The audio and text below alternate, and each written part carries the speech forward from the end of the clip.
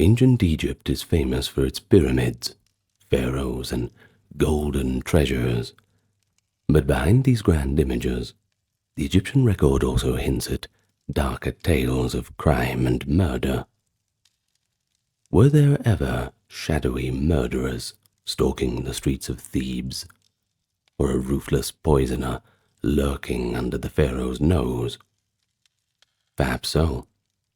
To find out, we'll have to look at the underbelly of pharaonic Egypt, cases of repeated murder, and notorious criminals from the Old Kingdom all the way to the end of the Ptolemaic period.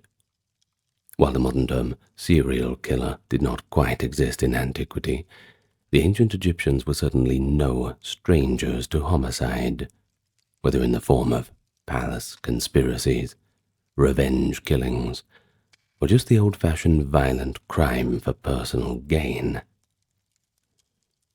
Our time together today will discuss each era of Egyptian history, from the Old Kingdom Pyramid Age to the cosmopolitan age of Cleopatra, and each time had its own infamous murderers and misdeeds.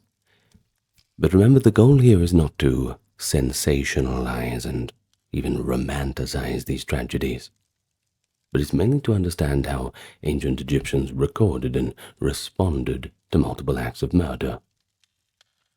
We must remember that Egyptian society was built on the concept of Maat, meaning truth, order, and justice. An ideal pharaoh was expected to uphold Maat, which included protecting the innocent and, of course, punishing wrongdoers. And when it comes to murder, the deliberate act of taking a human life, well, that was considered a direct assault on Maat, a grave sin that demanded severe consequence. Surviving sources suggest that intentional homicide was a capital crime. Later writers like Diodorus Siculus in the 1st century BCE describe in vivid detail the harsh fate awaiting a murderer in Egypt. For example, a person who killed his own father or his own mother could be tortured and burned alive as punishment. We cannot be certain how accurately such accounts reflect earlier Egyptian practice, but they do indicate that Egyptians took murder very seriously.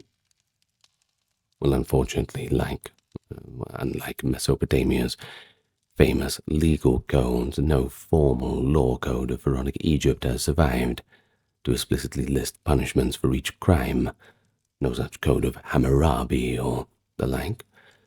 So instead, we are having to rely on a patchwork of king's decrees, court records, and later commentaries to understand how Egyptian justice was carried out. But these sources do show that the death penalty was indeed used for severe crimes like murder or treason, that we do know, and execution could be carried out by methods such as impalement, burning, often in public, to set a warning to others. Lesser crimes were punished with beatings, amputations, or forced labor, but we're not here to talk about them. And yet, despite strict laws, ancient Egypt was not free from murderous violence. Archaeology even provides testimony of the murders. Skeletons have been found with stab wounds and skull trauma, showing that some Egyptians met violent ends beyond what the official texts can record. So with that in mind, let's get on to the topic for today, but not before I welcome you into the channel. It's good to see any newcomers. If you are new here, I invite you to click that subscribe button. And for those returning, it's good to see you again. This video and every other video on the channel is proudly ad-free. You won't have any interruptions, and this is because of the generous contributions of those on Patreon, YouTube memberships, those who checked out the merch store, and the occasional donation that we receive through the PayPal or over YouTube. So thank you very much. Now, with all that being said, let's get nice and relaxed, and we can begin the topic for today. Well, we better start in the Old Kingdom. Now, when exactly is that? We can't just say Old Kingdom and expect you to know, right? We're talking 2680 to 2180 BCE. Now, this was Egypt's first great age of pyramid building. Of course, we could talk about pre-dynastic and all that, but let's not really go there for the moment. Well, this time is often seen as a age of strong central authority under divine pharaohs. And you might assume that under the watchful eye of god-kings like Khufu and Pepi, that crime would be pretty low. Well, indeed, surviving Old Kingdom inscriptions are usually self-laudatory texts about loyal service and kingly generosity. They don't really detail criminal records, not really something that they want to spread the word about. However, in this golden age, those rumors of deadly intrigues and violence reach us through later accounts. An intriguing example comes from the end of the 5th dynasty or the start of the 6th. Pharaoh Teti, the first ruler of the 6th dynasty around 2320 BCE, may have been the victim of history's first recorded assassination.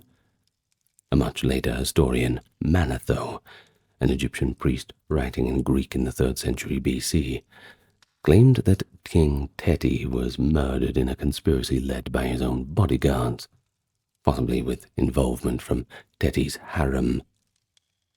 Now that's a pretty startling claim, that the living incarnation of a god could be killed by his own servants, and that's a palace intrigue at the highest level. Well, if this is true, it would indeed be the earliest known case of regicide in Egypt. While no Old Kingdom inscription confirms Teti's cause of death, Manetho's account fits with the circumstantial evidence. Let me explain. You see, first of all, we had Teti's abrupt end to his reign, and then a shadowy successor named Usukare ruling briefly before Teti's son Pepi I restored the line. Egyptologists have speculated that Usukare might have been a usurper involved in Teti's demise. Thus, hidden behind the placid king's list, we can glimpse a possible murder at the royal court, an ancient homicide. Well, another hint of lethal intrigue in the Old Kingdom comes from a remarkable autobiography of an official named Weni, or Umni in some renderings, who served under King Pepi I, that is circa 2300 BCE.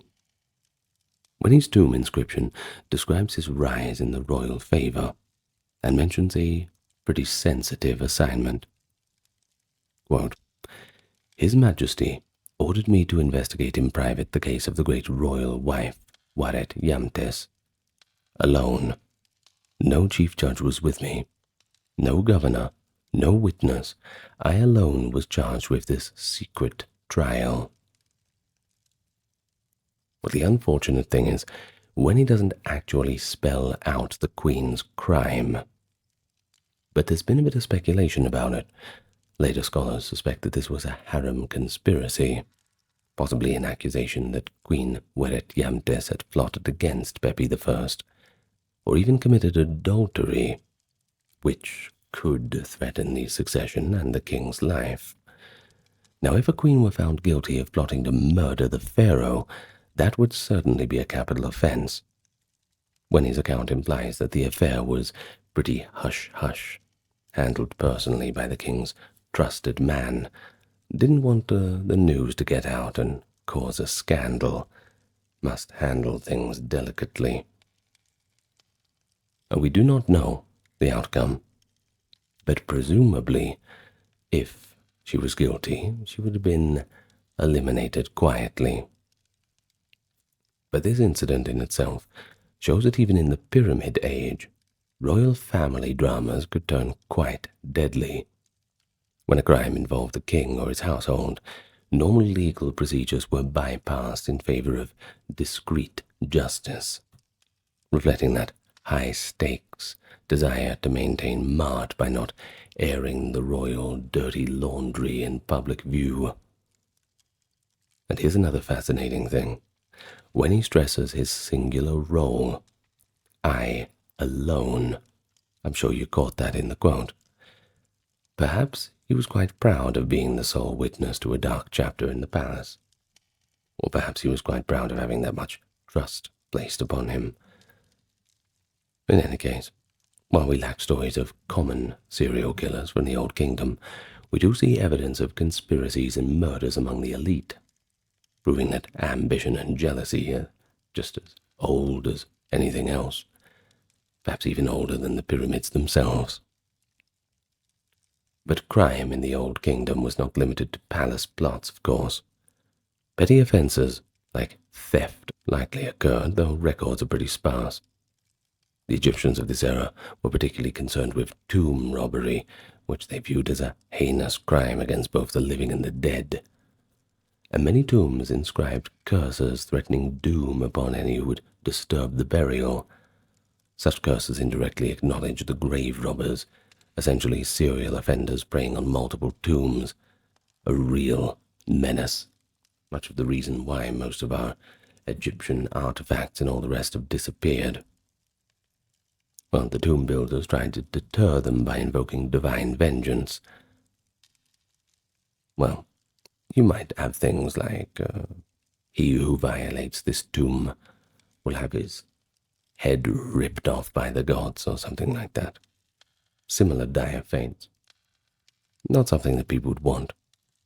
And while these are formulaic texts, later we will see very real cases of tomb robbers being caught and punished. As for murderers among commoners, our evidence from the Old Kingdom is virtually nil, likely because local murders were handled quietly or simply unrecorded. But the absence of that evidence is not evidence of absence. It doesn't mean that such violence never occurred. It well and truly did. Human nature being what it is, I don't think we need to stray too far from imagination. But it does suggest that serious crimes were either rare or rarely chronicled, unless they touched the state or high society. It would only be in later periods, when more papyrus documents survive, that we get a clearer picture of homicide at all levels of Egyptian society. Of course, the Old Kingdom collapsed eventually, and that collapse ushered in a time of disunity, known as the First Intermediate Period. Now this was 2180 to 2040 BCE. Egypt fragmented into rival regions, and later Egyptian literature portrays this era as one of complete chaos, the old order completely crumbling to bits. While our focus is on serial killers rather than broad history, it's pretty relevant that the Egyptians themselves believed crime and violence had become rampant in this period. And there is a famous Middle Kingdom literary text called the Admonitions of Ipuwer, which imagines an elder or sage lamenting the state of the land during a breakdown of order. In Ipuwer's vivid, if possibly exaggerated descriptions, the land is full of blood, and plunderers are everywhere. Doesn't sound very good, doesn't it? He speaks of servants attacking their masters, the poor robbing the rich, and widespread bloodshed. A kind of social inversion where law and justice have completely vanished. While this text is somewhat poetic and not an eyewitness chronicle, it certainly reveals memories of real instability when central rule had faltered. There is another text too, the Instruction of Medicare. It also refers to a time of violence and urges a young king to restore order and not kill unjustly. So what do they indicate? Well, it is perhaps so that the Egyptians of the Middle Kingdom looked back on the preceding Dark Age as a time when murder and crime went unchecked, especially instructing the young king to not kill unjustly. You don't tell somebody to do that unless they've done it before, you know. In any case, we have one actual figure from the First Intermediate Period, who left an autobiographical tomb inscription under the provincial governor, Anktifi. He ruled in southern Upper Egypt around 2100, during the chaotic period, and boasts about how he saved his people from famine and strife. Anktifi's text isn't a confession of crimes, quite the opposite. He presents himself as quite a heroic savior. But in his boasting, he inadvertently confirms how bad things were elsewhere. And this is where we get a little bit of a hint into things.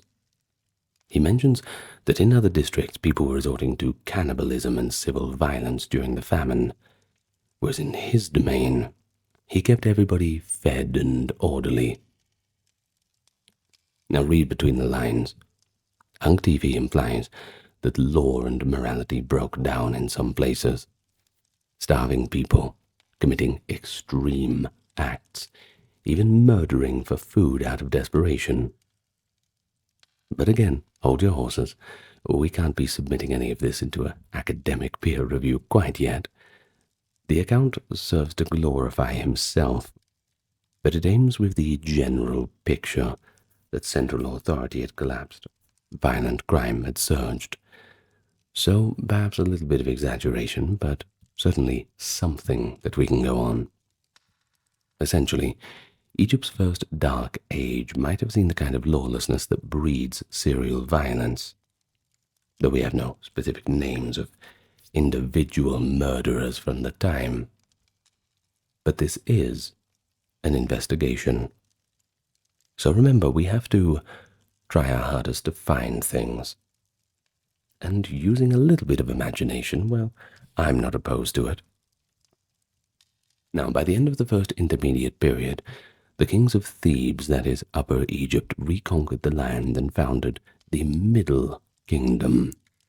With stability returning, the Egyptians looked with quite a bit of relief, but also a tinge of disdain at the prior anarchy. While we don't have detailed case files of murderers from the Dark Age, the very fact that literature is constantly emphasizing robbery and murder as rampant ills suggests that there was certainly on people's minds. And that context is very important for us. It shows that Egyptians were fully aware that without strong justice, anyone could get away with anything, and society could descend into a nightmare of bloodshed. Thus, the Middle Kingdom rulers made a point to re-establish courts, laws, and the primacy of Maat to prevent a repeat of such chaos. Now, this is where we get into a little bit more abundant writing. We actually start to get documentation of real murder cases and conspiracies, including one of the most dramatic regicides in Egyptian history. So let's have a look at the annals of Egyptian crime. You'll find one of the most significant murders occurring around 1960 BCE, and that is the assassination of King Amenemhat I, founder of the 12th dynasty. Now, it's not only remarkable as a royal killing, but also because it spawned ancient literary reflections, and that gives us almost an eyewitness sense to the drama and public sentiment. Amenemhat had brought peace after the previous chaos, but in his 30th regnal year, things didn't go very well for him. Treachery struck. Our evidence comes from the two near-contemporary sources, the Instruction of Amenemhat and the Tale of Sinuhe. The Instruction of Amenemhat is framed as a teaching from the ghost of a slain king to his son Sensuret I, describing how he was betrayed. In the text, Amenemhat warns, quote, "Trust not a brother, no, not a friend. I gave to the poor, I nourished orphans, yet those who ate my bread raised weapons against me." He then recounts the moment of the attack, quote, "It was after supper. when night had come. I was taking my ease, lying on my bed, for I was weary. As I began to drift off to sleep, weapons were brandished against me. I woke to fight, but found it was the guards who plotted. Well, these haunting words, likely written by a court scribe shortly after the king's death, certainly confirm that Amenemhat was indeed set upon by his own trusted guards in a nighttime coup. The attackers apparently caught him off guard in his private chambers. He fought back as best he could, but the text implies that he was overpowered and killed. No one is strong at night, the king laments, acknowledging that even a great ruler can't survive without allies who betrayed him from within, especially when you get woken up in the middle of the night, and you can't find your elbows, and you don't know what's happening, can't separate dreams from reality. Very hard to fight back against two armed attackers in that scenario. Now, this palace assassination sent shockwaves through Egypt. It was an unprecedented breach of Ma'at. The king, appointed by the gods, struck down by traitors in the dark of night. The tale of Sinuhe, a famous story likely written in the reign of Senusret I, gives another insight into the immediate aftermath. In that tale, Sinuhe is an official who happens to overhear the news of Amenemhat's death while on campaign with Prince Senusret. Sinuhe says, quote, "There was a rumor in the camp. The king has been taken by those who should guard him." Afraid of the uncertainty and possibly a purge to follow, Sinuhe decides to flee Egypt and spends his years in exile. Although fictionalized, the story corroborates the core fact, and that is the fact that Amenemhat I was murdered in a conspiracy, probably involving some members of his harem or royal guard. Who knows how deep it goes? Now, if you caught it, the phrase, "those who should guard him," it's a clear indication of a betrayal by bodyguards and palace insiders, much like Manetho's later note about Teti's fate centuries earlier. It seems history just repeats itself. A strong king falling victim to a serial plot by several conspirators. Friends close, enemies closer. But why? Why did they kill Amenemhat? The text hinted a few cases of court politics. It's complicated, perhaps a struggle over succession. Amenemhat had made his son Senusret I co-regent and heir, but the sudden attack while Senusret was away suggests other factions, or maybe a different queen and her supporters tried to eliminate the king and seize power before Senusret could take the throne. If so, the conspirators were essentially serial murderers in waiting, likely intending to kill not just Amenemhat, but also any rivals to their preferred claimant. However, their plan ultimately failed. Senusret I rushed back, secured the throne, and crushed the conspiracy. Egyptian sources do not list the names of the assassins. They were probably erased or never recorded to avoid giving them any notoriety. But we can surmise their fate. In accordance with Egyptian justice, the traitors would have been executed, possibly in brutal fashion. Think about burning or dismemberment, since regicide was the ultimate crime. And one can imagine that the new king, Senusret, having nearly lost his inheritance, would show no mercy. And thus ends one of Egypt's earliest well-documented murder cases, replete with a bit of primary source testimony. I wish we had more, but, well, unfortunately there's only so much we have for that time period. But I think we can agree that Amenemhat's story shows how political murder could occur at the highest level and how Egyptians themselves interpreted it. as a cautionary tale about trust and a reaffirmation that Mart must swiftly be restored by punishing the guilty and continuing the royal lineage. Interestingly, beyond the palace, the Middle Kingdom also produced glimpses of local criminal cases. We do not have specific serial killers in a modern sense, but we hear of individual homicides and legal responses. One Middle Kingdom text, often cited, is the so-called legal complaint of Kunum Nacht, concerning the murder of a peasant. But the text is unfortunately fragmentary, so hold your horses on that one. There are also references to oracles being used to solve crimes. For instance, a papyrus from the reign of Ramesses III in the New Kingdom mentions consulting a divine statue to identify a thief, which shows continuity in legal practices from earlier times. But concrete Middle Kingdom murder trials are elusive in the records. It's plausible that if someone committed multiple murders in a village or town, local officials would handle it quite quietly, perhaps with a summary execution, leaving no written trace.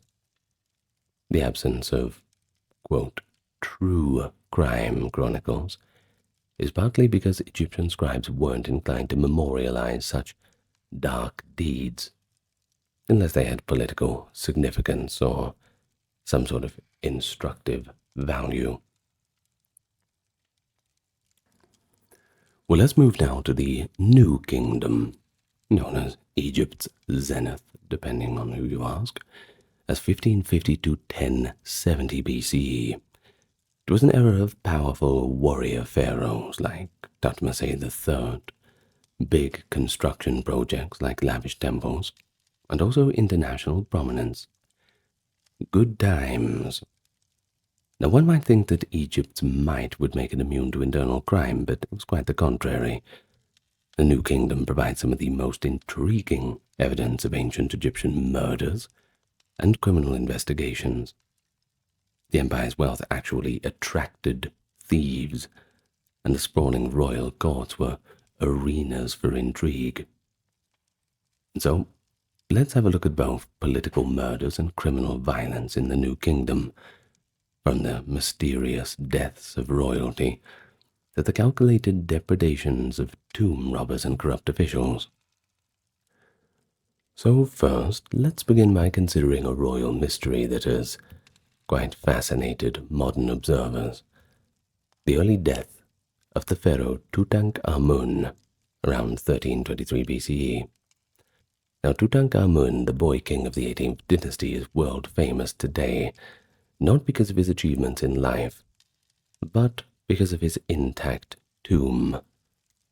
But his demise, at the early age of 19 years old, remains somewhat mysterious. For many years there was speculation that Tutankhamun might have been murdered, perhaps by his powerful vizier and soon-to-be successor, Ai, or by the ambitious general Horemheb. Well, this theory arose from early examinations of his mummy that noted a skull fracture, suggesting a blow to the head. You don't get one of them by accident. While more recent forensic studies lean towards an alternate cause: severe leg fracture leading to gangrene, possibly combined with malaria, which doesn't help, and the skull damage, that might have been post-mortem. However, the very notion that a young pharaoh's sudden death could have been foul play is quite plausible given the fraught climate of the politics. Tutankhamun's death left a power vacuum. He had no surviving children. His widow, Queen Now hang on, let me take this one slow. Ankhesenamun, excuse me for the break there, took the extraordinary step of writing to the Hittite king, that is Egypt's rival at the time, asking for one of his sons in marriage, claiming, quote, "I am afraid I do not wish to take a servant as a husband." Servant also having the connotations of a commoner. And the Hittite king obliged. He sent his son, Prince Zananza. But the prince never made it to Egypt. He was killed on the route there, almost certainly by Egyptian operatives who intercepted him. Well, this international incident, is recorded in the Hittite archives. It strongly indicates that a faction at the Egyptian court, likely led by General Horemheb and others opposed to a foreigner on the throne, orchestrated the assassination of the Hittite prince. And soon after, Ankhesenamun disappears, possibly forced into marriage with Ai, then eliminated, and Ai becomes pharaoh briefly, followed by Horemheb, who claimed to restore order. It's quite a bit of cloak and dagger, isn't it? And it shows a series of killings behind the scenes. Tutankhamun dies under dubious circumstance. The Hittite prince is deliberately killed, and quite possibly Ankhesenamun herself was removed. While we lack a direct Egyptian narrative of these events, we're still pretty lucky to have the Hittite one.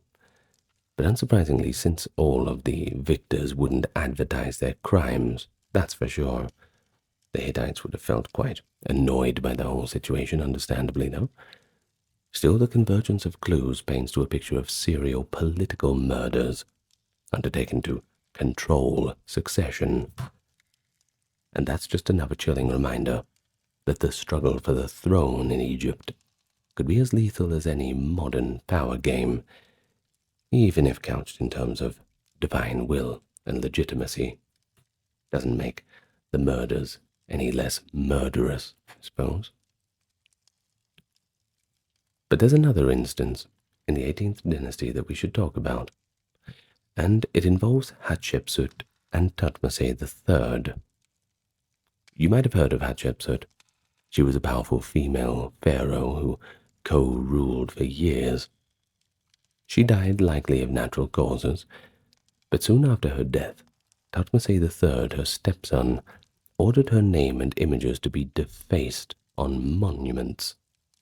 The Latin term is damnatio memoriae, basically sending your memory into oblivion. Well, some have wondered if this indicates a violent falling out, or even the possibility that Thutmose might have had her killed to finally assume sole power. Most scholars think Hatshepsut was not murdered. Her mummy shows an obese woman in her 50s who had cancer and bad teeth, consistent with a natural death. Thutmose's erasure of her name was probably a political attempt to affirm traditional male kingship after the fact. But still, the optics are undeniably striking. A ruler effectively being erased from history by her successor, which in a sense is character assassination if not literal. We mentioned this to illustrate that violence in royal transitions could take on many forms, if not outright killing, then destruction of memory, which Egyptians viewed as a kind of fate almost as bad as death, or perhaps even worse. In the later 19th dynasty, another bit of intrigue rises with Pharaoh Mernetar's succession around 1213. Mernetar was the son of the great Ramesses II. One obscure record suggests that there was a plot involving one of Mernetar's own sons named Seti, who may have attempted a coup. A papyrus known as the Athens Papyrus appears to reference a conspiracy during Mernetar's reign, possibly foiled, but the details are scant. But if such a conspiracy occurred, it is likely entailed a plan to murder the pharaoh and put another on the throne. Again, serial treason that could involve multiple assassins. Mernetar evidently survived and punished the conspirators. Better luck next time, kid. But as for the specifics of this, it's pretty much lost. What survives does fit a pattern, though. The new kingdom progressed, and the royal line grew complicated. Many sons, many wives, too many moving parts. Palace plots became a recurring theme, and this set the stage for the most famous Egyptian murder case of all, which unfolded in the next dynasty. The Harem Conspiracy of 1155, perhaps the best documented assassin plot in Egyptian history, at least ancient Egyptian history, and it succeeded in claiming the life of a pharaoh, so it was obviously quite well planned. The victim was Ramesses III, the last great ruler of the New Kingdom. By his 30th year on the throne, Ramesses III was an aging king with many wives and children, and behind the scenes there was a deadly struggle for succession brewing. One of his secondary wives, Queen Tai, was determined to see her own son, Prince Pentawere, inherit the throne, instead of the designated crown prince, who was likely the son of the primary queen. To achieve this, Tai and Pentawere conspired with a network of officials inside the palace, harem, and beyond. What makes the conspiracy extraordinary is that we have the actual court records of the subsequent trial, preserved in the Judicial Papyrus of Turin and related documents. These papyri read almost like an ancient detective book or courtroom manuscript. It gives the names of the plotters, the crimes, and their punishments. From these records we learn that the conspirators' plan involved murdering Ramesses III during a harem gathering, essentially an inside job, exploiting access to the king's private chambers. They recruited accomplices, including chamberlains, royal butlers, treasury officials, and even magicians. Indeed, one fascinating element was the use of magic spells and wax figurines to try and incapacitate or kill enemies. The plotters attempted a little bit of sorcery as part of the arsenal. I suppose. See if that works out for them. In any case, at the critical moment, the king was attacked. And although the papyrus is damaged where it describes the act, it is clear that violence occurred. For a long time, historians have debated whether Ramesses III actually died in the attack or survived it. But this is where modern forensic science comes in. In 2012, a CT scan of Ramesses III's mummy revealed a deep slash in his throat under the bandages that likely cut his windpipe and major blood vessels. In other words, his throat was slit. Pretty obvious. He was indeed assassinated, confirming the conspirators accomplished their grim goal. However, killing the pharaoh, that was only half of the scheme. The ultimate goal was to place Pentawere on the throne, and in that regard, they failed. Ramesses III's loyalist, including his chosen heir, now Ramesses IV, reacted swiftly. The trial papyrus indicates that over 30 people were implicated in the coup and brought to justice. Judges, who were actually selected from the royal butler staff, perhaps to ensure loyalty, interrogated and convicted those accused. Some of the culprits were high-ranking. Among them were women of the harem, likely including Tai herself, and numerous male officials. The language of the papyrus is terse but damning. It speaks of defendants being found guilty of conspiring to kill their lord and similar charges. And the punishments for that, I'm sure you can imagine, are quite severe. Most of the convicted were sentenced to death. The papyrus often uses the phrase, "they caused them to die," which is a delicate way of saying execution. A few, interestingly, were allowed or forced to do the deed themselves, especially those of royal blood. Prince Pentawere himself faced his fate. The record states that Pentawere was tried, placed before the judges, who found him guilty, and then he took his own life. It's ambiguous whether Pentuari was given the option to poison himself or whether he was effectively executed, and the phrasing just masks it. Ancient sources suggest Pentuari either poisoned himself or was made to hang himself. But in any case, he did not escape punishment, and he certainly did not get the throne. Others in the plot had their noses and ears cut off before being executed or exiled, indicating different degrees of penalty depending on involvement. Really, I'm surprised they didn't just execute everybody, to be honest with you. In any case, there is quite a haunting relic of this affair. It's the so-called screaming mummy, identified in recent times as likely the remains of Prince Pentuari. Unlike most royals, this man was not given the traditional mummification rites. His body was rather found in a cache of royal mummies, but wrapped in a sheep skin, which was considered to be ritually impure, and with his mouth open in a grotesque, screaming fashion. This unusual burial treatment suggests he was disgraced and possibly died in agony.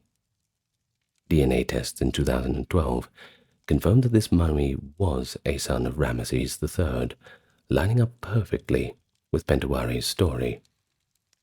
Oh, how lucky we are to have modern science.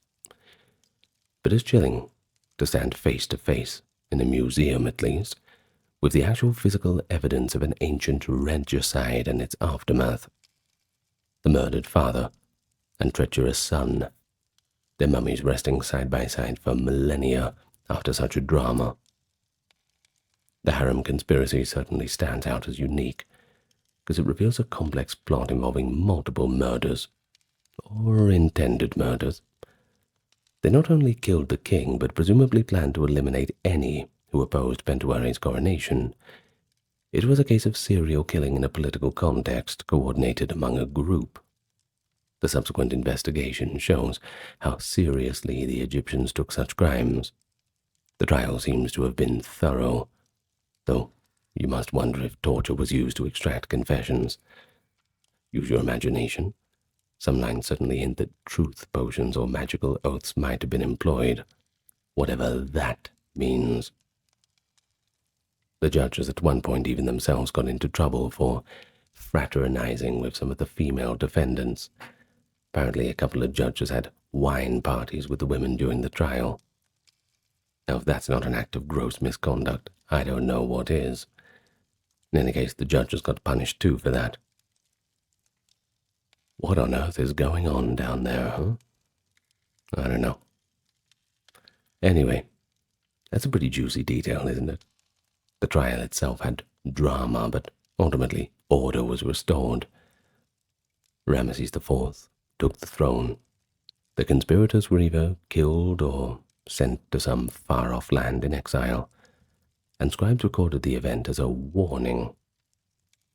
We have in one episode a vivid example of how even the mightiest can fall to a coordinated serial plot, and how Egyptian justice responded with both merciless punishment and, very luckily for us, meticulous record-keeping of the outcome. Now, the next section is a little bit of a stray from the topic, but it's important in the general context of how Egyptians saw death. You have two deaths, your earthly death and your spiritual death. So we're going to talk a little bit about tomb robbing now. Not all killers in ancient Egypt were motivated by politics or dynastic ambition. Some were driven by greed, operating in the shadows to prey on the dead or the living. By the end of the New Kingdom, Egypt was struggling economically and internally. The grandeur of the pharaohs like Ramesses II had given way to a weaker state in the 20th dynasty, and weak states are rife with corruption. In this environment, tomb robbery became a rampant problem, and it often went hand in hand with violence, as we'll see. The royal necropolis in Thebes, i.e. the Valley of the Kings, it was home to unimaginable riches. And as the government faltered, even the workers entrusted with these tombs, or officials tasked with guarding them, sometimes turned to thievery. The tomb robbers of Egypt can be likened to serial burglars. A few of them also did not shy away from murder if necessary to achieve their aims or silence witnesses. We actually have detailed records of tomb robbery trials from the reigns of Ramesses the 9th and the 11th, around 1100 BC, known as the Abbott Papyrus and Amherst Papyrus, by the way, if you want to look them up. Well, these documents list thieves and the tombs they violated, as well as their punishments. Many robbers once caught were executed, often by impalement, which shows that these crimes were considered capital offenses, perhaps not far from how we treat a serial killer today in terms of severity. One of the most colorful characters from this time was Paneb, a man whose story survives on a papyrus, that is Papyrus Salt 124, that reads like an ancient criminal story. It's quite interesting. You see, Paneb was not a humble tomb raider sneaking into pyramids. Rather, he was the foreman of the royal tomb workers' village Deir el-Medina during the late 19th dynasty. It's around 1200. This village housed the skilled artisans who built and decorated the pharaoh's tombs in the valleys of the kings. As foreman, Paneb held the position of trust and quite a bit of authority. But according to the record left by a rival, he was utterly corrupt and violent. In fact, if any individual in ancient Egypt could be called a serial criminal, documented in detail, Paneb fits the bill. The papyrus is essentially a long list of Paneb's misdeeds, written by a fellow worker named Amenakte, who sought to expose Paneb to the vizier and have him removed. So what's the rap sheet? What did Paneb do? Well, the list is pretty shocking in its breadth. We're talking grave robbery, adultery, assault, theft, and possibly murder. He was accused of stealing valuable stones and tomb furnishings, including items from the very tomb of Pharaoh Seti II that his crew had worked on. He allegedly appropriated temple offerings, oil and wine for his own use, and even took over a tomb for his personal family burial, kicking out the rightful owner's remains. Paneb is also said to have bribed officials to get his foreman job in the first place and to escape earlier punishments. Now, in terms of violence, the papyrus describes Paneb attacking colleagues in drunken rages, at one point beating several men in a single night. Particularly telling is the incident where Paneb reportedly chased and threatened to kill the previous foreman. That was his own adoptive father, no less, a man named Neferhotep. Now it is implied, though not outright stated, that Neferhotep later died under suspicious circumstance, possibly at Paneb's instigation. The text says that Neferhotep was killed by an enemy, and later interpretations certainly put the blame on Paneb as that enemy. Now, if true, Paneb would certainly be guilty of murder. Moreover, there's other crimes of him making assaults upon women in the village, including at least one married woman and even one of his own relatives. And that paints a picture of a complete psychopath, someone who terrorized the community over many years while abusing his power. Amenakte's letter is dripping with frustration at how Paneb had gotten away with it for so long. It suggests that Paneb had powerful royal patrons, or was just very adept at evading justice. Perhaps because the period was so tumultuous. The 19th dynasty, especially in its late part, saw civil strife and short reigns. Maybe priorities were just different. However, we do know that eventually the authorities did take action. Paneb's name disappears from records thereafter. implying he was finally prosecuted and likely executed or at least removed. Thus, Paneb's case provides a rare glimpse of a non-royal serial offender in ancient Egypt. Unlike the high-profile conspirators we discussed earlier, Paneb was a commoner, albeit an important artisan whose crimes affected ordinary people, and a pharaonic property rather than royal succession. And yet, thanks to Amenakte's dossier, we can almost follow Paneb's career of criminality. Shows that even in well-policed communities, a sufficiently ruthless individual could commit repeated violent acts of theft, and all other sorts of crimes, effectively making him a one-man crime wave.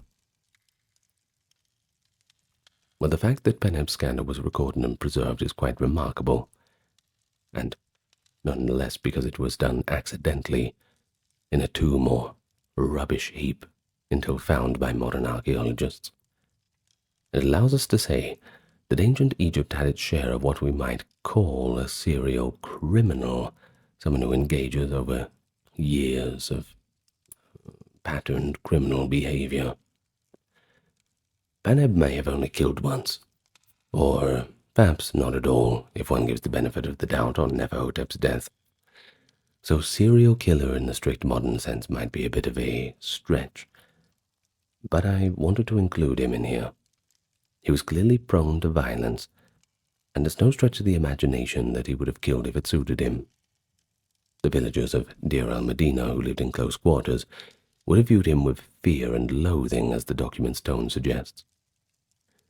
But Paneb also demonstrates that play between crime and corruption. He leveraged bribery and maybe a bit of political turmoil to get away with crimes that normally would have led to immediate, severe punishment. Money talks, I suppose. Ancient Egyptian justice was swift and harsh when it functioned, but like any system, it could be thwarted by nepotism, or just chaos. Well, by around 1100, the end of the New Kingdom, tomb robbery reached epic proportions. Even the royal tombs were not spared. Investigators found that many were robbed by organized gangs, often with inside help. Some of those robbers, no doubt, would kill if cornered.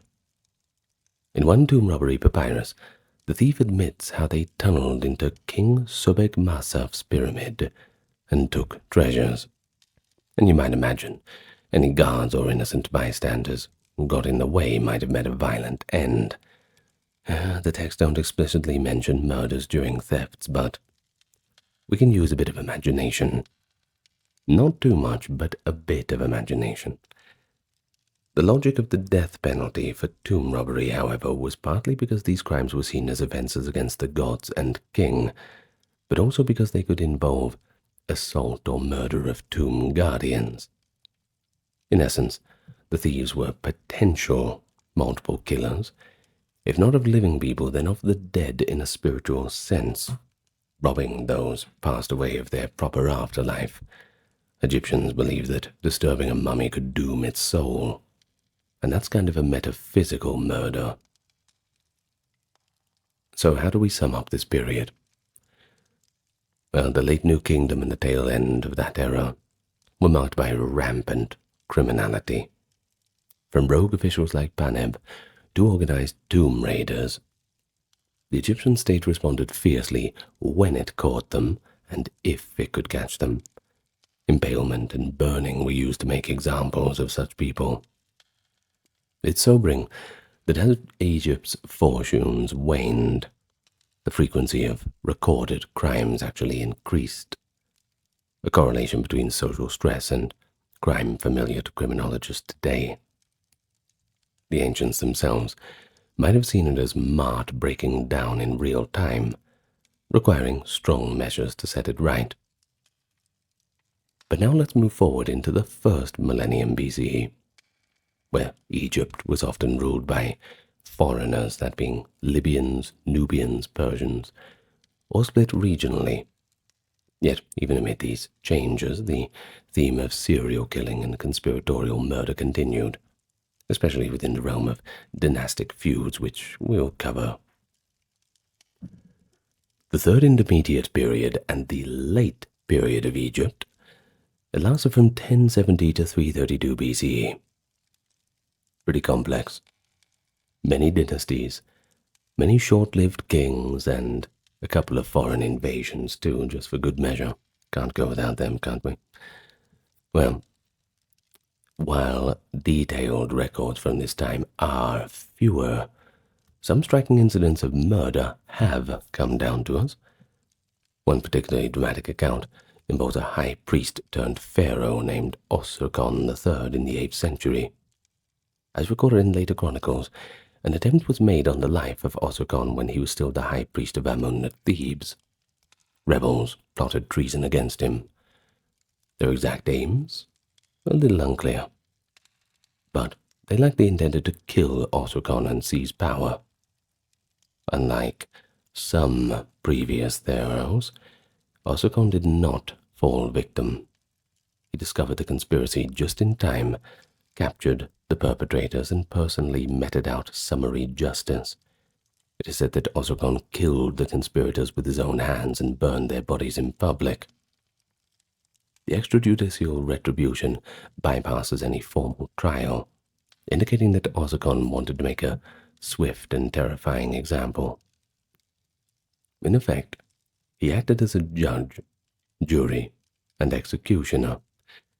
Stark reminder that in a system where the ruler is the ultimate authority, the response to a failed assassination could itself be a kind of sanctioned serial killing. Osirkon's actions might have been out of anger and intended to deter further plots. But to the Egyptians, who believed the king or even the high priest of Amun carried divine sanction, such immediate punishment might have been seen as God's will manifesting through the ruler.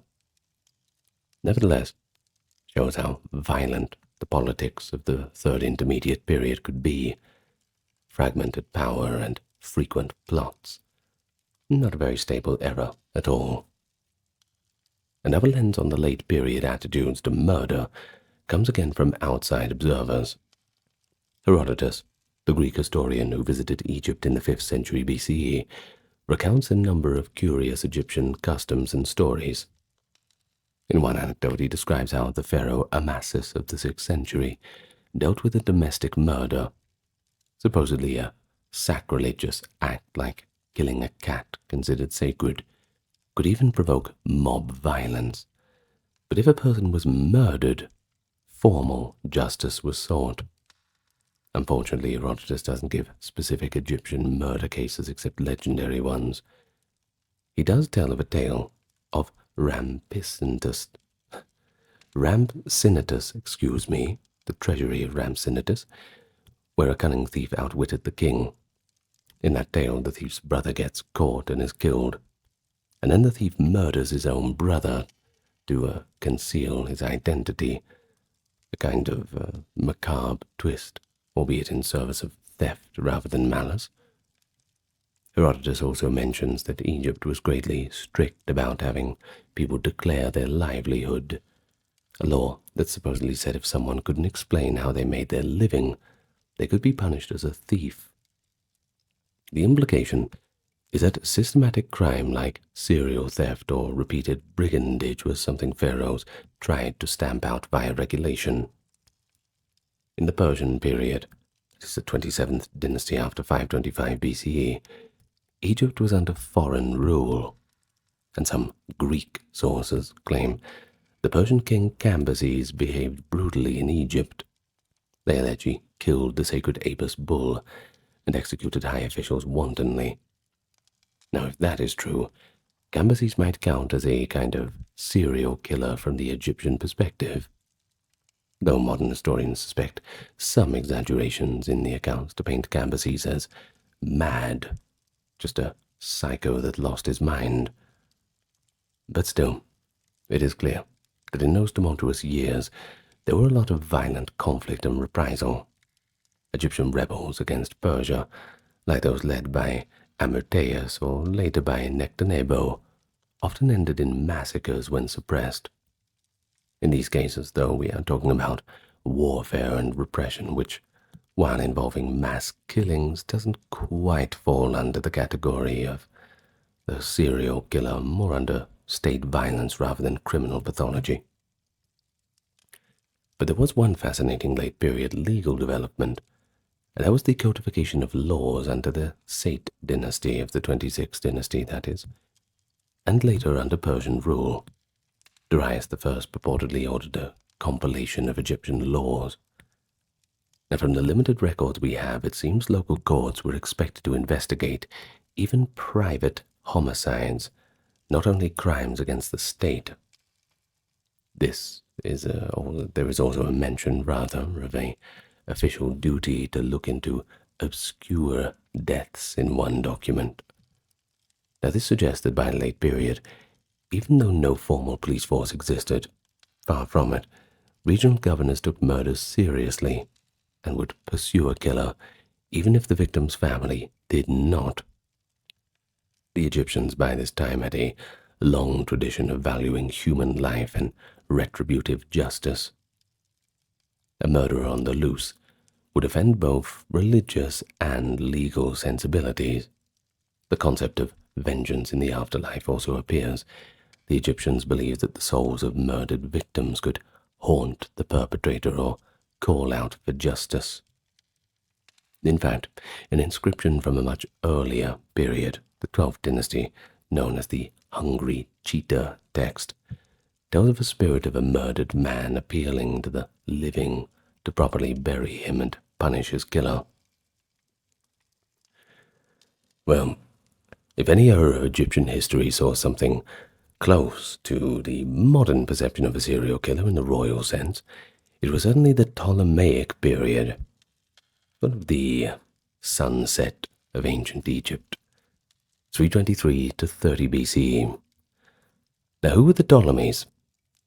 Well, they weren't Egyptian, actually. They were a Macedonian Greek dynasty that took over Egypt after Alexander the Great.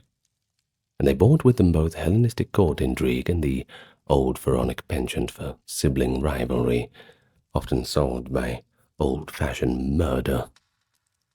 The Ptolemaic family's internal conflicts were as lethal as any drama in antiquity. It was practically a tradition for Ptolemaic kings and queens to eliminate their kin to secure power.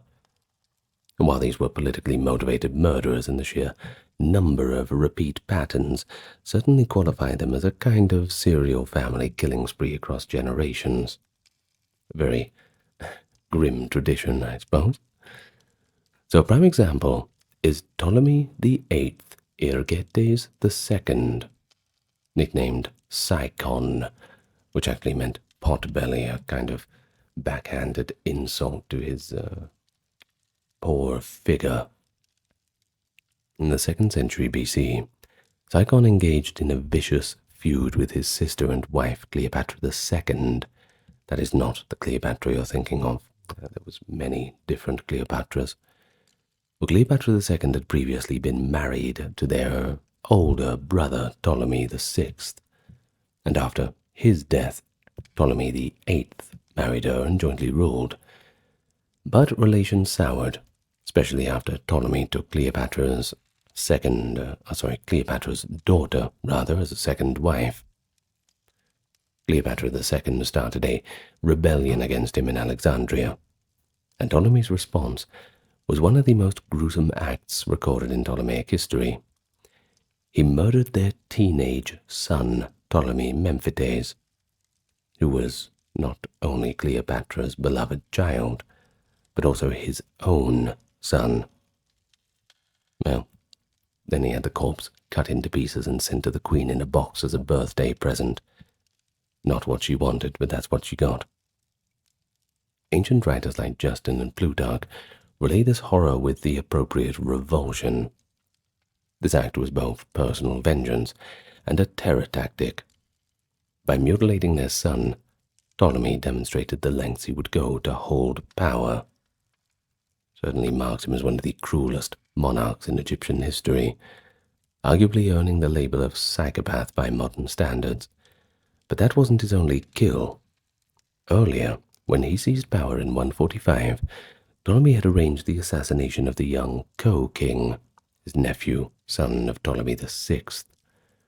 In essence, Sicon killed off any male relatives that could challenge him, a serial pattern of eliminating brothers, nephews, and even his own children.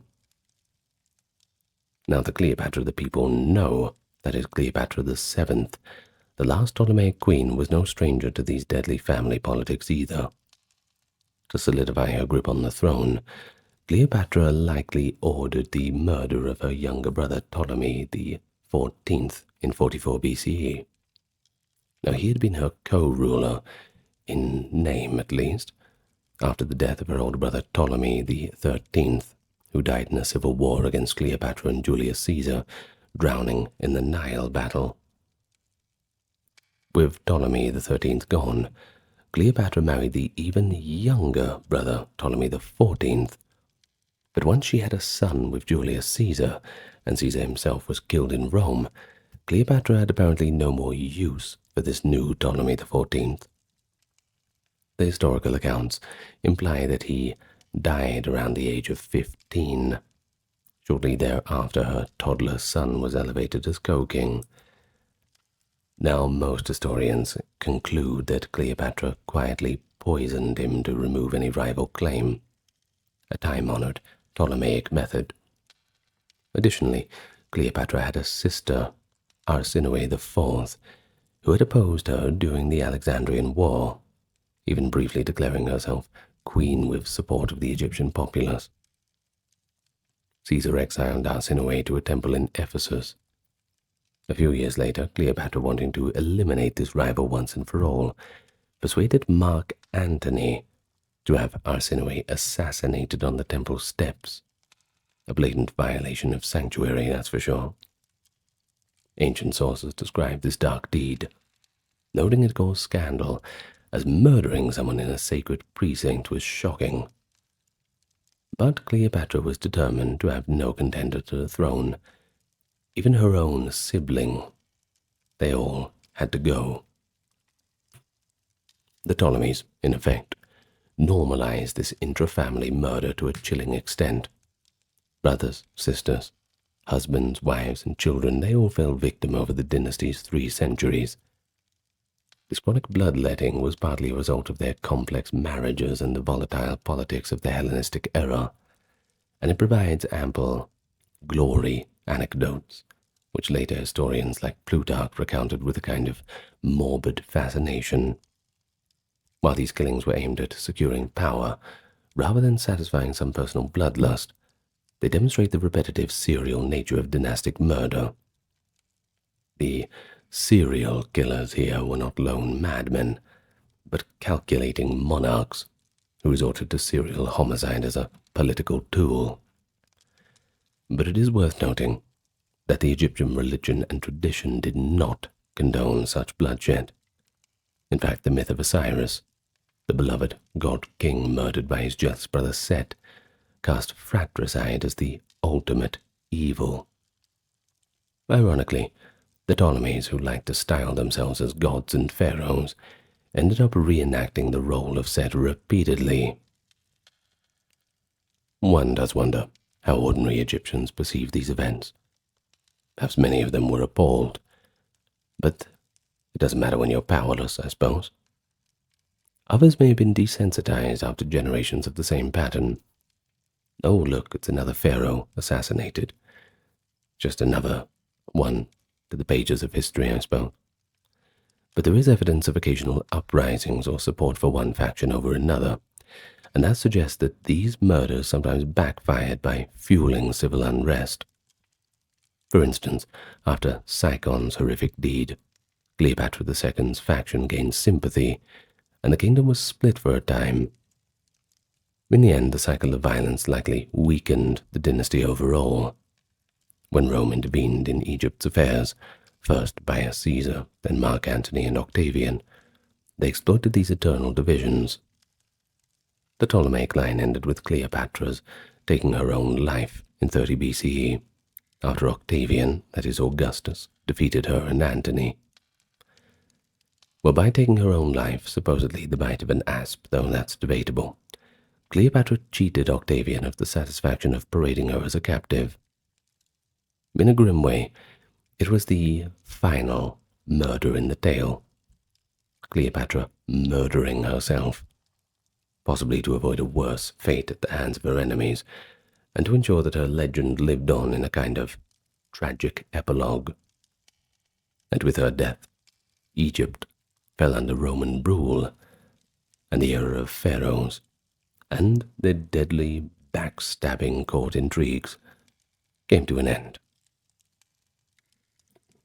And so does our video for today. I hope you enjoyed it.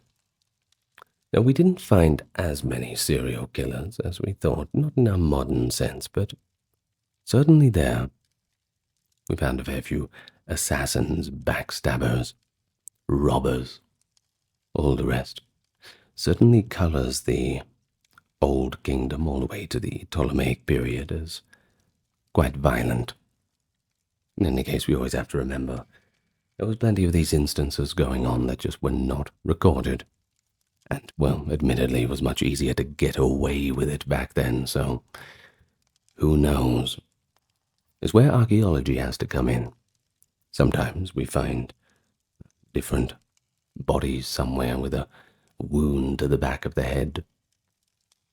So that certainly is something that you can't do to yourself. In any case, what do you think about all of it? If you're still here and you're not asleep at the moment, then leave your thoughts in the comments. You're probably asleep, though. In any case, I hope you're having a good rest. One cannot imagine Egypt without the Nile River. In fact, Herodotus, over 2,000 years ago, famously remarked that Egypt itself was the gift of the Nile. And even before his time, the Egyptians themselves praised their river in hymns. Hail to thee, O Nile, who comes to give life to Egypt. That's a deep reverence, and it shows how crucial the Nile was to daily life. So I want you to imagine yourself in the shoes of an Egyptian farmer. It's 1500 BCE, and you've just stepped out onto your plot of land as the sun has gone up and the floodwaters have receded, leaving a rich layer of black soil. You gaze at the great river that made this soil so fertile. Your entire year, your entire survival, and the prosperity of your family all depend on the Nile's flood cycles. We're about to explore the world of an ancient Egyptian farmer, the life of not a king or a warlord, but just a very ordinary Egyptian person during the Bronze Age. So if you'll come with me, we can spend the next hour together, and I'm sure we'll learn something along the way. But allow me to welcome you to the channel first. Good to see anyone returning, and hello to the newcomers. More Egyptian history for you today. If you're yet to subscribe, I invite you to do so. And I also remind you that this video and the entire channel is ad-free, which is great news for all of us. No one likes to be interrupted by that, especially these days when there's ads absolutely everywhere. Perhaps this is a space for you where you can be confident that you won't encounter them. We can do this because we are actually crowdfunded. Things like the merch store, the occasional donation through Super Thanks and Patreon, the PayPal rather, but yes, the Patreon and the YouTube members too, which make up the bulk of our support. So thank you again to those on that prestigious list. A list of, if you would like to join, you may find in the pinned comment or the video or channel description. Other than that, do the normal like, comment, subscribe, hit the hype button for the algorithm. You know what to do.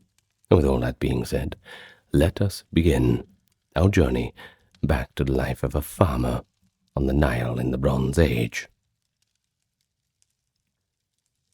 Of course, we all know that the Nile River was the heartbeat of that great Egyptian civilization. Without the Nile, there would simply be no Egypt. Every year in the late summer, the river would swell up and its banks would overflow across the flat floodplain. And this annual inundation, known to the Egyptians as Akhet, the flood season, deposited a layer of dark, fertile silt over those farmlands. The Egyptians actually called their river Ar, meaning black, referring to this rich soil. When the waters withdrew, the land was left renewed and ready for planting. In a good year, under ideal conditions, these floodwaters turned Egypt's fields into some of the most productive farmland in the ancient world. So fertile were the fields that they could produce much more than enough grain to feed the entire population for an entire year, and that's with a bit of surplus left over. That surplus was stored in state granaries for trade, or perhaps for lean times. A bad growing season was almost always the result of a poor Nile flood. If you had one of them on your hands, people would tend to panic quite a lot. And of course, the ancient Egyptian calendar and world view were deeply tied to the Nile. Their year began with the first month of the flood, and they personified the inundation as a deity, that is, Hapi, the god of flood and fertility. Now all Egyptians recognized that without the Nile flood, the land would be barren, completely useless, and everybody would just starve to death if they didn't move somewhere else. But if the floods were too low, or even too high, disaster could strike. Not enough water, bad. Too much water, also bad. Egyptian texts recount that when the Nile failed, famine would always follow. One account even speaks of people driven to cannibalism. Such extremes once again show the Nile's importance. When it behaved normally, it was a celebrated giver of life, kind of like the artery running through the ecosystem of Egypt. And of course, the other side of that coin is when it failed, well, it brought disaster and despair. But fortunately, most years, the Nile's behavior was pretty predictable, at least predictable enough that Egyptian society flourished for millennia on its bounty. But geography did create some regional differences in farming. In the broad, marshy Nile Delta in the north, we're talking up near Alexandria, you can still see how green it is on the map even in our modern day. Water was plentiful, and the soil was especially fertile. Delta farmers could often rely on natural flood distribution among the many branches of the river. But in contrast, in the narrow valley of Upper Egypt to the south, they call it Upper Egypt because of the flow of the Nile, so Lower Egypt being the north, Upper being the south, the fields hugged the river's edge in a thin strip. Upper Egyptian farmers, remember those in the south, had to be a little more inventive, let's say, to channel those flood waters onto the distant fields. And so, from an early date, they learned to cooperate with neighbors in digging irrigation canals and drainage ditches to direct water wherever it was needed the most. This cooperation was not just practical, but became almost a moral imperative. Interfering with someone else's water supply was a grave offense, so much that in the Egyptian negative confessions, that is, if you're not familiar, kind of list of sins that a soul declares it did not commit in the afterlife, one vow was, quote, "I have not obstructed water in another's canal." Well, managing water, of course, was seen as a sacred duty of the community and its leaders. Local officials were responsible for maintaining canals and sluices, and they could be fined if they let waterways fall into disrepair, or if any water was wasted. The state sometimes organized large-scale hydraulic projects as well, During the Middle Kingdom, for example, the pharaohs undertook major irrigation works in the Fayum oasis, building little dams and canals to divert flood water into a lake for storage, and of course to reclaim new farmland.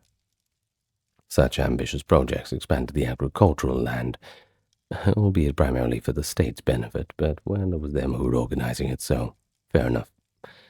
But they were only possible with organized labor directed by central authorities. As for the hard work, well, it was up to the common man to roll up his sleeves. All for the greater good, I'm sure. And speaking of the common man, how did he fit into this landscape of floods and receding waters, all the rest? Well, life for the Egyptian farmer followed a seasonal rhythm, and it was all dictated by the Nile cycle. The agricultural year was divided into 3 main seasons, not 4. Now, the first was Akhet, which we've mentioned. That is the inundation, roughly from mid-July to October in our calendar. And during Akhet, the fields were under water. You couldn't get much planting done with that.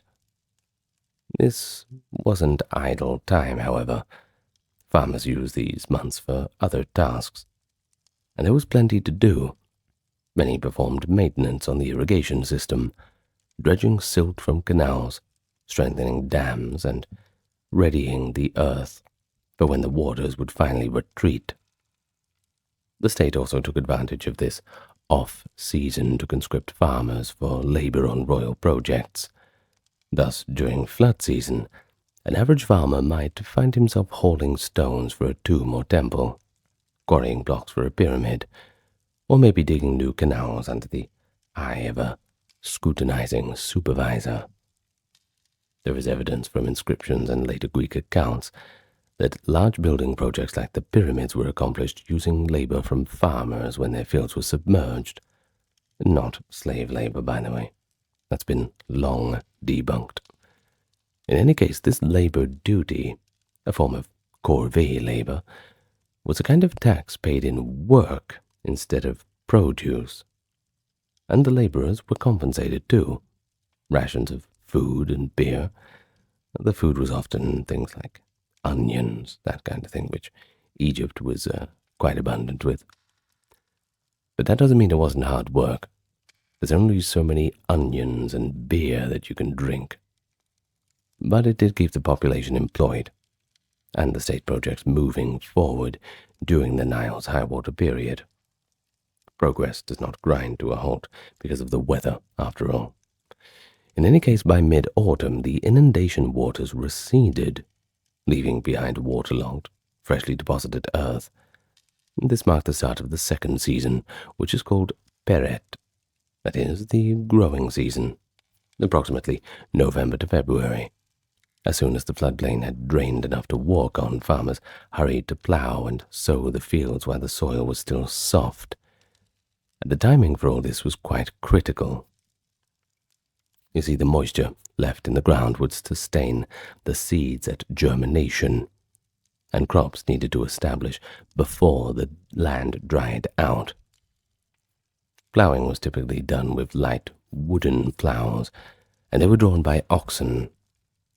Tomb paintings and little wooden models from tombs show teams of oxen pulling plows, guided by a farmer who used one hand to steady the plow and another to guide the animals.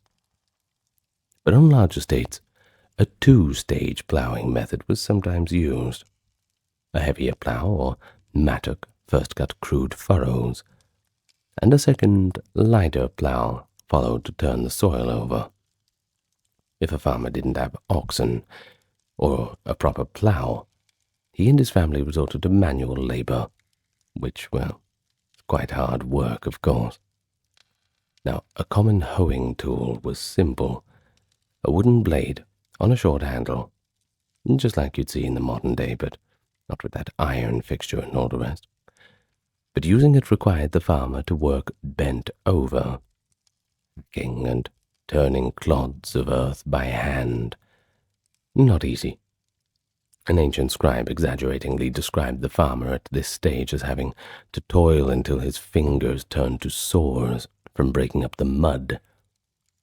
The image is somewhat embellished, but it does convey the effort required to prepare fields for planting. Once the earth was plowed and broken up, the sowing would take place. Egyptian farmers sowed grain by broadcasting, that is, walking through the field casting handfuls of seed evenly across the ground. A farmer might carry a large basket of seed on his hip, or maybe strapped across his shoulders, flinging the grain with broad sweeps of his arm. And after sowing, the seeds needed to be covered or pressed into the soil. For this task, the Egyptians cleverly enlisted their livestock. They would drive herds of sheep, goats, or pigs back and forth across the field to trample the seeds into the soft mud. Herodotus, writing in the 5th century BC, was amazed at this practice.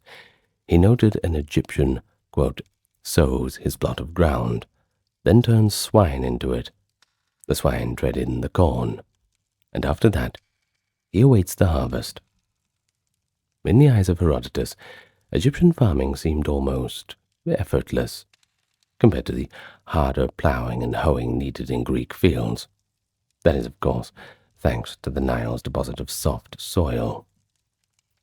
Of course, real Egyptian farmers did work very hard, but the use of animal trampling was an efficient way to plant without extensive harrowing.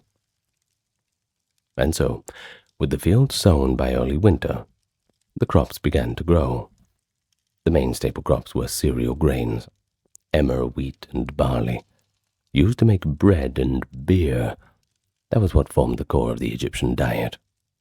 Other important crops included flax for linen fiber, papyrus for making paper and other goods, and various vegetables like onions, garlic, lettuce, beans, lentils, things like that. During the growing season, once again called peret, farmers turned their attention to irrigation and crop maintenance. The Nile's receding flood usually left behind enough moisture for the first part of the growing period. But as the weeks passed, additional watering was often needed. Farmers opened small canals and channels to lead water from the nearest river branch or canal into their fields. They built low mud barriers to hold water around the crops, a method of basin irrigation, ensuring the water soaked in deeply. And so as the dry months progressed, lifting water became a daily task.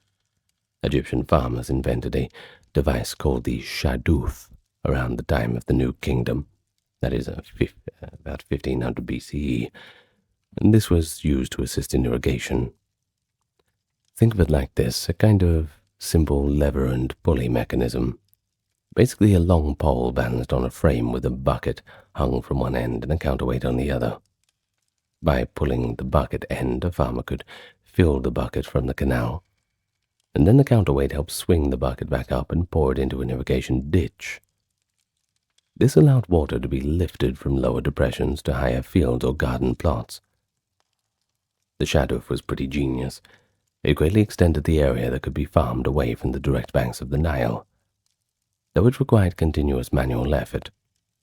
Scenes of Egyptian farmers using shadufs show it in action.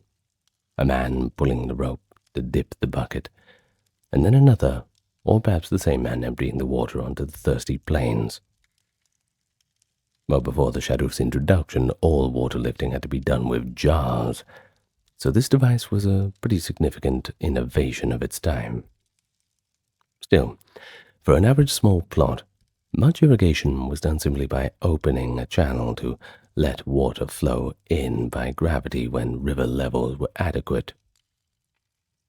In any case, while crops matured, farm families also protected and tended them. One big challenge was keeping animals and pests out of the fields. Farmers posted family members or hired boys as scarecrows.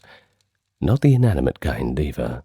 They would actually be there shouting, clapping, slinging stones to frighten away flocks of birds looking to eat the freshly sown seeds or the ripening grain. In paintings, these bird scarers are sometimes shown standing on small platforms or mounds in the fields, whirling around slings and whatnot. Wild animals like gazelles and hippos in earlier times could also damage crops, so fields were often watched and sometimes fenced with reed barriers. Weeding was another necessary chore, though not one that people would generally volunteer for. Teams of workers, including women and children, moved through the rows plucking out weeds to reduce competition with the crops. But despite these efforts, Egyptian farmers might have viewed the growing season as a somewhat easier time compared to plowing or harvest.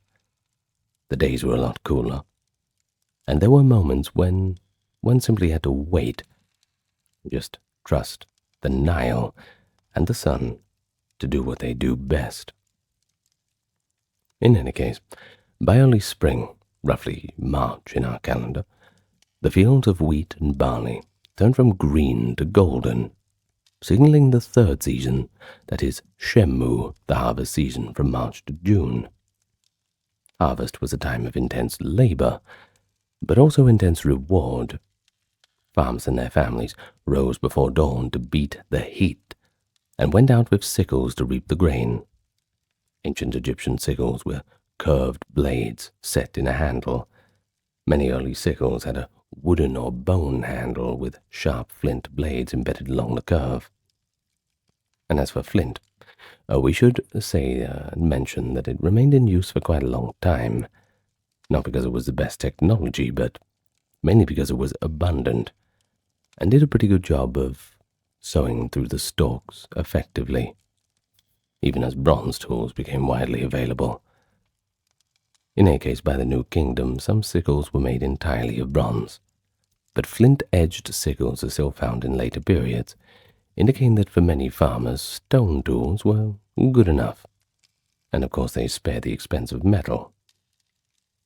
Reaping was usually done by men, cutting the stalks close to the ground. Women and children followed behind the cutters to gather the fallen stalks and tie them into bundles. The work was hot. The sun was intense at harvest time, so workers often only wore light linen garments, or even just a loincloth. A famous tomb painting from the Old Kingdom shows a harvesting scene with men sweating in the fields and pausing for a drink of water or beer offered by the women. A vignette that feels quite familiar to real life. In any case, after cutting, the grain had to be processed. Bundles were carried to a threshing floor, an area of hard ground or plastered surface. There the dry bundles were spread out and trampled by livestock to separate the grain kernels from the stalks. Farmers used their oxen or donkeys for this, driving them in circles over piled sheaves. Sometimes 2 oxen would be yoked together, pulling a sled, or just their own hoofs did the work, crushing and loosening the husks. To someone watching, it would raise clouds of chaff and dust into the air around them. Once the threshing was judged to be sufficient, the straw was removed, and the remaining mix of chaff and grain was winnowed. Winnowers scooped up the broken material in flat baskets and tossed it into the breeze, often in the late afternoon when the winds were steady enough to do so. The lighter chaff and bits of stalk blew away, while the heavier grain fell back into the basket or onto the mat. By repeating this, tossing it all around and up into the air, clean grain could be collected. This whole process was typically a communal effort.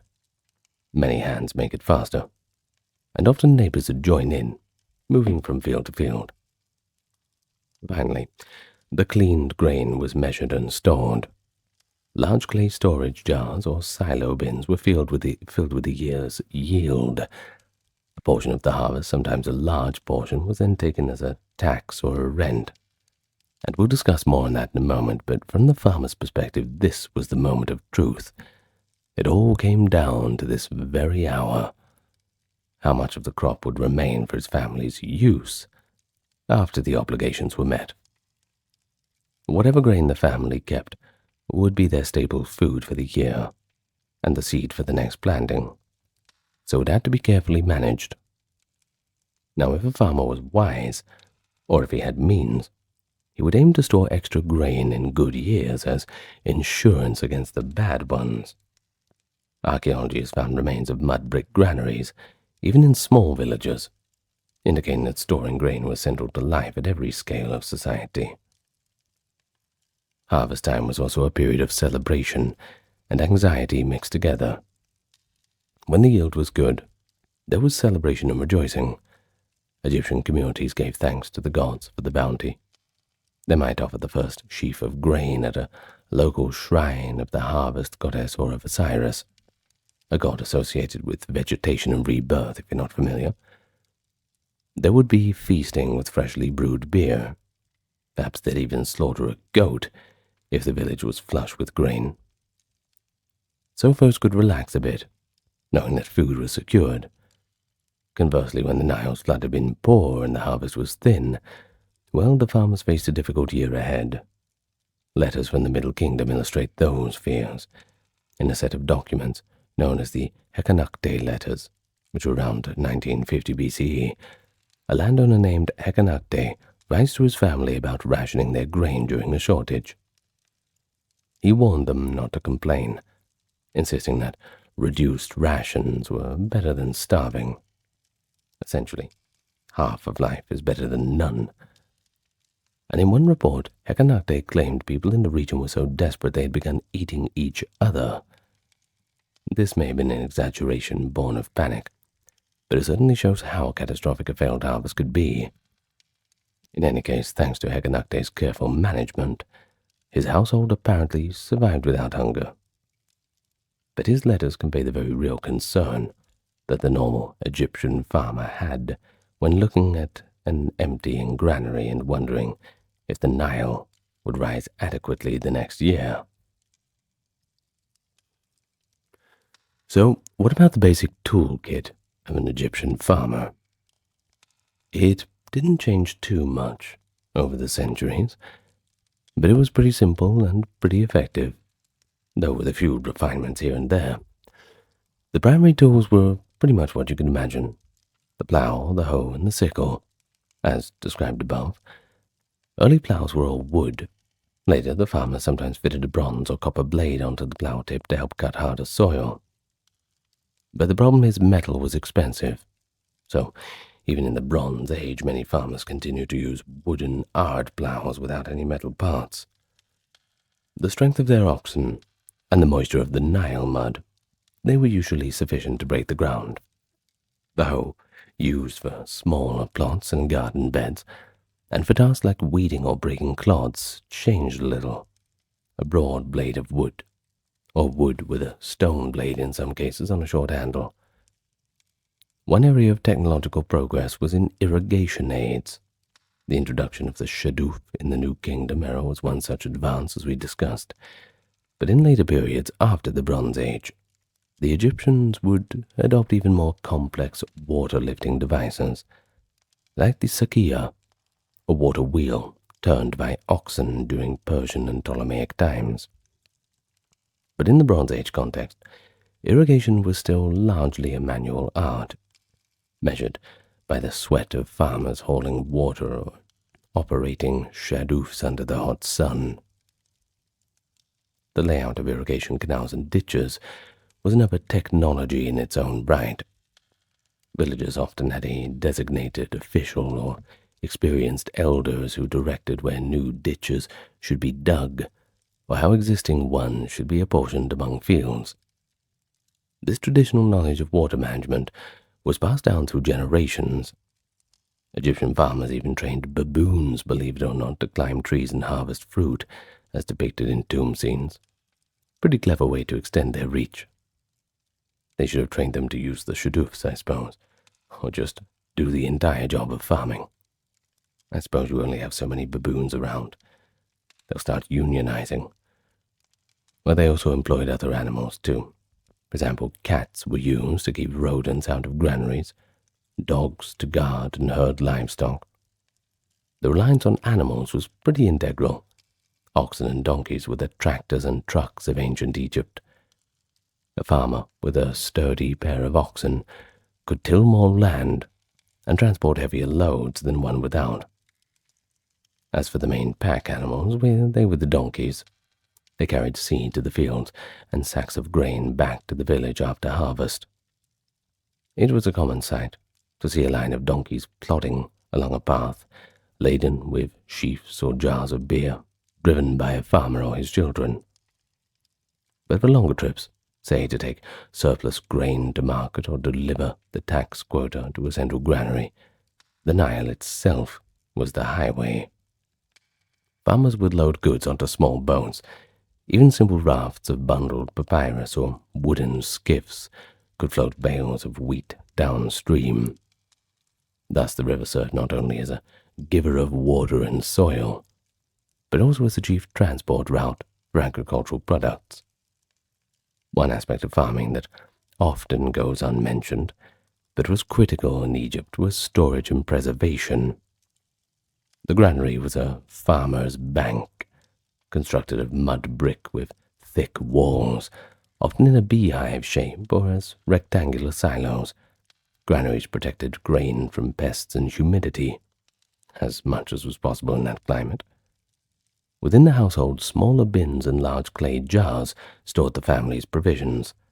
To avoid spoilage, grain might be dried thoroughly before storage, and sometimes smoke was used to deter insects. Archaeologists have found remains of grain storage facilities in many excavations, and that shows once again their importance. But to really understand the life of a farmer, you have to step into the village and home. You see, most Egyptian farmers lived in small villages, maybe a few hundred people, and that's being generous, often much smaller hamlets, strung out along the Nile or near the edges of the floodplain. The houses were made of mud brick, using the very Nile mud and straw that their fields produced. A typical peasant house was pretty modest as well, a rectangular structure with 1 to 3 rooms, perhaps, a flat roof. The floor plan was pretty simple.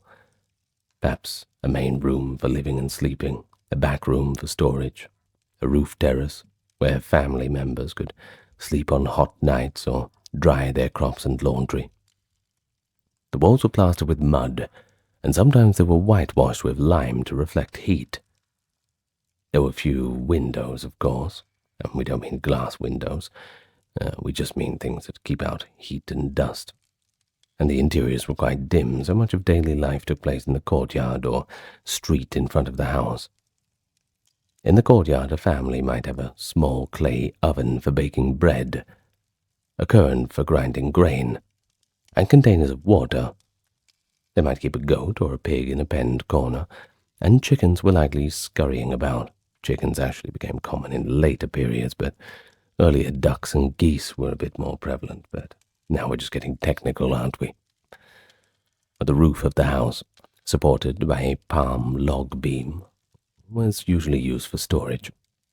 For instance, storing jars of grain or hanging bunches of onions and garlic was pretty common. Now, the daily meals of a farming family were pretty humble, but not bad by the standards of the day. Bread and beer were the staples, and every morning someone, usually the woman of the household, or perhaps the daughters too if they had them, would grind grain into flour. This was done by kneeling and rubbing a handheld grinding stone back and forth over a large flat stone cairn. And it was pretty hard work too, kneeling and rubbing grain on a stone for hours, but it produced the coarse flour for that day's bread. The flour, often gritty with a bit of stone dust, was mixed with water and perhaps yeast to a sourdough starter. Then formed into dough, of course. They would bake the dough in a small domed clay oven or on flat griddles over a fire, producing flatbreads or loaves of various sizes. Now, these loaves were the main source of calories for most Egyptians. Of course, as we mentioned, beer was the other essential item. Beer in ancient Egypt was a thick, nutritious brew made from fermented barley bread. One common brewing method was to partially bake barley dough, crumble it into water, and add dates or malt for sugars. Then you would let it ferment in large jars. Pretty much what you'd get out of this was a porridge-like beer. It was rich in carbohydrates and vitamins. It was, I suppose you could say, liquid bread. That's effectively what you got. Drunk daily by adults and children alike, with low alcohol content too compared to modern beers. And it provided hydration and nourishment. But besides bread and beer, farmers ate what vegetables they had from their gardens. Onions, leeks, cucumbers, pulses like lentils and peas. Occasionally fruits like dates and figs. Meat was rare for ordinary folk, typically reserved for feast days. A family might keep a few pigeons or ducks and eat one now and then, or slaughter a goat for a festival. But fish was more commonly accessible.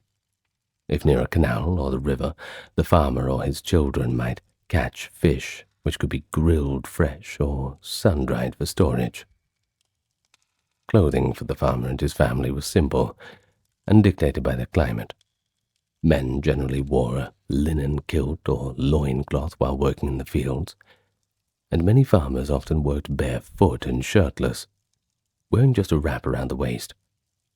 Some reliefs even show field laborers completely naked, which might not have been common, but indicates how minimal clothing could be in scorching fields. Women wore straight linen dresses with shoulder straps, often called a sheath dress, or a wrapped skirt and blouse. The linen cloth was usually undyed, that is, a kind of off-white color, and woven at home from the flax that they grew. Children in peasant families often went without clothing until about puberty age, especially in the summer. It was practical, and saved wear on garments.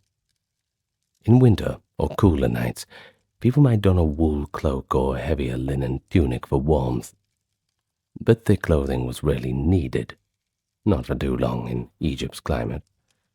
Both men and women often kept their hair short or shaved for comfort and cleanliness. Wigs or elaborate hairstyles were more a thing for the wealthy.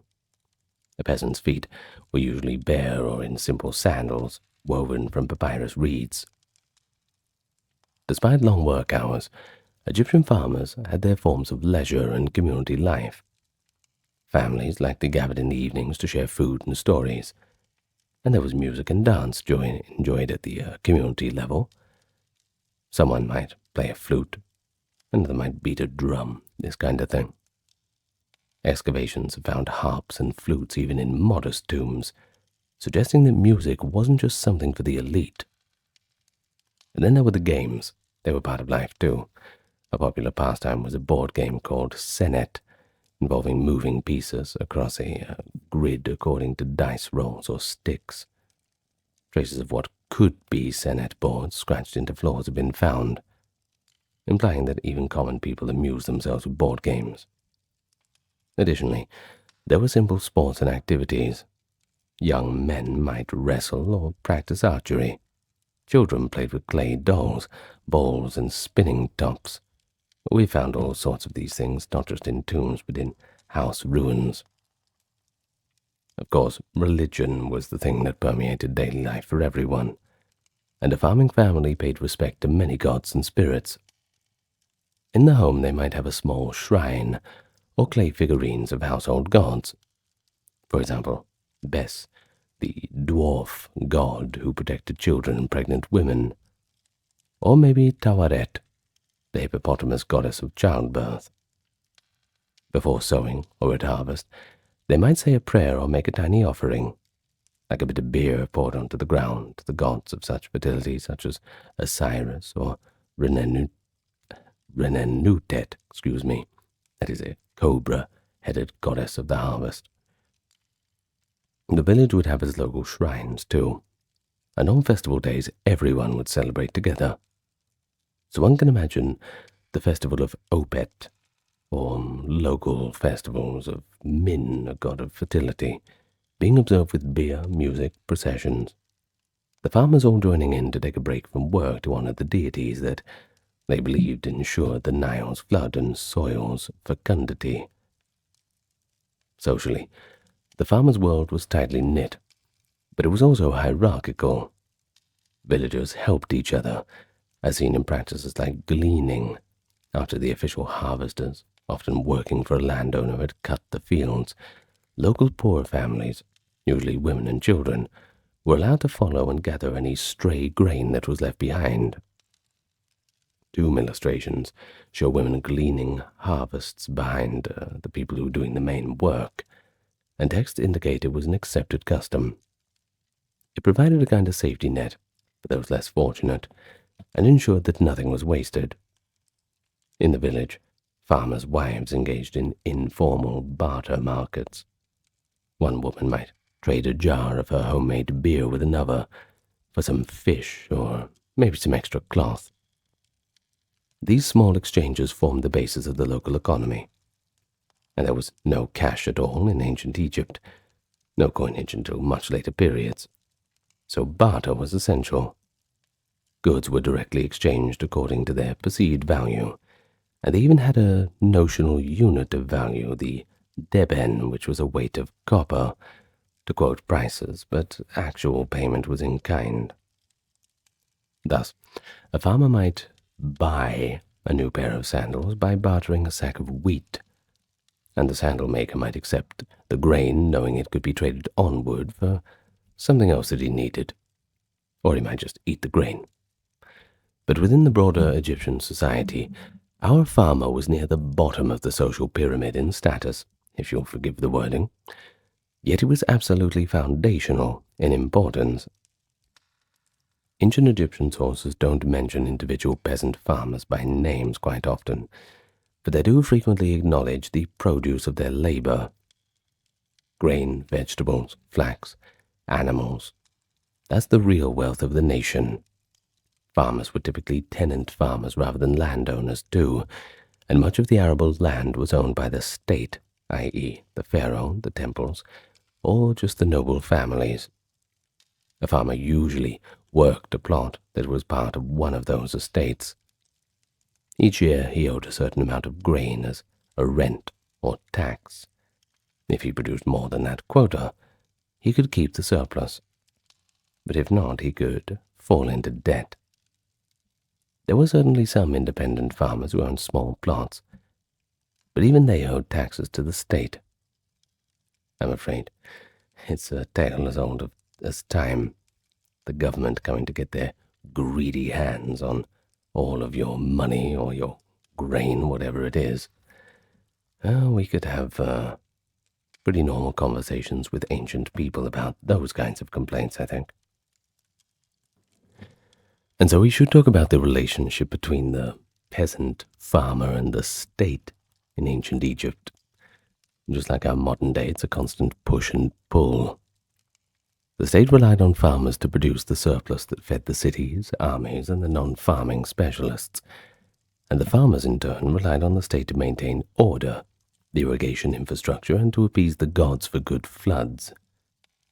The pharaoh was often depicted in royal propaganda as a great provider, sometimes called, quote, Lord of the two lands who gives life-giving floods to his people. But in reality, of course, it was the natural Nile that gave the flood, but they weren't going to tell them that, weren't they? But give credit where it's due, the pharaoh's governance did organize and distribute a lot of the water and storage of its produce. So there is that. In any case, after the harvest, government scribes gauged the yield and took a state share, typically a substantial percentage of the grain as a tax. They used nilometers, stone flood gauges, to anticipate the harvest and set tax expectations. A high Nile meant a bumper crop and heavy taxes. A low Nile meant shortages and hardship, though tax demands did not always relent accordingly. Scribes and tax collectors would arrive in villages to record how many sacks of grain each farm produced, and to collect the required portion for the state. Many documents survive of scribes accounting, meticulously noting fields, yields, and taxes, If a farmer tried to hide some of his harvest to reduce his tax, the officials were charged with preventing that.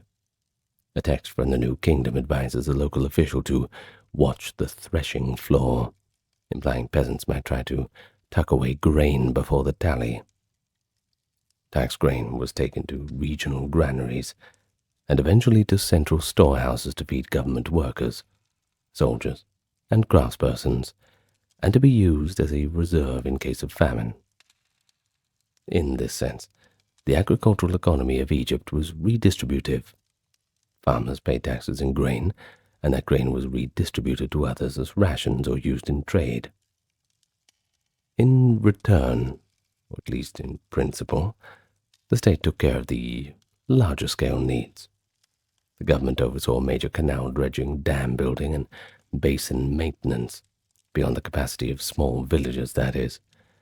But during calamities such as unusually low floods, the pharaoh could order emergency grain distributions from the state granaries to prevent starvation. There are inscriptions claiming such acts of mercy by benevolent rulers. A Middle Kingdom text, known as the 11th Hour Summons, describes officials organizing boats of grain to be sent to Upper Egypt during a famine, suggesting some central relief efforts occurred. Whether the average farmer could always rely on such help, that's kind of uncertain. But the ideology was that the pharaoh, as a semi-divine ruler, cared for his people like a shepherd for his flock. And indeed, Egyptian kings sometimes emphasized their role in ensuring agricultural prosperity. Many built or enhanced temples to the Nile gods, offered prayers and rituals to guarantee good floods, and in their inscriptions took credit for the making the Nile rise when it had failed. Maybe a little bit of poetic license, no doubt about that. But even justice and law in Egypt intersected with a farmer's life. There are recorded cases of farmers bringing complaints against local officials who mistreated them. One famous Middle Kingdom tale, The Eloquent Peasant, tells of a poor farmer who is robbed by a corrupt official, and then eloquently petitions the authorities for justice. The story is a bit idealistic. It shows a peasant receiving a fair hearing, reflecting the notion that even commoners were entitled to justice under Ma'at. It is the principle of cosmic truth and order. But in reality, a peasant's ability to get justice depended greatly on the goodwill of the higher-ups. But the existence of the story does indicate that fairness was valued. Perhaps it was not a reality, but it wasn't ideal.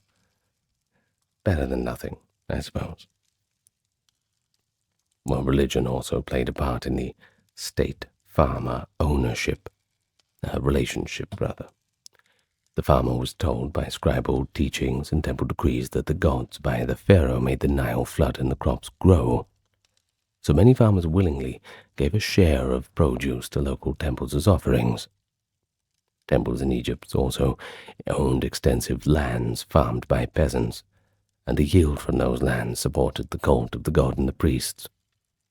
For example, the great temple of Amun at Thebes in the New Kingdom had vast estates and whole villages of farmers, whose taxes went not to the royal treasury, but to the temple granaries.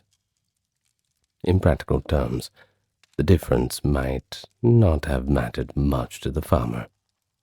Grain was grain, after all, whether it fed bureaucrats in Memphis or priests in Thebes. But it added a layer of piety to a contribution. A surviving text lists a man's donations to a temple, and it counters in terms of pious duties rather than tax. Still, doesn't take the sting away of having it taken away. Tax is never good, no matter how they word it. But one cannot overstate the prosperity of ancient Egypt, which awes us in pyramids and treasures, and it was all fundamentally built on the backs of its farmers and the bounty of the soil. The higher classes were well aware of this, even as they sometimes disparaged manual labor. A Middle Kingdom didactic text by Ketty called The Satire of the Trades humorously complains about the life of various workers, especially the farmer, painting him as a wretchedly muddy and tired person scolded by overseers, or to convince a student to become a scribe instead. Now, while it is satirical, it does reveal genuine hardships that farmers faced. Long hours, physical exhaustion, and often quite scant appreciation. Yet tomb scenes of nobles regularly celebrated the abundance their farms produced, with detailed depictions of farmers plowing, harvesting, and bringing in great piles of grain, vegetables, and animals as offerings. And as those scenes that breathe a certain pride and satisfaction in agricultural plenty. Even if individual farmers remained nameless, their work was respected, in the abstract, as the very source of Egypt's wealth. But farming along the Nile changed remarkably little in its core practices, from the earliest times to the Bronze Age and beyond. This continuity was mainly due to the Nile's reliable nature and the time-tested methods that Egyptian farmers developed to make the most of it. If one of the first farmers from Pharaonic Egypt, say 2500 BCE, were magically transported to 500 BCE, he'd find the pretty basic agricultural routine familiar. He would still wait for the inundation, still plow with oxen, sow by hand, irrigate with canals and shadoufs, and harvest with sickles. Many tools and techniques remained, appropriate technology for thousands of years. But of course, that being said, there were gradual changes. Over the span of the Bronze Age, Egyptians came into contact with neighboring civilizations and adopted a few crops. For example, pomegranates were introduced from the Near East and became a valued fruit. Olive trees also arrived, though Egyptian climate limited olive cultivation, and they never really rivaled the traditional sources of oil like linseed or castor oil. New vegetables like chickpeas and fava beans were added into the diet in the New Kingdom or later, supplementing the older staples of lentils and peas. The New Kingdom also saw the introduction of the horse with chariots by the Hyksos, but horses were used for war and prestige, not farming. That was the oxen's job. In terms of tools, the Bronze Age did eventually allow more metal implements in agriculture. Early Bronze Age Egypt used mostly copper. True bronze became common by the New Kingdom, that is, copper alloyed with tin. We start to find bronze plowshares, bronze sickles, and metal carpentry tools in that era, which would have made certain tasks more efficient and durable. However, metal was never cheap in Egypt. You see, tin had to be imported from far away, so many poorer farmers continued with the traditional tools even when metal ones existed. Widespread use of iron tools came only after 1000 BCE, in the so-called Iron Age, for instance the Assyrian and Persian periods in Egypt. But even then, the transformation was gradual. It was really in the later classical era, Greco-Roman times, that iron plows and scythes became more accessible, and devices like the water wheel, the sakia, became prevalent to expand irrigation. One significant change over time was not in the farming methods per se, but in the administration. In the older Middle Kingdom periods, most farmland was centrally controlled by the pharaoh or managed through a feudal-like system of local governors called nomarchs. There was a concept that all land belonged to the king, who granted use of it to temples or officials, and by the New Kingdom huge temple estates, specially dedicated to Amun, had developed. There were more instances of private land ownership among nobles. After the Bronze Age in the late period, and under foreign rule, land ownership patterns shifted further, with military settlers or Greek colonists being granted land, for example. But to the farmer working a plot, these political changes may have been barely noticeable in the daily routine. He still plowed, planted, and paid his grain, whether it was to a pharaoh's scribe or to a temple priest or a Ptolemaic Greek landlord. And so, looking at Egyptian agriculture in the long view, it's pretty striking how stable and sustainable it was for such an incredibly long time.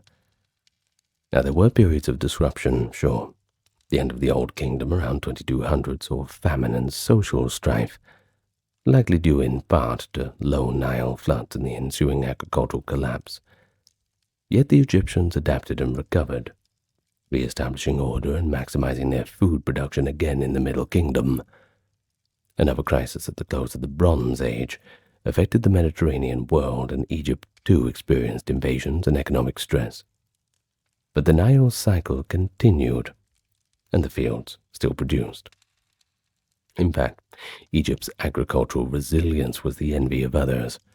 Classical historians like Diodorus and Strabo in the 1st century BCE commented on how Egyptian farmers could reliably get 2 harvests a year in some places, and how the Nile never failed to feed multitudes.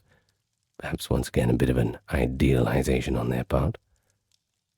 The Roman emperor later banked on this reliability. Egypt became the breadbasket of Rome, exporting shiploads of grain to feed the city of Rome and other parts of the empire. And this export was possible because the Egyptian farmer typically grew more than what was needed for subsistence in good year. Well, unlike the Romans, the life of the farmer was still much the same. Under the Romans, rather. The life of the farmer was still much the same. Well, though now their grain tax fed distant masters. It is, however, a testament to the durability of the Nile farming system that it kept functioning under pharaohs, Persians, Greeks, and Romans alike. All pretty impressive. At least I think it is. Golden thrones, jewel-studded masks, lavish tombs hidden beneath the sands. Yeah, that's Egypt all right. But think about this. For every famous treasure unearthed by archaeologists, there's countless more that have been lost to time, plunder, and sometimes destruction. When Howard Carter discovered the tomb of the pharaoh Tutankhamun in 1922, he marveled not only on the trove of artifacts that were inside, but at the astonishing fact that this royal burial had survived the grave robbers who had emptied nearly every other tomb. In fact, only a handful of other graves, such as that of the silver pharaoh Susenes I, found with a splendid silver coffin, can even come close to rivaling the trove buried with Tutankhamun. So, the question is, what happened to the rest of it? Where did it go? Well, that's what we're here to discuss. Egypt's lost treasures, all the way from the Old Kingdom, before the pyramids were even built, and up to that last stand of Cleopatra and Mark Antony, the end of the Pharaonic Age. So, before we begin, allow me to just welcome you to the channel. Hello to any newcomers. And if you've not clicked that subscribe button yet, I invite you to do so, if you feel inclined. And I also remind you that from here on in, you don't have to worry about any ads interrupting you. We don't have any on the channel at all. And this is because we hate them as much as you do. They're not good, aren't they? We choose to be supported by Patreon members, YouTube members as well, yes, and also the occasional donation from Super Thanks, the PayPal link, and anyone who wants to go and look on the merch store. There's a few Egypt things there. The Book of the Dead mug is quite popular. But other than that, just leave a like and comment and do all the algorithm boosting things. You know what to do. In any case, I won't say anything more about it from here on in. Let's just enjoy the video together. But where do we even start? Well, I think the best place to start is to understand why there were even treasures in the first place. Why would the Egyptians bother with going to all the effort of the big tombs, the monuments, the jeweled death masks and the sarcophaguses, all that sort of thing? But there was a reason why. You see, the Egyptians believed profoundly in an afterlife in which the dead would need their possessions. Yeah, that's right, you would get buried with it, and you'd take it with you, showing up with your suitcase and backpack to the next world, ready to settle down. Well, that's if you get to go to the right place, but topic for another time, I suppose. In any case, from the earliest times, even common folk were buried with food, pottery, and amulets. As for the kings and nobles, well, you can imagine how the custom blossomed into opulent burials. We're talking gold, jewelry, fine furniture, and of course, sacred texts. In effect, the elite literally buried their wealth, all packed into tombs and sealed away for eternity. However, you probably see how this can become a problem. Everybody knew that these big treasure troves were underground, and the owner of them was not really in a state to prevent robberies. They sat in a land where poverty was never far away. As one Egyptologist notes from Smithsonian, nobles literally buried their wealth while living alongside people who didn't have enough food to feed their families. And so it's no surprise that tomb robbing was ubiquitous, an underground industry as old as the tombs themselves. Plundering graves became a kind of shadow economy, driven by those with insider knowledge, and often this was the very builders, guards, or embalmers who helped create the tombs in the first place, coming back to pick them clean. They knew the way in, and they knew when the other guards were not there. Or they were just good friends. We can imagine some people would get a share of the spoils for looking the other way, especially in hard times. Religion and tradition be damned when people are starving to death, that's for sure. Now, as for the Egyptian authorities, they were not unaware of the problem. Tomb inscriptions routinely threaten any intruder with curses, warnings of divine wrath, jackals devouring violators, or even a loss of one's own afterlife. Engineers devised ingenious security, hidden chambers, false doors, rubble-filled passages, and massive stone plugs to thwart thieves. For example, Old Kingdom pyramid builders concealed entryways behind smooth casing stones and plugged corridors with granite, tricks meant to outwit the robbers. Yet, as we'll see, no measure can really prove to be foolproof, especially against the determined thief. Across the centuries, each new innovation in tomb security was met with new ingenuity among the robbers.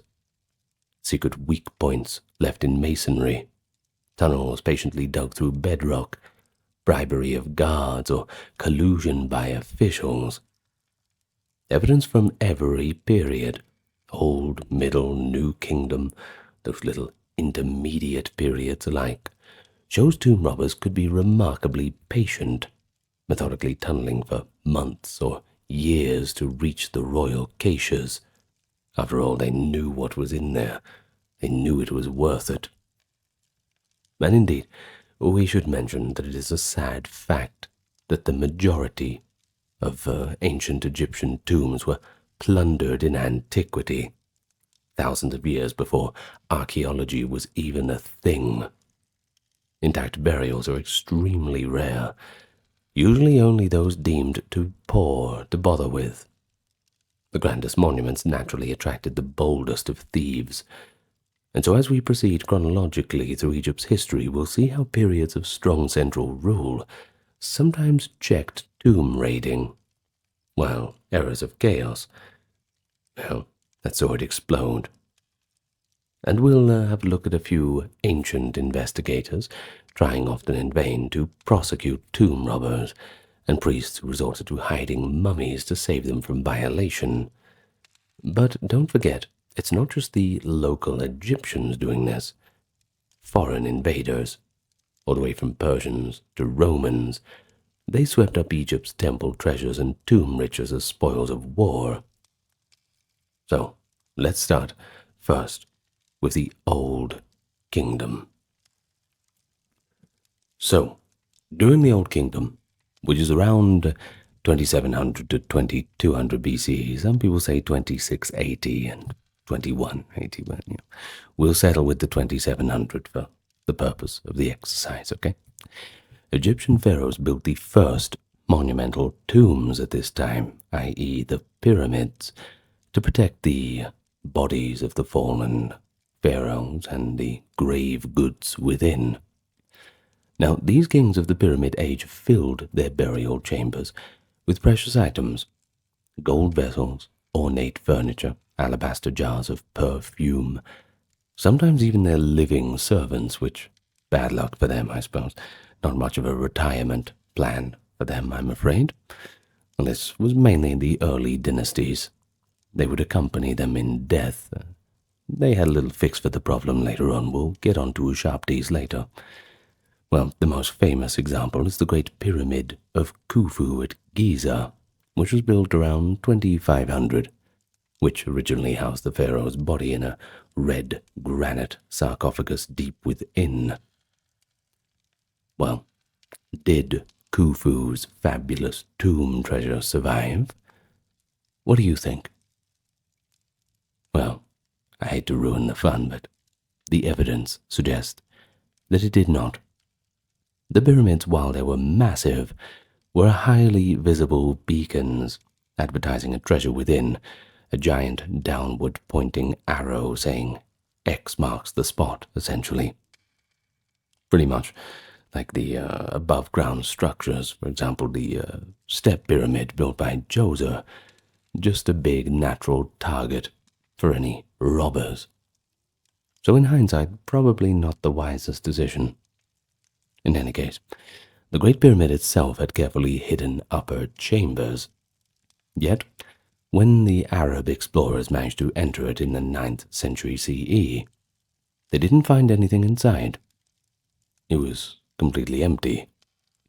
By then, Khufu's coffin was open, and his mummy and riches were long plundered.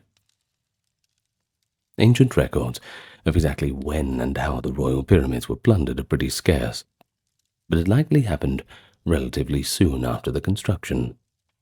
In the absence of modern policing, tomb robbers could operate as soon as a king's funeral party left the site. The Middle Kingdom account claims that even a revered early queen's tomb was robbed within a generation. During King Khufu's reign, thieves broke into the burial of Queen Hetepheres I, that is Khufu's mother, by the way, and stole her mummy and valuables. Well, this certainly aligns with archaeological findings. In 1925, the American Egyptologist George Reisner actually discovered Queen Hetepheres' tomb at Giza. And when he did, he found something a little confusing. The tomb's alabaster sarcophagus was still sealed with intact royal seals. Yet the problem was, it was completely empty. Hetepheres' mummy was gone, though her lavish furniture and jewelry remained neatly interred around the coffin. It appears that in antiquity, robbers somehow accessed the queen's original burial, perhaps at another site, stole her body and certain goods, and then officials reburied what they could salvage in this secret chamber to cover up the crime. The empty sarcophagus stands as an eerie testimony to early tomb theft. The queen's treasures survived, but her corpse and any portable gold were all gone. Many Old Kingdom pyramids show evidence of ancient break-ins. The pyramid of Unas at Saqqara was entered and its sarcophagus pried open in antiquity. The king's mummy was destroyed, leaving only pyramid texts on the walls and a broken basalt coffin for modern excavators to find.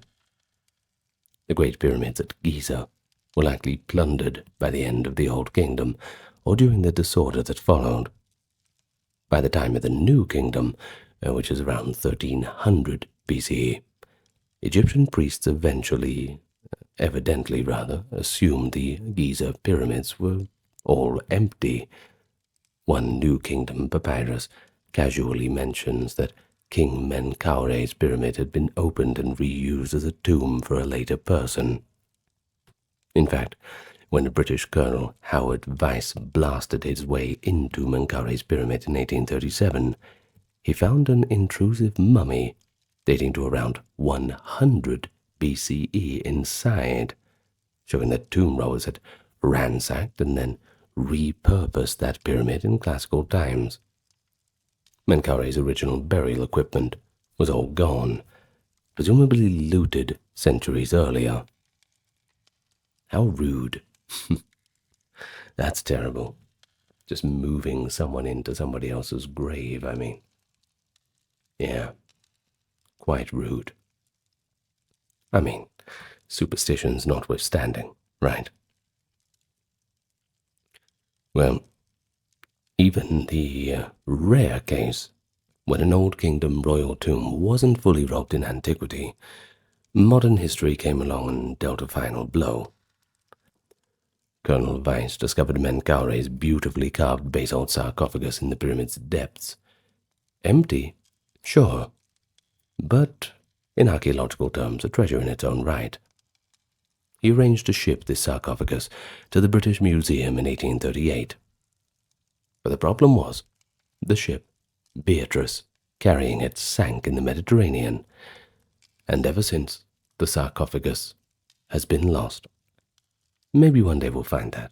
Who knows? It's a big search area, unfortunately. Thus, one of the very few physical remnants of a 4th Dynasty king's burial now lies somewhere out there on the seabed, a modern echo of the theme of Egyptian lost treasures. Now, as for the medieval Arabic sources, they were confronted with the mysterious emptiness of the pyramids, and they spun legends about their plundering. The 10th century chronicler Al-Masudi recounts that Caliph Al-Manum tunneled into the Great Pyramid of Khufu in 820. According to one popular tale, Al-Manum's men, upon reaching the inner vault, found no gold or jewels at all, only a stone vessel containing 1,000 gold coins, which uncannily amounted to the exact cost of the expedition. That's convenient. Well, the story, which is almost certainly apocryphal, implies that Khufu's builders cleverly left payment for the caliph's efforts, since nothing else of value remained. Whether or not Al-Manum truly found that jar of coins, the account is kind of poetic, and it underscores a truth. By the 9th century, Khufu's pyramid held nothing that was worth stealing, its pharaonic splendors having vanished millennia earlier. So really, to sum it up, the Old Kingdom's pyramid tombs, from Djoser's Step Pyramid, even to the Great Pyramids of Giza, ultimately they failed to safeguard their treasures. The gold and grave goods intended to glorify the king's afterlife were liberated by robbers, melted down, sold off in far-flung markets. Who knows? Maybe those who went and melted everything down immigrated to some other far-off land, used that money to buy a ship, get themselves to some other place. We can only imagine. I suppose we'll never know. Unless one day, of course, we find a big hoard of Egyptian artifacts belonging to Khufu or Menkaure or one of those off in some distant place. Some old villa. Who knows? That's what interests me so much about archaeology. It's why I always check archaeology.org every morning. I'm just hoping for something that's as fascinating like that. So many mysteries out there left to solve, isn't there? In any case, as for the Old Kingdom tombs, all that remained were empty stone chambers, and occasionally, if you were lucky, a scattering of decayed remnants that were overlooked by thieves just trying to snatch and grab, get out while they could. But of course the Old Kingdom couldn't last for too long. It collapsed, and it was quite unceremonious.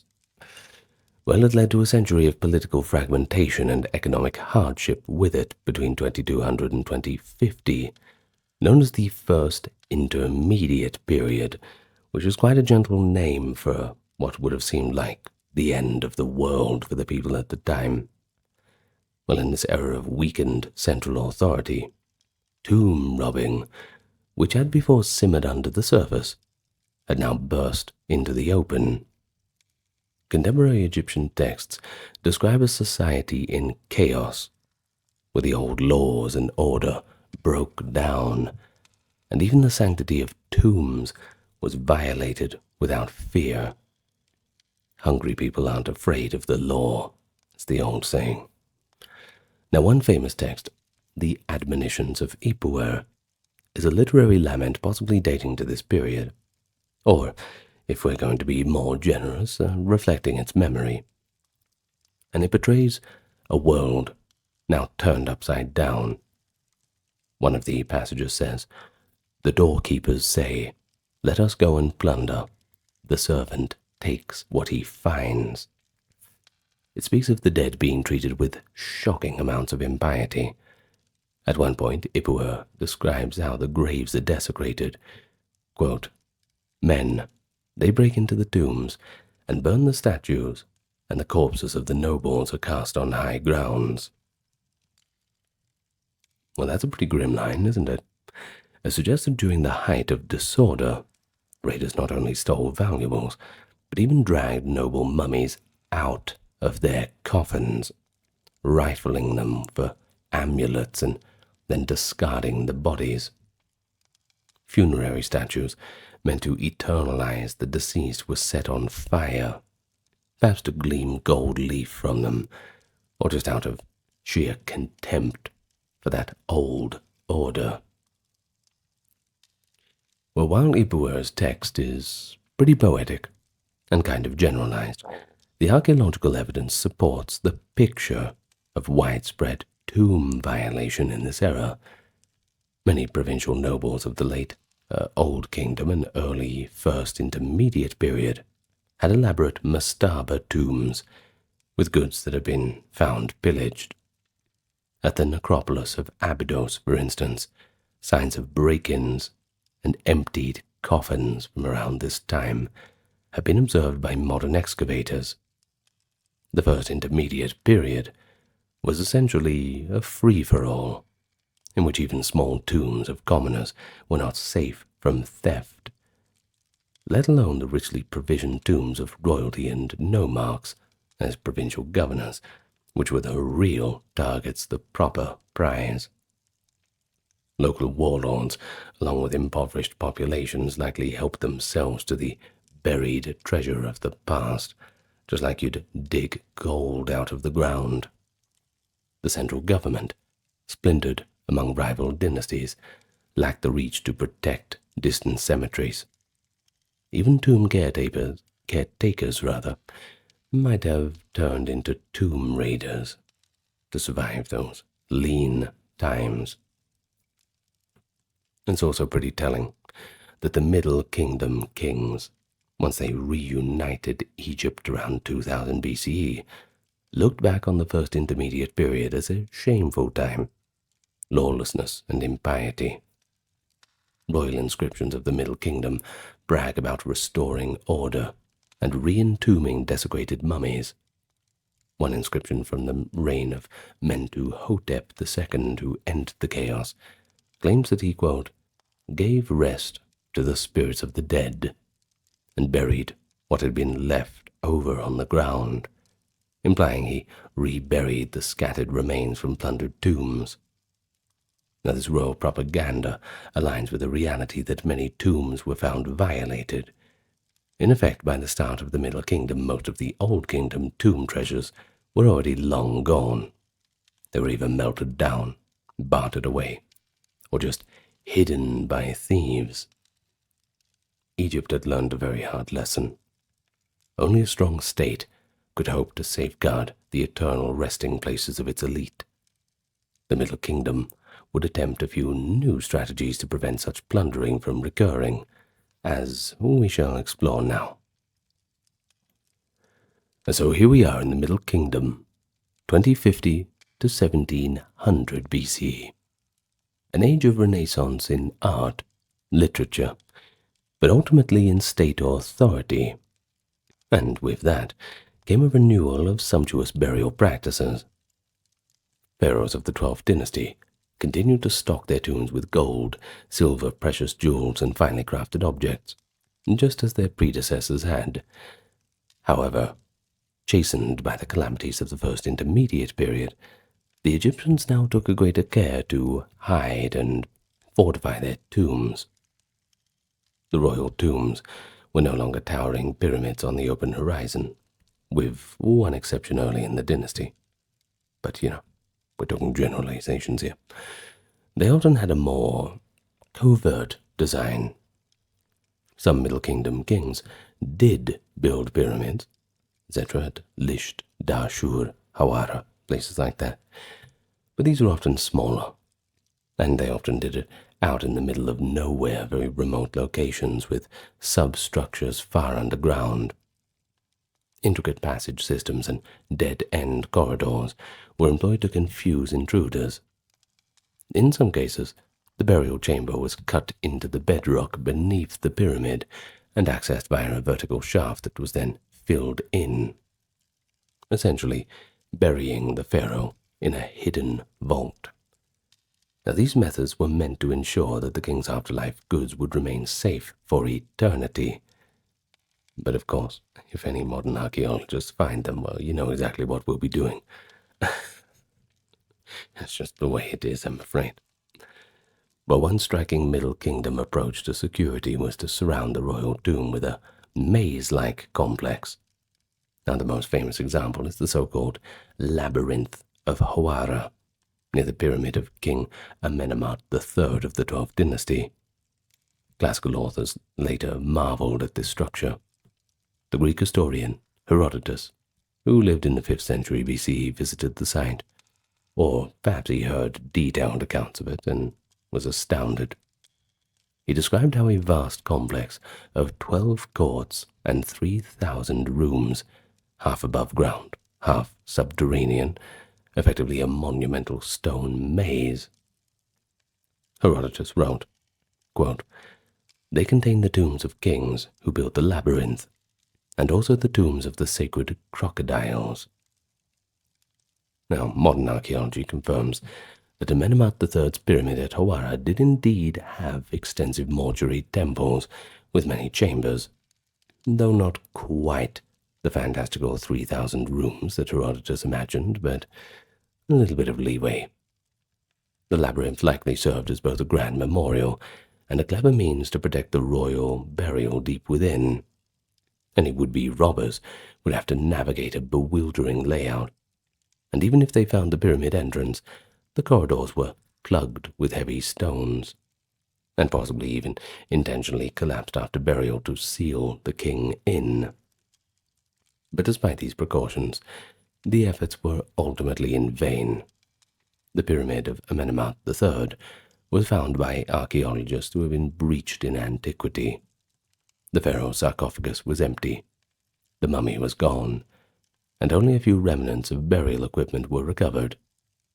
Later residents, in Roman times, quarried much of the labyrinth for stone, leaving only traces of its foundation, and thus the fabled labyrinth itself became a lost treasure of Egyptian architecture, dismantled, and its purpose of protecting royal tombs defeated by human hands and the sands of time.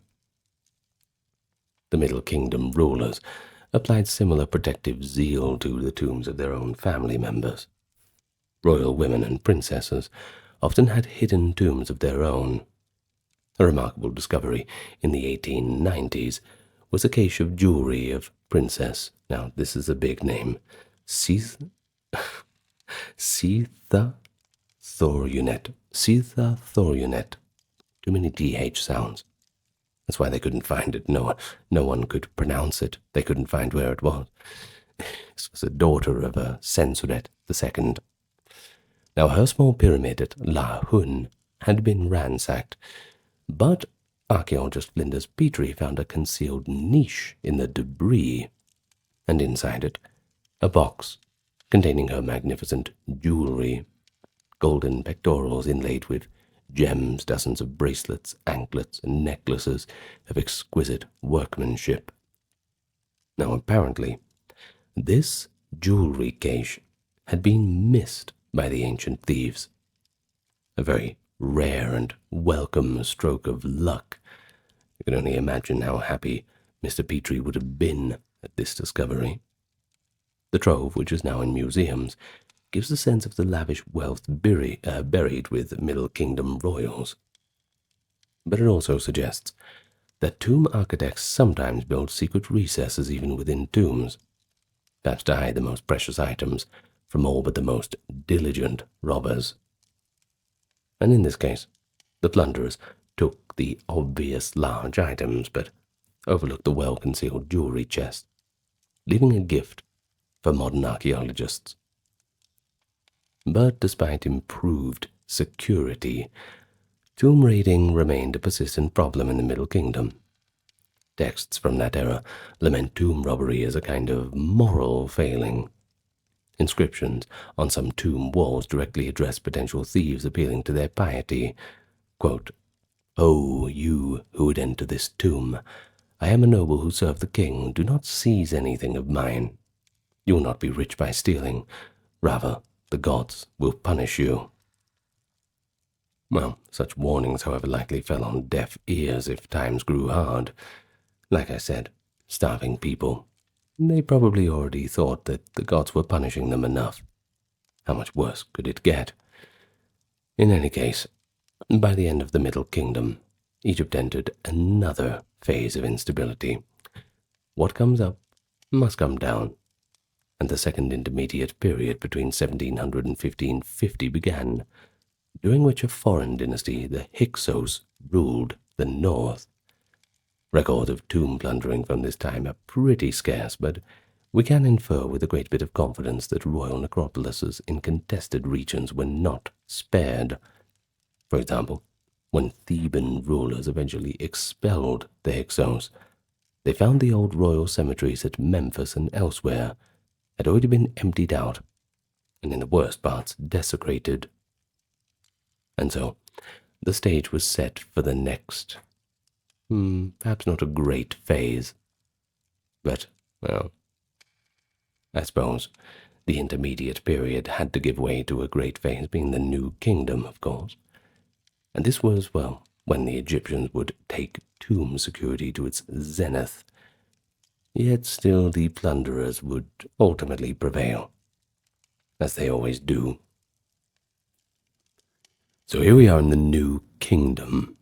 Now, the dates for that is 1550 to 1070, and it was Egypt's imperial age, the era of pharaohs like Hatshepsut, Akhenaten, Ramesses the Great. Flush with wealth from foreign conquests and tribute, New Kingdom rulers amassed staggering riches, and they continued Egypt's tradition of sending wealth into their tombs for the afterlife. However, not all was well. Cautionary tales of earlier periods led to radical changes in burial strategy. New Kingdom pharaohs abandoned the conspicuous pyramids of their forebears, and instead chose to be interred in secret rock-cut tombs in remote desert valleys near Thebes. Now this place is known as the Valley of the Kings, a secluded wadi in the Theban hills, where sheer cliffs and winding canyons hid the entrances of royal tombs. It is here, starting with Thutmose I, pharaohs were buried in deep, hand-hewn tunnels, sealed by rubble. The location was guarded by a dedicated police force, and the workforce, the artisans of Deir el-Medina, lived in an isolated village, minimalizing their contact with outsiders. So on paper, the system should have safeguarded the mummies and treasures of the Thutmosid and Ramessid periods. Well, for a time it may have worked, but not for long. Spoiler alert. Well, you saw it coming, surely. Paradoxically, the very people entrusted to build and secure the royal tombs turned out to be the primary culprits for their plundering. Who could have seen that coming? Well, we have exceptionally revealing evidence of tomb robbery in inside jobs from the New Kingdom's end. In the 20th dynasty, that is the 1100s BCE, rampant corruption and economic troubles, inflation, wage delays, famines, eroded workers' loyalty. Didn't help that this was a little bit after the Bronze Age collapse, where the whole known world was pretty much shaken up. Well, the tomb guards and necropolis officials themselves succumbed to the temptation of the pharaonic gold. They knew the layout of the tombs and had the skills to get in. Often one of the last ones to seal a king's burial could simply come back under the cover of night and reopen the chambers. Some tombs were found later to have their outer seals unbroken, but the mummy's golden mask or inner jewelry was gone, pilfered by an embalmer or official before the tomb was even closed. In other cases, the robbers tunneled from an adjacent cliff, or through a weak point left during constructions. When there's a will, there's a way, I suppose. But remarkably, the New Kingdom has also left us primary records of tomb robbery investigations and even the confessions of thieves. During the reign of Ramesses the Ninth, is around 1100 BC, as royal tombs in Thebes were being plundered on a large scale, the authorities began to launch inquiries. Surviving papyri, notably the Abbott Papyrus and the Amherst Leopold Papyrus, that is also Papyrus Leopold II, record these events, and they read like a detective drama in ancient attire. In one case, for example, inspectors went out to verify which tombs had been robbed. They examined 10 royal tombs and found that indeed several, including the tomb of a long-dead 17th century king, Sobekemsaf, II, had been broken into. The subsequent papyrus, Leopold II, preserves the actual confession of the thieves who looted Sobekemsaf's tomb. One thief, a mason named Amen Panufer, freely admitted their method and spoils. He says, quote, "We took our copper tools and forced a way into the pyramid of this king through its innermost part. When inside they found the pharaoh's mummy and that of its queen. He goes on to say, we stripped off the gold which we found on the august mummy of this god, and the amulets and ornaments which were at its throat, and we stole all the coffins in which they rested. We found the royal wife as well, and collected all that we found on her. We took objects of gold, silver, and bronze, and divided them amongst us." Well, end of quote. In total, Amennefer, which was his other name, it's either rendered Amennefer or Amenpanufer. Well, he and his accomplices hauled away 32 pounds of gold from the pyramid tomb. And the robbers didn't even spare the dead bodies. They burned the wood coffins to extract gold leaf and amulets, and likely cast aside the mummies after stripping them too. These papyri also reveal the fates of the culprits of court. The Egyptian legal system imposed harsh punishment. Quote, "The punishment for violating a royal tomb, impalement." Well, indeed, several tomb robbers, when tried, were executed by impalement on a stake, an extreme penalty meant to deter this ultimate sacrilege. The trials themselves were dramatic affairs. The accused were interrogated under beatings to aid their memory, notes the record quite dryly, and were compelled to reenact their crimes for officials. Despite a few convictions, however, it's quite clear that tomb robbing was widespread and systematic by this time. A papyrus record implicates not just the thieves, but a whole network of receivers and corrupt officials who helped hide and sell the loot. For instance, in one tomb-robbing ring, the thieves had over 100 accomplices up and down the Nile willing to fence stolen goods and precious oils. The economic turmoil of the late New Kingdom, with grain shortages and unpaid labor, meant that even otherwise law-abiding workers might turn to plundering royal graves as a lucrative side business. And lucrative it certainly was. So, faced with this crisis, the authorities in the waning years of the New Kingdom effectively just gave up on trying to secure each tomb individually. Instead, they had a different solution. It was rather extraordinary. Instead of trying to guard the tombs, why not just remove all of the royal mummies and put them in secret caches? After all, that way if they're all in the same place, at least, well, you'd be having a better time of guarding them. So, during the reign of Ramesses XI, which was the last Ramesside king, circa 1070 or so, and into the early 21st dynasty, high priests of Amun and officials gathered up as many royal mummies as they could find, along with a few remaining funerary goods, and reburied them en masse in hidden vaults. One such cache was a rock-cut pit, tomb high on a... Let me say that again. One such cache was a rock-cut pit tomb, high in a cliff at Deir el-Bahri, the famous DB320 cache.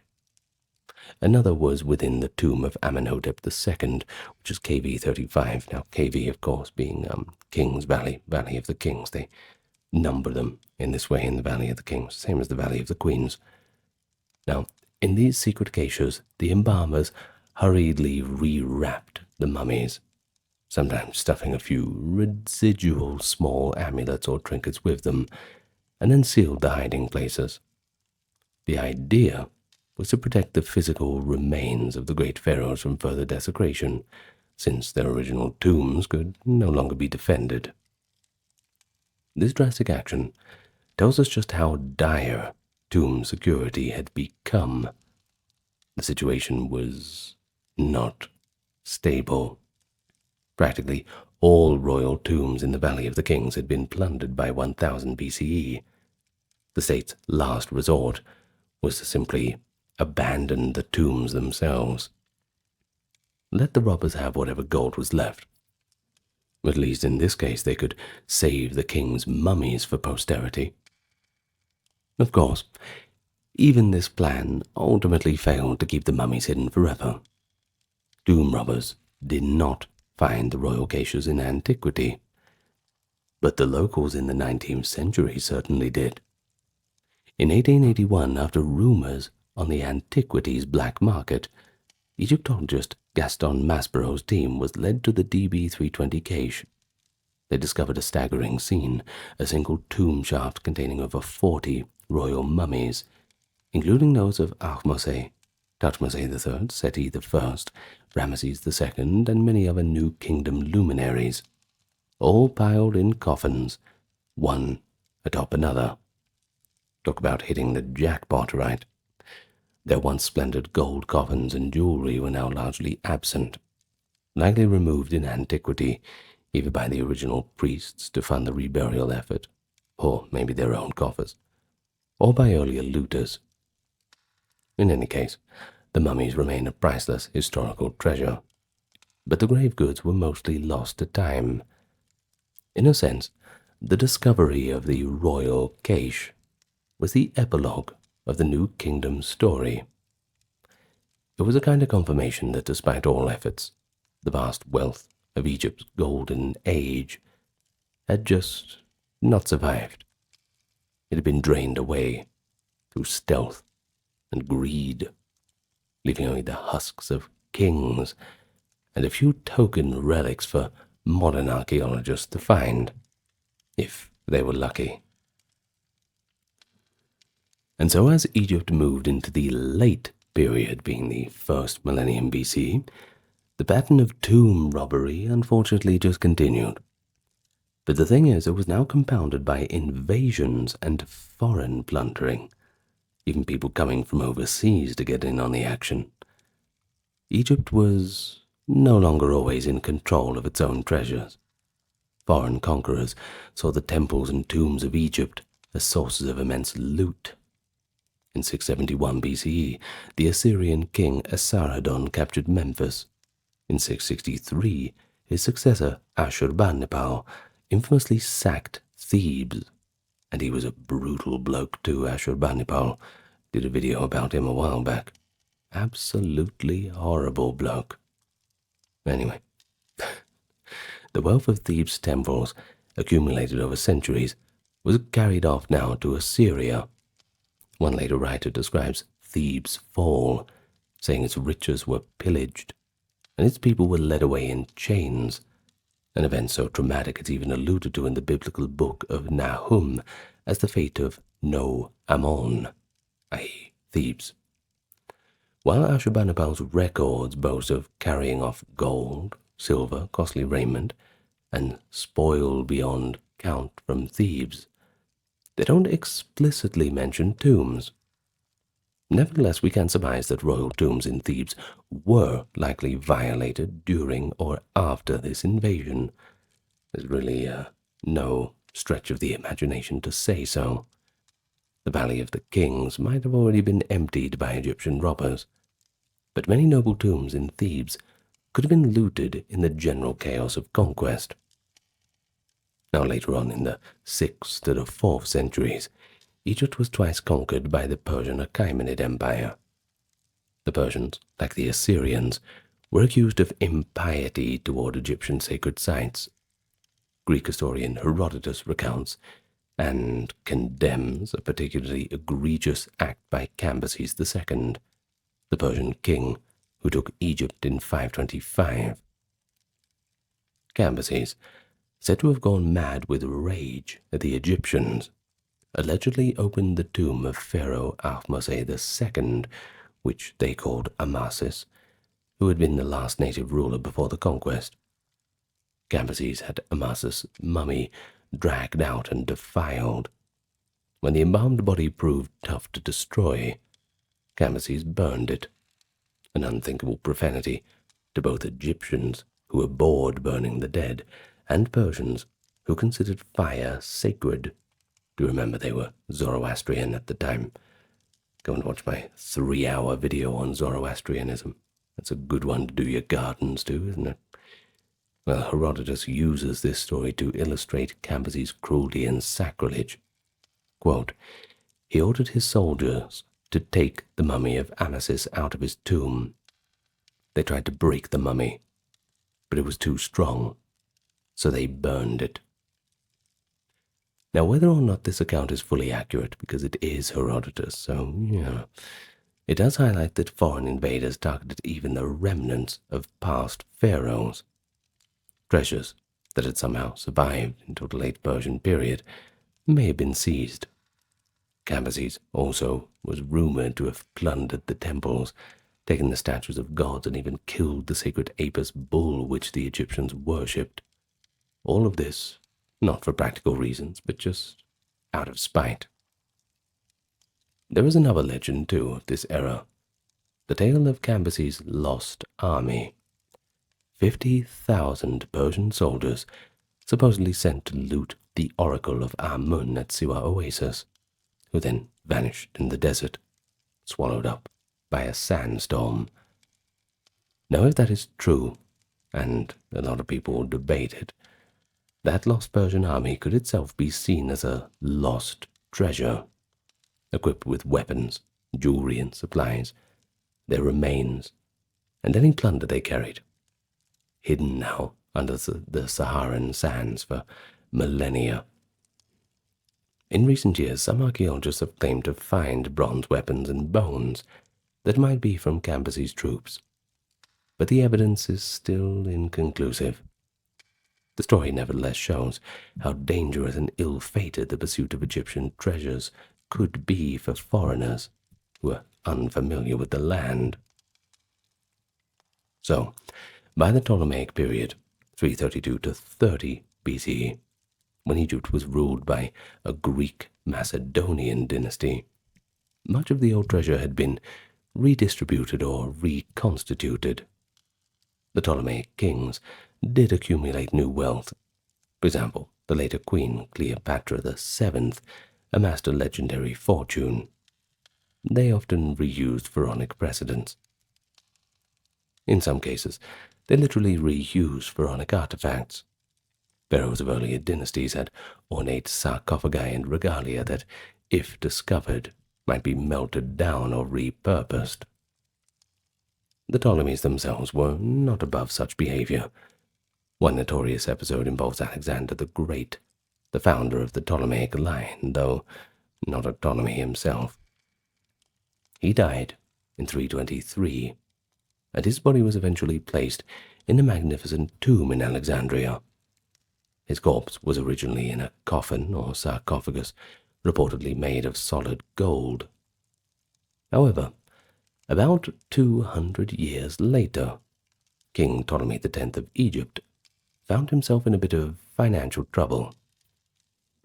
According to ancient historians, Ptolemy X melted down Alexander's heavy gold coffin and replaced it with a cheaper one made of glass or crystal, which is very impolite.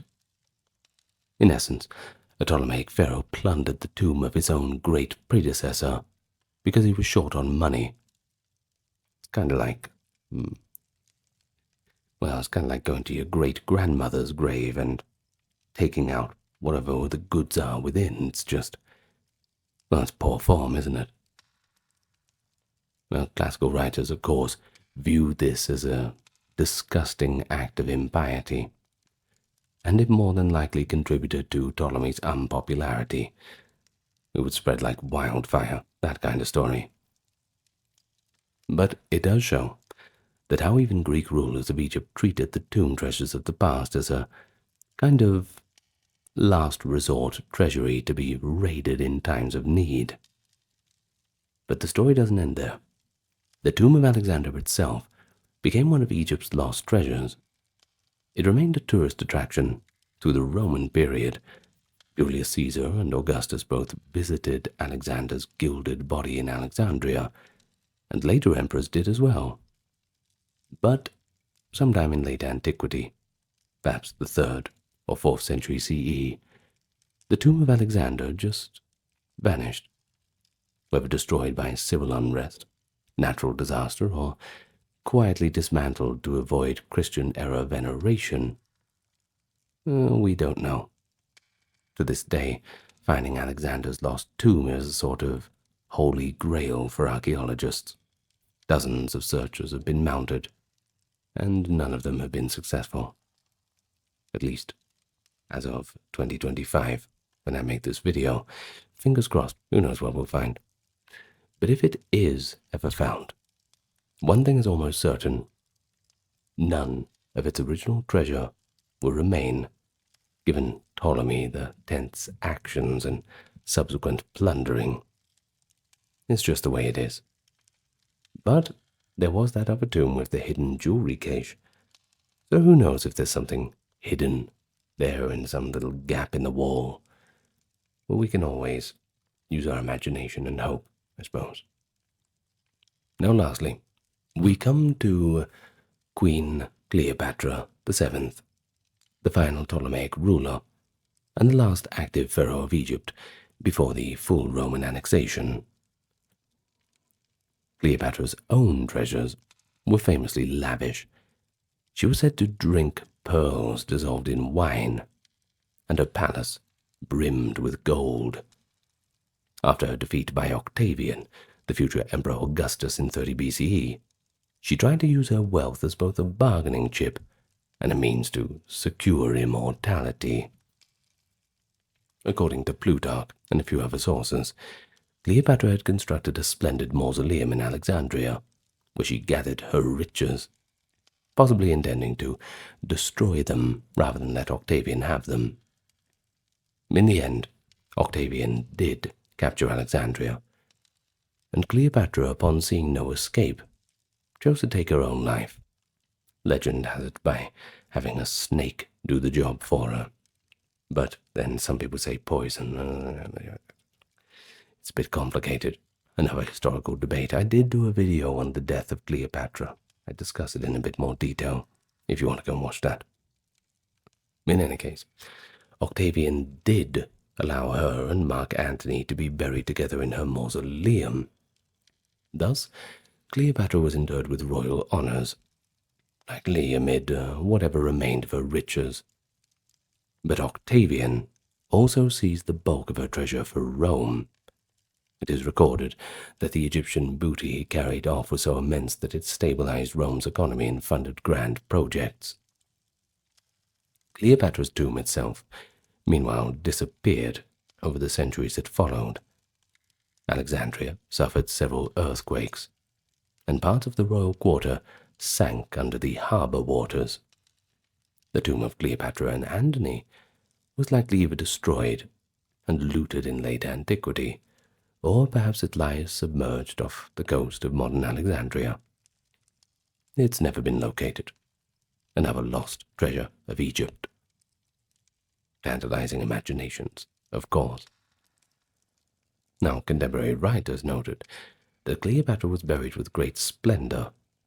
If so, that splendor either fell to victim to later looters, or remains waiting for us underwater.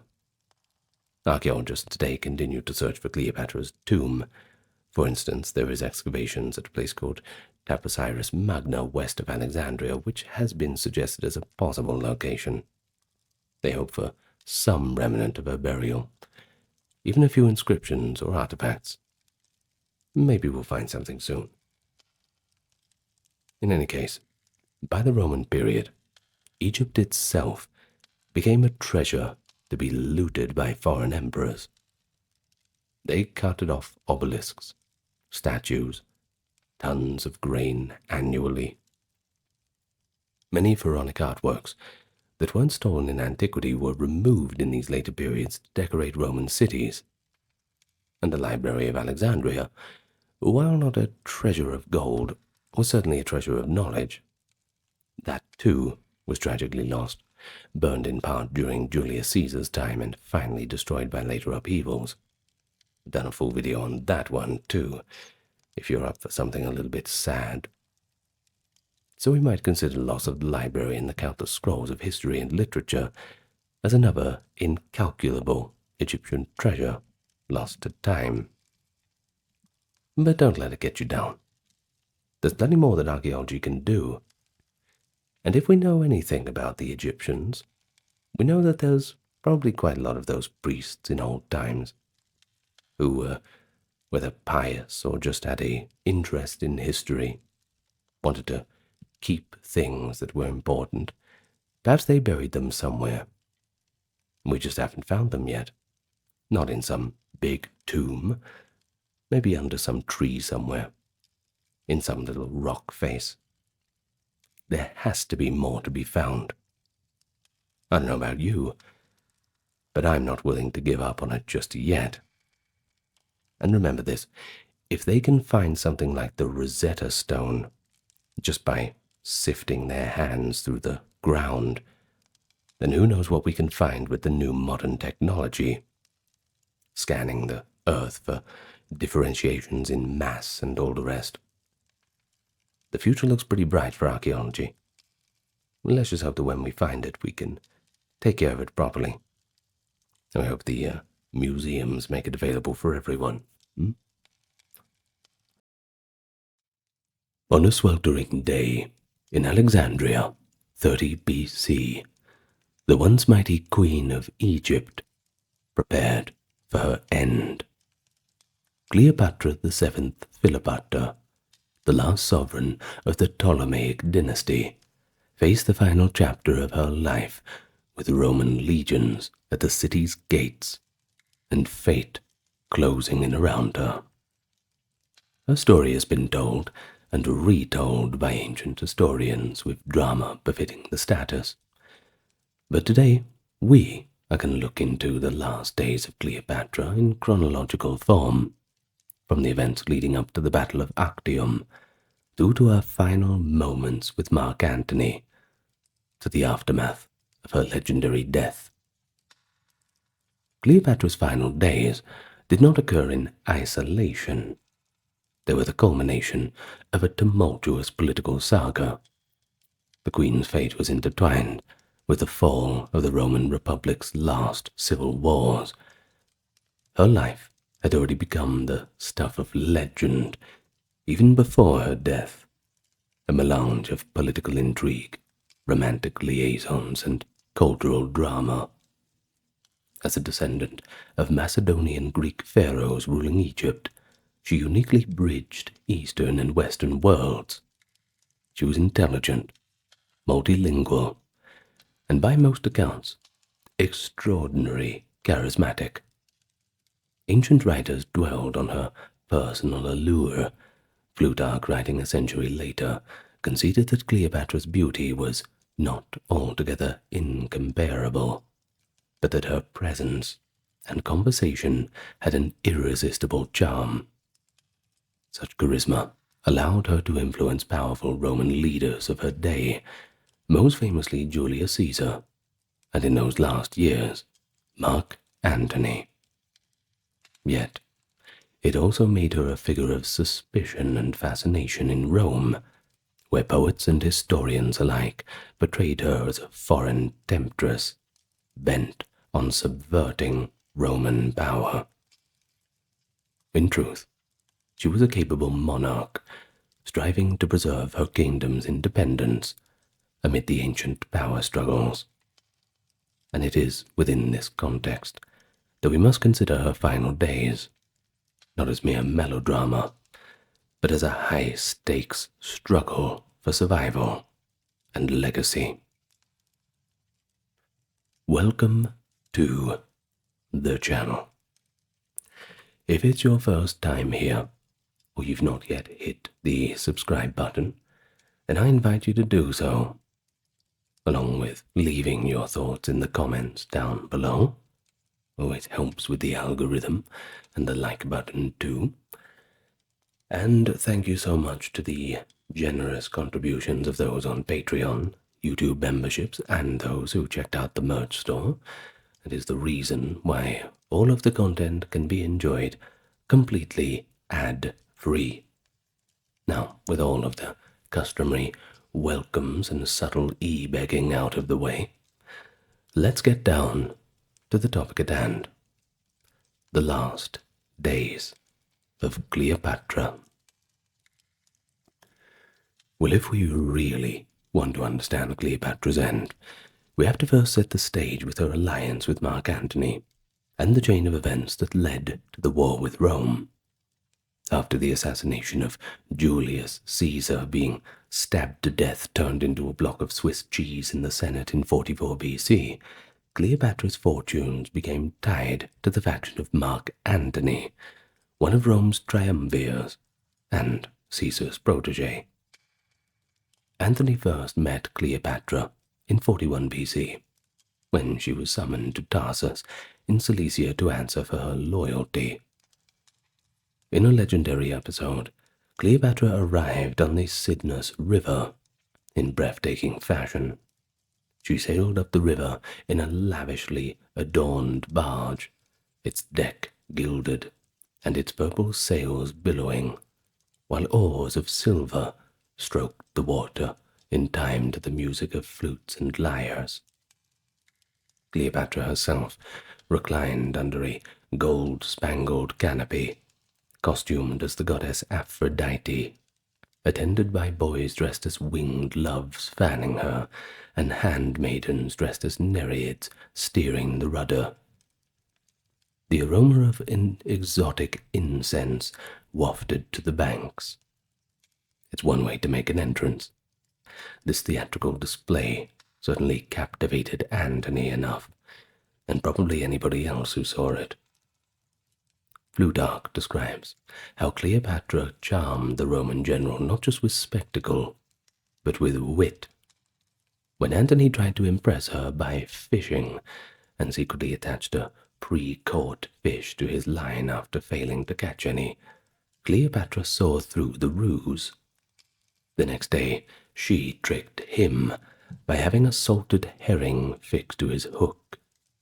As Antony hauled in the prize, to the laughter of onlookers, Cleopatra quipped with a smile, "Leave the fishing to us petty princes of Pharos and Canopus. Your game is cities, provinces, and empires."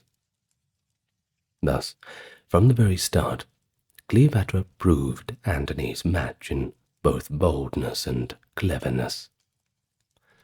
So began one of history's most fateful partnerships, a union of political convenience that soon grew into a deep personal bond. In the years that followed, Antony and Cleopatra's relationship intensified, both politically and romantically.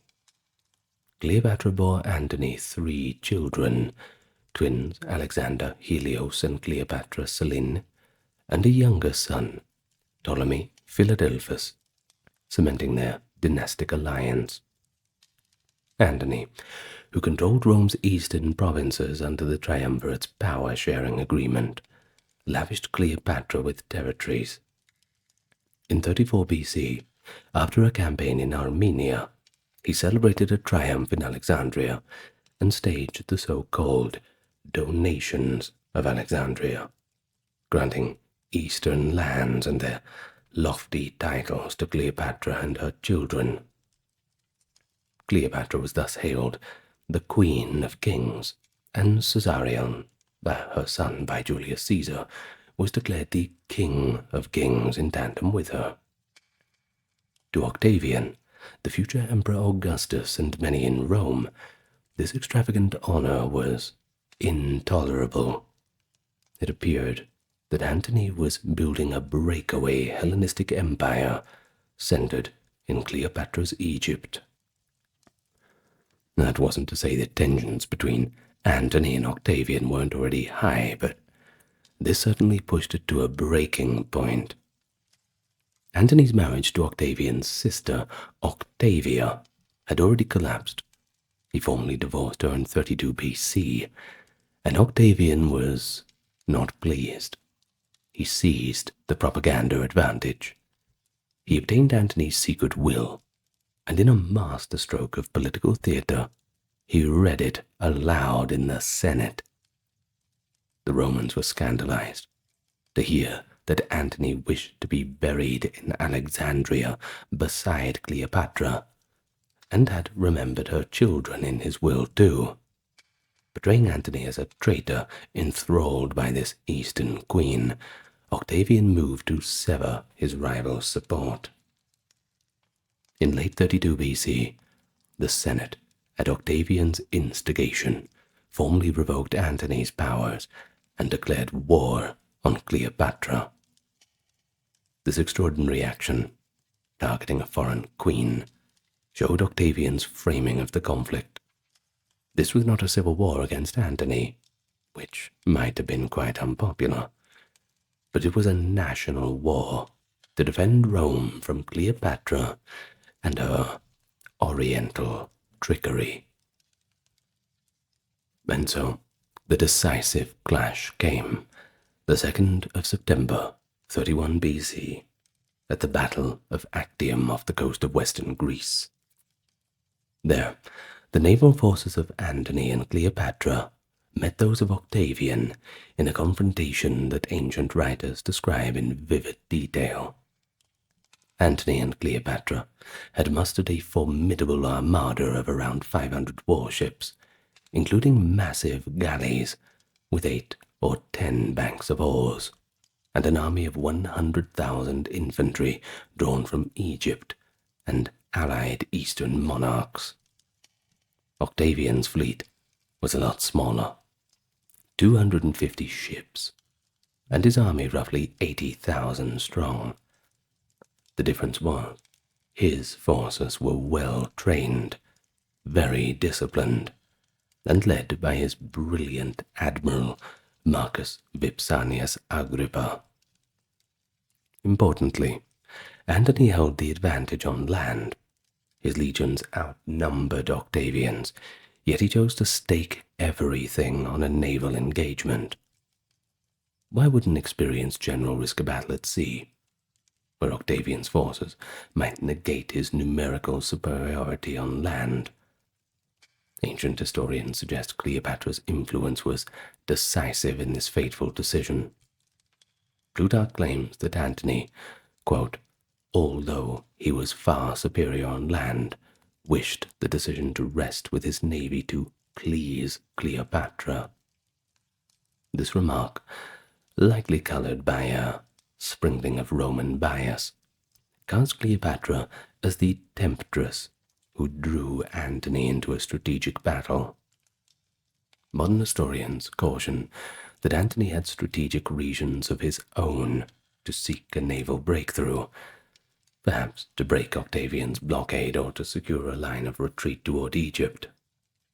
Nevertheless, the image of Cleopatra urging a naval battle fit neatly into the narrative of her siren-like influence over Antony. On the day of the battle, Antony's fleet sailed out from the Ambracian Gulf to confront Octavian's ships. The fighting was intense and chaotic. Antony's heavy war galleys, towering like floating fortresses with wooden towers on deck, struggled to close with Agrippa's lighter and more maneuverable Libunian vessels. For several hours, the contest hung in the balance, with ramming attacks and volleys of flaming missiles. But around midday, Cleopatra herself made a fateful move. With her personal squadron of 60 ships, she suddenly raised sail and fled the battle, heading out into the open sea. Observers saw the Queen's distinctive purple sails unfurl, and her fleet disengaged from the melee. Antony, upon noticing her departure, reacted in an astonishing way of his own. He broke off the fight and followed her, abandoning his own engaged navy and army. He sailed after Cleopatra's fleeing squadron. Roman historians universally condemn the decision. One contemporary, Velius Paterculus, writes that Cleopatra took the initiative in flight, and that Antony, quote, chose to be the companion of the fleeing queen, rather than fighting his soldiers. The general deserted his own men. Whether Antony's flight was premeditated as part of a backup plan or spontaneous, its effect was catastrophic. Leaderless and demoralized, the remainder of Antony's navy fought on only a short while before collapsing in defeat. By late afternoon, the battle was over. Actium was an unequivocal victory for Octavian. The aftermath of Actium sealed Cleopatra's last hopes of having any kind of victory. Octavian's forces captured Antony's abandoned camp and the vast treasure it contained. Antony and Cleopatra, however, had escaped. They managed to break through with a portion of their fleet and fled south. Octavian did not immediately pursue them to Egypt. Instead, he consolidated his control of the eastern Mediterranean, while Antony and Cleopatra wintered in Greece. The propaganda impact of Actium was enormous. Octavian's supporters proclaimed that Apollo, the patron god that Octavian claimed, had triumphed over Dionysus, a god Antony fancied on that day. Octavian himself later founded a city, Nicopolis, the city of victory, right there on the Actian shore to commemorate his win. Of course, back in Rome, the news was greeted with jubilation. Horace, writing just a year or two later, penned an ode exulting that the foul, doom-laden queen was defeated, and that now was the time to drink and celebrate. Even the epic poet Virgil later enshrined the Actian victory in his Aeneid, depicting Octavian's triumph over an Egyptian queen on the shield of Aeneas, a scene blending recent history with mythic grandeur. Such poetic exaggeration aside, the real Cleopatra was far from beaten yet. She and Antony had escaped with dozens of ships and considerable wealth, and so they would make their final stand on home ground back in Egypt. After the disaster at Actium, Antony and Cleopatra regrouped in the only secure place left to them, back on the home front. They sailed separately at first. According to Cassius Dio, the pair fled together as far as the Peloponnese, where they had to confront the hard truth of their defeat. Cleopatra, fearing unrest in Egypt if the news arrived before she did, hurried ahead to Alexandria with her ships, leaving Antony behind. Ever the shrewd strategist, she attempted to maintain an aura of victory. She ordered her ship's prows to be wreathed in garlands and sailed into Alexandria as if returning triumphant.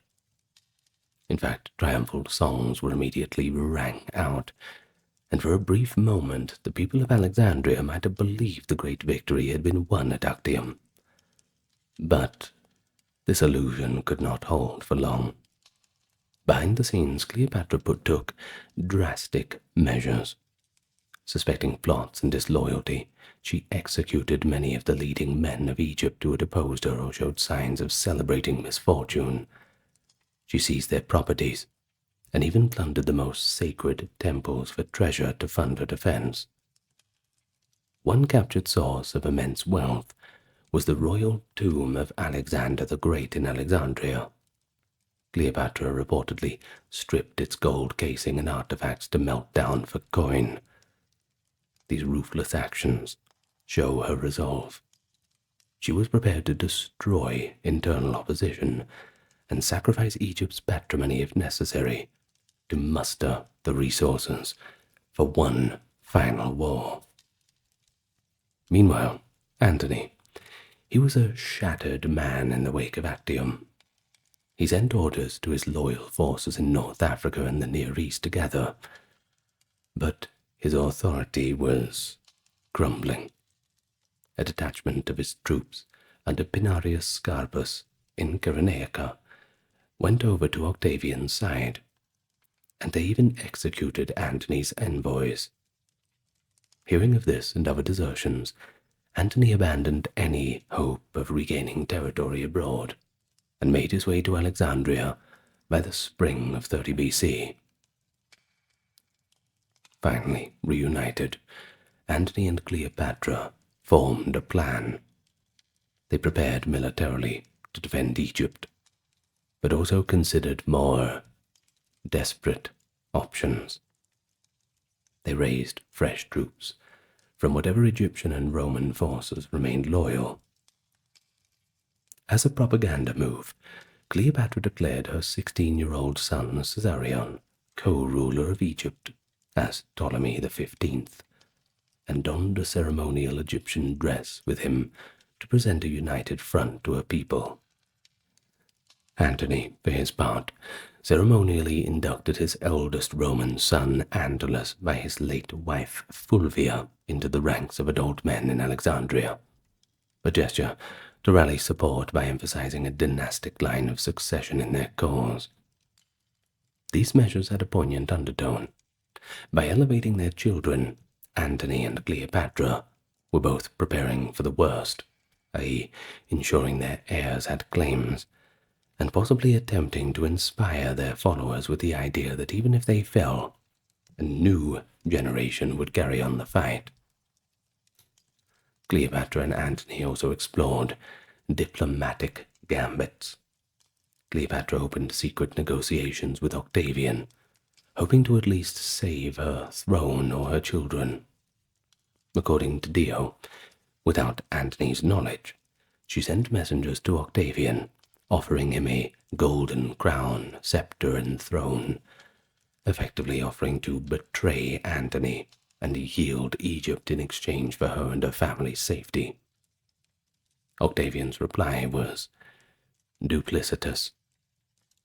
Publicly, he demanded Cleopatra surrender unconditionally, disband her forces, and renounce her crown.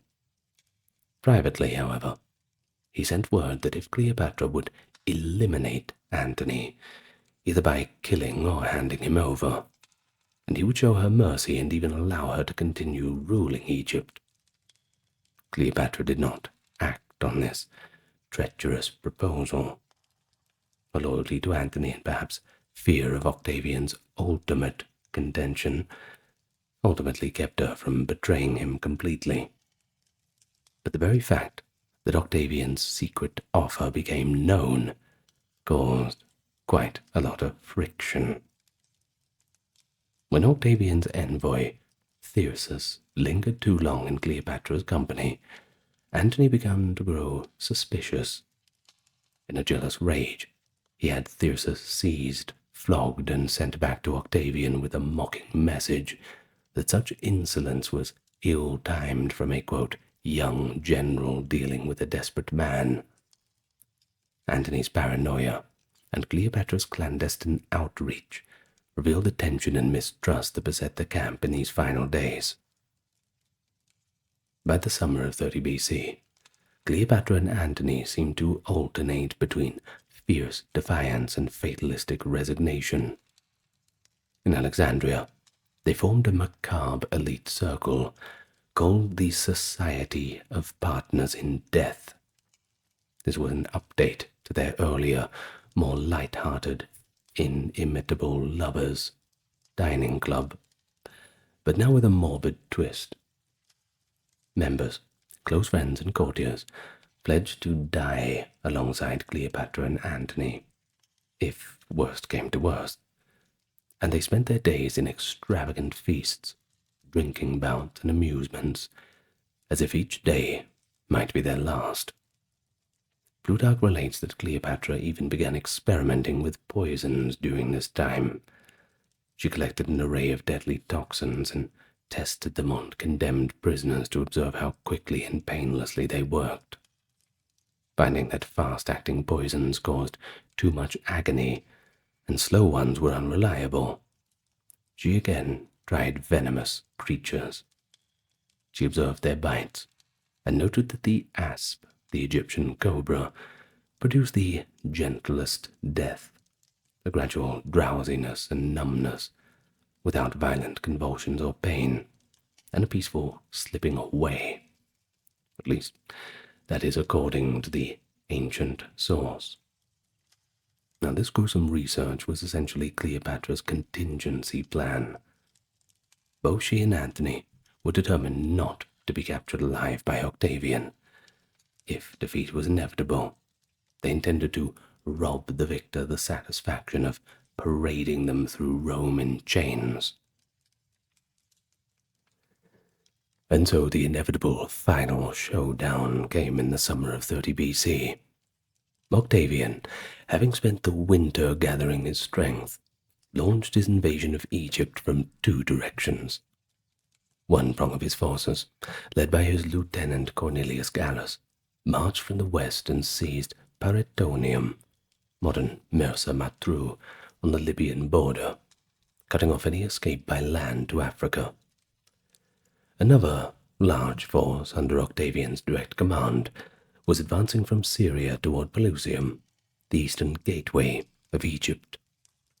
As Octavian's legions approached, the frontier city of Pelusium fell with suspicious ease. Rumors swirled that Cleopatra had instructed the commander of Pelusium to surrender without a fight, perhaps a calculated ploy to stall Octavian, or a hedge in case she needed to negotiate later. If so, it availed her little. Antony, hearing of Pelusium's quick capitulation, suspected treachery, and in fury ordered the execution of the man's wife and children. Well, despite any intrigue, Octavian pressed on relentlessly. That poor commander, though, the poor commander of Pelusium, I'm sure he didn't deserve that. Well, Cleopatra, ever the strategist, had prepared a final redoubt in Alexandria, a large mausoleum tower she had constructed near the Temple of Isis. Into this imposing monument she moved her most valuable treasures: gold, silver, jewels, ivory, spices, all the wealth of the pharaohs. She also stockpiled there vast quantities of wood, oil, and tow. The message to Octavian was implicit. She could torch these riches, and herself, rather than let them fall into his hands. Octavian, aware of this leverage, reportedly sent frequent reassurances to Cleopatra that he intended to treat her and Egypt well if they surrendered. These vague hopes were meant to keep Cleopatra from a conflagration where she took her own life as he closed in on the city. In the late July of 30 BC, Octavian reached Alexandria. Antony, in a last burst of energy, led his remaining forces out to confront the invaders. In a skirmish outside the city near the Hippodrome, Antony's troops actually achieved a minor victory. They routed a detachment of Octavian's cavalry and pushed them back toward their camp.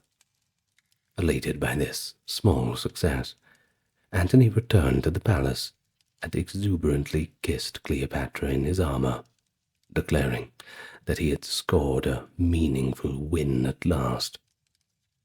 Cleopatra rewarded the brave cavalryman who had distinguished himself by giving him a golden breastplate and helmet right there on the spot. Yet, the morale boost was all pretty short-lived. That very night, the decorated soldier deserted to Octavian's side, and he didn't even return the gifts. He took them with him. Thanks for the presents. Well, that was certainly a sign of any that loyalty was evaporating even among the closest ranks. Antony's challenge to Octavian for a personal duel, a gesture to salvage honor, went unanswered. Octavian coolly remarked that Antony had many ways of dying without needing to duel. Realizing that Octavian would not be baited into single combat, Antony resolved to stake all on a last coordinated assault by land and sea. And so, on August the 1st, 30 BC, the final battle for Alexandria began. At dawn, Antony arrayed his infantry inside the city walls, while Cleopatra's remaining fleet of ships lay in the harbor, ready to sally out. Antony expected a desperate flight, perhaps hoping that his fleet, staffed with crews of die-hard loyalists, would show more resolve than at Actium. But in a cruel twist of fate, as soon as Cleopatra's ships sailed forth to engage Octavian's fleet, they raised their oars in salute and went over to the enemy. The entire Egyptian fleet defected nearly without a fight, saluting Octavian's navy and uniting with their Roman brothers.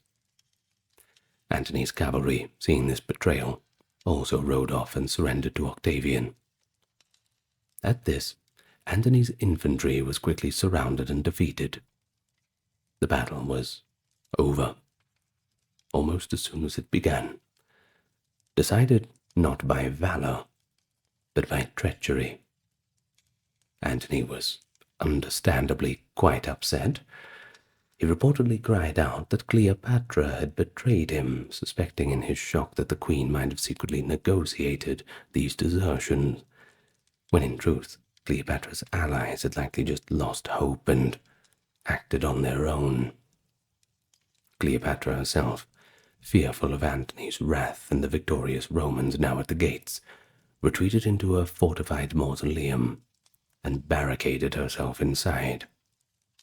From within, she sent messengers to Antony, falsely informing him that she was dead, hoping to either spur him to swift action or prevent him from endangering her in a rage. The effect of Cleopatra's ruse on Antony was instantaneous and tragic. Believing the woman for whom he had sacrificed everything for was now gone, Antony fell into despair.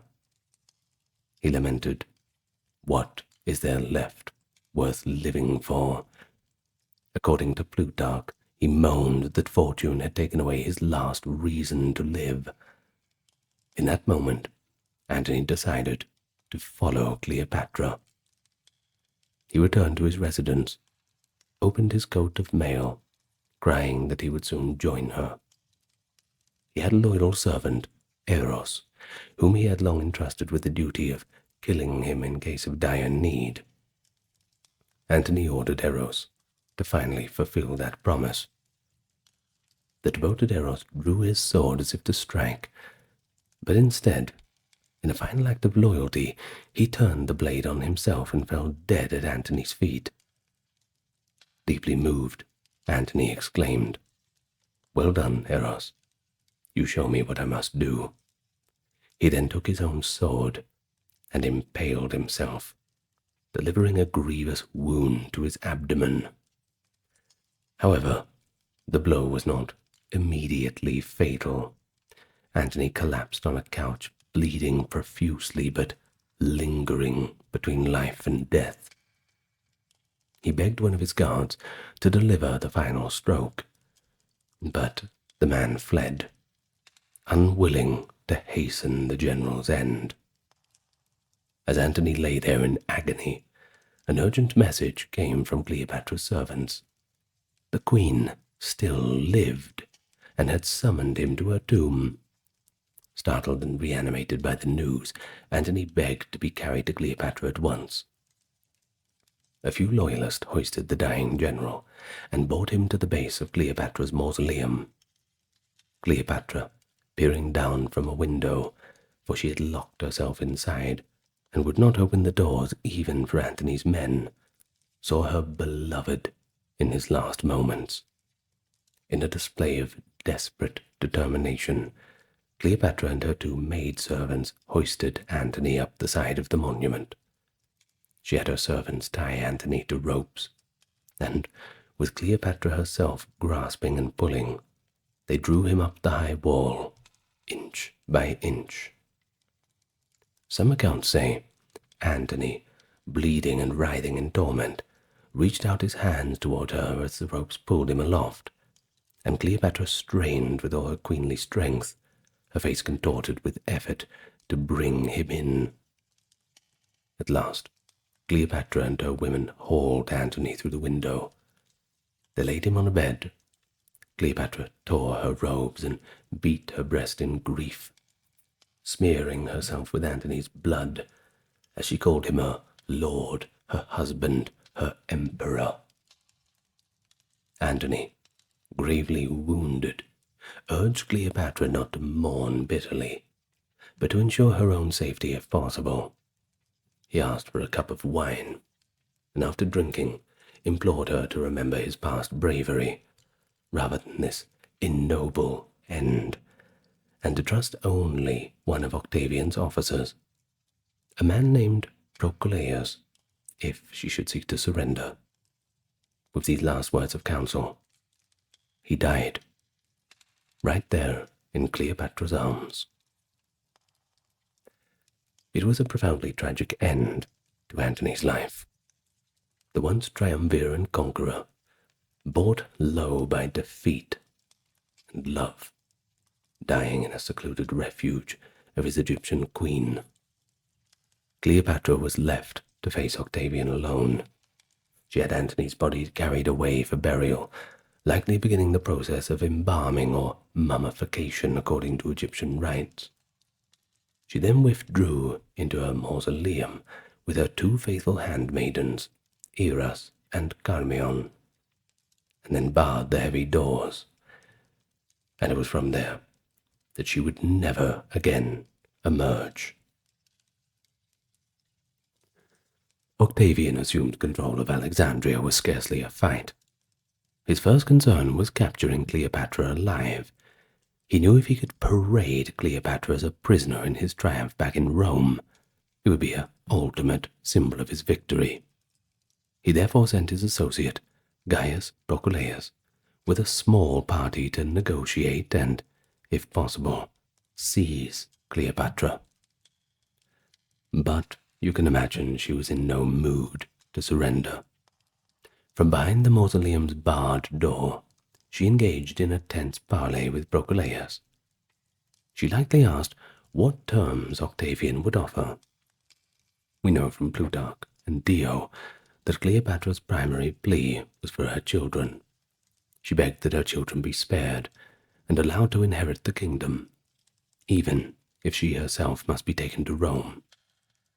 Proculeius responded with kind words, urging her to trust Octavian's mercy. But as they spoke, he was furtively looking for a way in. The mausoleum's high windows, one of which had just been used to pull Antony up, and at least one low window or door on the ground level were available for entry points. Proculeius noticed an opening not fully secured. In a swift move, he and his men placed a ladder and climbed in through the upper window Cleopatra had used for Antony. They dropped down into the chamber, suddenly appearing before the queen. She was taken by surprise. One of her women cried out, "Wretched Cleopatra, you are taken alive." Seeing Proculeius unexpectedly inside, Cleopatra snatched a dagger from her waist and tried to stab herself. But Proculeius was too quick. He dashed forward and seized her, preventing the attempt. He admonished, "Do not thus cheat Caesar of his victory," telling her it would wrong Octavian if she killed herself and made him appear cruel and unmerciful. Proculeius gently disarmed Cleopatra and searched her clothes for any concealed poison, making sure she had no means left to harm herself. Octavian had also sent his freedman, Epaphroditus, into the tomb with orders to keep strict watch on Cleopatra, but otherwise treat her as courteously as possible. Cleopatra was now effectively a prisoner, albeit an honorably kept one. Now, that is the account that we have from Plutarch and Dio. So not long after, Octavian himself entered the captured city and met with Cleopatra. The encounter must have been psychologically charged. Octavian, the 32-year-old victor, sober and controlled. Cleopatra, the 39-year-old queen, proud but now at his mercy.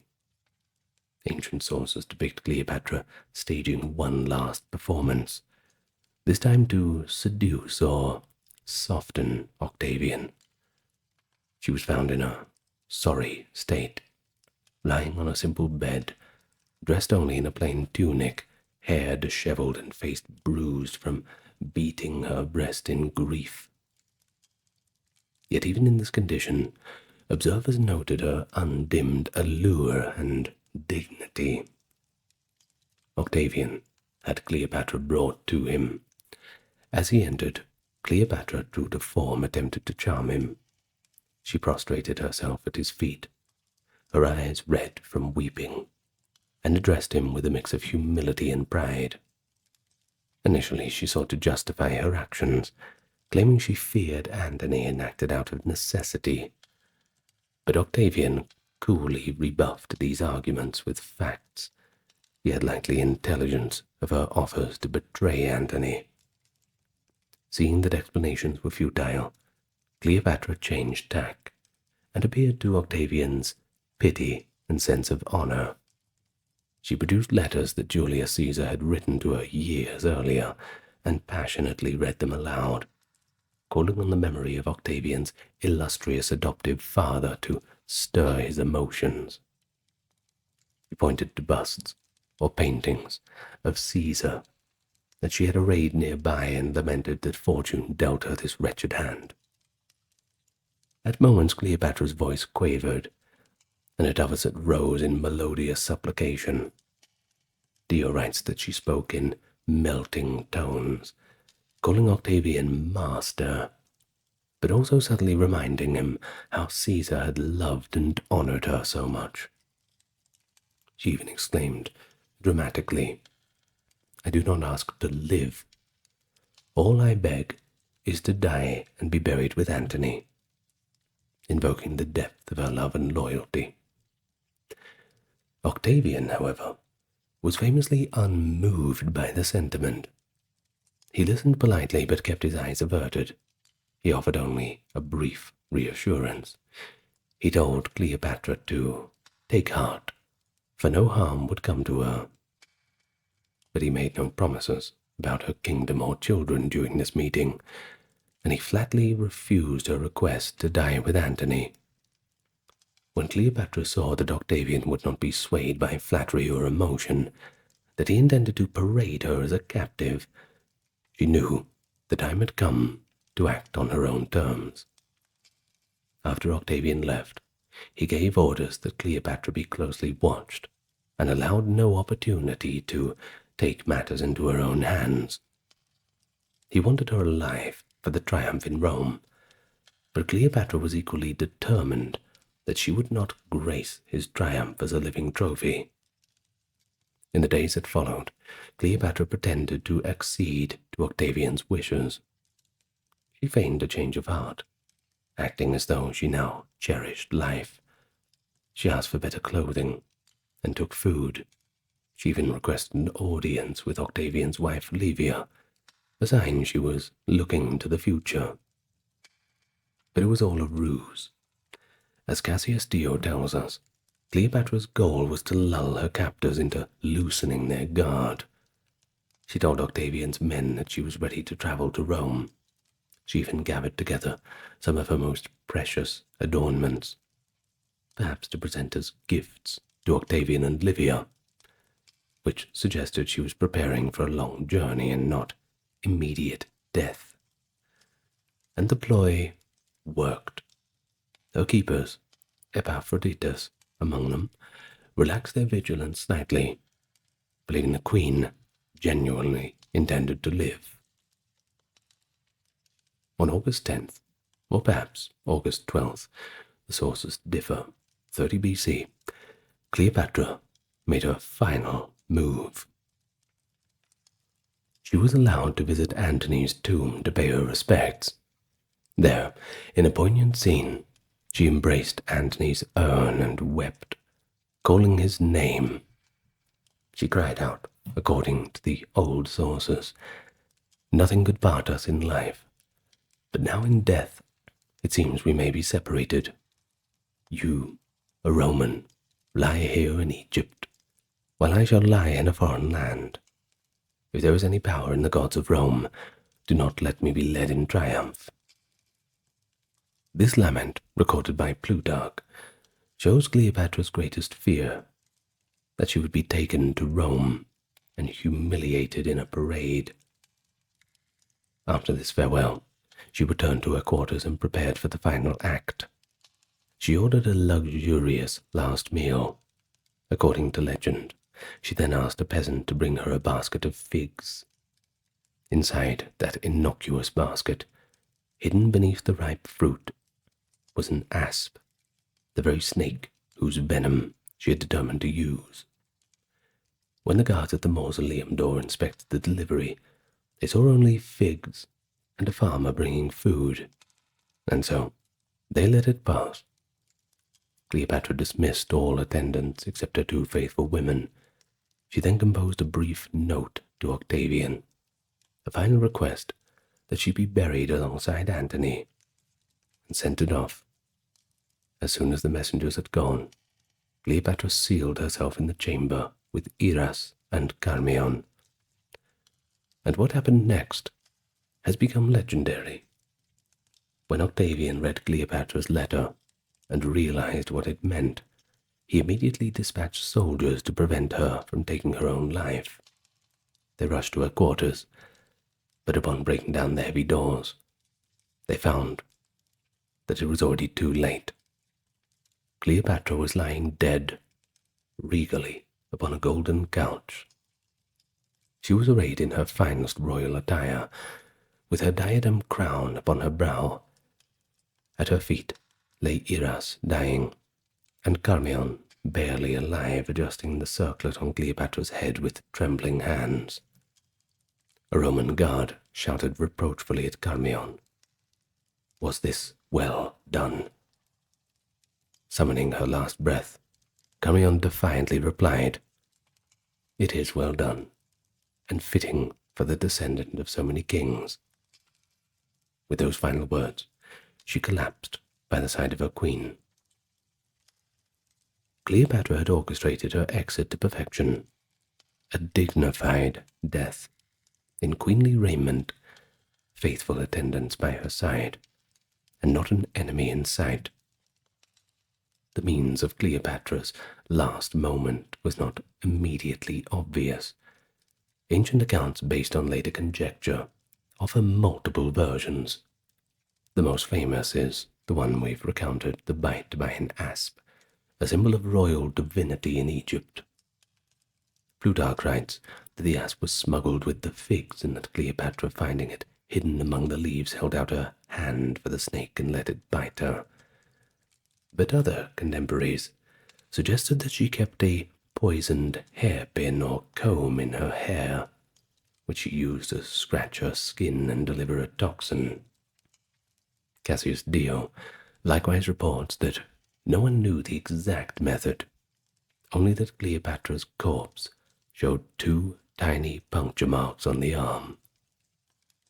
Some said an asp had indeed bitten her, either brought in a water jar or hidden in a bunch of flowers. Others believe that she applied a different kind of poison. But what all accounts agree on is the serenity of her death. She passed with calm dignity, just as she had planned. Octavian, when he arrived, was too late. He was reportedly stunned and even lost his temper. His prize captive, star of the triumphant parade, gone. He tried everything to revive her. Plutarch says he sent for a Seelie, snakebite healer of North Africa, that is, to suck the venom from her wound. But that was in vain. The great queen was gone.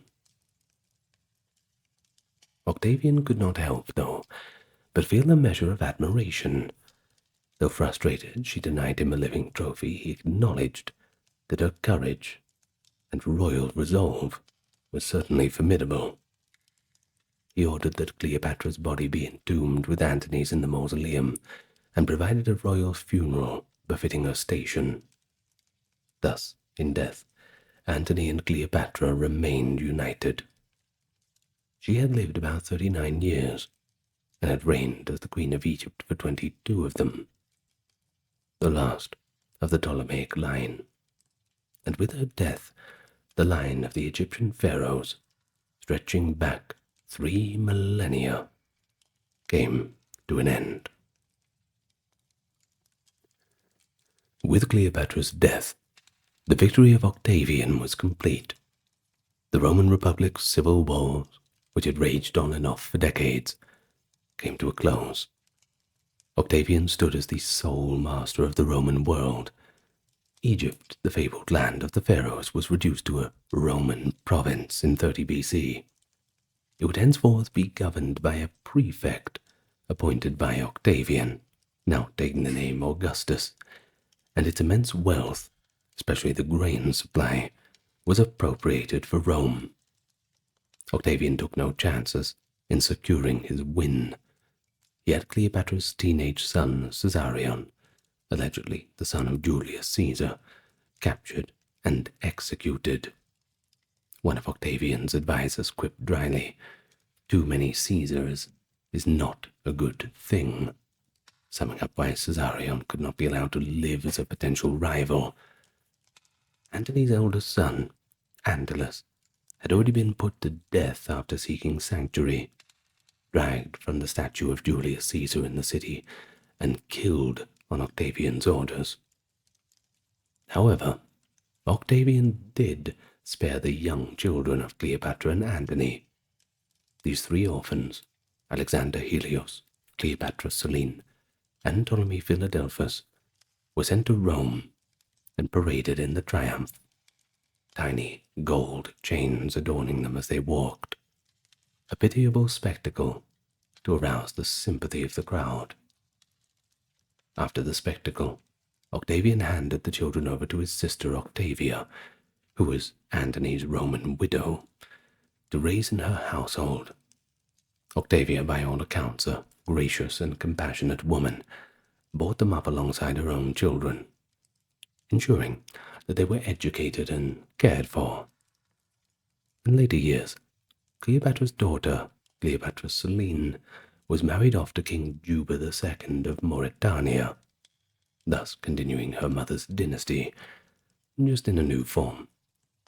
And her sons, well, they disappeared from history, likely dying young or living in obscurity.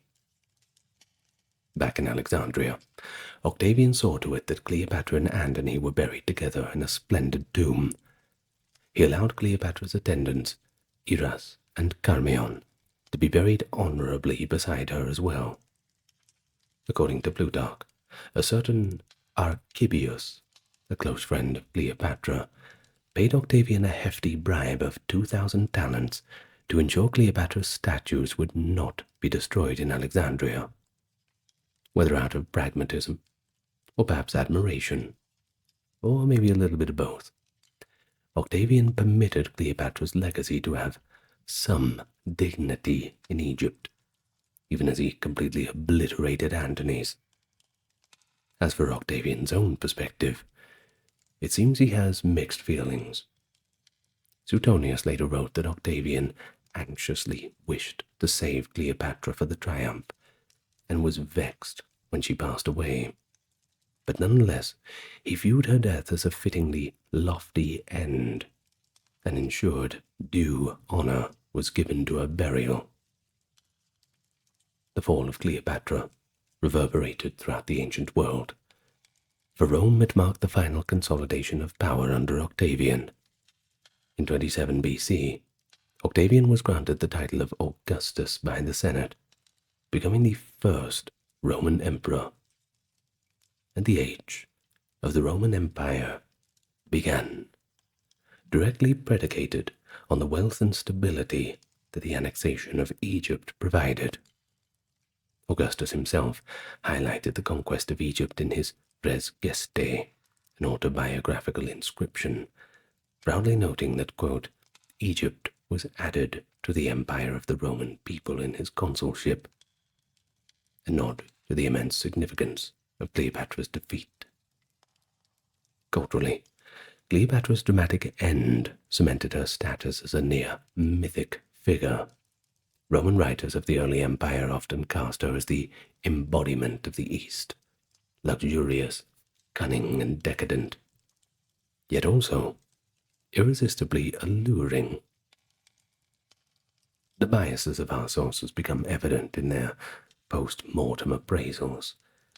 The Augustan poets, writing soon after her death, had sung of Cleopatra as a monster, in the context of war at least. But even they concluded grudging respect. Horace's ode, while initially celebrating her downfall, ends by praising Cleopatra's courage in death. He describes how she dared to gaze at her fallen kingdom with a calm face, and took venom into her body, scorning to be led in triumph, thus meeting death more bravely than anyone could have expected. Virgil, in his epic, depicts the battle of Actium on Aeneas's divine shield. In Virgil's rendering, highly flattering to Augustus, Cleopatra appears as the Egyptian wife in the midst of the fray, her presence sullying the purity of Rome until she is vanquished by Augustus, after which the personification of Discordia flees, and Bellona, war, recoils. The propagandistic tableau, casting the war against Cleopatra, as almost a mythic clash of civilization versus chaos. Later, historians like Velius Paterculus and Florus, writing under the Roman Empire, echo the same sentiments. Florus, for example, characterizes her as having enslaved Antony to her love, and demanded the Roman Empire as the price of her favors, an image of a wily seductress who nearly undid the great Roman Republic.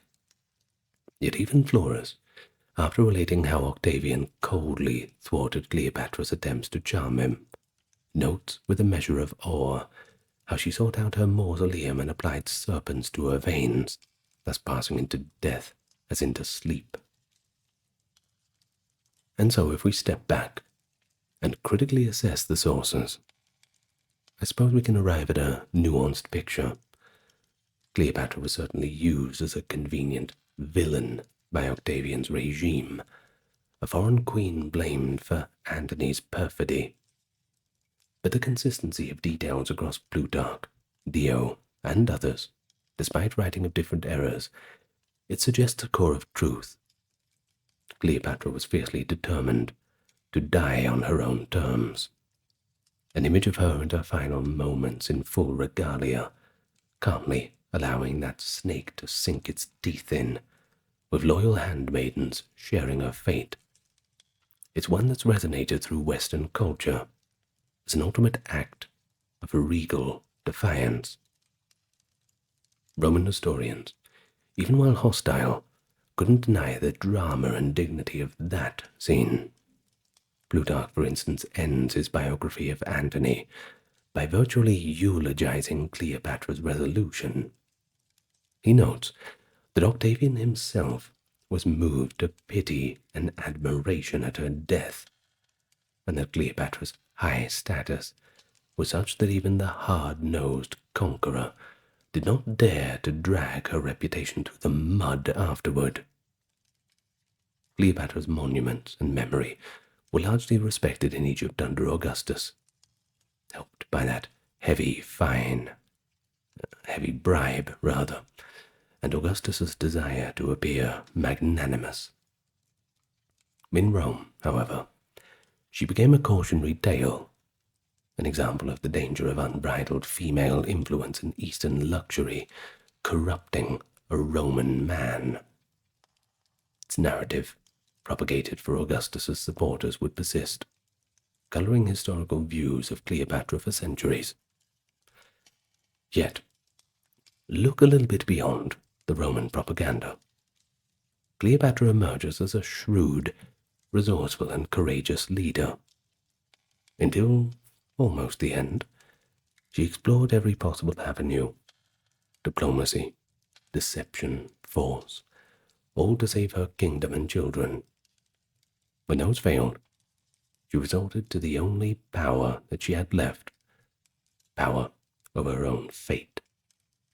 And in doing so, she denied her enemy a total victory, a final act of defiance, crafting a legacy that would inspire art and literature, from Shakespeare's Antony and Cleopatra to modern novels and films. Her life and death became the archetype of a romantic tragedy, set against a backdrop of global power shift. And so there you have it, the dramatic culmination of both a personal saga and a larger geopolitical story in Rome's very chaotic transition from republic to empire. With Egypt secured, Rome would enjoy a period of unprecedented stability. But the memory of the last pharaoh, it cast a long shadow. Roman emperors would visit Alexandria and pay respect at her tomb. Writers would ponder, what if she and Antony had prevailed? Indeed, I'm sure the world would have looked quite a bit different. Butterfly effect sort of stuff. To this day, her death with the venomous asp and fallen empire remains one of the most captivating episodes of ancient history. Studying these accounts critically, and I mean critically, we find Cleopatra's own voice emerging in her actions. Unbent, unbowed, unbroken, and immortalized in the manner of her leaving. As Charmion aptly said, it was a deed fitting for the descendant of so many kings. The last days of Cleopatra echo with both the end of an epic and the timeless allure of a woman who refused to be forgotten.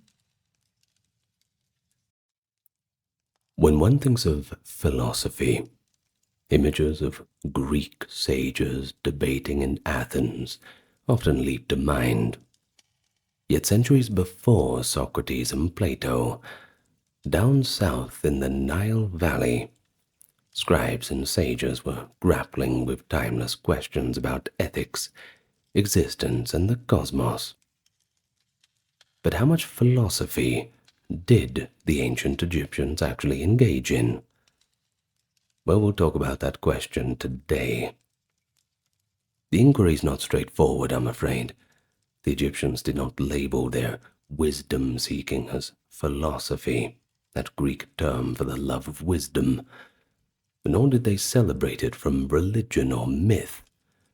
But as we shall see, they produced writings of their own that reflect deep reflections on morality, the nature of the soul and the universe, arguably proto-philosophical in character. So let me hook your interest for a moment, if it's not already hooked. Consider an ancient Egyptian scribe who around 1800 BCE lamented that all the great ideas had already been expressed. He wished, quote, for unknown utterances and extraordinary verses in a new language, free from repetition, without a verse of worn-out speech spoken by the ancestors. This complaint by Kakeperaseneb, as his name is now read, seems startlingly modern. It suggests an awareness of intellectual tradition and desire for originality, a burden of the past anxiety in an Egyptian of the Middle Kingdom. Such introspective voices hint that Egyptian literature can be as thought-provoking as any other philosophical tradition. Even Greek writers of the classical era believed that Egypt was a font of wisdom. The Athenian orator Isocrates claimed that Egyptian priests introduced philosophy's training as a regimen for the soul, a pursuit able to investigate the nature of the universe. Well, of course, this might reflect the Greek idealization of Egypt, certainly has its share of romanticism, but it does raise a perennial question that we will explore. In what ways did the Egyptian engage in philosophia, the love of pursuit and wisdom? And so our journey is going to set out from the ancient Egyptian sources themselves, especially those in the Old, Middle, and New Kingdom, 2600 to 1100 BC. We'll see how they articulated ideas about right and wrong, the soul, the afterlife, knowledge and order.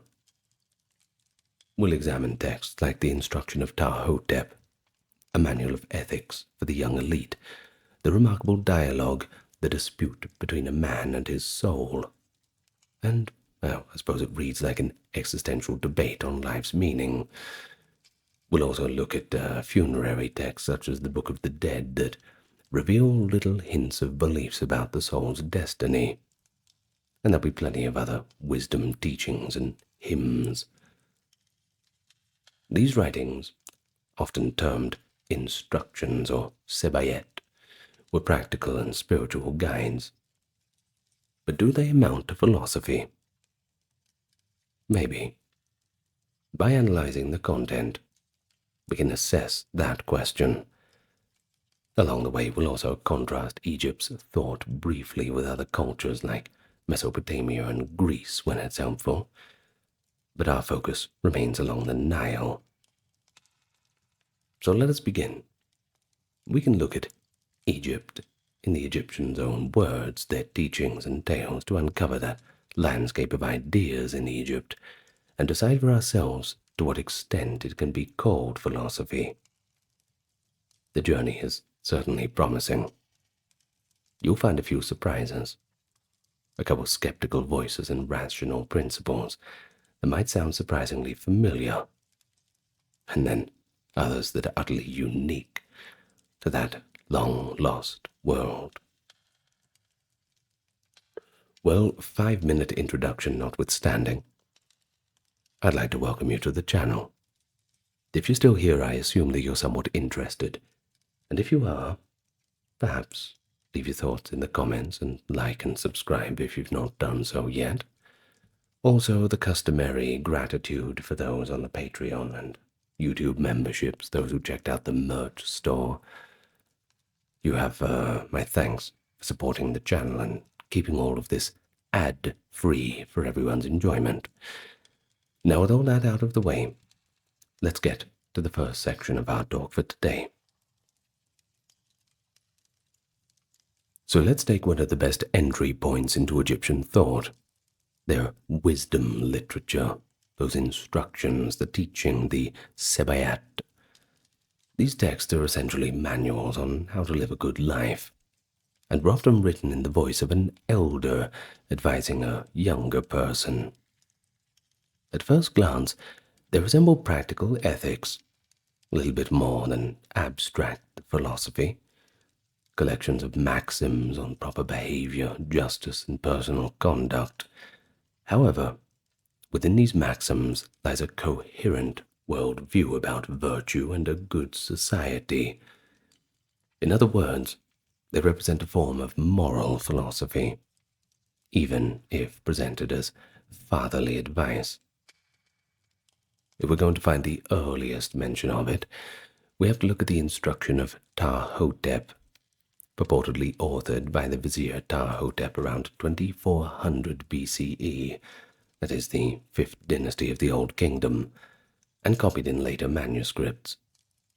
This work is a series of maxims addressed to his son. Ptah-hotep, as an aging statesman, seeks to impart the wisdom that he had gained over a long life in service of the king, and the advice covers personal integrity, leadership, manners, and self-control. So let's read a little bit from the instructions of Ptah-hotep now. Consider a few of Ptah-hotep's pronouncements. Follow your heart all your life. Do not commit excess with respect to what has been ordained. Here Ptah-hotep counsels authenticity, following one's own heart, balanced by restraint and respect for the order of things. The notion of not doing excess hints at a philosophical idea of the golden mean that is later echoed by Aristotle. A wise person avoids extremes, lives in accordance with proper order. And here's another quote from the text. If you are a man of authority, be patient when you listen to a petitioner. Do not dismiss him until he has unburdened himself of what he had planned to say. This advice is about justice and leadership. It reflects a value of fair hearing and empathy, a proto-legal philosophy, I suppose, that even the lowly deserve to be heard fully, implying that justice involves careful listening and that power must be exercised with compassion. Next one. Listening benefits the listener. God loves him who listens. He hates those who don't listen. Here we have Ptah-hotep extolling active listening as a cardinal virtue. This is more than a social skill. It has epistemological and ethical implications. The wise are those who truly listen and thus learn and understand. But by contrast, another quote from the text, the ignorant man does everything which is detestable because he equates knowledge with ignorance. In this sharp observation, we see an Egyptian awareness of the distinction between wisdom and folly. The fool is essentially someone who thinks he knows enough and refuses to learn. That's a stance that leads to moral error, that's for sure. Well, the text almost suggests that wisdom begins with recognizing one's own ignorance, and that's certainly a sentiment that Socrates would have approved. And here's another one. May your heart never be vain because of what you know. Take counsel from the ignorant as well as the wise. Well, this is pretty remarkable. It urges intellectual humility. No one, not even the learned, should be arrogant in knowledge. Truth can come from anyone, and a wise person remains open to advice from all. Such humility in the face of knowledge is a philosophical attitude that values open-mindedness, guarding against hubris. Okay, one last one. Do not accumulate riches if it causes you to neglect justice. The finality of life puts wealth in perspective. Now, isn't that a good quote? The finality of life puts wealth into perspective. You see, throughout the maxims there is an undercurrent that material wealth is fleeting, whereas good character and adherence to justice are everlasting. This reflects an ethical philosophy prioritizing virtue over wealth, echoing later Stoic or Platonic ideas of the good soul that outweighs external goods. And so, taken together, the maxims of Ptah-hotep paint a picture of an ideal life, one marked by self-control, kindness, honest speech, humility, and reverence for the divine order. These maxims are not argued in a logical proof style, but rather presented as self-evident truths, backed up by the authority of tradition and the rewards of compliance, that is, social respect, divine favor, so on. However, the coherence and depth of these ideas show an implicit philosophy. Ptah-hotep is grappling with the question of how humans should behave to live well in harmony. The basic question of ethics, I suppose. He identifies virtues: listening, justice, moderation, truthfulness, and vices: ignorance, greed, pride, lust, and he offers reasoning, however concise, for why the virtues are preferable. For example, he notes practical outcomes. Quote, "As for the ignorant man who does not listen, people get angry with him every day. Folly leads to conflict, whereas he who listens becomes he who understands. Attentiveness leads to wisdom and love." Such cause and effect reasoning about moral behavior indicates a more rational framework beneath the imperative tone. Ptah-hotep's work founded a long tradition. Later Sabaeite texts repeat and develop similar themes, sometimes targeting different audiences. The instruction of King Amenemhat I for his son Senuseret in the 12th century BCE is a dramatic, monarchy-focused piece, written as if the murdered king's spirit advises his son to trust no one, a cynical philosophy of political life born of, admittedly, very hard experience.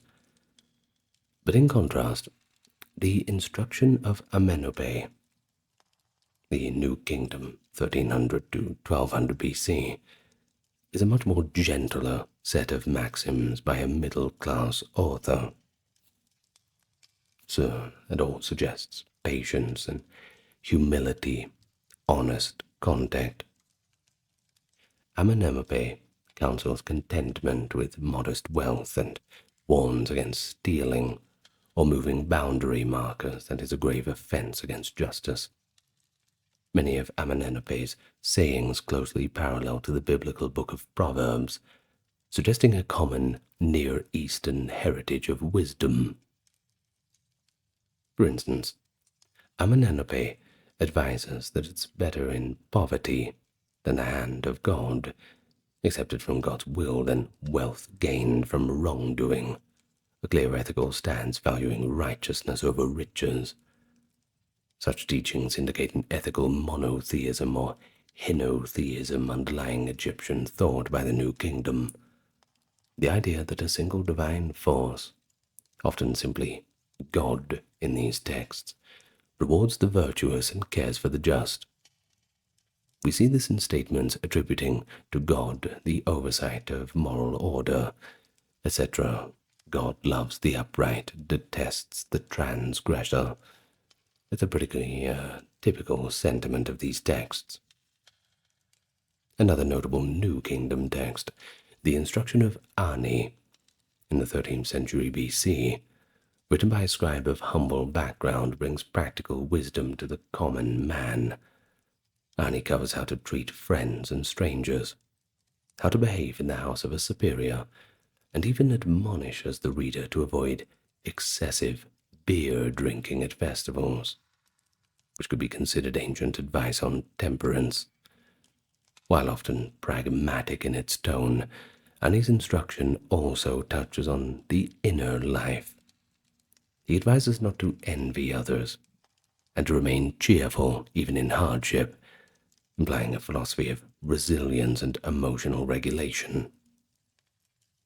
From these wisdom texts, we gather that ancient Egyptian ethical philosophy centered on maintaining harmony in oneself through self-control and following one's heart, in society through justice and kind speech, and, of course, with the divine order through piety and truth.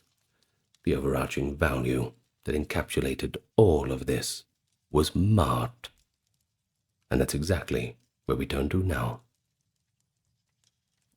Because, of course, we cannot have really any discussion of Egyptian thought without bringing up Mart. Usually it's translated as truth, justice, or order, but we'll just use the word Mart, as that's a bit of an umbrella term. It was both a concept and a goddess, often depicted as a woman with an ostrich feather on her head.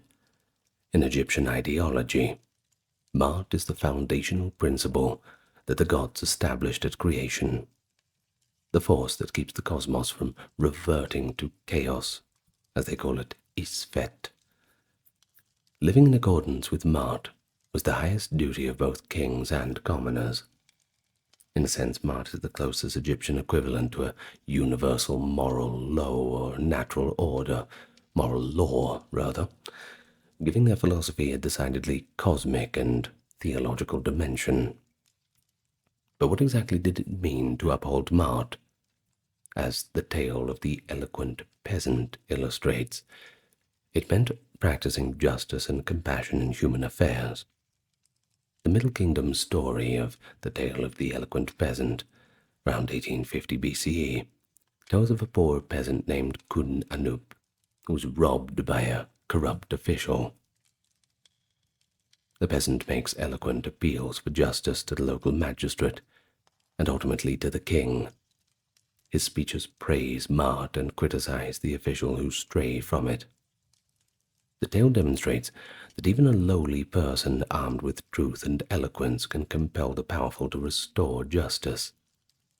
In one of his petitions, the peasant pointedly tells the negligent magistrate Renzi that failing to act justly puts him at odds with Mart, and that harms the whole of society. The text explicitly frames the peasant's words as, quote, maxims on how one should live and the responsibility of judges to be fair.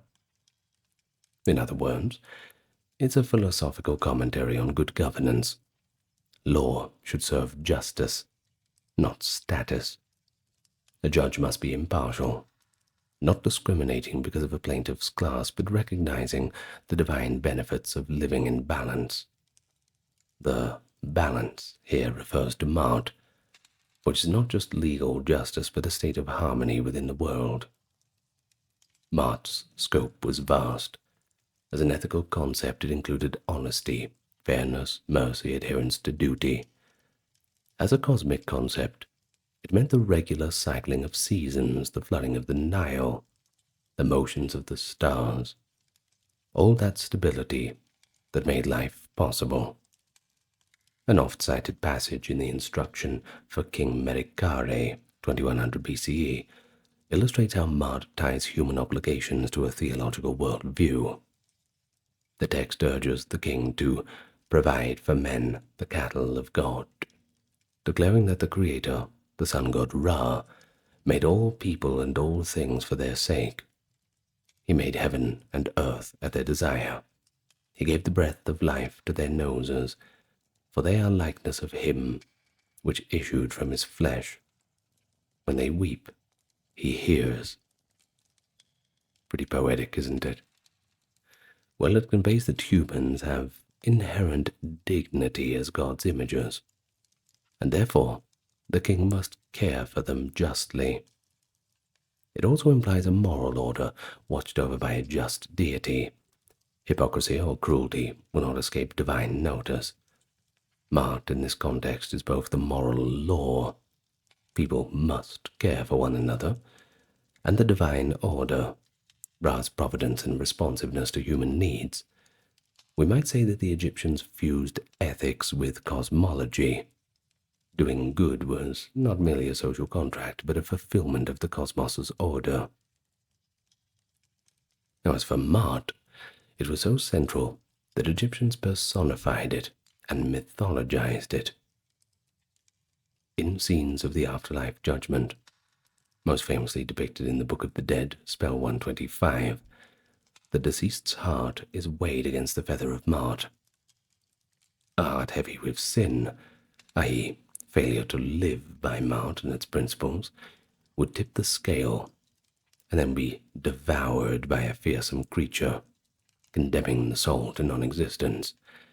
But a heart that was lighter than the feather, meaning the person had lived in truth and balance, allowed the soul to enter paradise. Now, this weighing of the heart is a vivid metaphor. It asserts that moral righteousness is literally the measure of a person. The Egyptians thus linked ethics to the fate of the soul, a philosophy of moral accountability that predates similar ideas in Greek or later religious thought. Non-existence, being eaten by that monster Amit, was considered to be the worst fate, more terrifying than any kind of hell. A pretty powerful incentive, don't you think? But what really constitutes living by Mart? Well, the negative confession in the Book of the Dead gives a list of sins one claims not to have done. I have not stolen, I have not killed, I have not lied, I have not cheated, I have not caused pain, etc. These confessions, in negative reversed form, form a de facto moral code, is remarkably similar to the codes of other civilizations. Of course, we're reminded of the Ten Commandments or Hammurabi's laws, though the format here is a personal declaration of innocence.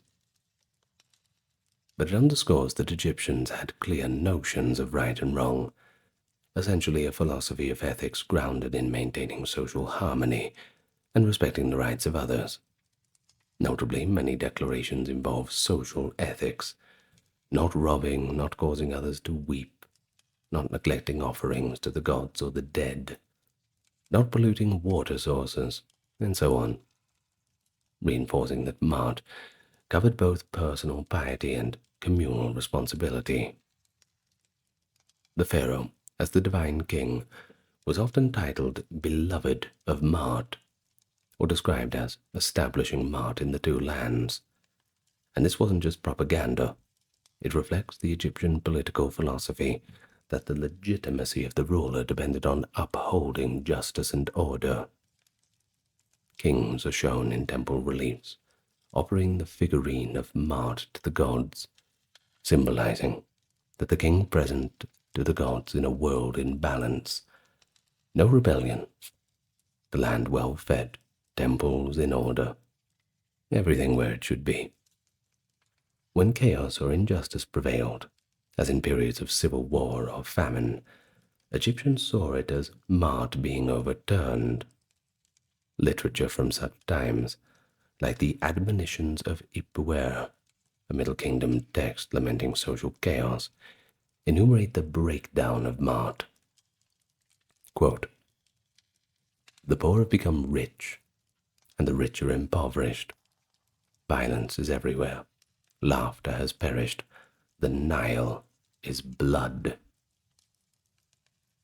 Doesn't sound very good, doesn't it? I suppose the laments are not merely complaints, but they imply an ideal, that justice and order are the proper state of things. Mart really is the linchpin of Egyptian philosophical thought. It's kind of like how virtue is the linchpin of Greek philosophical thought. It provided an integrated framework where ethics, justice, religion, and cosmology met. The Egyptian didactic text constantly appealed to Mart as the reason to act rightly. While Greek philosophers spoke of logos or natural law, the Egyptians spoke of Mart. One could say that Mart is the Egyptian philosophy of natural justice, a conviction that the universe has a moral dimension and that human society must mirror it. Acting in accordance with Mart ensures one's life is meaningful and that one's afterlife is secured. This conviction granted Egyptian civilization a remarkable stability of values over millennia. Even heretic or reformist pharaohs like Akhenaten, who briefly introduced a form of monotheism, by the way, couldn't really reject Mart. He simply identified the sole god, Aten, as the ultimate source of Mart, and emphasized truth. He called himself living truth. Thus, the concept was non-negotiable. Mart was the truth itself. Okay, well, moving on from ethics towards metaphysics. The ancient Egyptians had complex and pretty nuanced ideas about the human soul and afterlife. I'm sure you know. And of course, that is an area with a rich philosophical implication.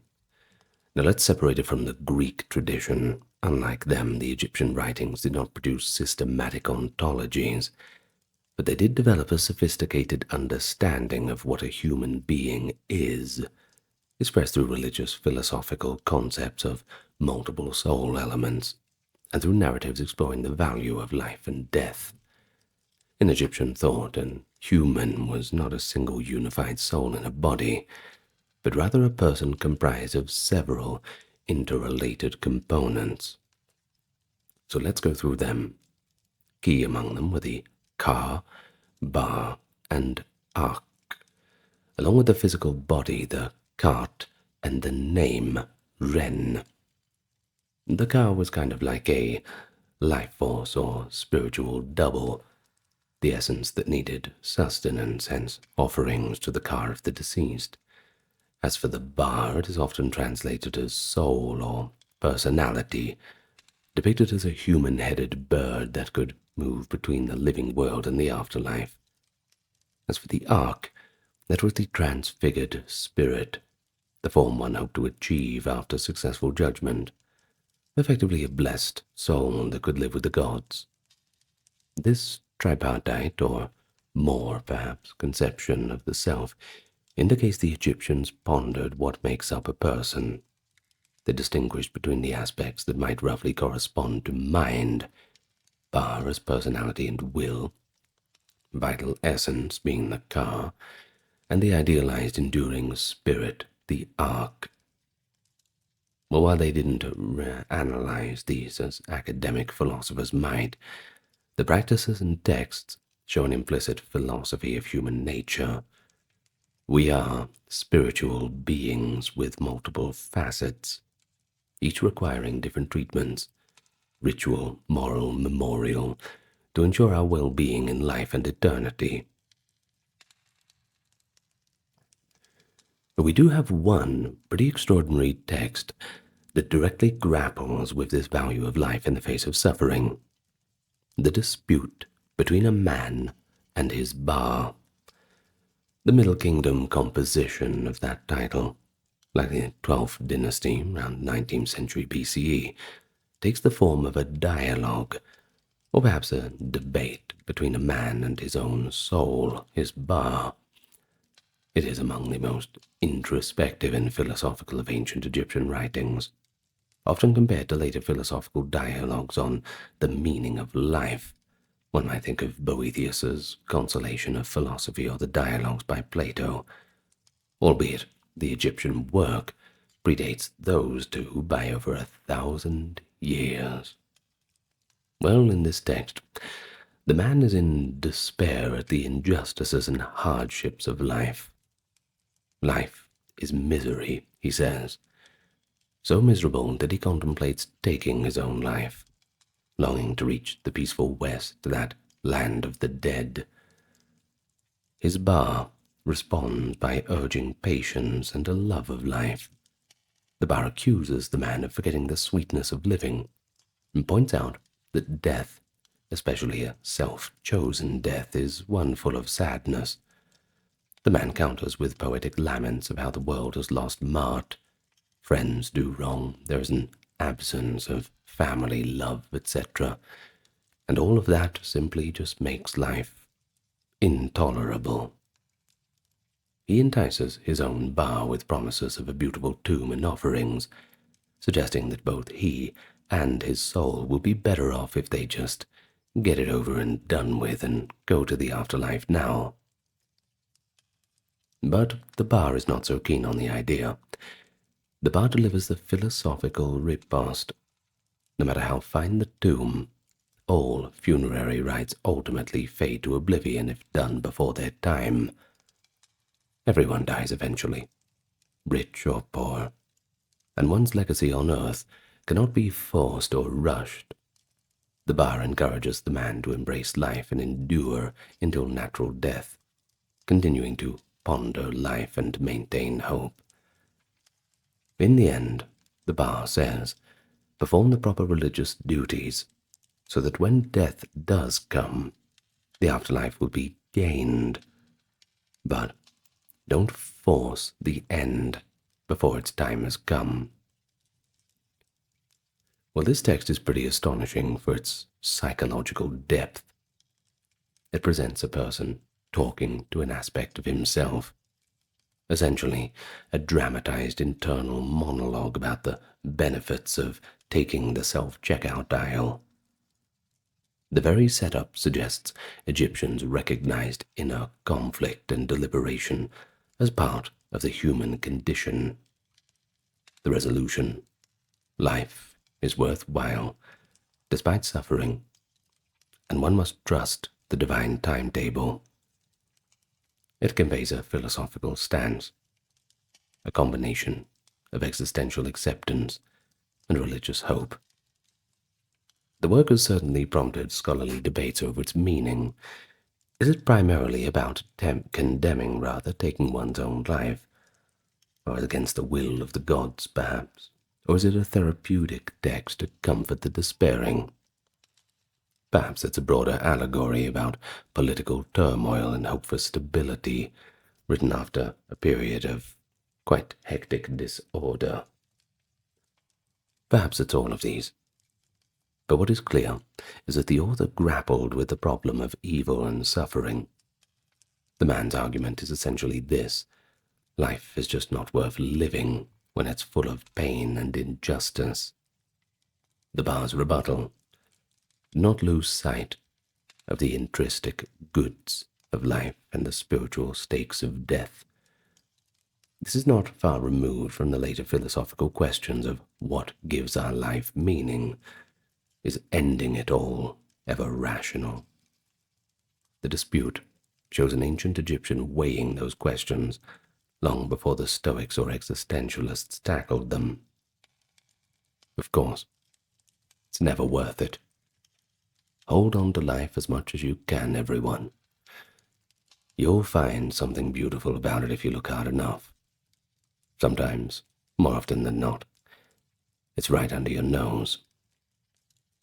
Anyway, interestingly, another genre of Egyptian texts, the harpers' songs, also touch on these themes. Harpers' songs were often inscribed in tombs and performed by blind harpists during banquets. While many harpers' songs praise the afterlife and exhort listeners to piety, a few present a radically skeptical voice. A famous example from the tomb of King Intef of the Middle Kingdom openly doubts the certainty of an afterlife. It notes that great pharaohs of old are now gone, and their tombs dilapidated. So one should enjoy life while one lives, because no one knows what comes after death. The harper urges, make holiday, and do not weary of it, implying that the traditional hopes of eternal life might be wishful thinking.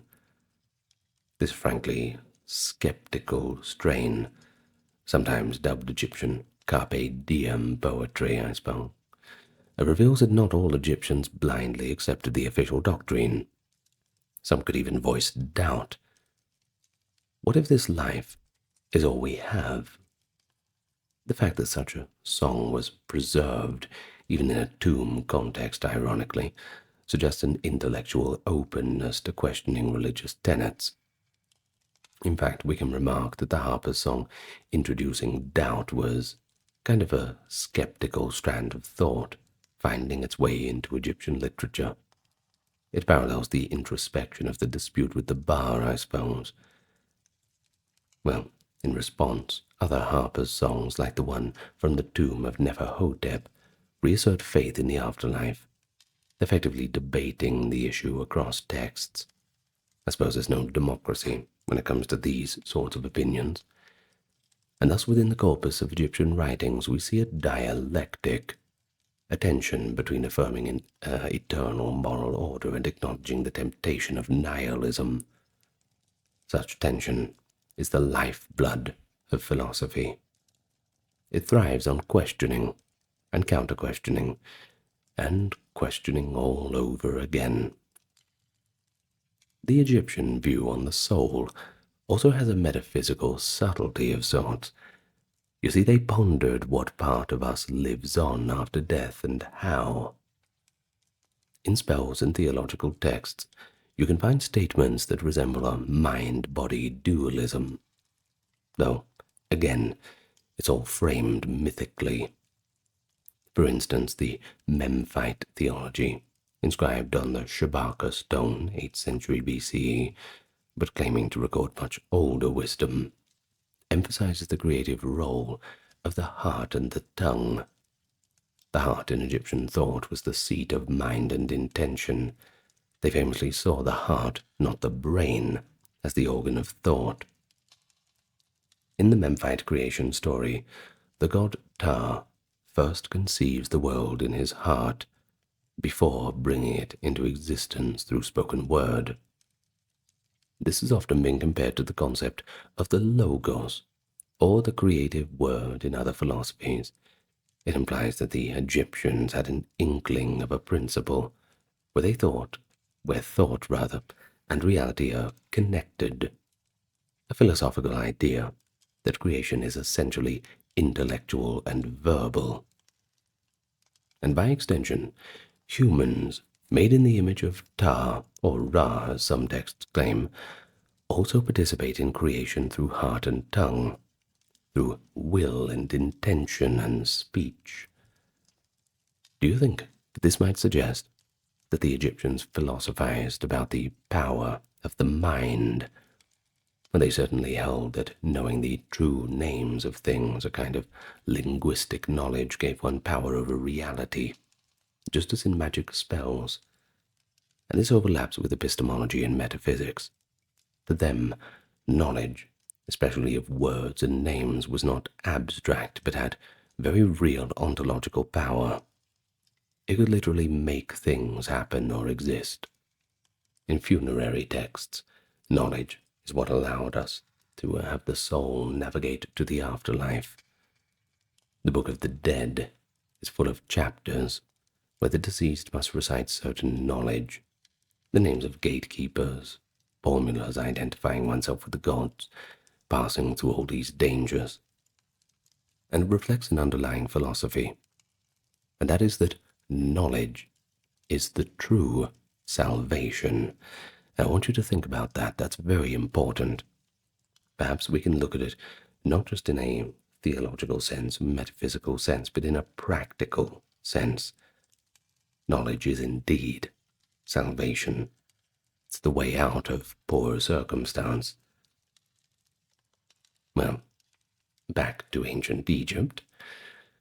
The justified soul the Ma'akaru, or truer voice, is one who not only lived ethically, but also is equipped with knowledge of the divine order. And so here we find a blend of epistemology and soteriology. The Egyptians valued not logical reasoning for its own sake, but wisdom, a combination of moral rectitude and understanding of cosmic truths.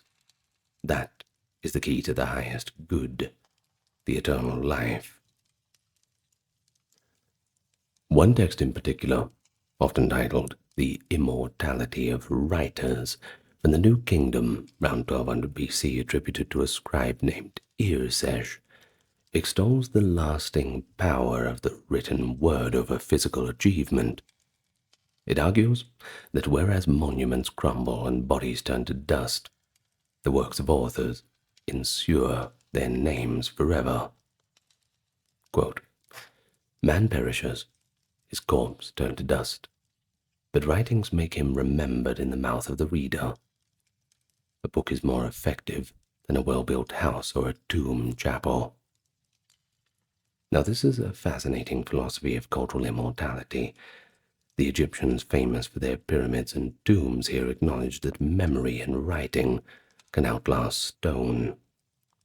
The author urges his readers to, quote, "give yourself a book as your legacy," saying that for ancient sages, their teachings are their mausolea, and the reed pen their child. It concludes, "the writer is chief." Well, such a statement like this places intellectual achievement, writing and teaching, right at the very top of the pyramid of human endeavors. It implicitly values intellectual legacy over material. We might call this a kind of intellectualism within the Egyptian thought, a pride in wisdom, literature itself, as the highest good, because it confers immortality through remembrance. And there's almost a secular tilt here. Forget God, forget family, just write. Of course, traditional Egyptian religion also sought immortality, but here the scribe suggests a different path to immortality. Live on in people's minds, not just underground in a tomb. I suppose you could see it as a nascent theory of fame or legacy as immortality, something later discussed by Greeks. You know, in Homer, glory is immortality, this kind of thing. Remember Achilles? That's why no one will remember your name. Quotes like that. Now, in summary, Egyptian ideas about the soul and afterlife certainly show a civilization deeply concerned with what lies beyond physical life, and their approaches to these questions often overlap with philosophy. They contemplated the constitution of the self, the meaning of death, and the value of life. While framed in religious terms, sure, these ideas address existential human concerns. And when religion doesn't quite cut it, well, philosophy kind of steps in with a more rational tone. The diversity of voices, hopeful, despairing, skeptical, within this whole corpus indicates a surprisingly rich internal discourse. The Egyptians, far from being unthinking dogmatists, actively produced and transmitted texts that questioned and refined their understanding of life's purpose. That willingness to question, even with a religious worldview, well, if that's not a hallmark of the philosophical mentality, I don't know what is. But philosophy is often said to begin in wonder about the cosmos. Questions like, what is the nature of reality? How did it begin? Of course, everyone from different cultures has a different answer for that, the ancient Egyptians being no exception, having their own sophisticated cosmogonies and theological speculations, which, though mythic in form, certainly address questions of metaphysics, the origins and fundamental substance of everything. They did not separate science from myth as we might, but they earnestly sought to explain the world's creation and the gods' roles, and in doing that, they sometimes edged towards these philosophical concepts. Several creation myths coexisted in Egypt, attached to different cult centers. The Heliopolitan, that is from Heliopolis, the city of the sun in our Greek rendering, that version featuring Atum, who emerges from the primeval waters and brings forth the first gods. The Hermopolitan version, featuring 8 primeval deities, the Ogdoad, representing elemental chaos before creation, and the Memphite theology of Memphis. We introduced that a little bit earlier, featuring Tar as a supreme intellect who creates via thought and word. Despite the varied imagery, a common thread is the idea of an initial unity or primordial state, the Nun, watery chaos, from which differentiation occurs through an act of creation. In the Memphite account, it is Tar's heart, or his mind, if we're going to use his conception of it, that conceives all forms, and his tongue that utters their names, thus calling them into existence. This is a remarkably abstract idea. Creation as an intellectual and linguistic process. It brings to mind later philosophical or theological notions. For instance, the Gospel of John's, "In the beginning was the Word, Logos, and the Word was with God." Many scholars have noted the similarity, though of course the contexts are somewhat different. But what really matters is that the Egyptian thinkers were not content with a simple, "then the gods made everything" kind of story. At least in Memphis, they formulated a creation story that elevates the mind and word as creative force. In essence, thought itself was the first clause. That is an idea one could easily label as philosophical theology. Another intriguing aspect of Egyptian cosmology is a tendency towards unity of the divine. Egypt is famous for being polytheistic, with a pantheon of gods like Osiris, Ra, Amun, Isis, etc. However, Egyptian theologians often synthesized the gods or treated them as aspects of an ultimate divine reality. By the New Kingdom, hymns to Amun-Ra proclaim him as, quote, "the one who manifests as millions." There is a text known as the Great Hymn to Amun, which says, quote, "one yet millions of manifestations. All gods are 3, Amun, Re, Ta, and there is no second to them. Hiding himself as Amun, he is Re to the sight, and his body is Ta." This kind of trinity or monotheistic tendency, asserting a single divine being with many names, it shows an advanced theological reflection on the one and many. That is that old classical problem within philosophy of the earlier times. But the pinnacle of this trend, and I'm sure you saw it coming, was Pharaoh Akhenaten's religious revolution of 1350 BC.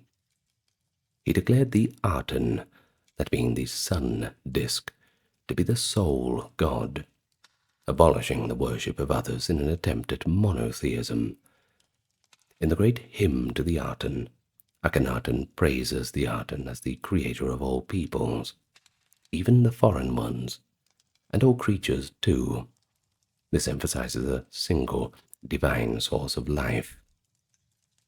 While Akhenaten's experiment was short-lived, it's been called a kind of revolution of monotheism, built on prior solar theological development.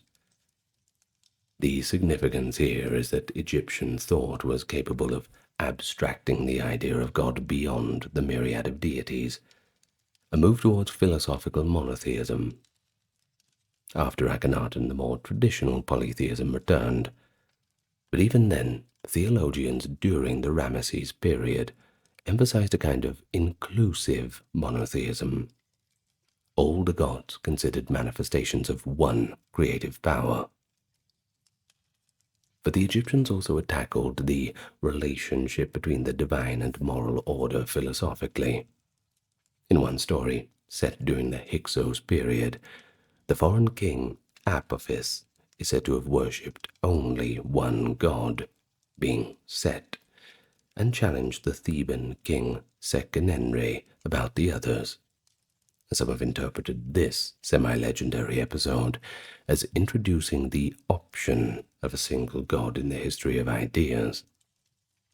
While the historicity is a little doubtful, the narrative exists possibly to explain or debate the merits of exclusive worship. That indicates conscious reflection on religious philosophy. Is it better to worship one or many? That's the question. The outcome in Egypt was usually pretty inclusive. They didn't adopt exclusive monotheism, except for Akhenaten, of course, but the discussion itself going on is quite telling. Furthermore, Egyptian theologians had to reconcile a world full with pain and just order maintained by the gods. Texts like the admonitions of Ipuwer or the prophecies of Neferti wrestle with why chaos reigns at times, essentially an early form of theodicy, justifying the gods in the face of suffering, that is. Typically, the resolution comes with the promise of a divinely sent savior king who will restore Mart. Though cast in prophetic and messianic imagery, these are attempts to assert that injustice and chaos are aberrant and temporary. The moral order, Mart from the Creator, will ultimately triumph, so there's no need to worry too much. This is a philosophical stance regarding the problem of evil. Trust that disorder is not the true state of the world, because the underlying principle is good, and that underlying principle is Mart, straight from the Creator. But one can also detect an Egyptian philosophical angle on epistemology, in how they value different kinds of knowledge. They distinguished between mere craftiness and true wisdom. The latter was always tied to morality in some sense. The term rek in Egyptian means knowledge or to know.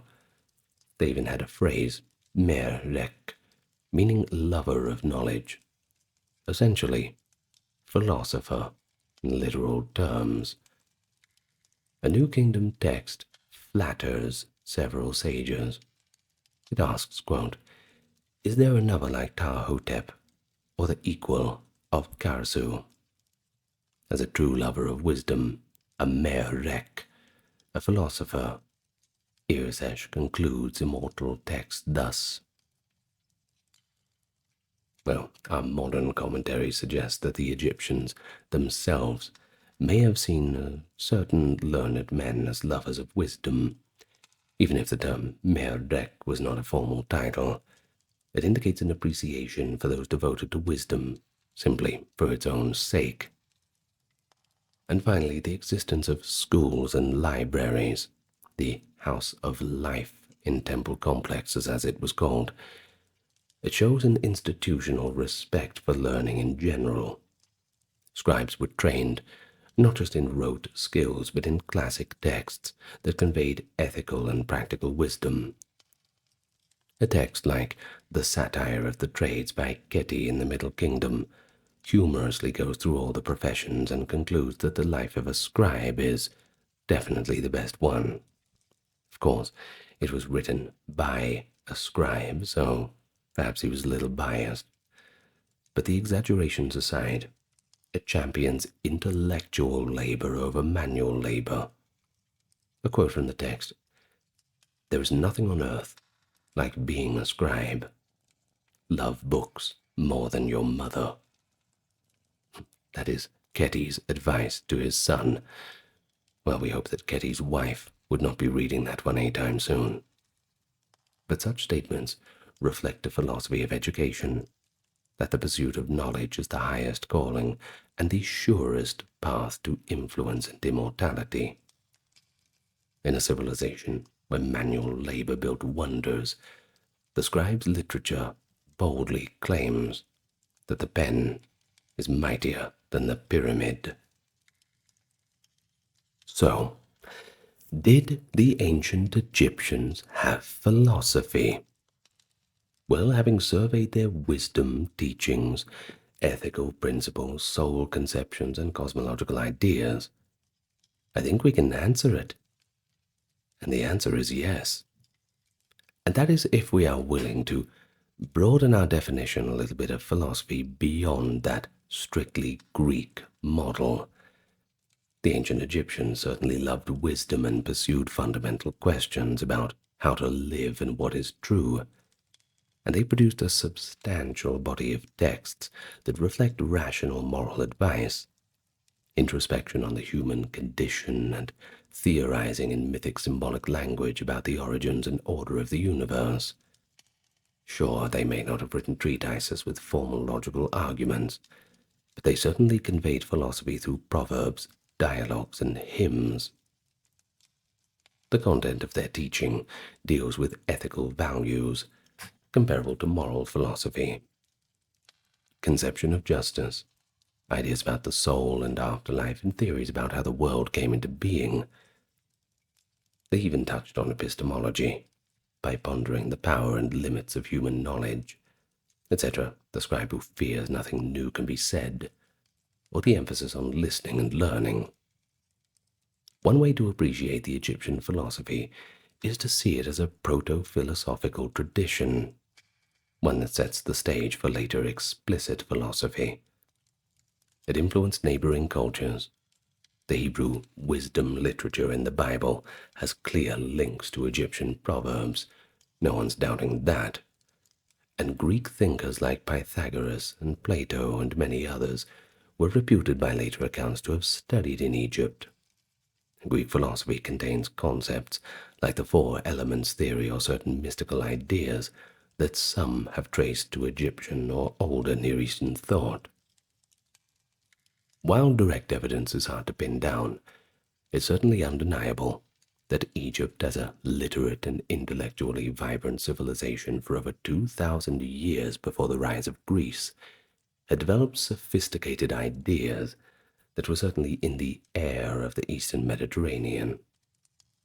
For example, the notion that the universe is a product of mind, and word is present in Egypt's Memphis theology and later echoes in Greek and Judeo-Christian philosophies of logos.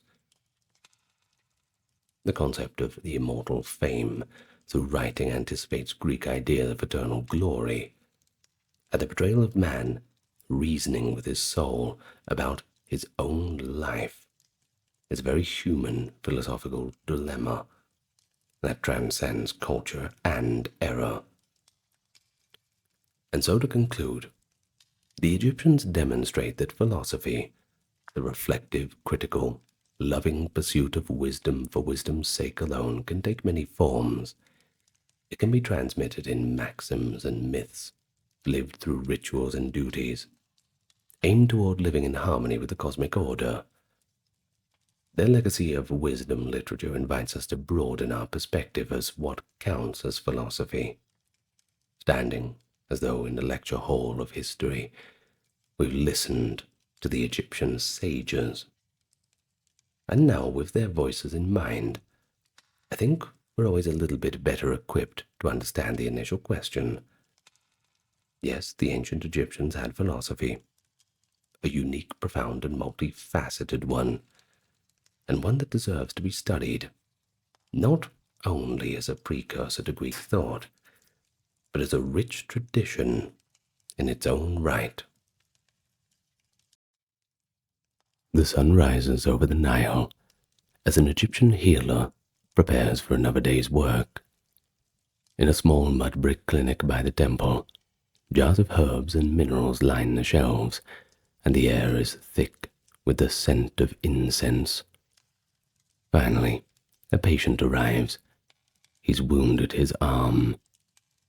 the physician carefully washes the injury with wine and honey and recites a quiet prayer to invoke the protection of the divine. This could easily be a scene from ancient Egypt, a land where medicine and magic walked hand in hand. From the dawn of pharaonic civilization, the Egyptians developed rich traditions of healing practices that combined practical treatment with spiritual relief. They recorded their medical knowledge on papyrus scrolls, performed surgeries with copper tools, and truly believed that gods and demons could influence health. Today, we will journey through thousands of years of Egyptian history, exploring how their medicine evolved from the early days of pyramid builders to the eras of the great pharaohs. We'll rely on ancient sources of legendary physician priests, examining the medical papyri they left behind, step into the healing temples, and discover the ailments of remedies of a long-ago world. So I hope you're ready, and I hope you're excited to be immersed in the story of medicine along the Nile. It's one of innovation, mysticism, and the timeless human quest to cure our illness. But first, let me welcome you. Oh, it's so good to see you. Any new people coming should click that subscribe button, located conveniently next to the like button. And thank you dearly to those supporting on the Patreon and those who checked out the merch store. You have my thanks. With that being said, customary introductions out of the way, let's get nice and relaxed, and we can begin our journey back to ancient Egypt together. Healing in ancient Egypt.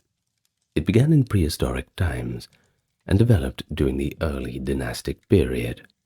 We're really going back to the earlier practices. You see, even before medical texts were even thought about being written, archaeological evidence suggests that Egyptians had at least some knowledge of treating injuries. Skeletal remains show well-healed bone fractures, indicating effective splinting and care. The world's first known physicians emerged in Egypt's early history. One record preserved by later historians speaks of a healer named Sekhet Enak, who served the pharaoh Sahura of the 5th dynasty, and that's the 25th century BC, by the way. Apparently, he knew what he was doing, because he cured the king's nasal illness. While the exact date in that account is uncertain, it reflects the high esteem for healers even in the Old Kingdom. By around 2650 BC, during the 3rd dynasty, the famed polymath Imhotep rose to prominence. He served as a vizier, that is the chief minister, to King Djoser, and was renowned as a physician, architect, and sage. Egyptian tradition credited him with exceptional medical wisdom. Many Egyptologists even speculate that later medical writings, though compiled long after Imhotep's time, might echo his teachings. Think of him in the way that the Greeks have Galen. Yes, the Greeks have Galen. The Egyptians had Imhotep. In fact, Imhotep's reputation grew so great that over 2 millennia later, he was actually deified as a god of healing, the only mortal in Egyptian history to attain full godhood in medicine. So he must have knew what he was doing for sure. Well, as we go into the Old Kingdom, that is 2700 to 2200 BC, physicians held quite respected positions at court and in society. We know this from tomb inscriptions, which give glimpses into these early doctors. For example, the Hesi Ra, who lived around 2600 BC, is often cited as the first recorded physician and dentist. His titles included Wer Ibe Senjui, which scholars translate as Great One of the Dentists or Physicians, indicating he oversaw general dental care and medicine. Hesi-Ra's tomb art even depicts him in the act of treating patients, confirming that organized medical practice was certainly taking root at this time. Interestingly, his titles also name him a chief of scribes and a magician, showing that an accomplished Egyptian healer was expected to be literate and versed in magical rituals as well as practical techniques. It's a blend of roles: the scribe, the doctor, the priest/magician. It would characterize Egyptian medicine throughout its history. By the end of the Old Kingdom, Egyptian healers had established a solid foundation of medical knowledge, much of it likely passed down orally or through temple training. They understood basic anatomy from practical experience and possibly from religious rituals like mummification, which was beginning to be developed at very early times. There are hints that early physicians performed simple surgeries. A tomb at Saqqara from around 2500 BC contains carvings that may depict surgical operations. In one famous 6th Dynasty tomb, a scene shows what appears to be the circumcision of a patient, one of the earliest depictions of surgery on the human body. By this time, healing was a valued profession, and Egyptians would continue to expand their medical expertise in the centuries to come. Well, we're certainly off to a good start, aren't we? Well, as Egyptian civilization progressed, healers began recording their knowledge on papyrus scrolls, and that's left us with some of the oldest medical texts in history. These medical papyri are primary sources, and they let us glimpse into ancient diagnoses, treatments, and even the spells used by doctors. As like I said, they walk hand in hand. The surviving documents span over a millennia, circa 1900 to 1200 BC, and cover various specialties. The Egyptian papyri were typically written in the cursive hieratic script, which is a simplified form of hieroglyphs, using black ink for the main text and red ink for headings or highlights. They often start by invoking a deity or giving credit to a legendary figure like Imhotep, then proceed to list cases, prescriptions, or incantations. One of the earliest extant medical texts is the Kahun gynecological papyrus, dated to around 1825 BC, the 12th dynasty. Discovered in 1889 at the town of Kahun, this papyrus focuses on women's health, obviously. It contains 34 sections dealing with gynecological problems, fertility, and pregnancy. Each section provides a description of symptoms, guidance for diagnosis, and then recommending a treatment. Notably, all remedies in the Kahun papyrus are non-invasive, reflecting a conservative approach to internal ailments. Of course, you didn't really have anesthetic back then, didn't you? Wanted to avoid cutting people open as much as possible. There is one interesting little remedy in the papyrus to promote contraception. One Kahun recipe advises mixing crocodile dung with honey or sour milk and inserting it as a pessary. A striking, if unappealing, method that perhaps relied on creating a physical barrier. Well, I would guess that that's a pretty effective contraception. I don't think you'd have many men going near you with that. Well, either way, jokes aside, the document shows that by the Middle Kingdom, Egyptian doctors had a specialized understanding of female productive health and were systematically recording their cases and remedies. Another invaluable text is the Edwin Smith Surgical Papyrus, dating to about 1600 BC. It was purchased in the 19th century by Edwin Smith, an American collector, and later translated by archaeologist James Breasted. The papyrus is essentially an ancient trauma surgery manual and stands out for its rational and almost modern approach. It presents 48 clinical cases of injuries to the head, neck, torso, and limbs. For each case, the text describes how the wound looks and feels, the examination, and gives a diagnosis or prognosis. This ailment I will treat, or in some cases, an ailment not to be treated. And then it outlines the treatment, if there is one. The Edwin Smith papyrus shows Egyptian surgeons employing advanced practices. Wounds were closed with stitches, bandaged with lint, and treated with antiseptic applications such as honey to prevent infection. Bleeding was staunched by pressing raw meat on the wound to encourage clotting. There are detailed instructions for setting broken bones too and dislocated joints. For instance, instructions to immobilize the head and neck for neck injuries, much as modern first aid would do. One case even describes a cervical spine injury with paralysis, correctly noting it as untreatable and likely fatal, which indicates keen observation of cause and effect. The Smith papyrus is remarkably empirical and contains very little magic. It almost reads like a military field medic handbook. However, on the back of the scroll, call that the verso, by the way, a few magical spells are recorded, perhaps added later as a supplement. This unique text may be a copy of a much older work, though some attributed its content to around 2600 BC, possibly reflecting the era of Imhotep.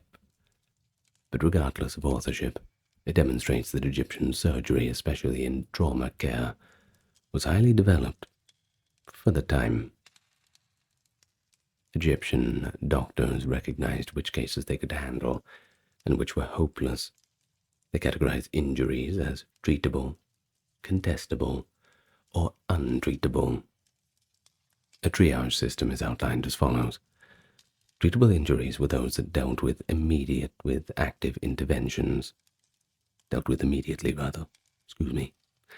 we have contestable injuries, that is, serious but not life-threatening wounds, where the patient might survive without intervention. In such cases, the physician would observe and only step in if needed. And then we have untreatable ailments, injuries so severe that there was just nothing they could do.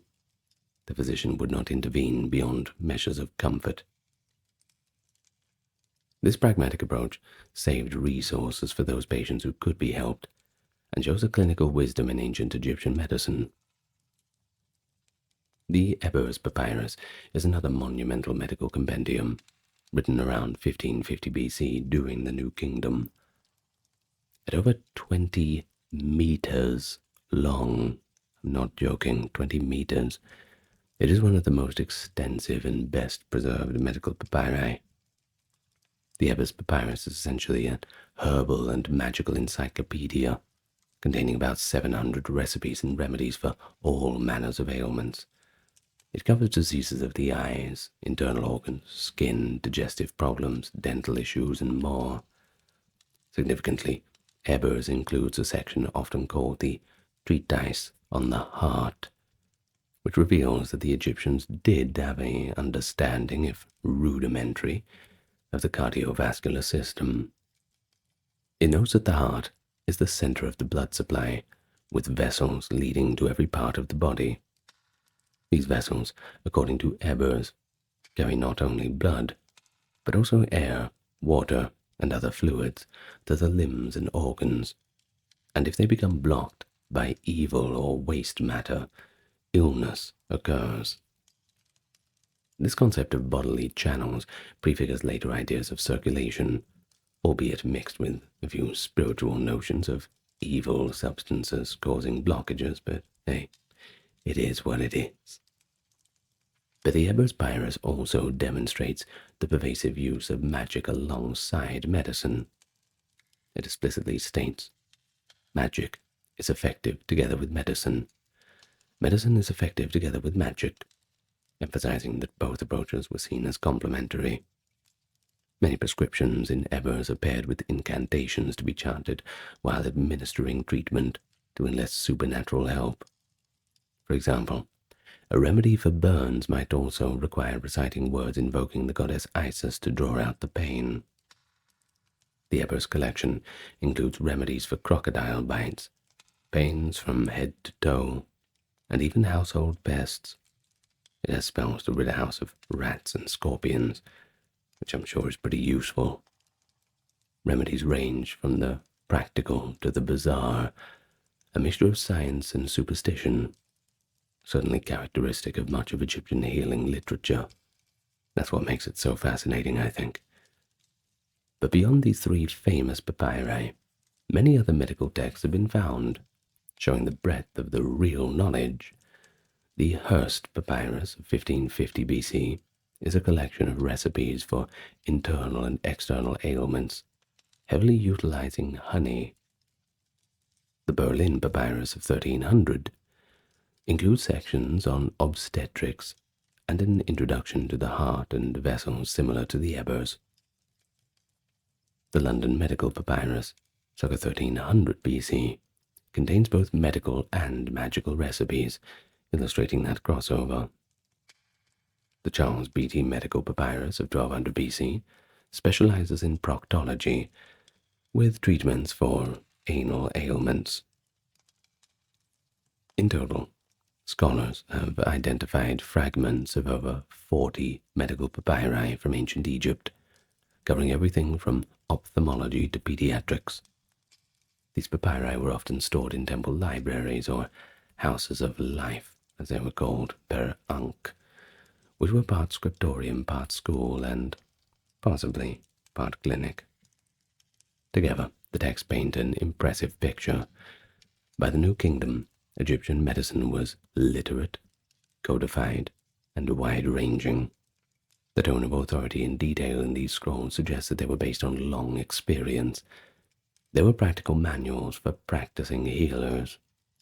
Through the papyri, the wisdom of Egyptian physicians could be passed down through generations. Of course, as you can imagine, in ancient Egyptian society, physicians were held in quite high regard, often considerable of status and privilege. Being a physician usually meant part of the educated elite. Most doctors were trained scribes, as literacy was essential to read the medical papyri and to record cases. And scribes were among the most respected classes in Egypt, so doctor-scribes occupied a especially honored social position, sometimes even serving directly under the pharaoh. In fact, many physicians also bore priestly titles and served in temples, once again blurring the line between religious and medical professions. For instance, doctors frequently served as, quote, priests of Sekhmet, Sekhmet being the lion-headed goddess of war and plague, who also had the power to avert disease. The Egyptians believed Sekhmet could unleash epidemics or protect people from them, so her priest-physicians were considered very powerful healers. An inscription might refer to a healer as servant of Sekhmet or one whom Sekhmet has taught, indicating a divine endorsement of their medical skill. Egyptian physicians could be highly specialized, a fact noted even in antiquity. The Greek historian Herodotus, writing around 450 BC, marveled at the, quote, the practice of medicine, is so divided among them that each physician is a healer of one disease and no more. The country is full of physicians, some for the eyes, some for the teeth, some for the belly, and others for hidden diseases. This suggests that by the late period, Egyptian medicine had departments, each focusing on their own field. Indeed, well, it's quite funny that the specific title for a proctologist is the guardian of the anus, which, well, you can't help but laugh at that. But there's also another one, the shepherd of the royal rectum, somewhat humorous-sounding title for the pharaoh's enema specialist. These are the kind of things that appear in the medical texts, confirming a degree of specialization. Well, such specialization likely existed earlier as well. For example, tomb inscriptions from the Old and Middle Kingdom mention eye physicians of the palace or court dentists, and as noted, Hezirah held the title of chief dentist, implying a focus on dental health as early as the 3rd dynasty. We also know of Pesachet, 2500 BC, a woman who carried the title Overseer of Female Physicians. She's the earliest known female doctor by name, and may have trained other women in medicine. Her existence, mentioned in an Old Kingdom tomb inscription, confirms that women could practice as physicians in Pharaonic Egypt too. While the majority of known doctors were male, sure, there is evidence that women worked as midwives, healers, and even official physicians, especially in treating female patients. The training of a physician typically took place in temple institutions called houses of life. These were libraries and teaching centers attached to major temples, such as the one at Heliopolis. That means city of the sun, by the way. It's a Greek name for it, Helios being sun, Polis being city. Also at Thebes and later at Sais. A student physician would study medical papyri, learn anatomy and herbalism, and also be instructed in religious rites. Much of the curriculum would involve memorizing recipes and spells from existing texts and observing experienced doctors' work. By the New Kingdom, there was a clear hierarchy among doctors, as indicated by titles found in stelae and papyri. There were ranks such as Chief of Physicians, Eldest Physician, Overseer of Physician, and Inspector of Physicians. For example, an Inspector of Doctors might have been responsible for evaluating practitioners or administering medical services in a certain region. At the very top, some physicians served as royal doctors in the pharaoh's court. These might accompany the king and treat the royal family, and the prestige, of course, was immense, some even rewarded with lavish tombs.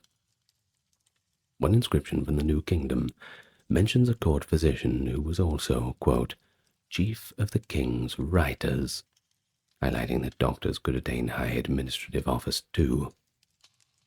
It is important to note that in Egypt, the roles of the physician, the priest, and magician could and often did overlap significantly.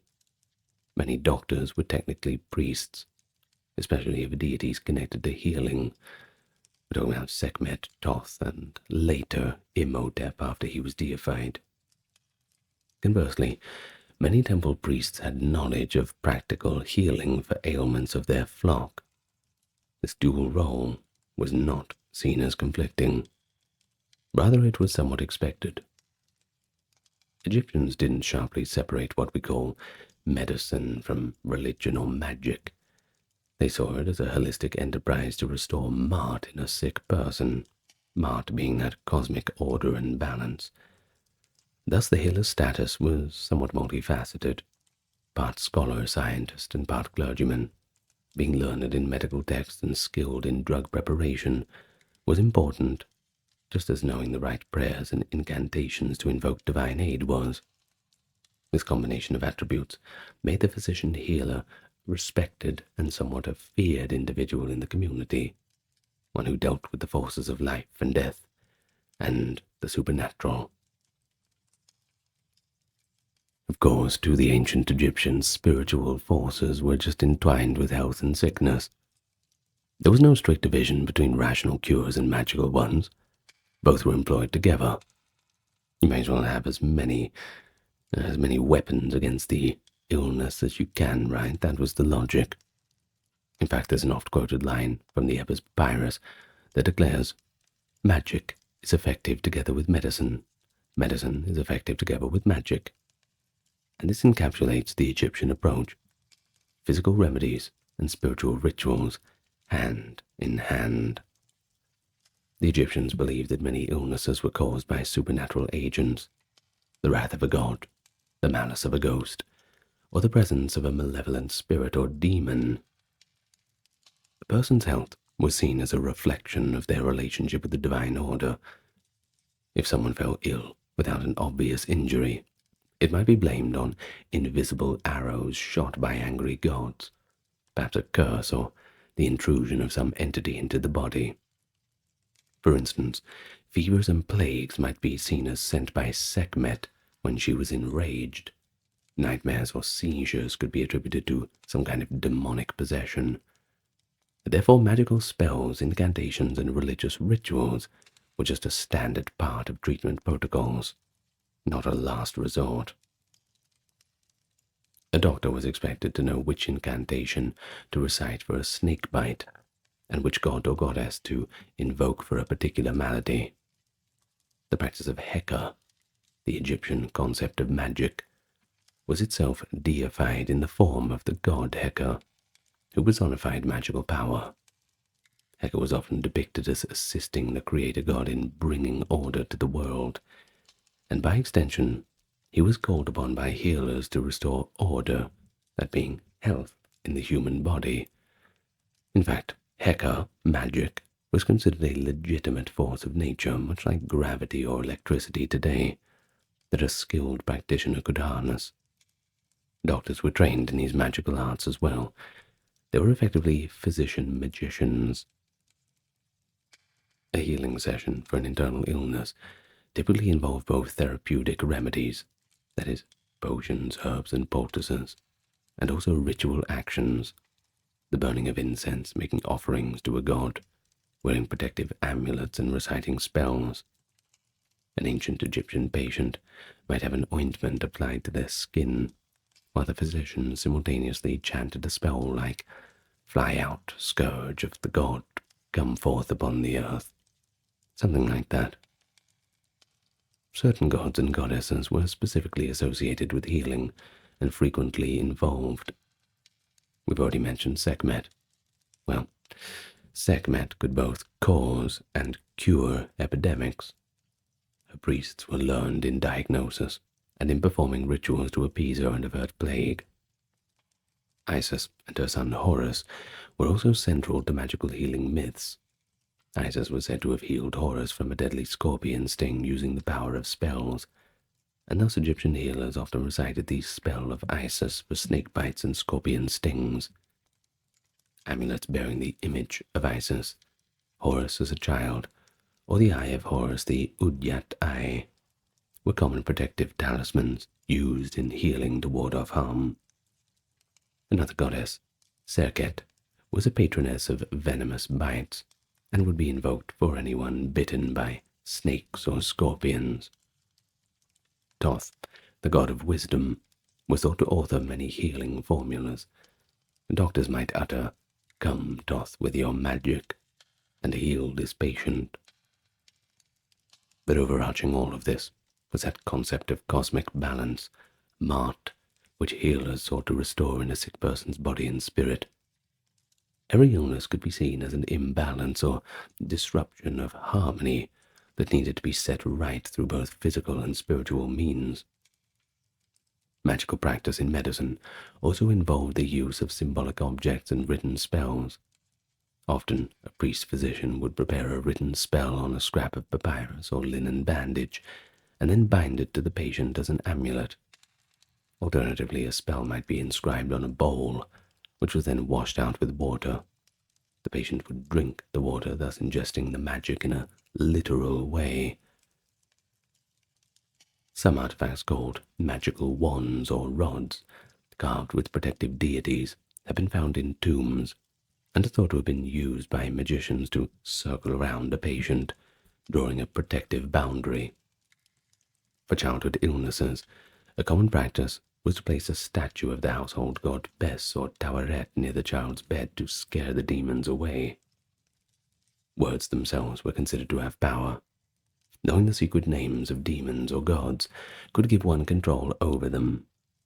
Egyptian healers memorized many such names and spell formulas for use in cures.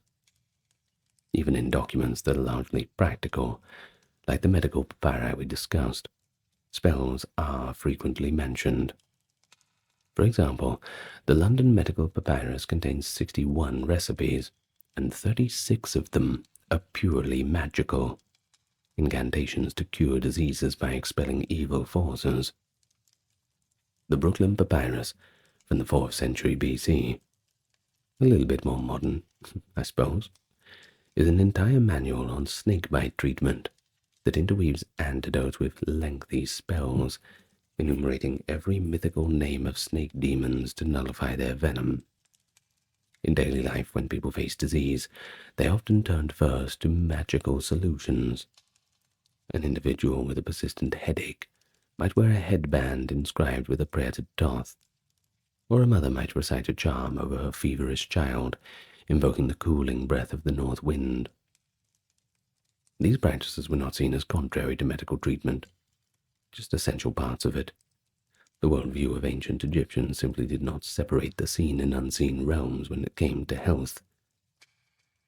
In sum, spirituality, magic, and medicine were fully integrated into Egypt's healing practices, reflecting a more holistic approach. To heal the body, one must placate the gods and banish away any evil influences afflicting the soul. While magic played its part, sure, the ancient Egyptian physician was also a practical doctor, and he was equipped with an array of surgical tools and medical techniques. Archaeological finds and tomb illustrations have revealed a remarkable collection of instruments that Egyptian surgeons used, many of which have recognizable modern counterparts. In the inscriptions, we see depictions of items such as scalpels, forceps, scissors, hooks, lancets, probes, and even something akin to tweezers and pincers. These instruments were crafted from materials available at the time. Early on, sharpened flint or stone blades were used for incisions, later replaced by copper or bronze knives as metalworking advanced. And by the New Kingdom, some surgical tools were made of bronze alloy, which could be shaped into fine blades and was easily cleaned. The famous temple relief at Ombo, Ptolemaic period but reflecting earlier designs, shows a set of surgical implements including saws for bone, forceps, a mortar and pestle for preparing remedies, and containers that likely held antiseptic substances like honey. The Egyptian physician's approach to surgery was a cautious one but competent for the time. Because internal surgery was risky in an era without anesthetic or knowledge of infection control, most Egyptian surgery focused on external injuries and superficial conditions. The Edwin Smith Papyrus demonstrates the systematic treatment of trauma wounds. For a deep cut, the instructions were to suture the wound, close with needle and thread, and then apply raw meat on day 1 to stop the bleeding, and honey and lint bandages on the subsequent days to prevent infection and promote healing. The use of honey is repeatedly attested with good reason. Honey does indeed have natural antibacterial properties. Modern science has confirmed this, and the Egyptians wisely used it as a wound dressing in about 500 different remedies. They also employed resin and grease in wounds, ingredients that will help seal a wound from air and perhaps reduce infection. If a wound became infected or an abscess formed, Egyptian surgeons would open and drain it. One papyrus recommends lancing an abscess and inserting a strip of linen as a drain. They even understood a bit of orthopedics. A dislocated joint like a shoulder or jaw would be manually reduced or snapped back into place, using techniques quite similar to those still used today. Splints were devised from broken limbs. These could be made from wooden splints or even tightly bound bundles of reeds, padded with linen to immobilize the fracture. In one case, a type of plaster cast is described. Linen bandages soaked in a glue-like substance that hardened around the injured limb to hold it firm. Minor surgical procedures were pretty common. Bloodletting, however, was not a major part of Egyptian practice, unlike later Greek medicine, but they did use cauterization to stop bleeding, or to treat certain lesions. They treated boils and cysts by cutting them open. There is evidence from mummies that dentistry was attempted. A 4th dynasty skull was found to have a hole drilled in the jaw, likely to drain an abscess under a molar tooth. Toothaches were a prevalent problem due to the coarse bread that wore down the teeth. Healers would prescribe topical treatments for pain. and in some cases might have even pulled loose teeth, though extractions are not well documented. A famous example of early prosthetics is a wooden prosthetic toe found on a mummy, showing attempts to surgically replace a lost body part for functional or cosmetic reasons. Egyptian surgeons were also adept at eye surgery for surface eye conditions. They could excise growths or drain inflamed eyelids. Many remedies for eye ailments are in the papyri, often combined with magic to address the very common problem of ophthalmic infections. But perhaps the most routinely performed surgical procedure was circumcision. Evidence suggests that it was a coming-of-age ritual for males, and physicians likely carried it out with a flint or bronze blade. An Old Kingdom tomb scene shows two men circumcising a youth with an inscription, "Hold him, and do not let him faint." Now that is barbaric, isn't it? Well, this indicates the use of teams for surgery, if we can take that away from it. One person to operate, another to stabilize the patient. An Egyptian doctor also described hernia repairs. One medical text refers to pushing back a hernia and bandaging it tightly, and one account from around 1500 BC suggests surgical treatment of an inguinal hernia was attempted. Infections and complications were always a risk, and that is exactly why Egyptian surgeons stuck to what was feasible and observable. Their surgical successes can be seen in the mummy examinations. Broken bones re-healed correctly, amputated toes in one case replaced with prosthetics to allow walking, skulls with signs of trephination, drilling a hole in the skull that had healed edges, implying that the patient survived the cranial surgery by some weeks or more. Trephination was rare, by the way, but it did occur. It might have been done to relieve pressure after head injuries. Tools like copper needles and fine sutures, possibly made from animal sinew or flax fibers, allowed them to stitch wounds neatly. After surgery, patients would be cared for with clean linen dressings. Egyptians were particularly concerned with cleanliness, as evidenced by their frequent washing and the use of natron, that is a natural salt for cleansing. Same thing that they mummified the bodies in, by the way. This likely helped reduce infections, and they also recognized the importance of diet in recovery. For example, feeding a broth or fermenting drinks to patients to boost strength. In at least one instance, a papyrus prescribes meat and beer to a patient recovering from an illness, perhaps to build up their blood.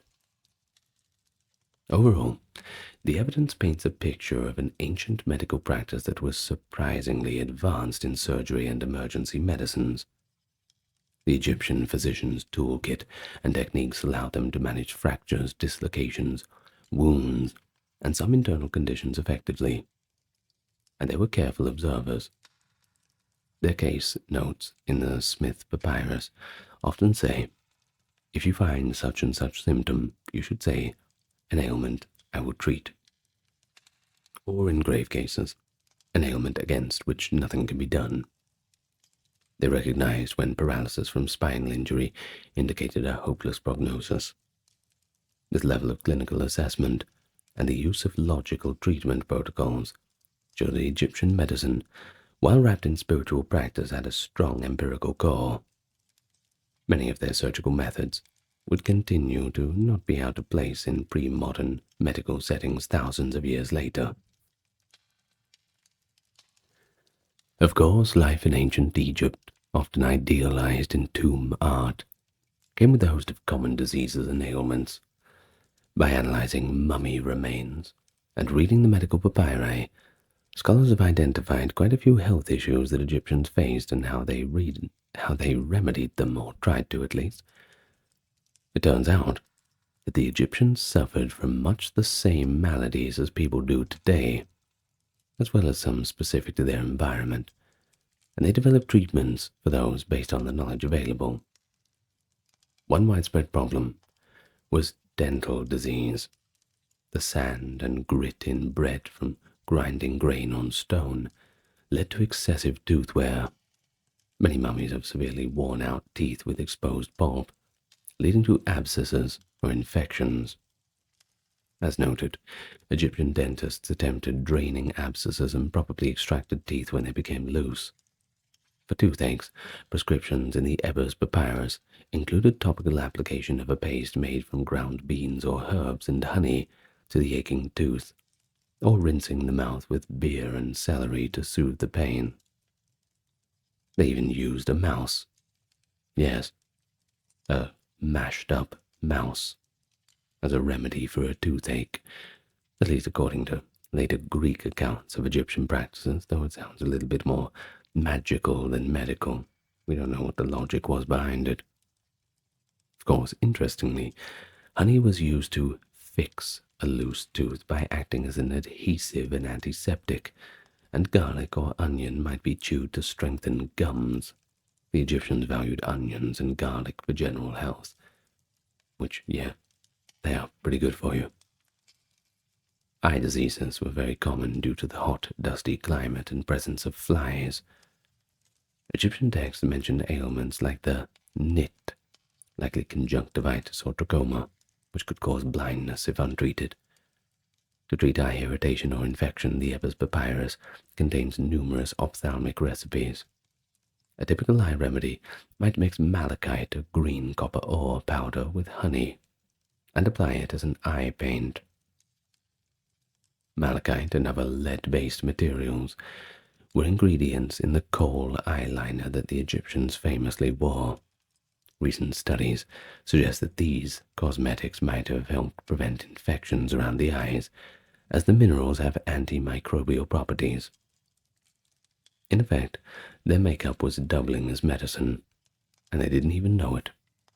Other eye treatments included mother's milk dropped in the eye, a practice oddly found in many cultures, and incense resin to reduce inflammation. The close link they perceived between the eyes and the womb, mentioned in the Cahun Papyrus, meant that women's hormonal and menstrual issues were thought to affect the eyes as well, a concept that seems a bit strange today, sure, but it led them to treat some female disorders with ophthalmic remedies and vice versa. Digestive troubles were another frequent complaint. Egyptian medical papyri reveal many prescriptions for stomachache, constipation, and parasites. The diet of common people, heavy in bread, beer, and legumes, could lead to indigestion. Laxatives were well known. The castor oil from the castor bean plant was a powerful purgative used then, as it is now, in moderation to relieve constipation. A gentler laxative was figs and grapes, which they could consume to move the bowels along. For stomach pain, or what we might call dyspepsia, they used concoctions like milk with herbs. The Ebers Papyrus also provides one of the earliest descriptions of colic and even suggests rubbing the stomach with oils to relieve it. Infectious diseases like malaria likely plagued ancient Egypt. Mosquitoes bred in the Nile marshes. While they did not know the cause, Egyptians noticed fevers and enlarged spleens, which is classic in malaria, and tried to treat the fevers with cooling remedies. For instance, rubbing a feverish person with wine and water, or letting them rest in the breeze. They also implemented preventative measures against mosquitoes. Herodotus noted Egyptians slept under fishermen's nets as mosquito nets, and used protective oils on the skin. They even fed the workers garlic and onions, which Herodotus claims was to ward off illness during pyramid building.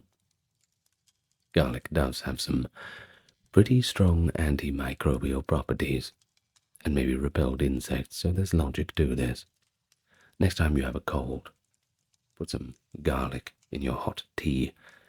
I know it doesn't sound very good, but what I used to do was, I know this is going a little bit off topic, but I used to put garlic, honey, ginger, and lemon all together in a hot tea. It'll fix you straight up, okay? Trust me. Well, respiratory issues such as coughs, colds, and asthma appear in text too. A cough might be treated with a syrup made from honey and herbs like thyme, or warmed cow's milk with honey.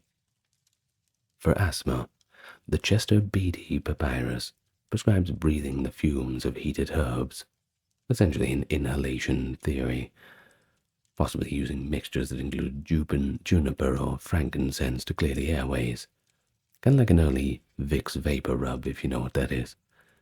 One interesting remedy for asthma was to heat a concoction on bricks and have the patient inhale the smoke. They also had a concept of using steam, throwing certain herbs on a fire for inhaling the vapors for congestion.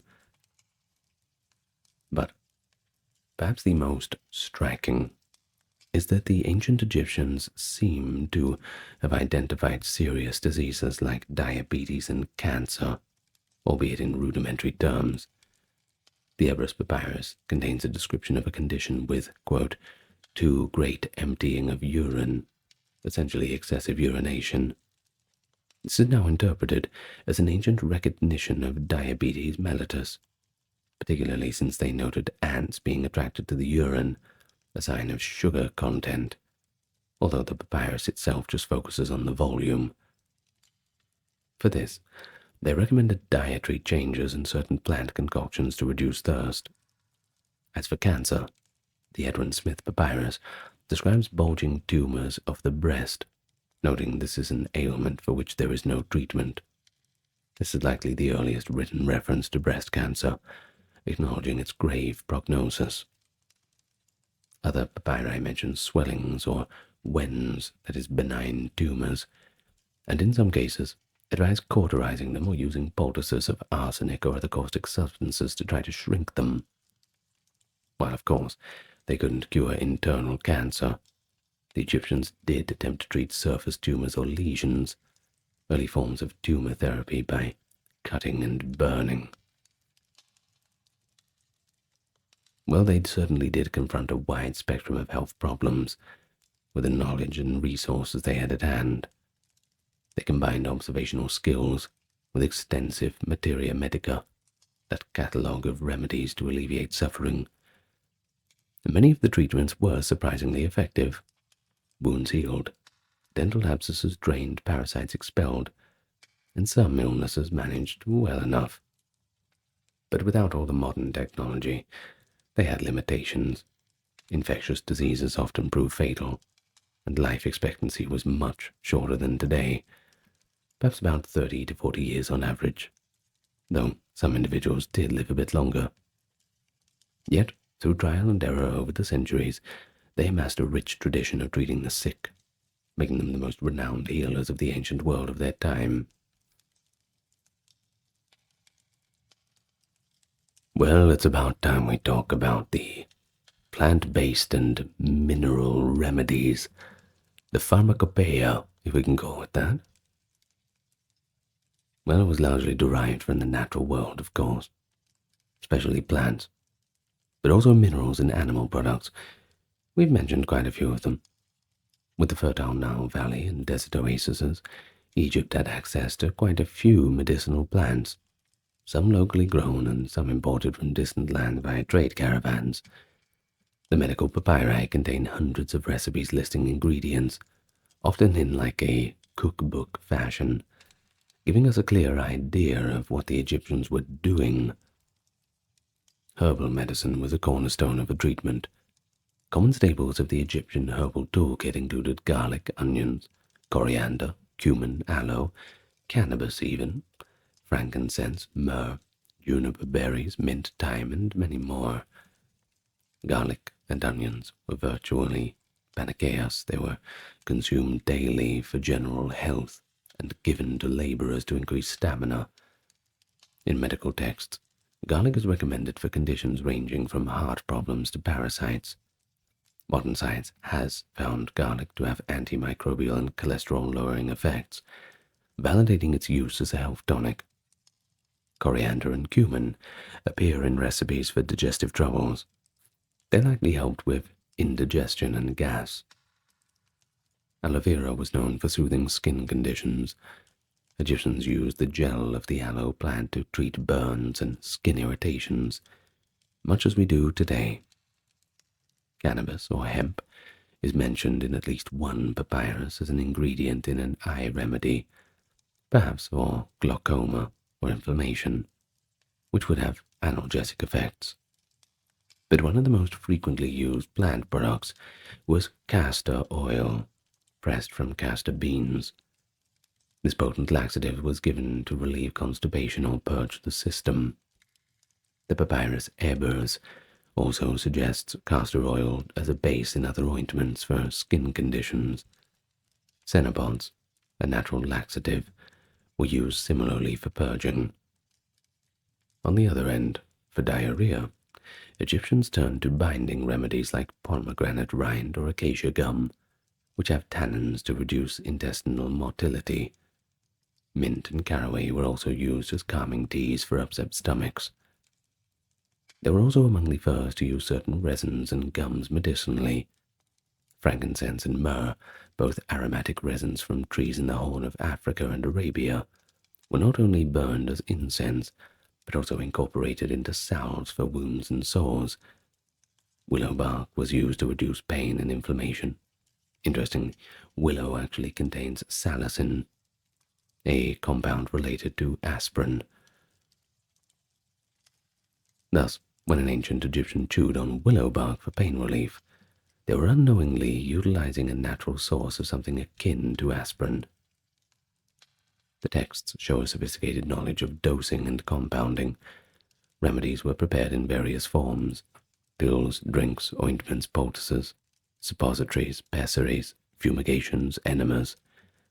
They had 5 basic routes of administration: oral, rectal, via pessaries, topical, and via inhalation. A prescription in Ebers might read something like, to remove pain in the side, crushed celery and beer, take for 4 days. Measurements were given in units, like the hin, about half a liter, or jar, a spoonful, showing an attempt at standardizing quantities. They often used beer, wine, milk, or honey as vehicles to deliver medicine, since those could dissolve or carry herbal extracts. Wine was employed as a solvent to extract plant essences, and beer was common for mixing in herbs and making them more palatable or potent.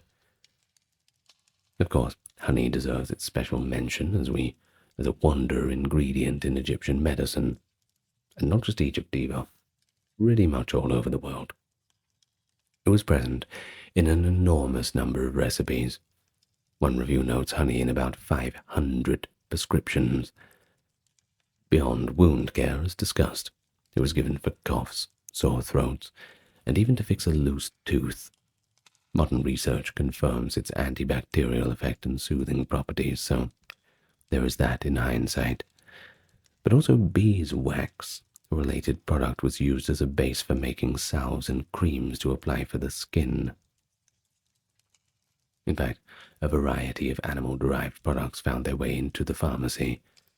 Fat from animals, such as goose fat or ox fat, was frequently used as a base for ointments. For example, a burn might be treated with a salve of goose fat and thyme. Milk from cows or goats was a common diluent, and also an ingredient in fertility or woman's remedies. Eggs, usually from ostrich or chicken, appear in some recipes, either the yolk or shell for different conditions. And even more exotic, lizard blood, crocodile dung, mice, bats, and various organ meats appear in some recipes, likely for the sympathetic magical effect. For instance, there is a cure for baldness in the Ebers papyrus, suggesting rubbing the scalp with a mixture that includes hippopotamus fat, possibly because the hippopotamus was hairy or symbolically strong. While many animal ingredients were probably placebo or symbolic, some had some real effects. Mouse paste for a toothache might have been simply a way to apply enzymes or a distracting counter-irritant. Crocodile dung in contraceptives, aside from acting as a physical barrier, creates an acidic environment that could act somewhat like a spermicide. But it's certainly not a method that you would recommend today. That is for sure. Well, they also used animal bile for its detergent properties in laxative preparations, and brain, often from animals, appears in few remedies. Perhaps a source of fat or because of magical thinking associated brain matter with neurological cures. But it is fascinating that a number of Egyptian remedies have been tested by time and later adopted in different forms. For example, pomegranate for tapeworm was later used by Greek and Roman medicine, even in the early 20th century, before modern drugs. Willow bark, the aspirin source, remained a folk remedy into modern times, and aloe is still a go-to for burns. The Egyptians had identified many pharmacologically active plants. They even used opium from poppies, likely as a sedative or a pain reliever, though they didn't really know that high doses were risky. They even treated mental health issues to some extent. For depression or grief, the Egyptian prescription might not be a herb, but an activity. One papyrus recommends that the patient walk in the sun with fine oil on his head to alleviate sadness, a recognition of therapeutic activities beyond ingestible medicine. Well, taking a walk and getting a bit of sunshine, that does certainly help if you're feeling a little down.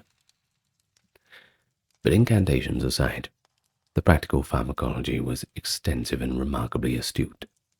It combined symptomatic pain relief, as painkillers, laxative, antidiarrheals, with attempts at cures as antiparasitics and wound-healing agents. Today, researchers still look at these ancient recipes to find leads. For instance, a plant called Ami majus, still used by Egyptians for skin conditions, led to a modern treatment for vitiligo and psoriasis. It contains a compound used in PUVA therapy. So, the Egyptian pharmacopoeia was one of the most extensive of the ancient world, and it served its people well in a time long before synthetic drugs or scientific medicine. But healing in ancient Egypt was not confined to clinics and papyrus texts. You could always go to the temple, if you were a little bit more desperate, perhaps. Temples were not only religious centers, but they were hubs of learning and sometimes medical practice. Many temples featured special areas or adjunct buildings that functioned as sanatoria, where the afflicted could come and seek cures through divine intervention, especially if everything else had failed. Priests who served the gods often doubled as healers for the community, and certain deities' temples became famous for cures. A prominent example of this is, of course, Imhotep and his cult in later periods. Centuries after his death, he was venerated as a god of medicine, and by the first millennium BCE, and into the Ptolemaic era, people would travel to Imhotep's temples, such as they had one in Memphis and another in Saqqara. They did this in hopes of receiving miraculous healing. These places functioned similarly to the Greek Asclepions. Pilgrims would come with offerings, pray or undergo rituals, and often sleep overnight in the temple, a practice known as incubation, hoping that the god would send them a curative dream or vision. In fact, archaeologists have discovered inscriptions and votive stelae left at Imhotep's sanctuaries, thanking the god for healing miracles. For instance, restoration of sight to the blind or cure of a crippling illness, attributed to Imhotep's divine intervention. His Greco-Roman equivalent was Asclepius, and indeed the Greeks in Egypt identified him with him, blending traditions. However, before Imhotep was fully deified, Egyptian temples were sites of healing. Another healing goddess, Isis, had temples, like on the island of Philae in the south, where people sought cures. Isis, being the magical healer who resurrected Osiris and healed Horus, was believed to help devotees with anything from snakebites to infertility. Her priests performed rituals that included the reading of magical spells, some inscribed on metal or stone and displayed in the temple. A famous artifact is the Metternich stela, 4th century BC, a stone slab covered in spells of Isis and Horus for healing bites and stings. Water would be poured over the stela to imbue it with the power of the spells, then collected for the patient to drink, thus ingesting the magic along with the water. Temples of Sekhmet were naturally associated with healing as well, albeit in a somewhat fearful way. Priests of Sekhmet were essentially the physician class at times, called upon during epidemics. Pharaoh Amenhotep III of the 18th dynasty commissioned hundreds of statues of Sekhmet, possibly in hope of keeping disease at bay. At the temple of Mut, a form of Sekhmet in Karnak, numerous Sekhmet statues stood, and it's thought the priests there practiced both preventative rituals to appease Sekhmet daily and healing for those struck with illness. We hear of Sekhmet priests being summoned when plague or pestilence broke out. Their role was to perform ceremonies to pacify Sekhmet's rage and thereby end the epidemic. The priests were likely learned in practical medicine too, given that they are repeatedly described as effective healers in later sources. It's worth noting that while many cures were sought within temples, that Egyptian medicine was not fully theocratic. People didn't only rely on miracles. They combined temple healing with secular medical care. A patient might receive a remedy from a physician at home, but still make a pilgrimage to a temple for a little help from the divine. At least that would cover all bases. The integration of the two was seamless in their culture. In times of public health crises like epidemics, the state's response was as much religious as it was medical. The king might issue decrees for extra offerings to temples, mass prayers or processions of statues of healing gods through the streets to cleanse the land of disease. One interesting papyrus, the Oracle of the Lamb text, tells of a divine oracle instructing people to refrain from eating fish on a certain canal because they were causing illness, an early example of public health advice, couched in religious terms. Ultimately, temples in Egypt served not only as places of hope and faith, but sometimes hospitals in a way. They provided a sanctuary for the sick, where they could receive care both spiritual and physical in a peaceful environment and away from that bustle of daily life.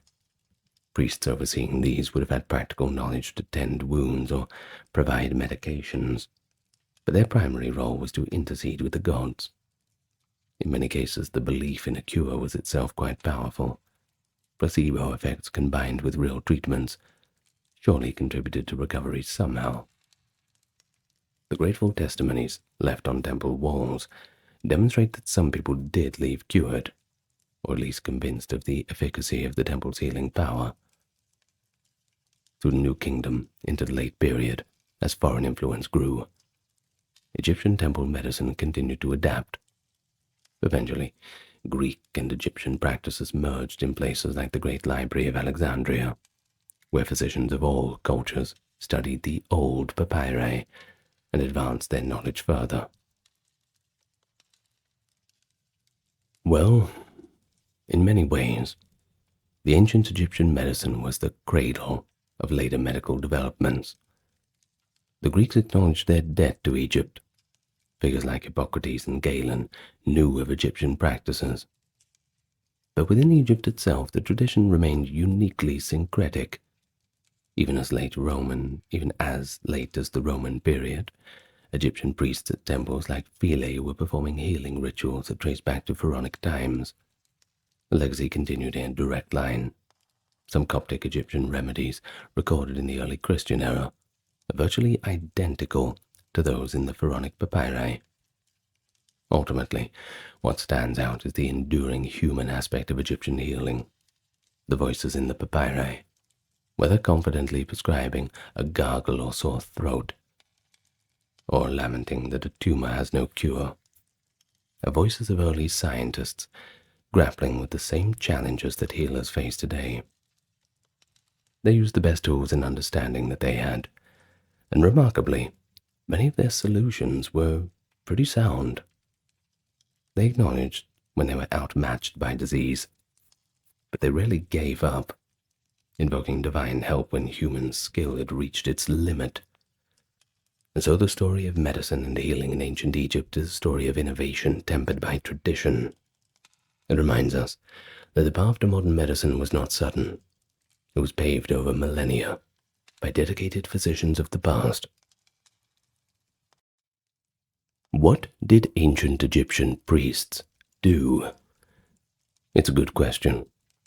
They were actually surprisingly diverse in their roles and expertise, and today we'll explore the daily life and duties of these servants of the gods from the Old, Middle, and New Kingdom eras. From the high priests who oversaw mighty temple cults, to the ritual and dua priests who toiled in the sanctuaries, the lector priests who chanted spells from delicate papyri, and the sem priests in their leopard skins, presiding over funeral rites. But we'll also see how priestesses, women like the god's wife of Amun, played vital roles too. You'll discover priests not just as dry functionaries, but as flesh and blood individuals. Astronomer priests charting the stars for the calendar, magicians performing healing rituals, and even part-time priests tending the fields while not called to religious duty. But above all, you'll understand how their every task, from the morning offering of incense to the evening closing of the temple doors, was infused with profound cultural significance. All these actions kept the gods nourished, the universe in balance, the kingdom stable. So let's dive right in, shall we? I'm sure you're excited. Into the sandals of an ancient Egyptian priest, and we'll explore a day and a lifetime in their ancient world. But first, let me welcome you to the channel. Good to meet any newcomers. If you've not yet subscribed, how about you click the button that's right next to the like button? How convenient. And thank you to those supporting on the Patreon, keeping the channel going. And also thank you to those who checked out the merch store. There's a few good little goodies on there. Now, without further ado, let's begin. Ancient Egyptian priests, the caretakers of the divine. Unlike priests in other cultures, they did not preach sermons or seek converts among the populace. Their primary responsibility was quite simple: service to the gods, literally serving the deity's needs in the temple directly each day. In the Egyptian language, the priest was called Hem-Neger for men and Hemet-Neger for women, meaning servant of the god. It is a title that pretty well sums up the essence of their role. They were attendants in the house of God, performing rituals to honor and nourish the deity's spirits. Every town or city in Egypt had temples dedicated to particular gods, and each temple employed a staff of priests to maintain the cult of that deity. From the great state temples of Amun at Thebes to small local shrines of a provincial lion goddess, priests were omnipresent in religious life. Importantly, being a priest was not an exclusive vocation. In most periods, priests served in rotations and were not put on into full-time roles unless they were very high up in the chain of command. An educated scribe or official might spend 1 month in 4 serving in the temple as part of a rotation system called the Philae, and the rest of the year they were at their regular occupation or managing their land. Thus, priesthood in Egypt was deeply integrated into society and government, not a separate caste living apart from the other.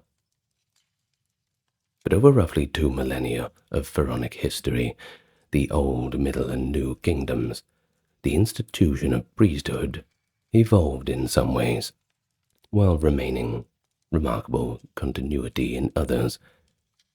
In the Old Kingdom, that is from roughly 2686 to 2181 BC, the earliest large temples and pyramid complexes were staffed by priests who were often relatives of the king or perhaps local nobility.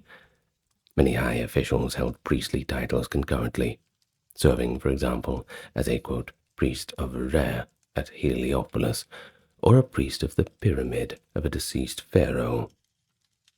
By the Middle Kingdom, 2055 to 1650 BC, priesthood had become more professionalized, with a clearer hierarchy in temple staffs, and a resurgence of temple building after a period of decentralization.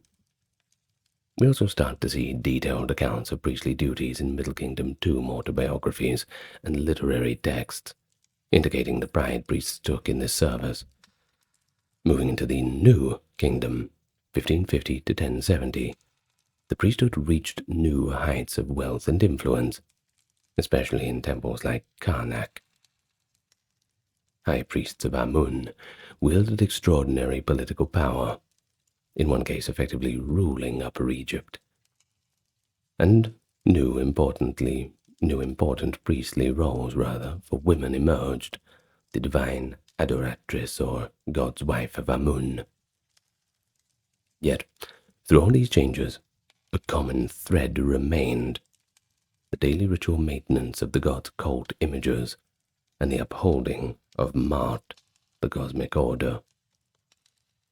The core rituals a priest performed in a sun temple of the 5th dynasty, the Old Kingdom, would be instantly recognizable to a priest serving in the temple of Amun in the 18th dynasty of the New Kingdom, over 1,000 years later. This longevity of tradition speaks to how central these practices were. And so, before getting into specific types of priests and their tasks, let's consider a typical day of a temple priest, a cycle of duties repeated with almost unchanging precision, believed to sustain nothing less than the cosmic order. So, where does it all start? Each day, an ancient Egyptian temple followed a strict schedule. The Egyptians believed that their gods, embodied in those cult statues hidden deep within the sanctuaries of the temples, required daily care and offerings, just as human beings require food, clothing, and companionship. Tending to these needs was the most important duty of the priesthood, and by doing so, the priests renewed the universe each day.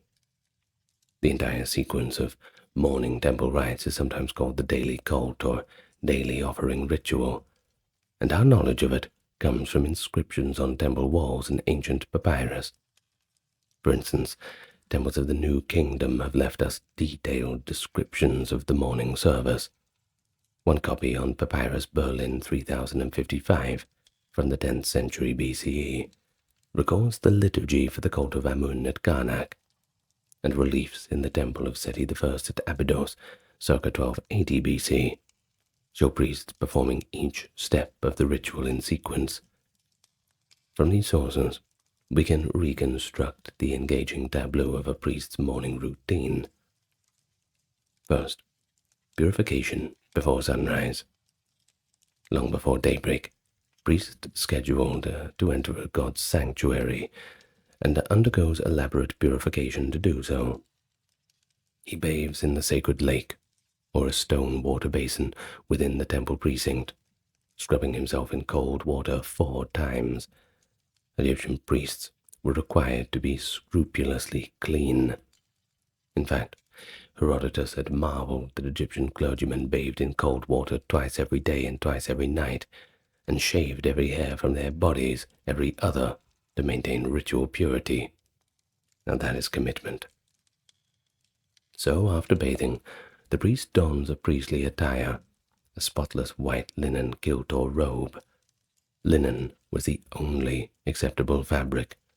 Wool or leather were considered to be ritually unclean. He also often wore sandals woven from papyrus reeds. Personal grooming itself was a sacred duty. Priests kept their heads shaved bald, and sometimes even removed eyebrows and body hair to prevent lice or impurities from tainting the holy space. They abstained from certain foods. For example, priestly diets forbade fish and beans, which were thought to defile the body, and maintained periods of sexual abstinence before major ceremonies. By the time the eastern horizon begins to glow, the priest is physically and spiritually prepared. Opening the temple and awakening the god. As the sun rises, the temple comes alive with activity. The chief officiating priest, often titled Principal Wab Priest on duty, leads a small procession of clergy into the heart of the temple. First, a fire ritual is performed. In a special chamber near the sanctuary, the priests kindle a flame on a brazier, symbolically recreating the first light of creation and the birth of the sun god. Next comes the moment of entry into the god's presence. The sanctuary, a dim, sealed chamber, has been closed and sealed since the previous evening. The officiating priest approaches the doors of the god's shrine and performs the rite of drawing the bolt. He breaks the clay seal and unties a cord that locks the double doors, reciting prayers as he does so. Pushing the doors open, he steps into the sanctuary where the gold statue resides, nestled in a shrine cabinet called a naos. The air is thick with incense, frankincense, and myrrh burned to purify the space. And in the gloom, the priest prostrates himself fully, kissing the ground and then raising his arms in adoration. He greets the deity with a morning hymn, often with words like "Awaken in peace, great God," as a gentle summons. This moment of seeing the god was believed to be perilous. Only a ritually pure priest could survive direct proximity. Serving the god's needs. Now, after all this, the priest attends to the daily needs of the god's image. He might carefully lift out the gold statue, which could be small or human size, often gold-plated from its shrine. He murmurs ritual words while performing actions much like a servant caring for a king, washing the statue with water and natron salt, thus cleansing the deity, anointing it with sacred oils and unguents, and even applying cosmetics like green and black eye paint to the statue's face. He then dresses the statue in fresh, fine linens, in the same way one would dress a revered pharaoh each morning. In some temples, 4 different fine linen garments were draped on the image, each with a symbolic color and name. Once the god is refreshed and dressed, it is time to present the offerings. Trays of food and drink that have been prepared at dawn are brought in by lower-ranking priests. These offerings typically include bread, beer, cuts of meat, fowl, vegetables, fruits, and incense, everything that a living being could need. The priest presents these before the deity with prayers, inviting the god to partake of their essence. It was understood that the gods consumed the spirit of Ka of their food. Afterwards, the physical food would revert to the priests as their wages, in a practice called the reversion of offerings. Now, one particularly poignant offering was the presentation of Ma'at, often a small figurine or image of the goddess Ma'at representing truth and order, offered by the priest to the god. The symbolic gesture meant that they effectively gave the order and justice that the god required, a reinforcement that the temple's service is keeping the universe in balance. Closing rites. After the deity has been worshipped and fed, so to speak, the priest performs the closing rites. All the items used in the service, water bowls, cloths, leftover food, are removed, and the area is cleansed again with incense and water libations. In some accounts, the priest was required to sweep away his own footprints as he exited the sanctuary, erasing any trace of mortal presence.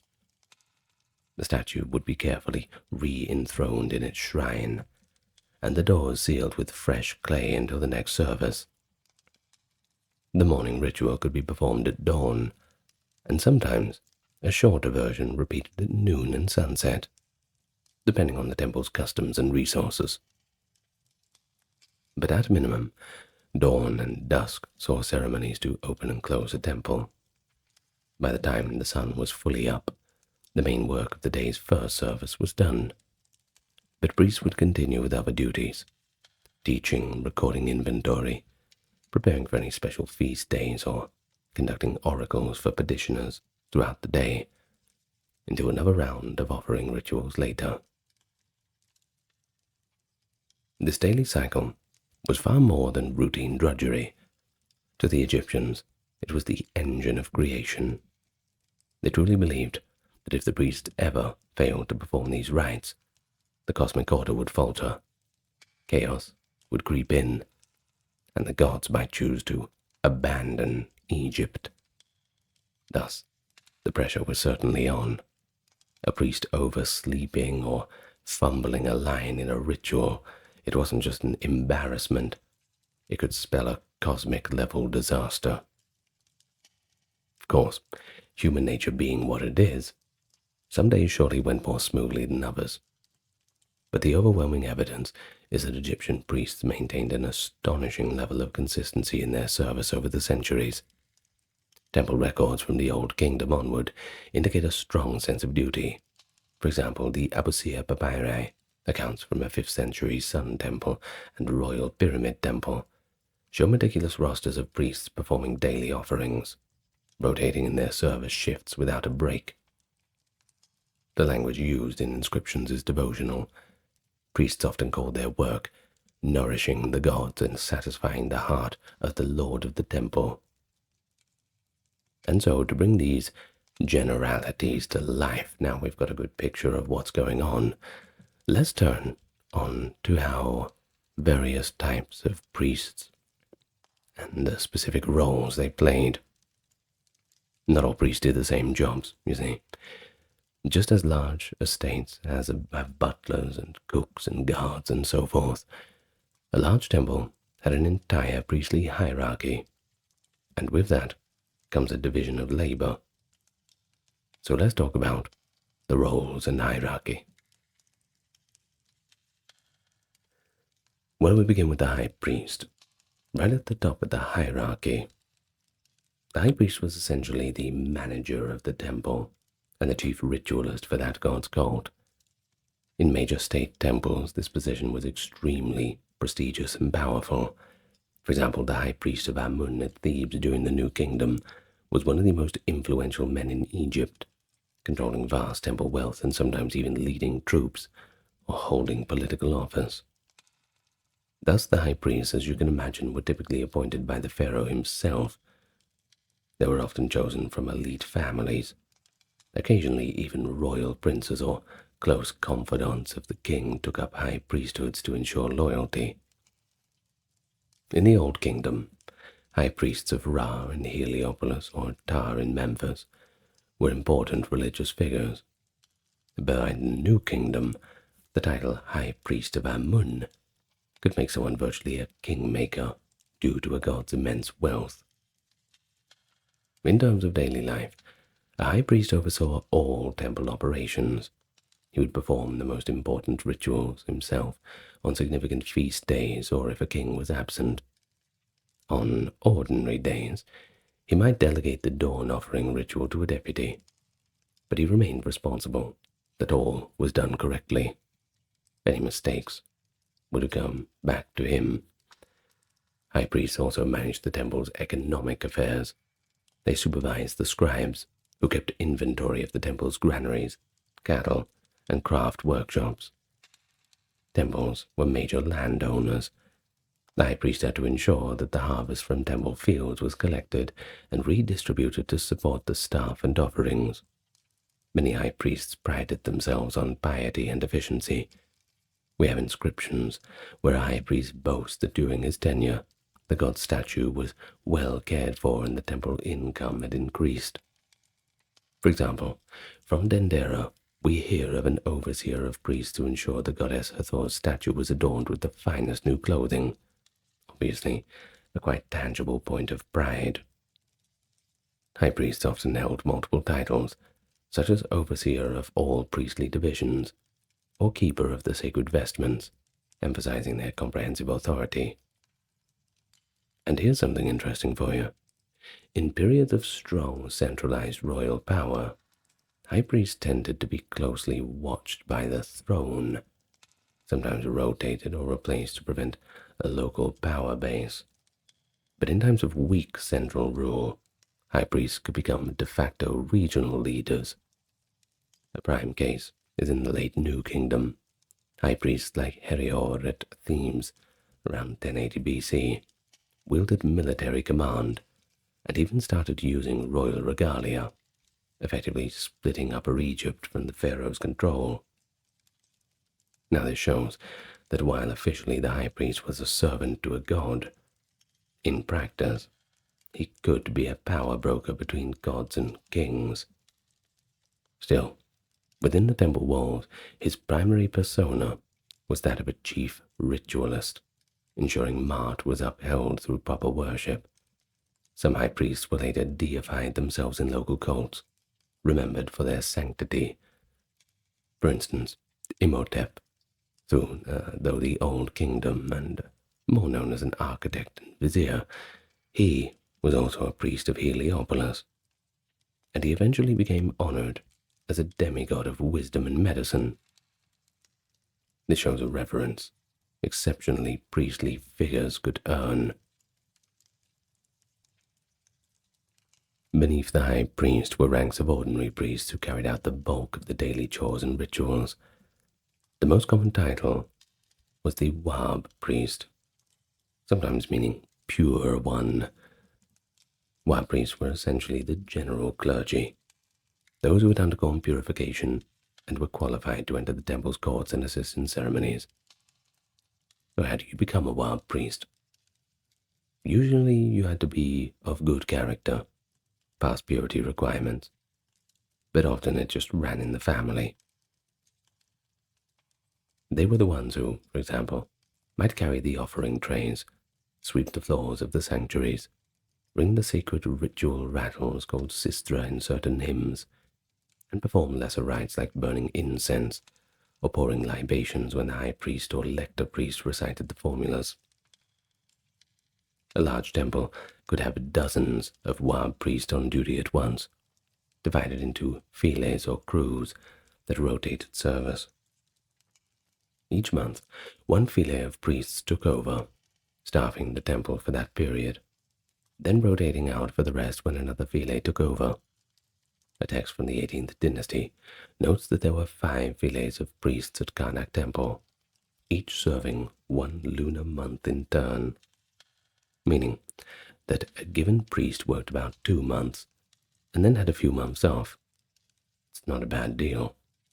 But despite this part-time service, the Wab priests during their month of duty led a very regulated life, staying within temple housing, observing dietary rules and abstinence, and spending much of their day in ritual or in preparation for ritual.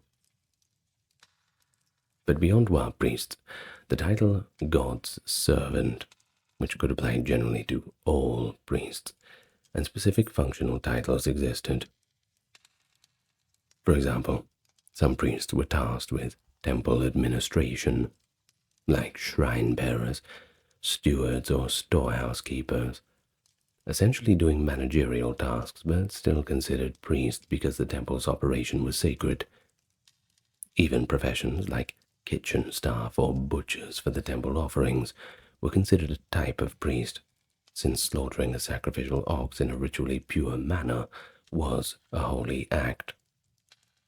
In large institutions, we encounter roles like keeper of the sacred cows, baker of the offerings, and many more like this. Every person who worked in a temple service, even if they never recited a single spell, was formally part of the clergy due to their contribution to the cult.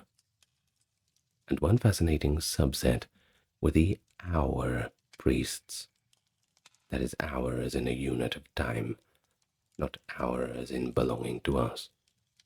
Now these priests were trained in astronomy and timekeeping, and they observed the stars to determine the hours of the night and the proper timing for temple rituals. They compiled calendars, noted lucky and unlucky days, and important tasks since Egyptians consulted priests to start ventures on auspicious dates, and interpreted omens like eclipses or unusual celestial events. The hour priests ensured that festivals were held on the correct lunar day, and that rituals coincided with cosmic cycles. Well, that's a good example of how science and religion blended in with the priestly duties. Tracking the heavens, that was part of maintaining the cosmic order too. And now we come to the lector priest, which in Egypt it was kerheb, meaning carrier of the book. A very important role and a very special little niche. Lector priests were actually scholars and ritual experts. I suppose they were the nerds of the temple. They could read and write hieroglyphs, and were trusted with the scrolls of temple rites, magical texts, and funerary spells. In ceremonies, a lector priest would stand by holding a papyrus or tablet, intoning the necessary incantations. Essentially, if a ritual had spoken components, which most of them did, by the way, it was often the lector priest who delivered the authoritative utterance, while other priests performed the physical actions. Because of this, lector priests were also often the teachers and trainers of the junior clergy, instructing them in liturgy and sacred texts. The figure of the lector priests appears frequently in Egyptian art and literature. You might recognize them in tomb paintings, typically depicted as bald like most priests, sometimes wearing a diagonal sash across the torso. They often are shown reading from a scroll. One famous statue from the Old Kingdom, a wooden statue of Ka-Aper, also nicknamed Sheikh al-Balad for its lifelike appearance, represents a chief lector priest. Ka-Aper was not of the highest rank in the state, but the exquisite workmanship of his statue testifies to the esteem of his position as a priest who recited prayers for the deceased, and perhaps in temple rituals too. Lector priests often came from educated families, possibly ones with scribal traditions, since literacy was a must. But their knowledge was not purely liturgical. They were also versed in magic and lore. In fact, in Egyptian stories, the lector priest is often the archetype of the wizard, if we're going to put it into the more modern and European sense. For example, in the Middle Kingdom, Tales of Wonder, preserved in the Westcar papyrus, a royal lector priest performs a marvel for King Khufu. He recites a spell that parts the waters of a lake so a lost trinket can be retrieved. And in another tale, a lector priest turns a wax crocodile into a real crocodile to catch an adulterer. These stories, while no doubt fictional, well, I suppose there's no way to prove it otherwise, but they still reflect the genuine belief that lector priests commanded powerful magic called Heka. In daily temple life, a lector priest might have composed hymns for special festivals, or updated the wording of rites when needed, within the conservative limits of tradition. They also played a big role in funeral ceremonies for private individuals. Wealthy Egyptians often hired a lector priest to read spells during the opening of the mouth ceremony at their tomb, ensuring the deceased could breathe, eat, and speak in the afterlife. Thus, lector priests bridged temple and tomb. Some lector priests served the state directly as well, for instance, accompanying the army to perform rituals or oracles on campaign. The position was often hereditary. Inscriptions sometimes mention chief lector priest son of the chief lector priest, indicating families who passed down their esoteric knowledge. While we have no record of female lector priests, as almost all known are men, likely because formal literacy was a male-dominated sphere, women in temples could memorize and sing hymns, so a few scholars think that there might have been female counterparts in certain cults, but it's unproven by the surviving titles. At least for now. Perhaps we'll find something later. When it came to rituals surrounding death and burial, the Sem priest took center stage. That's what we're going to talk about for the next few minutes. The Sem priest is instantly recognizable in Egyptian art by his distinctive costume. Leopard skin cloak draped over his shoulders. In one hand he might carry a pot of water, and in the other the adze tool used in the opening of the mouth ritual. His primary domain was funeral ceremonies and mortuary temples. In many depictions of the opening of the mouth, a ritual performed on the mummy statue with the deceased to restore its senses, a Sem priest is shown officiating, often with the deceased's son acting in that role, if possible. The Sem priest would touch the mummy's mouth and eyes with special instruments, utter spells, offer incense and milk, and ritually open the senses, so the person could eat, drink, breathe, and see in the afterlife. But I know what you're thinking, what's with the leopard skin? It's a bit random, isn't it? Well, it was thought to symbolize the priest's role in overcoming death, because you see, the leopard spots could represent stars, tying the priest to the sky and eternity, and the conquering of chaotic forces represented by a wild animal's pelt. The Sem priest likely also had a role in the mummification process. Some texts and reliefs indicate that Sem priests oversaw embalmers, or even performed parts of the wrapping ritual, reciting spells at critical junctures, like the laying on of amulets.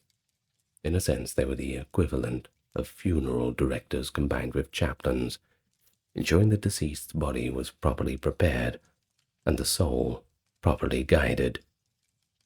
Sem priests were highly respected because they made burial transfigurations effective, essentially, as far as the Egyptians were concerned, granting an immortality in the afterlife by their rites.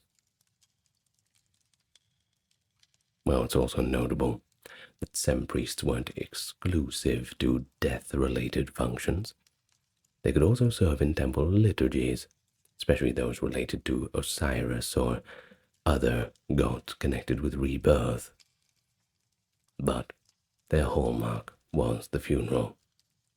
For example, in scenes from Tutankhamun's tomb, the young pharaoh's successor, Ai, is depicted wearing the Sem priest's leopard skin as he performs the opening of the mouth on Tutankhamun, a politically charged image, as it helped legitimize Ai as both the spiritual heir and rightful king.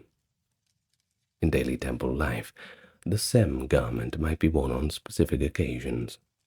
It's clear that Sem priests formed a distinct category of clergy, often ranked high in temple service, due to the specialized knowledge they held.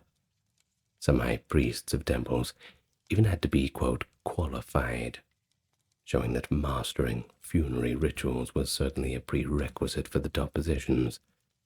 And this is likely because kings, considered living gods of course, required Sem officiants at their state funerals, and if you were going to be at the pharaoh's funeral, you better not mess it up. Or else. Okay, so let's talk about the Ka priest now. The sustainers of the dead. Sounds pretty full-on, doesn't it? Well, the responsibilities of the priesthood, of course, extended beyond serving the gods. They also served humans who were already on their way out of the world of the living. In the Egyptian belief, the souls of the dead, the Ak and the Ka, needed ongoing nourishment from the living. Thus, developed the role of the Ka priest. sometimes also called the Ka servant. Now, what was a Ka priest? Well, first of all, they were not attached to a deity's temple, but rather a tomb. Wealthy individuals in all periods made endowments for priests to perform offerings at their tomb or mortuary chapel on regular intervals, daily or sometimes festival days. These priests would bring trays of bread, beer, meat, and incense to the place before the tomb stela or statue of the deceased, reciting offering formulas so that the Ka, that life force of the departed, could consume the essence. Often, the Ka priest for a tomb was a relative. Typically, the eldest son was expected to perform his duty for his parents. In cases where no family member was available or local, people hired or provided payment in land or goods to a professional Ka priest to fulfill the ritual obligation.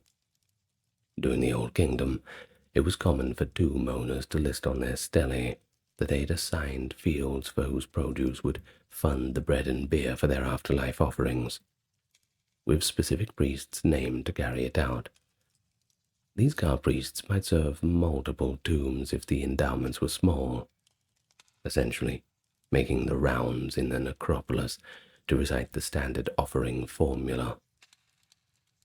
In effect, they maintained the cult of ancestors. But Ka priests did not enjoy the same social standing as temple priests of major gods, unless they coincidentally held those roles too. You could dual class, that's for sure. In fact, sometimes a Ka priest could be fairly of humble origin, essentially a caretaker paid in bread or a small plot of land. Nonetheless, their role was absolutely crucial to Egyptians' concept of eternal life. Without those offerings, a soul could go hungry, perhaps even become restless.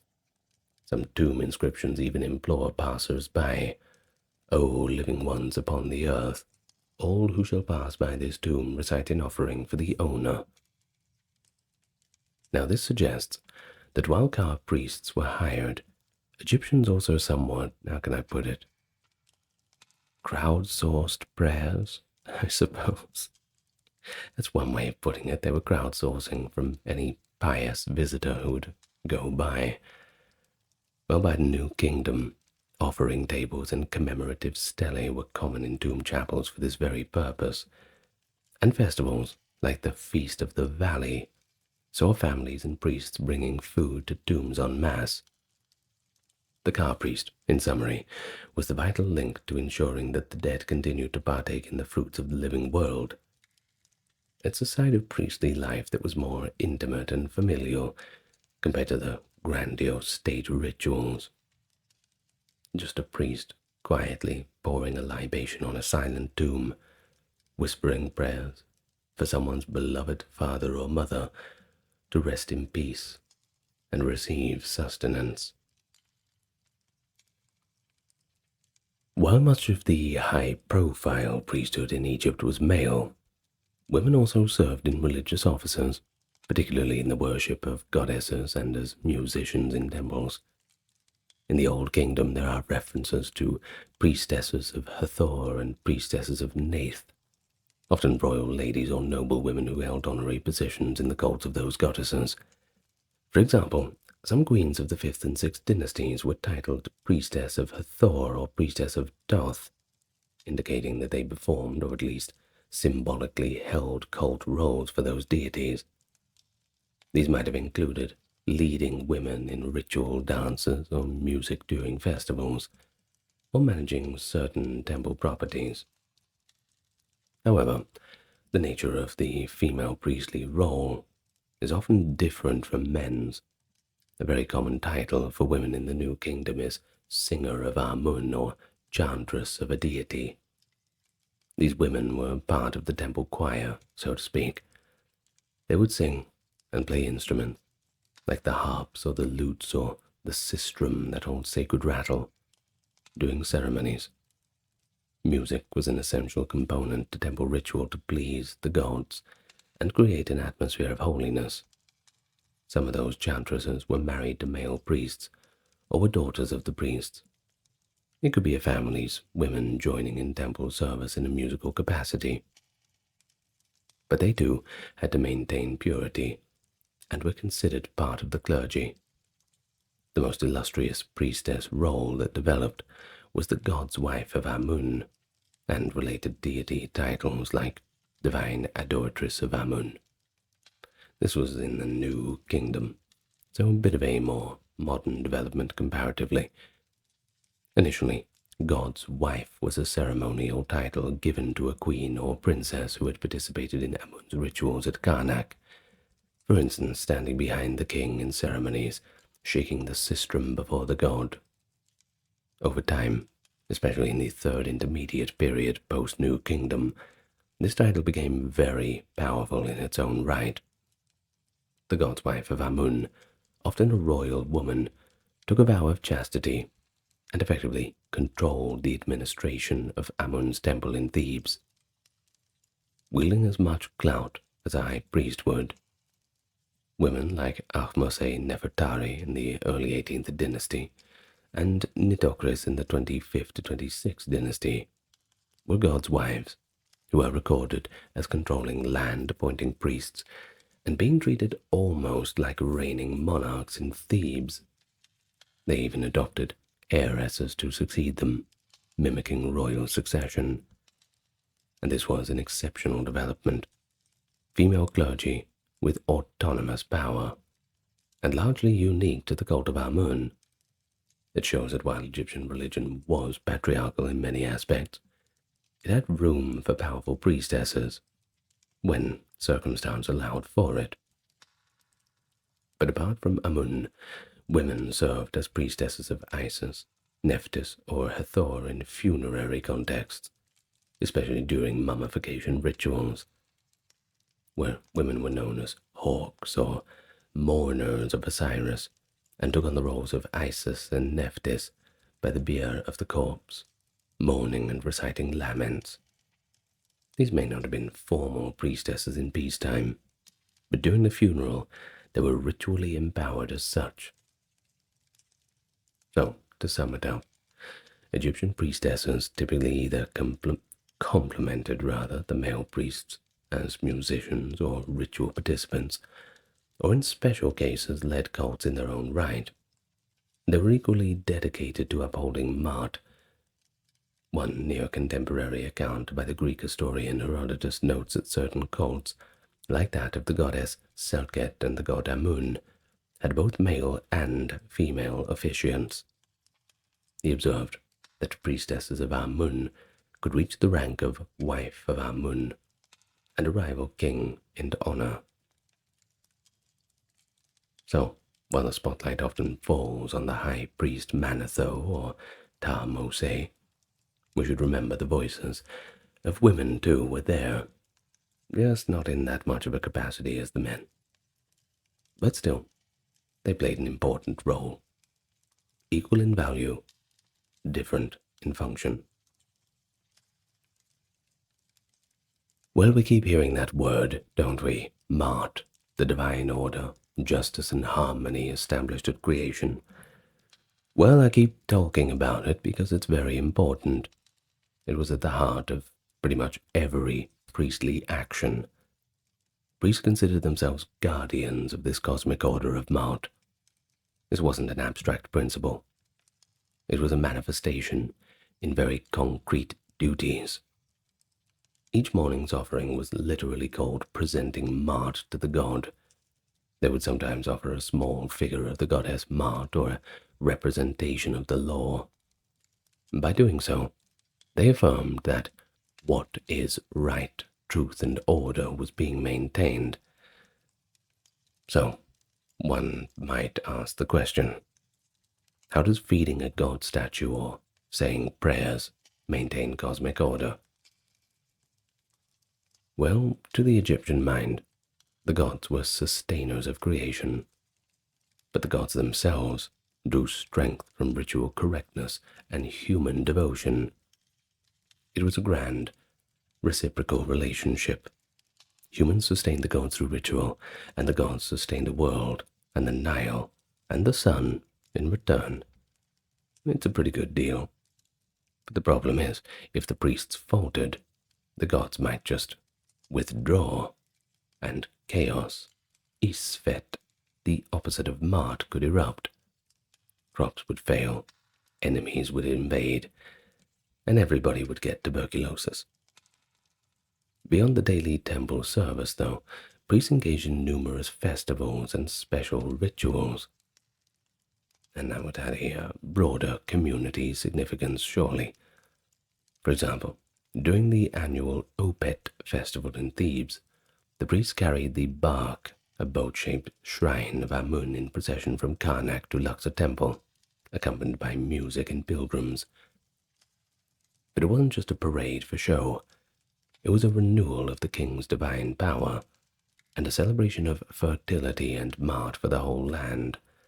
Likewise, the beautiful festival of the valley involved priests ferrying Amun's statue across the Nile to visit the West Bank tombs, linking the gods with the honored dead, reinforcing Mart by integrating life and afterlife, city and necropolis. In each case, priests had to perform complex liturgies at various stations, ensuring that the god was pleased and accessible to the people. We do have first-hand accounts from stelae, like that of Incarnofret, an official in the Middle Kingdom who acted sort of a priestly master of ceremonies for the Osiris festival at Abydos. On his stele, he describes how he helped carry the god's image, led the procession of Wepwawet, the wolf god who opens the way, and even took part in ritual dramas, battling the enemies of Osiris as part of a sacred reenactment. Just imagine being there. That would have been cool. So his testimony, carved in stone almost 4,000 years ago in 1860 BCE, is a precious glimpse of priests orchestrating a multi-day public religious drama to renew the myth of Osiris's victory over death, which in turn reassured Egyptians that Mart, order over chaos, was upheld, at least for another year. But priests also provided oracular services and magical healing to uphold justice and well-being, also aspects of Mart. Oracles were often done by priests as carrying a god's statue on poles. The statue might incline or be borne toward a yes or no written answer to a petitioner's question, as interpreted by the priest. And people asked about everything, from who stole my jewelry, or should I wait until next year to travel, things like this. The priest thus served as the mouthpiece of divine justice, sometimes helping to solve crimes or disputes by letting the god ostensibly give judgment. On records, pharaohs themselves sometimes legitimized their rule through such oracles. Hatshepsut, for instance, claimed that the great god Amun spoke through his priest's oracle to declare that she was indeed the chosen ruler of Egypt.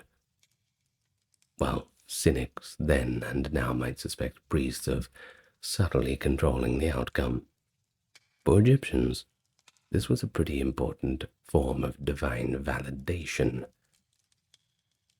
Well, in terms of magic, Heka, priests were learned magicians of society, and I've done an entire video on ancient Egyptian magic if you want to check the playlists.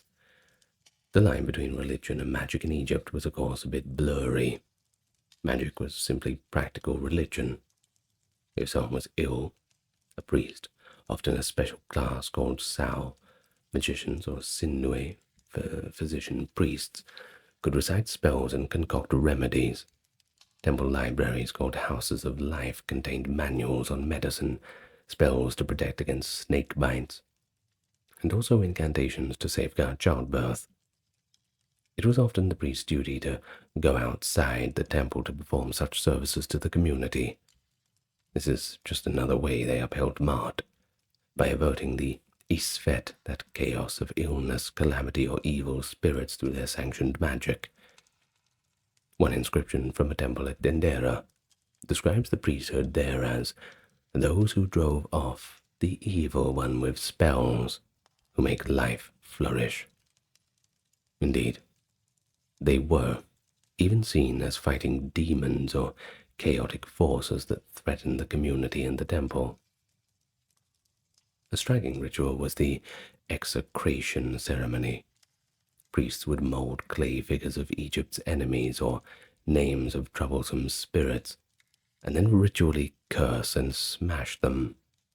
Symbolic destructions of chaos, often done in private within temple confines, but believed to have very real effects on the wider world outside. But the temple was not just a religious center, of course. There were economic powerhouses. Priests, especially in the New Kingdom, were not only spiritual leaders, but also key administrators of wealth. So how did the temple economy function? And how did priests manage, or perhaps benefit from it? Well, every temple owned land granted by the king, and sometimes added to by donations from nobles or spoils of war. These lands, farms, orchards, cattle ranches, fisheries, were worked by peasants and herders, with a portion of the yield destined for the temple. The produce served two main purposes: to supply the offerings to the god, and to feed and pay the staff, the priests and all the temple workers. Essentially, priests were paid in rations of food, oil, and cloth, and sometimes in a share of the precious goods, if there were any, all of which came from temple estates or royal provisions. Herodotus notes that Egyptian priests, quote, do not consume any of their own private property, for they are given a plentiful allowance of meat and wine each day, and a loaf of the fine, sacred bread. Now, this means that the temple certainly took care of them. This material support allowed priests to focus on their duties without having to worry about their livelihood, though many being part-time also had their own lands or income on the side. Like I said at the start, it's not a bad deal. Well, a document from the end of the New Kingdom, the Great Harris Papyrus, circa 1150, dramatically illustrates the temple wealth. It lists the endowments of Pharaoh Ramesses III to Egypt's major temples, and the numbers are staggering. The Temple of Amun at Thebes is said to have owned around 86,000 slaves and workers, 421,000 head of cattle, 65 cities, and scores of ships. Now that's wealth on par with the pharaoh himself. While these figures might be propagandistic for exaggeration purposes, there's certainly no doubt that Amun's priesthood controlled a huge fraction of Egypt's resources by that time. Even in earlier periods, temples like the Sun Temples of the 5th dynasty or the temples of Ptah at Memphis had considerable estates. The priests, as managers of these estates, inevitably gained secular administrative skills and influence in local affairs. The pharaoh was officially the head of every temple cult, sure.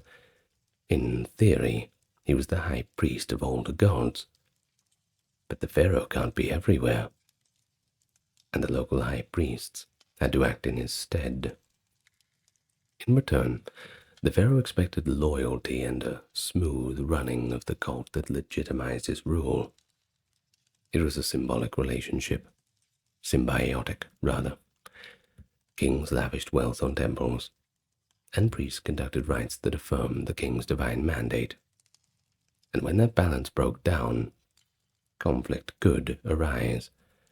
For example, the heretic pharaoh Akhenaten, 18th dynasty, dramatically cut off the traditional priesthoods by proclaiming a new god, and the only god, that being the Aten. He also shut down and defunded the temples of Amun and others.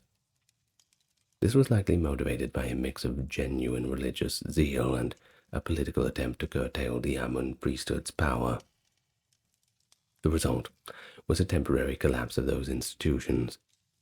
But after Akhenaten's death, the traditional temples reopened, and the priests of Amun in particular rebounded with even greater power. They were essentially vindicated and richly rewarded by subsequent kings like Tutankhamun and Horemheb. In day-to-day terms, priests interacted with government frequently.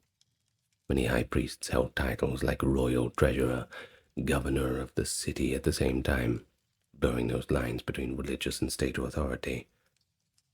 In some eras, priestly families formed an aristocracy of their own. During the Third Intermediate Period, high priests of Amun at Thebes were actually from the same family for generations, almost a dynasty parallel to the pharaohs ruling in the Delta. They even adopted royal titulary. In the late period, some priesthoods, like that of Ptah in Memphis, were kingmakers. The Sate kings carefully married into or co-opted priestly families to secure support. But for ordinary priests, the temple economy affected them in a way that many had secondary professions. A priest on his off-duty months might farm his allocated plot of temple land, or act as a scribe for hire. It was not unheard of for a priest to engage in commerce. However, some records also hint at corruption or abuse. There were cases of priests embezzling offerings, using for personal feasts the bread or beer meant for the god, or charging fees for oracles and favors. The tale from the late period of Pharaoh Pétiès complains about corrupt priests in the Delta. And under Persian rule, a few temple archives show disputes where priests had to account for missing grain. But by and large, priests were respected as honest brokers of mart, and any misbehavior was harshly judged by their peers, as it risked divine displeasure. An interesting aspect of temple life was the reversion of the offering system, which effectively was a meal plan for priests. After the god had, quote, consumed the essence of food offered on the altar, the remaining physical food was distributed. High priests got the prime cuts of meat and fine bread, and lesser priests got the, standard rations. Even the doorkeepers got something, probably the crusts, But this meant a big temple at lunchtime resembled a communal dining hall. It also avoided waste, too. Nothing offered went unused. Temple workshops likewise created goods both for ritual and for sale. Priests might oversee brewing beer, carving statue offerings, or weaving linen, providing employment to the many and surplus for trade. Well, to sum it all up, the priestly hierarchy and temple economy were so deeply entwined with Egypt's social and political life. Priests weren't just ascetics in prayer. They were savvy administrators and pillars of the community.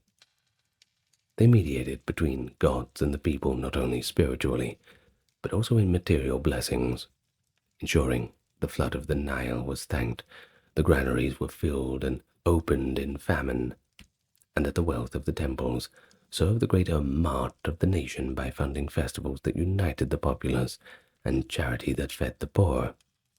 Temples did distribute beer and bread to the needy during festivals, functioning akin to social safety nets in some cases. And so, there is a tendency to imagine the priests of Egypt as austere, aloof figures mumbling prayers in an empty temple. I hope this lecture has replaced that image with a more dynamic one. A lively scene of activity, the bustle of preparation before a festival, the hum of temple students learning to trace hieroglyphs and the reverent hush of a midnight ritual to invoke the gods. Priests had families, ambitions, worries, just like normal people. In some periods, they wielded more influence than generals of the army, and in others they just humbly served under the firm royal oversight. But in all periods, they were essential. The Egyptians summed it up simply: if the gods are happy, the country prospers. And it was the priests, day in, day out, who were charged with keeping the gods happy. You're in the land of ancient Egypt, A golden evening light falls on a solemn procession making its way to the west bank of the Nile. It is the land of the setting sun, the land of the dead. At the heart of this procession is a coffin, richly decorated, containing someone who has died. Flanking it are women draped in linen, their hair loose and bodies smeared with Nile mud as they wail in mourning. Priests burn incense and sprinkle milk along the path. Two women impersonating the goddesses Isis and Nephthys and the divine mourners of Osiris cling near the coffin, embodying grief and protection. Behind follow servants, carrying jars of beer, baskets of bread, personal belongings, and even furniture, all to be buried with the deceased. This is not merely a funeral. It is the beginning of a voyage to eternity. Why devote such care, ritual, and treasure to such an event? Well, for the Egyptians, it was important. And today, we're going to explore that fascinating world of ancient Egyptian funerary practices. We'll talk about their religious and cultural beliefs, about death and the afterlife, the intricate art of mummification, from the simplest burials to the legendary 70-day-long embalming processes of the great pharaohs, all the way to the solemn rituals and magical prayers performed, and the roles played by priests, embalmers, family members too, all coming together to prepare the dead. By the end of today's talk, I think you'll see that for the ancient Egyptians, preparing for death was as important as living itself. A grand drama in which every detail, from the color of amulets to the words of a spell, all mattered. So, we begin a very long video today, and with introductions out of the way, allow me to first welcome you. For those new to the channel, perhaps you don't know what to expect, but I hope you'll enjoy it. If you do enjoy it, click that like and subscribe button, and tell me what you think about ancient Egypt, how fascinating it all is in the comments below. Let's start a conversation. Thank you for those supporting on the Patreon and the merch store. Let us now get nice and comfortable, and we may begin. I had described somewhat of a vivid scene at the start. I hope it certainly set the stage for what is to come, but why bother with all of this? We need to understand why Egyptian funerals were the way they were, why they went to such lengths for the dead. At the core is a profound belief that death was not the end, but just a transition that everybody had to make, the great equalizer. Life continued on in another realm, and how one's remains and soul were treated determined on the quality of that eternal life. The Egyptians believed each person had multiple spiritual components, notably the Ka, the vital life force, or the essence, and the Ba, personality or soul.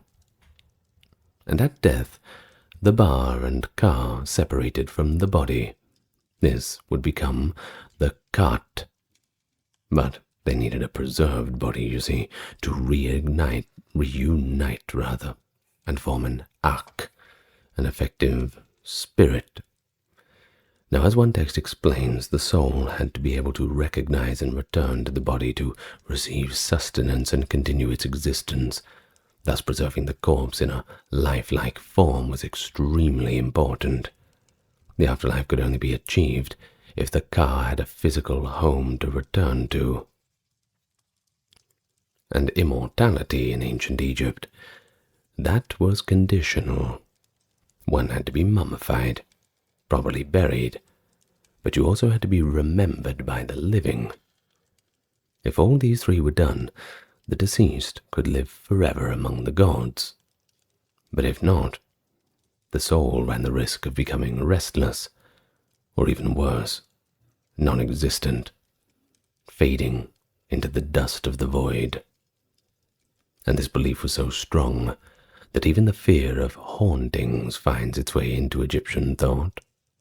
If a person's funerary rites were neglected or their tomb desecrated, their Ba might return to torment the living, until finally this wrong was righted. In fact, many letters to the dead written by surviving relatives beseech deceased family members either to help or for peace from hauntings. Clearly ensuring the dead were properly cared for was viewed as essential both for the dead and the living. But where did all these ideas come from? They didn't appear out of thin air. Well, deep roots. We know ancient Egypt goes back a long, long way. Everyone knows that. Much of it stems from the old myths and stories of Osiris, the god who was murdered, but also resurrected. He became the lord of the underworld, and the first to be mummified, embalmed by the gods themselves. According to the story, the jackal-headed goddess Anubis helped wrap and revive him. Every deceased Egyptian was likened to Osiris. They hoped to follow in his footsteps, you see, to die, be restored, and live eternally. Indeed, the most expensive method of embalming was said to be, quote, the method of him whose name must not be spoken, a veiled reference to Osiris. Certainly shows with the amount of reverence and how sacred this process was held. Now, you'll hear the word duat quite a lot. That is kind of the afterlife, the next world. So the Egyptians envisioned the afterlife, or the duat, as a paradise called the Field of Reeds, a mirror of one's life in Egypt, but perfected. Fields of plenty, no hardship, perfect weather, no mosquitoes, all that sort of thing. All of the best things about life, but just put in technicolor. The bad things, they're all gone. It sounds pretty good. Of course, entry is not automatic. The soul had to face judgment in the hall of Maat, truth. In vivid imagination, the deceased stood before Osiris's tribunal. Their heart, which they saw as a seat of mind and mortality, was weighed on a great scale against the feather of Maat, the symbol of truth and divine order. If one had lived a balanced and just life, well, the heart would be lighter or equal in weight to the feather. Good news. The deceased would be justified, often called ma keru, meaning true of voice. But if burdened by evil, the heart would tip the scales and be devoured, and that soul's journey has come to an unceremonious end. To accompany this trial, the Egyptians provided the dead with spells and prayers. Chapter 125 of the Book of the Dead contains the famous negative confession, a list of 42 sins the soul declares it has not committed. It says, I have not stolen, I have not killed, I have not, etc. Pretty much goes on for a while, concluding with the emphatic statement, I am pure. One papyrus portrays the deceased pleading, may my heart be not silent in the judgment hall, hoping for a favorable verdict. These moral declarations were not just ritual. They reflect an Egyptian ethical code in life, guided by Maat. In essence, the promise of a blissful eternity encouraged Egyptians to live justly and maintain harmony on earth. It's a deal you have to make with those gods above. just be good, and you'll get rewarded when the time comes. But to reach this hopeful afterlife, the physical body had to be preserved in the mortal realm. It was important to keep the corpse as lifelike as possible. Early in their history, Egyptians noticed that bodies buried directly in the hot, dry desert naturally became desiccated and did not decay. So some of the history's earliest mummies, like the famous Gebelein man, were actually created by accident, dried out by that desert environment. What a coincidence. It's certainly a good way to find out how to do things. Trial and error. Of course, this is likely what inspired the intentional preservation in the first place. By around 2600 BC, during Egypt's Old Kingdom, they began deliberately to mummify their dead.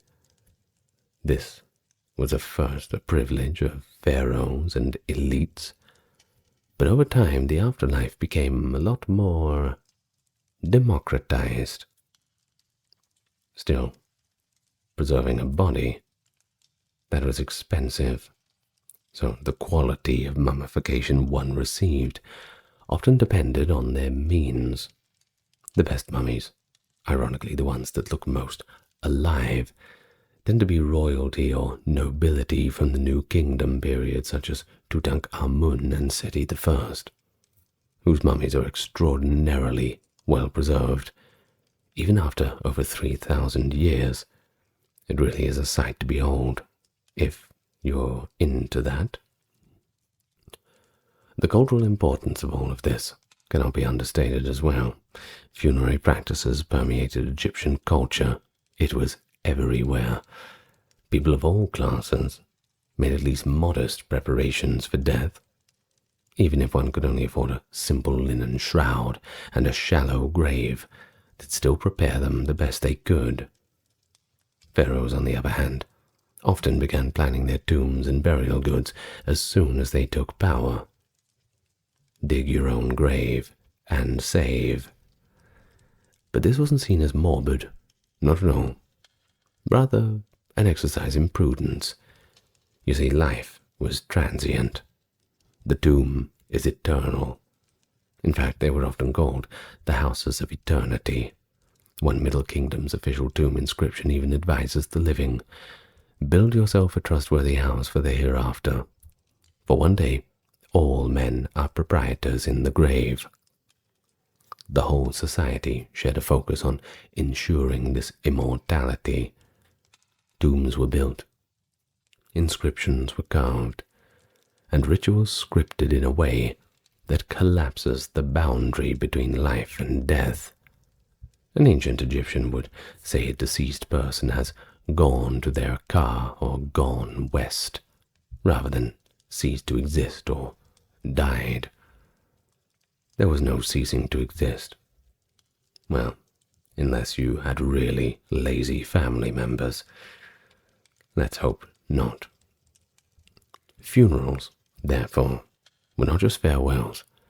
They were carefully orchestrated launch ceremonies, sending a person from the realm of the living into the realm of the gods with all of the provisions and blessings necessary. Well, to sum all this up, the religious and cultural significance of funerals in Egypt, or just broadly funerary practices, anything within that sphere, was pretty immense.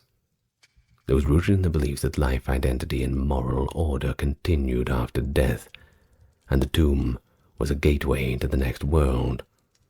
The mummy was a vessel for the spirit, and the funerary ritual an absolute requirement to secure one's place among the blessed in eternity.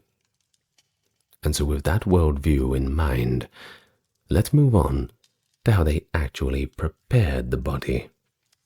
The world-famous process, and such a quintessential Egyptian thing: mummification. So, mummification. The goal was pretty straightforward. remove decay, and especially moisture, so the body would not rot and could effectively last forever. The execution, however, was anything but simple. This was a little bit of an art, and a little bit of a science. Of course, it combined that science, anatomical knowledge, and chemistry of preservation with religion too, rituals and spells. So, let's try and think of ourselves in that ancient embalmer's workshop and try and figure out how a mummy was made. The body of the deceased, once it had been washed and delivered to the embalmers, was taken to a special tent or structure called the Ibu, the place of purification, or the Wabet, the cleaning place. It was here that priests and professional embalmers worked as a team, performing their tasks according to strict ritual protocol. The chief embalmer typically wore a jackal-headed mask to represent Anubis. In fact, texts and paintings show an embalmer wearing an Anubis mask overseeing the work, a literal embodiment of the deity guiding the process. That was one of Anubis's responsibilities too, embalming. Now this chief would have assistants who were skilled in surgery and wrapping, as well as a lector priest who would read spells at each stage. The entire process famously took 70 days from start to finish, a period often mentioned in text and confirmed by Herodotus, a Greek historian who described Egyptian mummification in the 5th century BC. During these 70 days, various steps were completed methodically: cleansing, evisceration, drying, anointing, wrapping. So let's go through them. Now, step 1, that was purification and the removal of the brain. The first actual step in making a mummy was, of course, to remove those parts of the body that decayed fastest.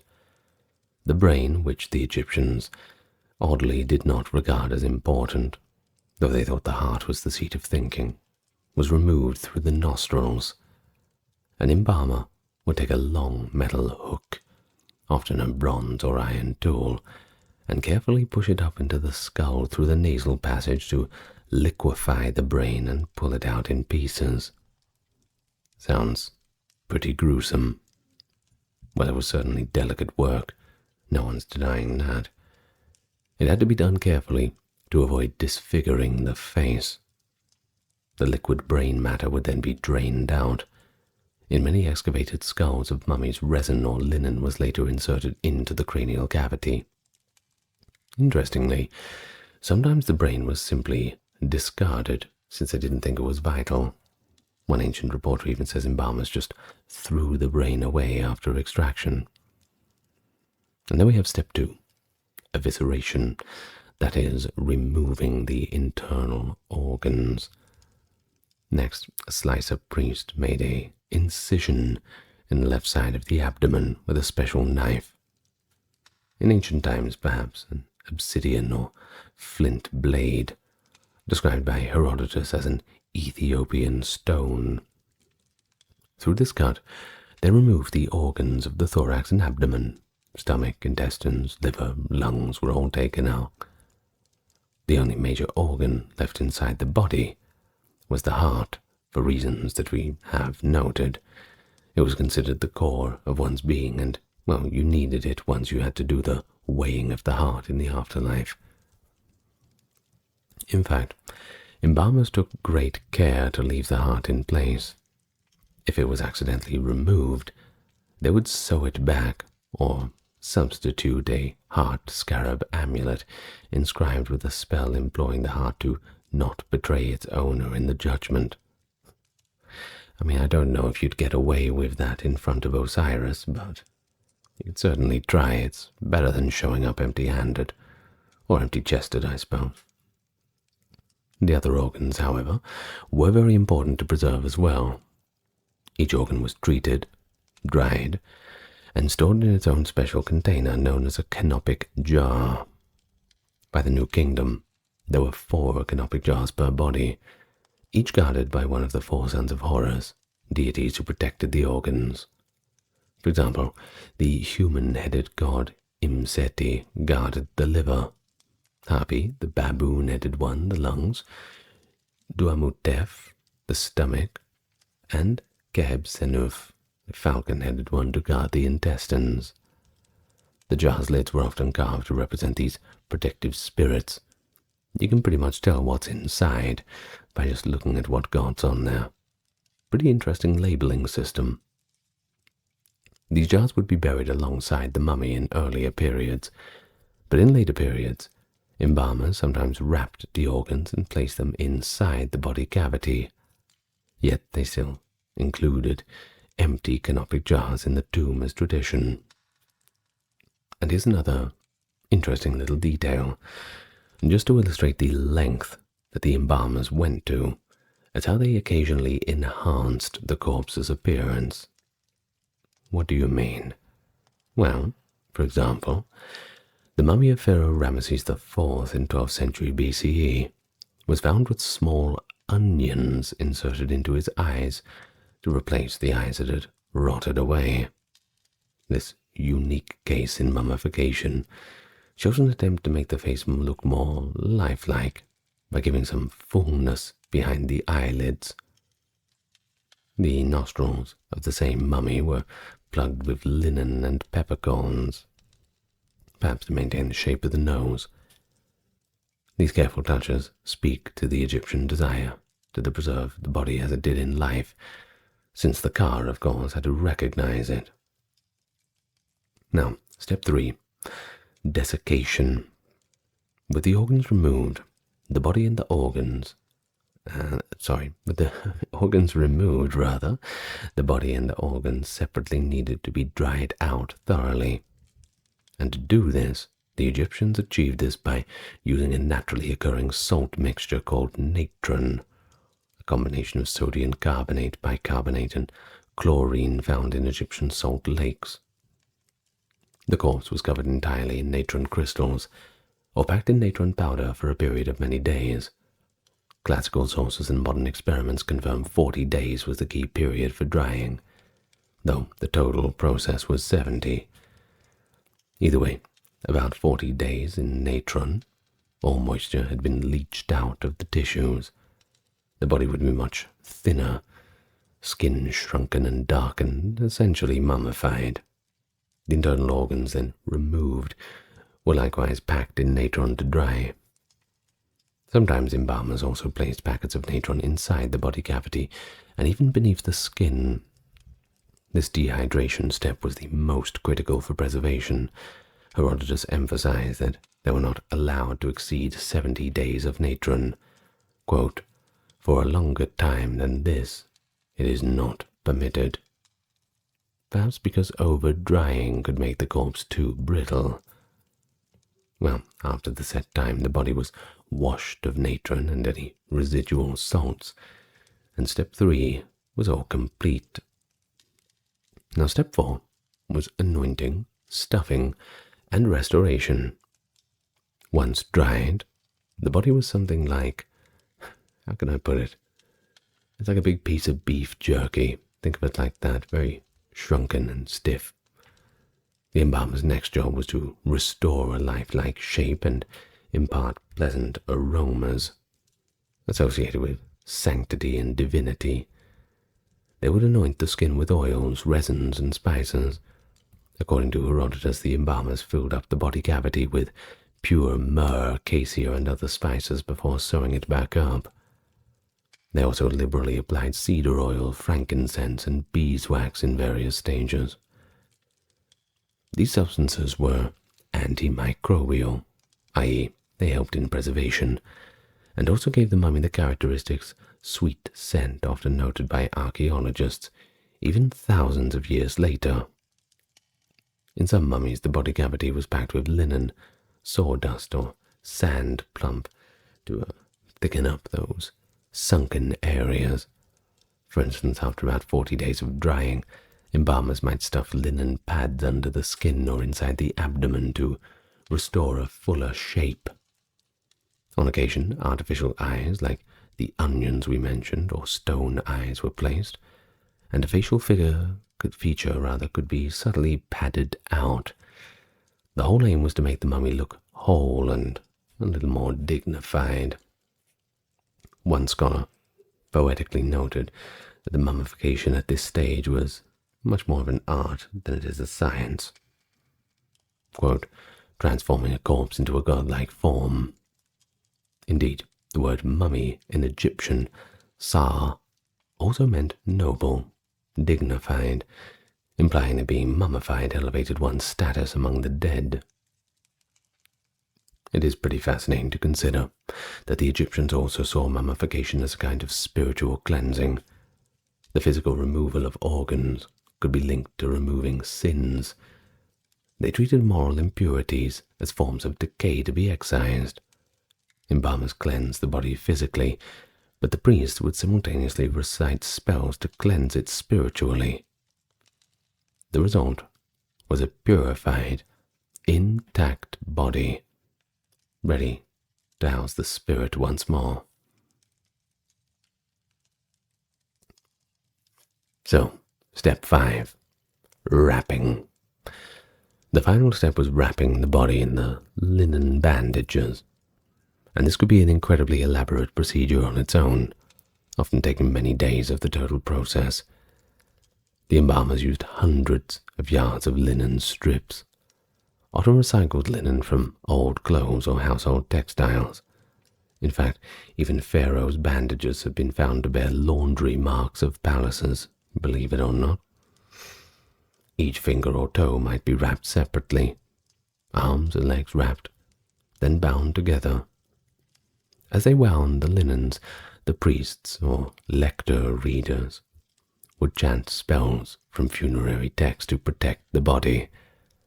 At various stages in the wrapping, they inserted amulets between layers of linen, small charms like scarabs, the Eye of Horus, the Jed pillar, that symbol of stability, that is, and others each placed at a strategic point on the body with a prayer.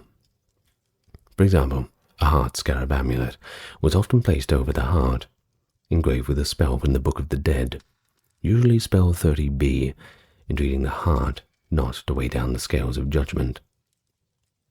Stone or faience wedjat, the Eye of Horus amulets, might be placed over an incision to magically heal it. Models of the opening of the mouth tools were included in the wrappings by the late period. The linen itself was coated in a warm resin or gum in intervals, acting like glue. This is why many mummies have a dark, shell-like exterior, by the way, because of this warm resin material. By the end, the body was entirely encased, from head to toe, often with a mummy mask or portrait over the head and a large shroud wrapped around everything. So when all this was done, the once lifeless, decaying corpse had been transformed into something new. The mummy, a package that Egyptians believed was now worthy of housing the person's soul forever. The final wrapped mummy often looked like a human-shaped bundle, sometimes decorated with painted eyes or inscriptions on the wrappings. Priests would place the mummy in a series of coffins, perhaps a painted wooden coffin which might go inside a larger sarcophagus. In some periods, the coffin was shaped and painted to resemble the person's living image. Think about Tutankhamun. So, of course, the car could identify it easily. But it has to be noted that not everybody got the full special treatment. The deluxe package was only for those who paid. Herodotus describes when a body was brought to an embalmer. They show the family wooden models of corpses, representing 3 price points. The most expensive first-class method that we just detailed, the second cheaper method, and a very basic third method. If the family chose the best method, the steps are as above. Brain out, organs out, spices, natron, wrapping. It's all pretty lavish. The second, more budget-friendly option, the embalmers did not cut the body open at all. Instead, they injected cedar wood oil into the body and sealed it for the natron period. The oil would dissolve all the organs into a liquid, which would then be drained out after some days, bringing out the melted guts with it, effectively emptying and preserving the body without surgery. This left only skin and bones, as the flesh would be partly dissolved too. The corpse, now much more skeletal, was returned to the family without the elaborate wrapping. Imagine having to go and pick that up. One imagines this second-class mummy was somewhat less presentable.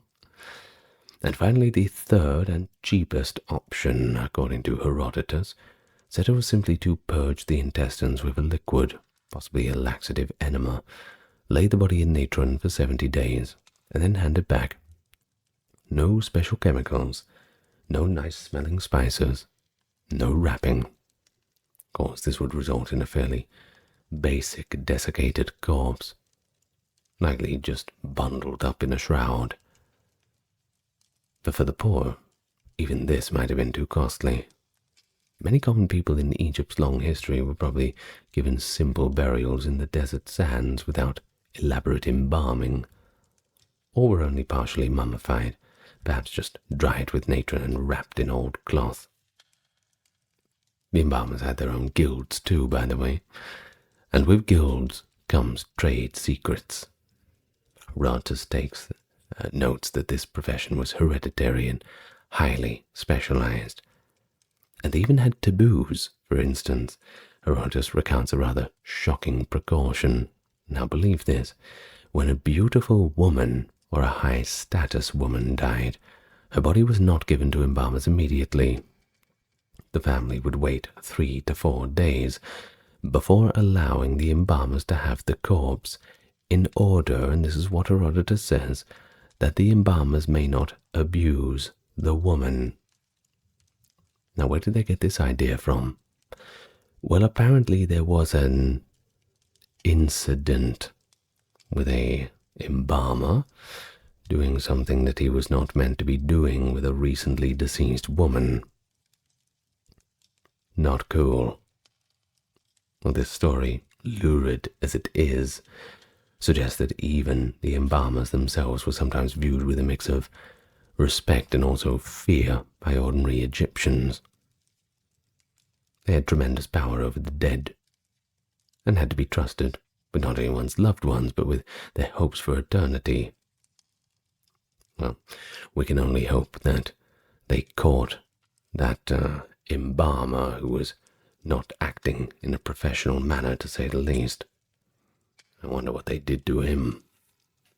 Either way, by the end of the mummification process, the deceased was physically ready for burial, a preserved body in nested coffins, often with a funerary mask. The whole ensemble might include the mummy with amulets within, a mummy board or mask covering the face, an inner coffin, wooden, human-shaped and painted, perhaps one or more outer coffins, and a large stone sarcophagus to hold them all.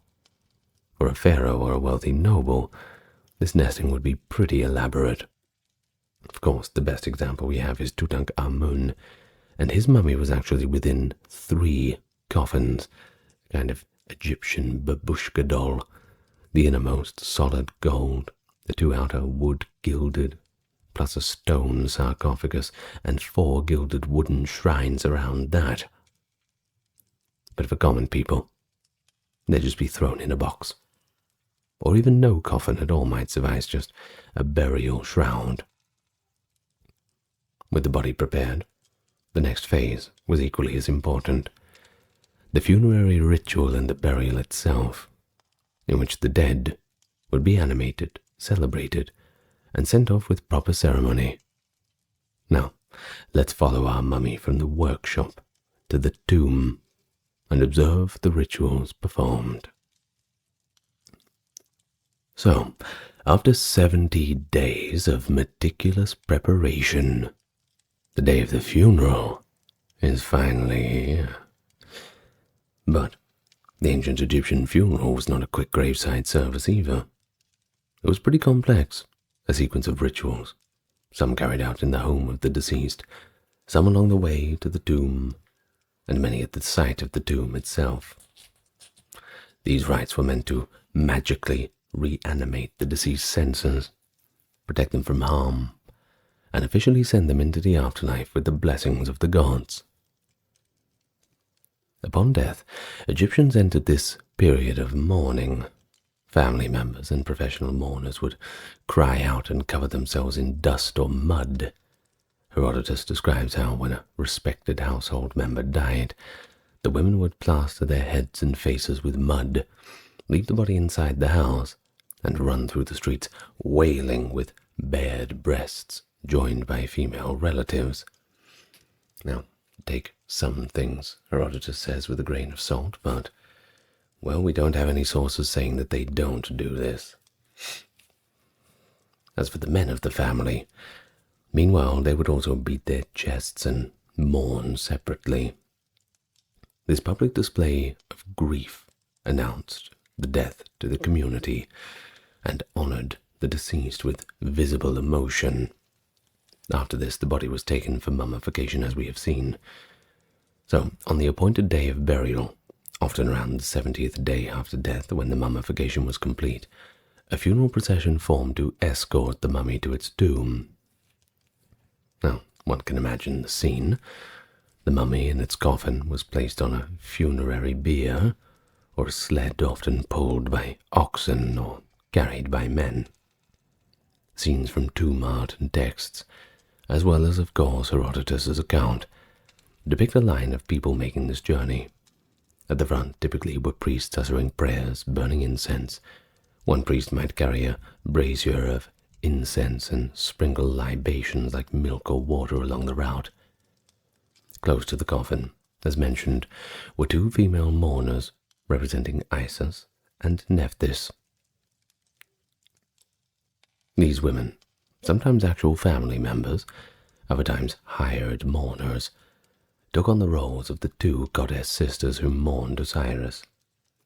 They would gesture dramatically, throw dust on their hair, and chant laments just as Isis and Nephthys did for the Osiris of the legend and myth.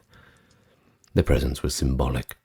It merged the deceased's story with that of Osiris, promising resurrection. Following them were other mourners and relatives, often with arms thrown in the air or on their heads in grief. Servants trudged along, carrying all the goods to be buried: jars of food and drink, furniture, chests of clothing, sharp-tea figures, and so on. For a pharaoh's funeral, this would be a staggering convoy of treasures.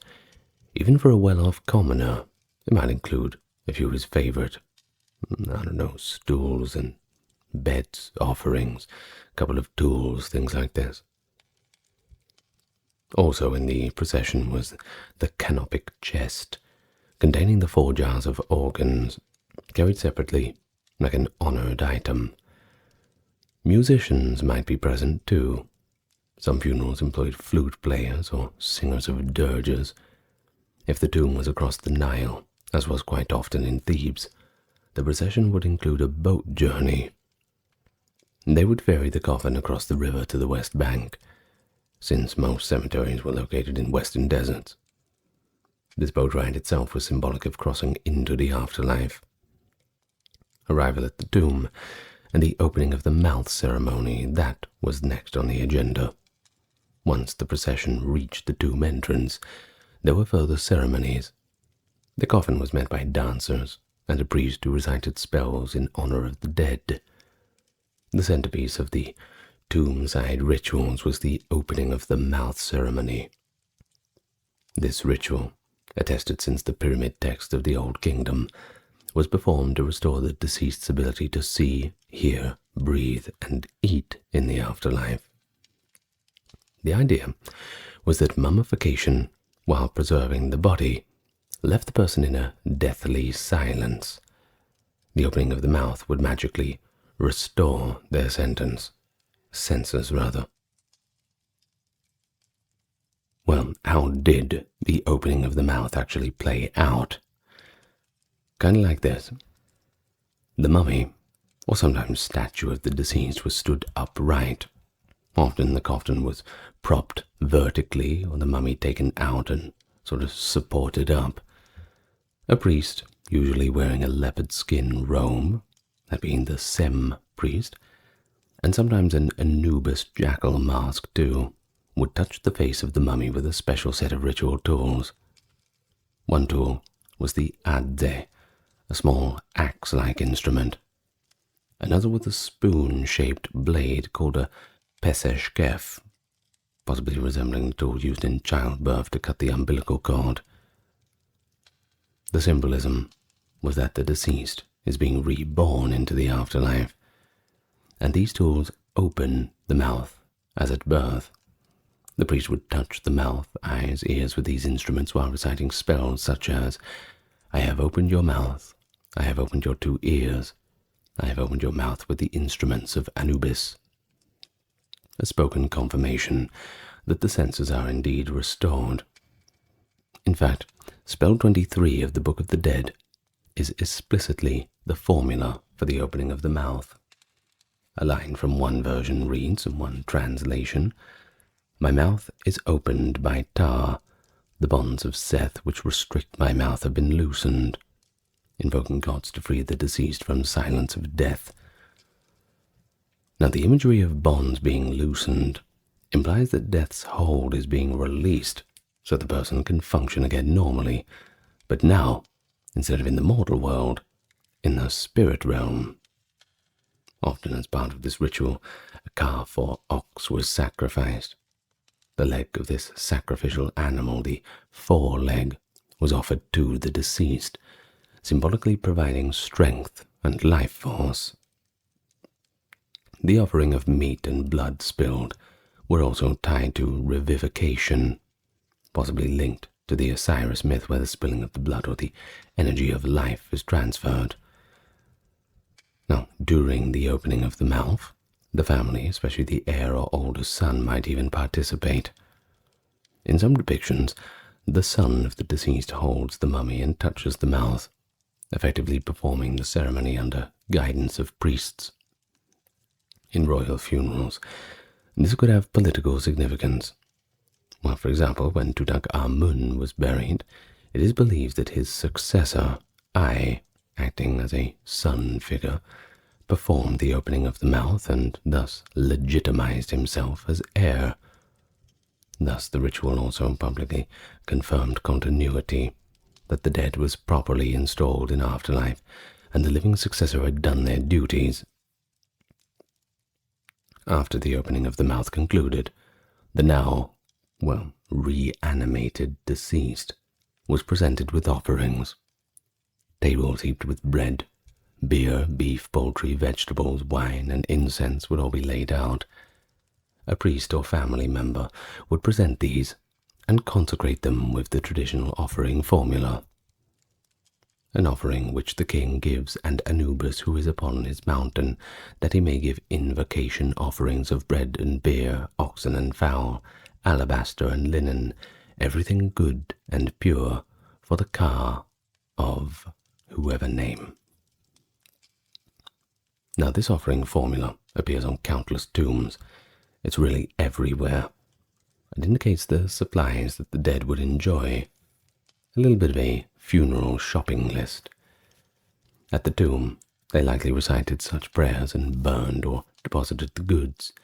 The 2 women playing Isis and Nephthys might perform a final mourning song at the tomb door, inviting the deceased to enter and rest in peace. According to descriptions, at this point, the deceased was placed inside the tomb, and the footsteps of those who had been inside were swept away. And this is an interesting detail. They literally would sweep away the footprints, perhaps to symbolically remove any traces of the living in the realm of the dead, no intruders, and to ritually seal the tomb as pure. Once the mummy and goods were arranged in the burial chamber, the tomb was sealed. Often a stone door or blocking masonry was put in place. The Egyptians would then say that the deceased has gone to his car. But the ceremony wasn't quite over for the participants.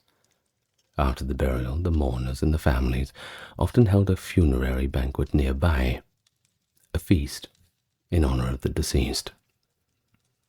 Imagine, after all the somber rites, they now share food and drink, some of which may have been offered symbolically to the dead first. Tomb paintings show scenes of such banquets, relatives eating, drinking wine, musicians playing harps, dancers performing in honor of the dead. This was a social and religious function. It celebrated the dead person's transition and also reinforced family and community bonds among the living. Texts even suggest that the spirit of the deceased was believed to attend this feast in a spiritual form, enjoying the company one last time before departing fully to the west. In one tomb painting, guests are actually shown sniffing lotus flowers and making merry, perhaps a reminder that death to the Egyptians was a natural part of life's cycle and not an occasion for unending gloom. So they mourned, sincerely, but also celebrated the belief that the deceased would live on in paradise. With the dead person interred, there were ongoing rituals beyond the funeral day. The tomb would ideally have a chapel or offering place where a family could bring regular offerings daily, or on special feast days like the Feast of Osiris or the Wag Festival for the Dead. Priests or relatives would continue to perform the opening of the mouth on statues of the deceased in the chapel, enabling those statues to receive offerings as stand-ins for the real person.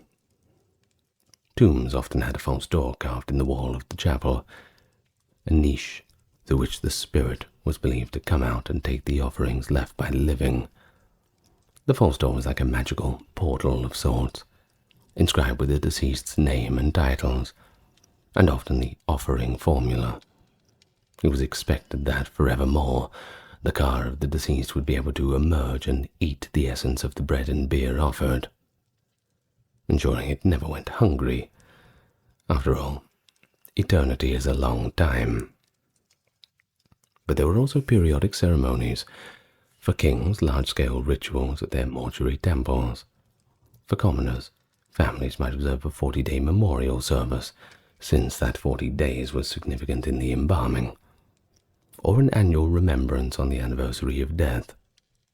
The living sometimes wrote letters to the dead on papyrus or on bowls left in the tomb chapel, asking their deceased relatives for help with problems, or sometimes even to intervene in family disputes. In fact, all of this just shows how the dead were considered active members of the family, still having a stake in the world of the living. So to sum it all up, the Egyptian funerary ritual was a very well choreographed affair. It began with a heartfelt mourning and ended up with an almost uplifting banquet, with the critical magical rite, opening of the mouth, in between to ensure the mummy was activated for the afterlife. The entire sequence reflects their approach to death, deeply respectful, very ritualistic, but also quite optimistic. They truly believed that these ceremonies had power, that saying the right spells and performing the right actions would allow the deceased to breathe once more, to even speak before the gods and safely navigate into the afterlife. Now, who carried out all these tasks? Let's examine the roles of those involved. The priests, the embalmers, the family members in more detail. Oh, we're not even halfway through this video. I told you it was going to be a long one. An ancient Egyptian funeral was a community event. It mobilized people with various skills, of course. Priests and professionals handled the technical and ritual aspects, while the family of the deceased also played their own roles in mourning and part in certain rites and rituals. Now, this cooperative effort ensured that both the religious requirements and the personal wishes were fulfilled, So let's break down a little bit who did what. Let's start with the embalmers. These were the technicians of mummification. As we saw, there were specialists who inherited their craft, often called embalmers, preparers of the corpse, or sometimes simply just called priests. That job was semi-sacred, I suppose. They worked in facilities, often near the necropolis. Necropolis, of course, being the Greek term for a city of the dead, necro, dead, polis, city. The chief embalmer, wearing the mask of Anubis, led the process. He might also be a priest of Anubis. In fact, one title in the inscriptions was Heri Seshta, meaning the chief of secrets, which is referred to as the chief embalmer, hinting at secret knowledge of preservation. The embalmers were responsible for the entire 70-day procedure, removing organs, drying the body, anointing, wrapping. They also crafted or obtained the materials that were needed. The oils, resins, linen, the amulets and coffins, often in cooperation with the artisans. And they likely recited, or at least listened to certain spells during their work. Some embalming rituals are preserved in texts like the Ritual of Embalming. However, usually a separate priest, the lector priest, was presented to read from scrolls while embalmers did the manual task. One can imagine the chief embalmer as somebody akin to a master surgeon plus mortician plus priest. It's a triple class. And yes, as Herodotus relates, they even had a bit of a mercantile side, negotiating fees with the family for different levels of service. Despite dealing with death daily, the role was very much honored. They were seen as facilitators of immortality. Of course, then we have the priests at the funeral. Multiple of them took part in the funeral ceremonies. The most important was the Sem priest, often identifiable by the aforementioned leopard skin cloak, worn over a white robe. The Sem priest was in charge of leading rituals like the opening of the mouth and made offerings. In iconography, sometimes shown with a short, shaved haircut, except for a side lock. Sometimes the Sem is the son of the deceased.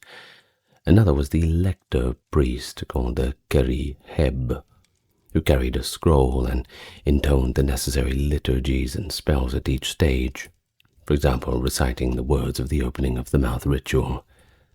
The lector priest had to have much funerary liturgy memorized or accessible, and he essentially conducted the ceremony by cueing the actions with spoken words. There was also a priest specifically in charge of incense and libations, often seen with a censer or water pot purifying the ground and participants. One priest might don the role of Anubis with the mask during the final ceremony at the tomb to physically support the mummy upright. In royal funerals, a high priest or even the vizier might appear to officiate, since burying a pharaoh was a state occasion. But of course, we're talking about the high end for that. For commoners, local priests from the nearest temple or those attached to the necropolis itself would be hired to do the job. And then, of course, the deceased family, they were not passive either. The closest relatives, usually the eldest son or daughter, had responsibilities of their own. In many depictions, the elder son acts as the chief mourner. Alongside a female relative, they may assist in the opening of the mouth ceremony by holding the mummy or touching it with tools, signifying their duty to send off their parent. The family, of course, bankrolled the funeral according to their ability, and thus determined how grand it would be. Tomb preparation, in particular, often consumed a large portion of one's life savings. During the procession, family members are the primary mourners. It was considered a sacred obligation to weep and wail for the deceased. Not doing so would be a sign of disrespect. Two women in the role of Isis and Nephthys, as noted, might be actual relatives like the wife and sister of the deceased. Kind of like how you have a flower girl or a best man at a wedding, this kind of thing. But if you couldn't find someone, or you didn't have any sisters or some other situation, you could hire women adept at ritual lamentation. Professional mourners, I suppose, cosplaying as Isis or Nephthys. Interestingly, ancient tomb inscriptions sometimes name the two kites, and that is kite, as in a bird of prey associated with Isis and Nephthys who perform the mourning. These could be titles for professional mourners. But in some cases, a wife or mother took on the aspect of Isis herself in mourning her loved one. The presence of family in these roles personalized the rites. It was not just professionals, but blood relations, ensuring the deceased soul had every advantage. And so after burial, the family, especially the male heirs, had the ongoing duty of making offerings at the tomb, or maintaining the mortuary cult. In the Old Kingdom in particular, nobles often had a line in their tomb autobiographies asking their descendants to remember them and to recite the offering formulas on their behalf. For kings, their family, quote-unquote, which in this case included their successors and state-appointed priests, maintained elaborate offering rituals at mortuary temples. For private individuals, their children might bring bread, beer, or incense to the tomb on festivals. If a family died out or neglected the tomb, it was thought that the deceased could suffer hunger or even just loneliness, and no one likes to be lonely. This is one reason why Egyptians were motivated to have sons, by the way, to secure someone to tend their tomb in perpetuity. In cases where no relative could do it, people endowed funds to pay priests to perform offerings, a little bit like a perpetual trust fund, but instead of money for prayers. And we should also mention those who prepared the funerary goods. We can't forget them, that's for sure. We have sculptors, coffin makers, painters, jewelers, scribes. These individuals contributed indirectly, of course, but were all a vital part of the process, part of the broader structure. A scribe might carefully copy spells from the Book of the Dead onto a papyrus to be buried with the deceased. Artisans would decorate coffins with protective deities and texts. Those lovely tomb walls covered in paintings of the afterlife? They would have been done by artists from the village of Deir el-Medina. For example, they painted them in the New Kingdom. Even the tomb diggers and builders, skilled masons and laborers, they played a crucial part long before the actual funeral day by constructing the house in which the funeral would culminate.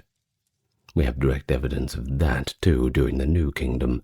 A whole community of tomb builders near Deir el-Medina took pride in building and decorating the pharaoh's tomb, knowing that it was key to the king's eternity.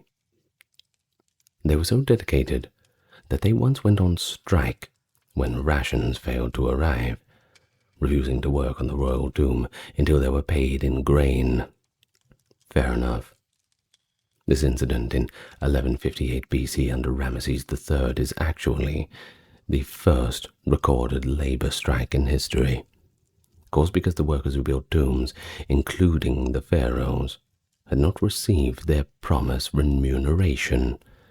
The fact that the vizier had to release emergency grain from the temple reserves to pay them shows how important their work was to the state, and how seriously even the government took the business of proper burial. Now, after the burial, certain priests called Ka priests, or servants of the Ka, took over the responsibility of making offerings at the tomb regularly. Wealthy individuals might hire or endow positions for priests to bring offerings every day or on a feast schedule. For kings, entire mortuary temples staffed by dozens of priests ensured the pharaoh's spirit was fed and honored daily. In the pyramid complexes of the Old Kingdom, or the mortuary temples on the Theban West Bank in the New Kingdom, these priests kept the memory of the deceased alive in the living world, which was essential because Egyptians believed the soul needed to be remembered to continue to exist. As long as people, in particular priests, recited your name and offerings, as long as they remembered you, you weren't truly dead. That's pretty much it. Your soul would live on in perpetuity. But it is also worth noting the role of necropolis police, or guards if we're going to use a less cool name, particularly by the New Kingdom. The problem of tomb robbery was pretty widespread, and especially in those periods of chaos. You'll see that in between the Egyptian dynasties, when things tend to fall apart, that there is that, chaotic little period between drinks that, people don't really follow the rules. So, there were officials assigned to guard tombs and inspect them regularly. Some tomb workers themselves doubled as guards. A papyrus from the New Kingdom, Papyrus Abbot it is called, records the officials checking royal tombs for signs of robbery, indicating an administrative role in protecting the dead. This shows that caring for the dead wasn't just a one-day affair, but certainly a continuous duty that even involved a kind of law enforcement. Well, to sum it up, an Egyptian funeral engaged a whole network of people: the embalmers, the priests, the family members, the craftsmen, and later the priests or officials that maintained the tomb and cult. Each had their own defined functions, but they all worked towards that single purpose: to give the dead a proper send-off into eternity. And with the body prepared, the rituals completed, and everybody having done their part, the deceased was now ready to journey to the afterlife. But to navigate that journey, knowledge was power. And this brings us to the very rich literary and magical tradition of funerary texts that the Egyptians developed as guides and protections for the dead. So, imagine being an Egyptian soul who has just left the body and entered the mysterious realm of the Duat. How would you know where to go? How would you know how to overcome the obstacles, solve little puzzles, and present yourself to the gods? It's pretty complicated, and you don't want to make any faux pas, that's for sure. And the Egyptians had an answer for it all, don't we? The texts, the spells, the prayers, the hymns written all over the tomb walls, and the coffins, and the papyri. It was hard to miss. They served as both a travel guide to the other world, and also a toolbox of magic for the deceased. Pretty cool, huh? Over the centuries, they compiled a formidable corpus of such literature, the most famous, of course, which is nicknamed the Book of the Dead, but, of course, actually called the Book of the Coming Forth by Day.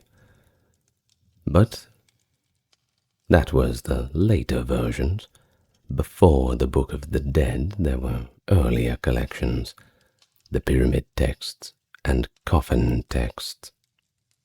These writings give us an incredible insight into Egyptian beliefs and theology. They're a mix of ritual, magic, and poetry, and they were as essential a part of an elite burial as the mummy or the coffin. So let's look at each in turn. First, we'll start with the pyramid texts.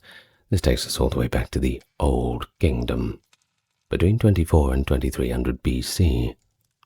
These are the oldest known religious texts from ancient Egypt, and indeed among the oldest in the world. Of course, that's a hotly debated topic, which one is the oldest. They were carved in the interior walls of certain Old Kingdom royal pyramids, hence the name. The practice began towards the end of the 5th dynasty, famously in the pyramid of King Unas at Saqqara as around 2350, and continued in the pyramids of pharaohs and some queens into the 6th dynasty. The pyramid texts are a collection of hundreds of utterances or spells, sometimes just numbered, around 759 in total across all the pyramids. They were unillustrated, just columns of hieroglyphic text, and were meant exclusively for the use of the king and perhaps a few queens. At this early period, commoners did not get these texts. The content is pretty diverse too. Hymns to gods, magical formulas to help the king ascend to the sky, addresses to the corpse, and dialogues where the king asserts his place among the gods. A frequent theme is the pharaoh joining Osiris in the underworld, or rising to the heavens to sail with Ra, the sun god. The spells are inscribed in a specific arrangement around the burial chamber and antechamber, almost as a ritual landscape on the walls. One famous utterance from the pyramid texts, that is utterance 213 in Unas's pyramid, proclaims to the dead king, "O King Unas, you have not gone away dead, you have gone away alive." It's a pretty bold statement, isn't it? It's a powerful assurance that the king lives on, just in a different form. It continues, "Sit upon the throne of Osiris, your scepter in your hand, that you may give orders to the living." The text basically transforms the dead monarch into a god-king in the next world, ruling alongside Osiris. Other utterances were meant to open the tomb or protect the body, for instance, spells to prevent decay or to release the king's shackles abound.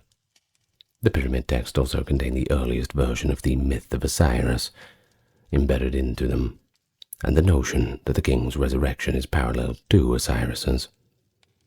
While reserved for loyalty, the pyramid texts certainly set the stage for all funerary literature in later times. They show the importance of spoken words in magically effectuating the resurrection. The mere presence of carved spells in the tomb was presumably enough for them to take effect. Some might have been recited at the funeral as well, but we can't know that for sure, but it certainly seems most likely that they would be. Now, then we get a couple hundred years later, between 2100 and 1600 BC. That's the Middle Kingdom. We find the coffin texts. As time went on, the privilege of the afterlife and the knowledge to attain it was finally democratized somewhat, extended beyond kings. In the Middle Kingdom, high officials and other elites wanted similar spells for themselves, because after all, everybody was going to the duat eventually. Thus, coffin texts emerged. People must have gone crazy when they released that one. So called because these spells were often painted or inscribed on the inside of coffins, that is, the coffins of non-royal persons. In a sense, they're basically a free-for-all expanded version of the pyramid texts. They incorporate many of the old pyramid text spells too, adapted to refer to the deceased rather than specifically to the king, and they also add a few new ones. The coffin text could also appear on the tomb walls or papyri of the period, but coffins were the primary medium. Now, an upper-class Egyptian could be buried with a wooden coffin that literally surrounded their corpse with magical writings. It certainly makes you feel a lot better about going to the grave. These texts seem to deal with similar themes: protecting the body, guiding the soul through obstacles, providing the transformation spells to allow the deceased to take different forms. There are spells, in fact, to turn into a falcon or a lotus flower to travel freely. The key difference is the coffin text introduced the idea of detailed guides to underworld geography. One text, often called Spell 110, the coffin text spells are numbered in Egyptology, by the way, is known as the Book of Two Ways. It's kind of like a map of the afterlife drawn on the coffin bottom, showing two paths one can take to reach Osiris's realm, complete with illustrations and a lake of fire, etc. And so we see vignettes, little illustrations first appearing in the coffin text spells. And these might be the ancestor of the later illustrated Book of the Dead vignettes. The coffin texts show a continuing concern with the ka and the ba, explicitly focusing on how to release the ba from the body and then reunite it with the ka. One coffin text spell is for not letting the ba be imprisoned in the tomb, implying that they wanted the soul to be free to come and go, but also to return to the body for sustenance. In terms of availability, by the New Kingdom, around 2000 BC, wealthy commoners, not just pharaohs, could have these spells. This reflects a theological shift. The afterlife is theoretically open to all, but you still had to get proper burial, though. They couldn't just throw you into the ground. But the king is no longer the only one with a map. Everyone in his court might get one too, albeit the quality of the coffin and the extent of the text is still dependent upon wealth, but hey, it's a step in the right direction. And then, of course, we get to the famous Book of the Dead. Now, that is in the New Kingdom and later. New Kingdom basically starting around 1550 and going up to about 30 BCE. Points if you can tell me in the comments what happened in 30 BCE. This is the most famous collection. Often what people imagine when thinking of Egyptian funerary magic. It is the go-to, the quintessential. Not the OG, but certainly the most popular. Now that term, Book of the Dead, is somewhat of a misnomer created by early Egyptologists. The Egyptians called it the Book of Going Forth by Day, or simply the spell for going out in the daytime, emphasizing the deceased's ability to leave the tomb and come into the sunlight of the living. The Book of the Dead isn't really a single fixed book, by the way, but rather a compilation of around 190 to 200 spells, from which scribes could pick and choose for a particular person's papyrus. It first appears in writing around the beginning of the New Kingdom, that's 1550 BC, and became extremely popular, being used up through to the Ptolemaic period, that's the 1st century BC. But what's new in the Book of the Dead compared to the coffin texts? Well, firstly, these spells were usually written on papyrus scrolls, which were then placed in the tomb with the mummy, often either in a coffin or a niche. Earlier, in the start of the New Kingdom, some were written on linen shrouds covering the mummy, but papyrus soon became standard. These papyri could be beautifully illustrated with full-color scenes. The famous vignettes of the Book of the Dead that show, for example, the weighing of the heart with Anubis and Thoth present, or the deceased adoring various gods. The spells themselves were partly inherited from the coffin texts and pyramid texts, and partly new compositions. And they do really well at, well, covering basically everything, from practical help, like the spell for not dying again, which I think is a pretty funny name for a spell, or, get this, the spell for not having to eat feces in the underworld. Yes, there is one. It's certainly a spell that you would definitely want to know. Avoid that situation. Well, there's also lofty hymns, of course, and secret names to use for protection. But perhaps the most celebrated part of the Book of the Dead is spell 125, which describes the weighing of the heart, and includes the negative confession we discussed. You know, I have not done this, I have not done that, So in many papyri, a large vignette shows the deceased's heart being weighed against Mart's feather, with Anubis adjusting and monitoring the scale, Thoth recording the result, and the monster, Amit, waiting to devour yet another failed soul. Meanwhile, the text has the deceased declaring innocence of various sins before the 42 assessors. The spell is like a script for the deceased to follow in the hall of judgment, and a reassurance that if they lived by Mart, they would be able to pass through. It's pretty interesting that this moral element becomes very explicit in the New Kingdom Book of the Dead, because you see the earlier pyramid texts, they were more about the king becoming a star or joining the sun. But by the New Kingdom, even non-royals emphasize justification by morality. It suggests a religious democratization. Anyone, not just the king, well, they all have to prove themselves worthy to Osiris. Other key spells in the Book of the Dead include those for protecting the body. For example, the spell of not letting one's corpse decay in the afterlife, for keeping away snakes or demons in the underworld, for knowing the names of the gates one must pass. There are transformation spells to become a phoenix or even a lotus, a whole bunch of other ones too, and even provisioning spells to ensure one has food, beer, and cool water in the afterlife.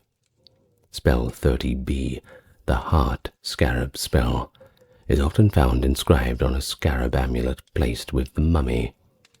It implores the heart not to weigh heavy or speak against a person at judgment. Spell 6 is usually inscribed on the small servant figurines called shabtis. It orders the shabti to answer on behalf of the deceased whenever work is demanded in the afterlife, so the shabti does the labor instead of the deceased themselves. It's pretty handy to have a few of them around. Many tombs have dozens or even hundreds of shabti figures, with spell 6 written on them to cover all possible days of work in eternity. In other periods, later ones mainly, some tombs included 401 shabtis, one for each day of the year, plus overseers, to ensure the deceased never had to do a day's work in their lives, or rather their deaths. These spells made that system function magically. So the format of the Book of the Dead, well, that varied too. A wealthy person like the scribe Ani, whose Book of the Dead is a famous, richly illustrated papyrus, could afford a large scroll with fine calligraphy and artwork. Others had shorter, less ornate versions. Not every Book of the Dead had all the spells, by the way. They were customized. But certain spells, like number 1, number 15, 125, they were classics. You couldn't go without them, and they were commonly included. In tombs of the New Kingdom, sometimes excerpts from the Book of the Dead were painted on walls or on the mummy's bandages. But we also had other funerary texts. In addition to these 3 main collections, the Egyptians composed specialized books, especially for royal tombs in the New Kingdom, often called the Books of the Netherworld. These include the Amduat, the Book of what is in the underworld, the Book of the Gates, the Book of Caverns, the Book of the Heavenly Cow, etc. And these were usually reserved for pharaohs, carved and painted on walls of royal tombs in the Valley of the Kings. They map out the hour-by-hour journey of the sun god through the underworld at night, which the pharaoh hoped to accompany. And their imagery is complex, filled with deities, monsters, mystical diagrams. Quite ornate, very complicated. Now, while they are fascinating, these are high-level texts, and not every deceased would use them. They were part of royal knowledge to secure the cosmic regeneration of the king with the sun, so they had to be pretty complicated, not missing on any of the details, of course. Meanwhile, private individuals in the New Kingdom, and later, could have texts like the Book of Breathings, a later derivative of the Book of the Dead, or the Book of Being in the Light, but still the Book of the Dead remained the go-to manual for most people for a very long time. What is crucial to grasp is that Egyptians saw these texts as potent magical apparatus. They weren't just theology, they were practical. If you were buried with the right spells, you literally had the cheat sheet to immortality, so you really wanted to get one. You'd know the secret names of the gatekeepers. You'd have the words to command your shabby servants, and you'd have the litany of virtues to recite to the judges. Knowledge was power, and this knowledge was artfully ensconced in the tomb. These texts also have cultural value, don't forget. They're among the finest religious literature of ancient Egypt. They mix prose and poetry, mythology and prayer.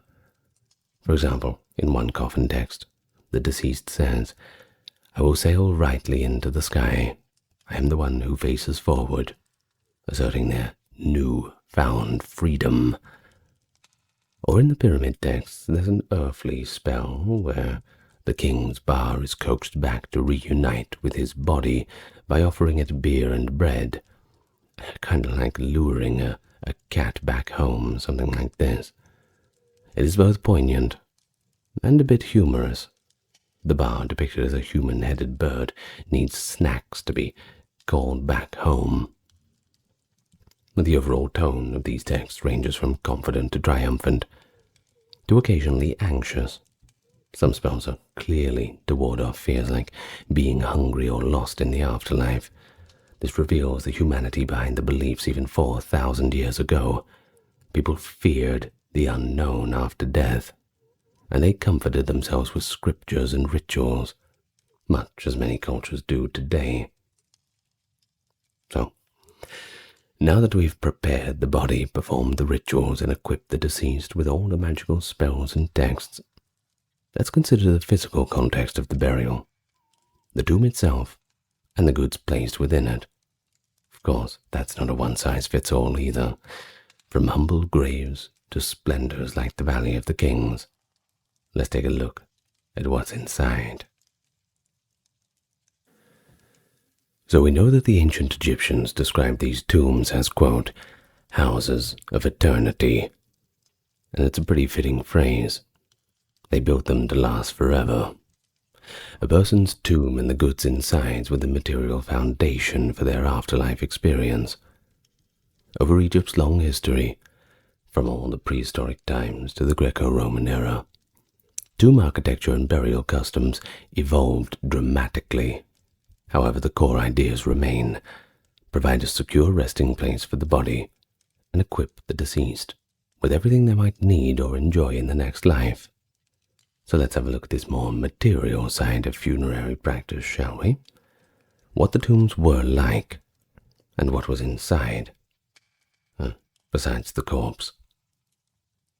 Well, we'll start with the early burials. Simple.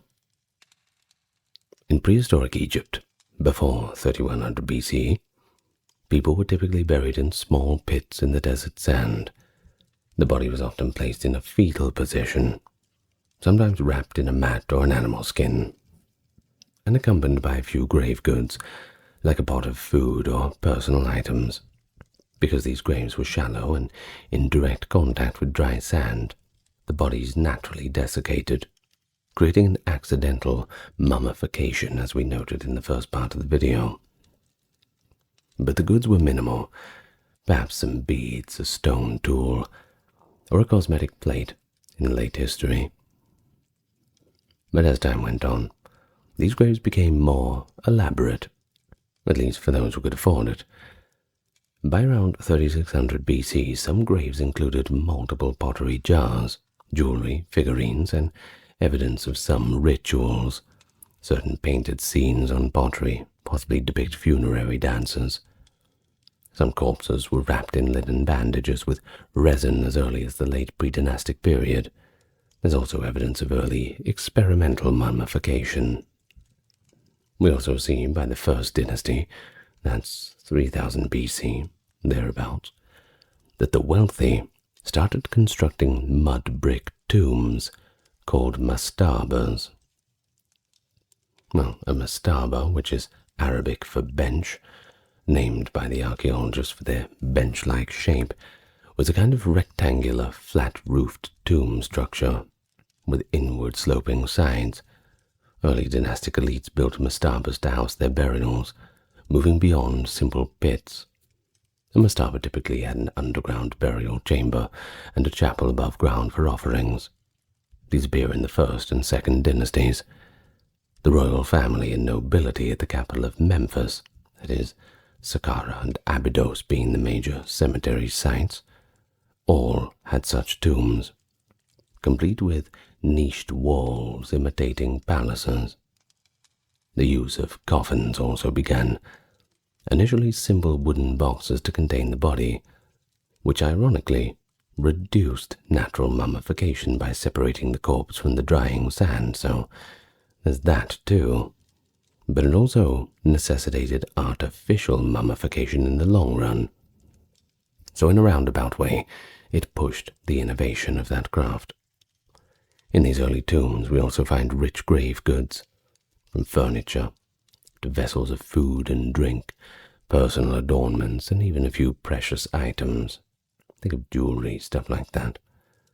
A First Dynasty queen's tomb at Abydos actually contained dozens of pieces of jewelry, cosmetic jars, and even a wooden bed. Already, the concept of "you can take it with you" was in full swing, I suppose. Tomb inscriptions from the later periods recall that even in the First Dynasty, people believed that they would use these items in the next life.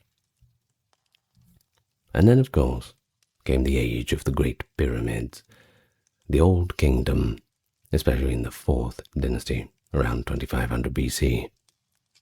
Pharaohs, seeking even grander eternal monuments, built stone pyramids, essentially supersized mastabas with smooth sides converging to a point. The largest, of course, is the Great Pyramid of Khufu at Giza, which originally stood 146 meters tall and was the tallest human-made structure for millennia. Actually, from what I know, the only thing to supersede that was the Eiffel Tower when they built it in Paris, which I believe was in 1895. Correct me if I'm wrong. Anyway, back to the pyramid. And it was indeed a tomb. Inside and out in the heart of a stone mountain lay the king's chamber with a large granite sarcophagus for the pharaoh's coffin. The amount of labor and resources poured into such a tomb, well, one can imagine that that is indeed staggering. Some 2.3 million blocks of stone, weighing a total of 6 million tons, were quarried and assembled for Khufu's pyramid. Surrounding it were smaller pyramids for queens and mastabas for nobles, an entire necropolis. While the pyramids themselves did not contain inscriptions of funerary texts, except the later ones from Unas onward which did, they were part of a larger complex that did. Each pyramid had a mortuary temple at its base, and a causeway leading to a valley temple. In those temples, offerings were made to the deceased king daily, and relief scenes showed the kings with gods. Now, the entire belief was that the pyramid was a cosmic engine, ensuring the king's ascension to the sky and his eternal reward. Pyramids evolved, but by the 4th century, by the 4th dynasty rather, we have the true pyramids of Giza. Of course, that step pyramid of Djoser is an early form, and we have different styles all throughout. But these newer ones were basically a guarantee of the king's immortality, and by extension, a kind of assertion of his divine power on earth. But for non-royals during the Pyramid Age, they continued to use mastabas and rock-cut tombs, particularly at sites like Giza and Saqqara. Their tomb art often depicted daily life scenes, farming, fowling, banqueting, an innovation that appears in the Old Kingdom, possibly to carry those activities into the afterlife. The grave goods in a noble's tomb, well, of course, they could be pretty extensive too. Statues of the tomb owner to act as alternative bodies for the car, offering tables, copper tools, linen, food offerings, pretty much anything you could think of. But one common item in many private tombs was a set of beer and bread jars buried for sustenance, and perhaps a slab stela, listing offerings and prayers. Now, back to the Middle Kingdom, which is 2000 to 1700, we see rock-cut tombs proliferate in Upper Egypt, tombs cut into hillsides, with columned halls and painted walls.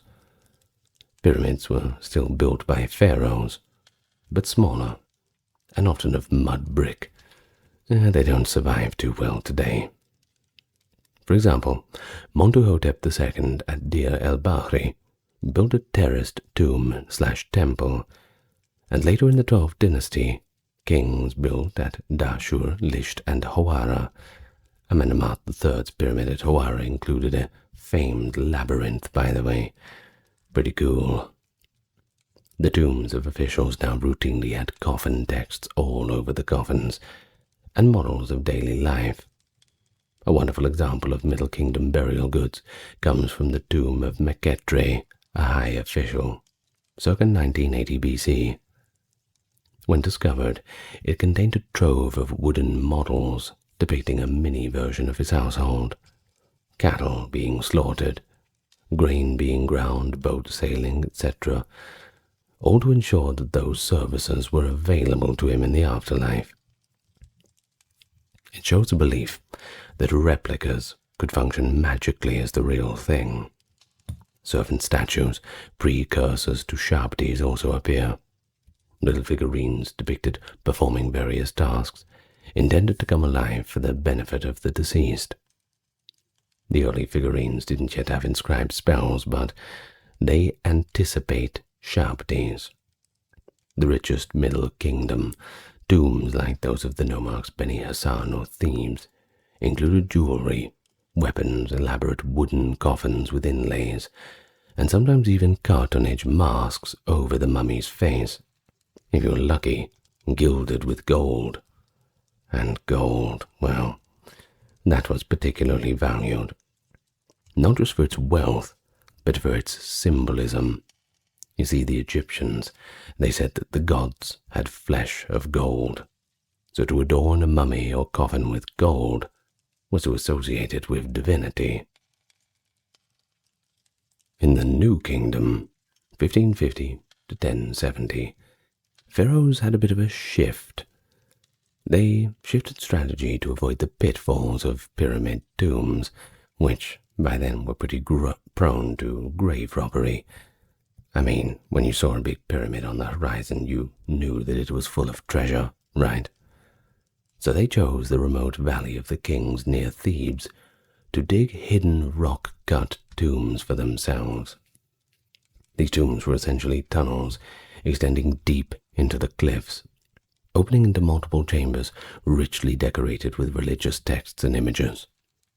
Notable ones like the Tour of Seti I or Thutmose III are exquisitely decorated with the Amduat and other guides through the night. Though less externally visible than the pyramids, these tombs were still monumental projects. KV5, the largest, likely built for the sons of Ramesses II, has over 100 chambers. Each king still had a separate mortuary temple built elsewhere, like Hatshepsut's temple at Deir el-Bahri, or the Ramesseum for Ramesses II, where ceremonies were performed, but their bodies rested in the hidden valley to deter thieves.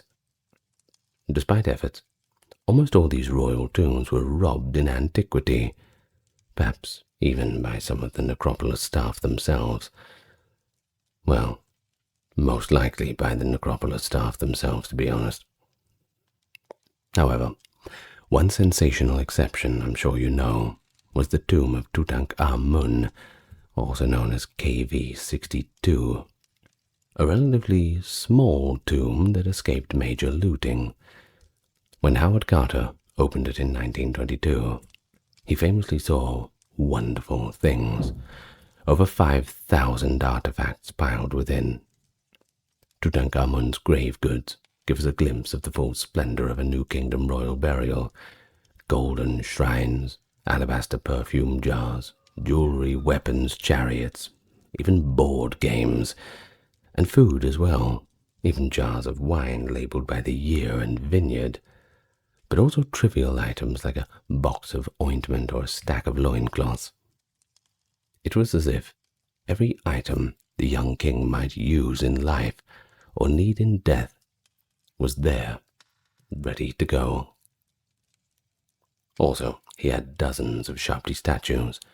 There were 401 Sharpties in his tomb, ready to serve, and protective deity statues guarding him. And, by the way, keep in mind, Tutankhamun, he was a minor pharaoh, not very important. He actually died around the age of 18.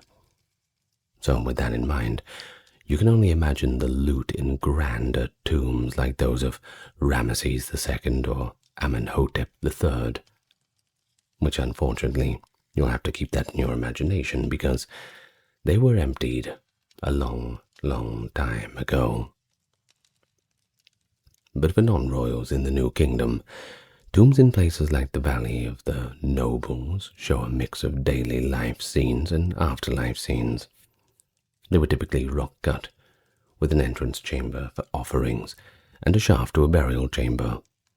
Grave goods for nobles included fine coffins, often nested sets of 2 or 3, statues of gods, canopic jars, amulets, cosmetics, clothing, food.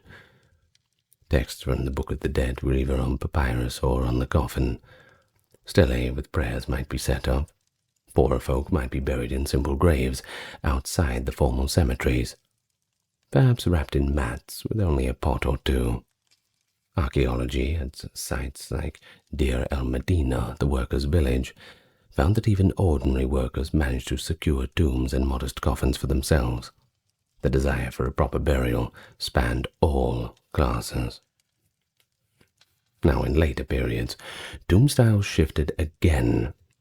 The late period saw a renaissance of older styles.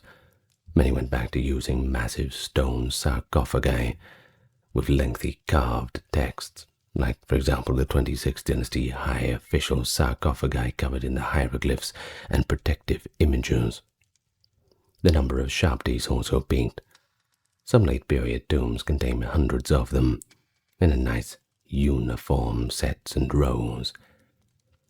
Mummification in this period became even more elaborate, sometimes with intricate bead net coverings and portrait masks.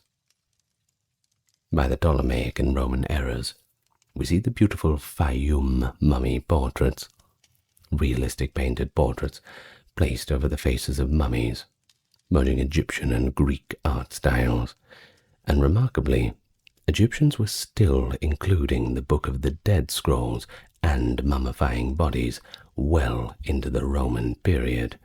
That's the 2nd century AD and beyond. Though by then, the practice was gradually fading.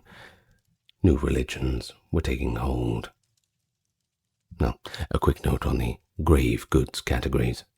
Across all eras, some common categories of goods can be noted. Food and drink. So we're talking bread, beer, wine, dried meats, and fruits. In fact, in Tutankhamun's tomb there was 30 wine jars, boxes of meat prepared as meals, and baskets of grain. Then we have vessels and furnitures. That is, jars, bowls, plates, chairs, headrests, sometimes litters or chariots as well. We also had symbolic items like amulets, scarabs, other inscribed jewelry that had amuletic or magical function.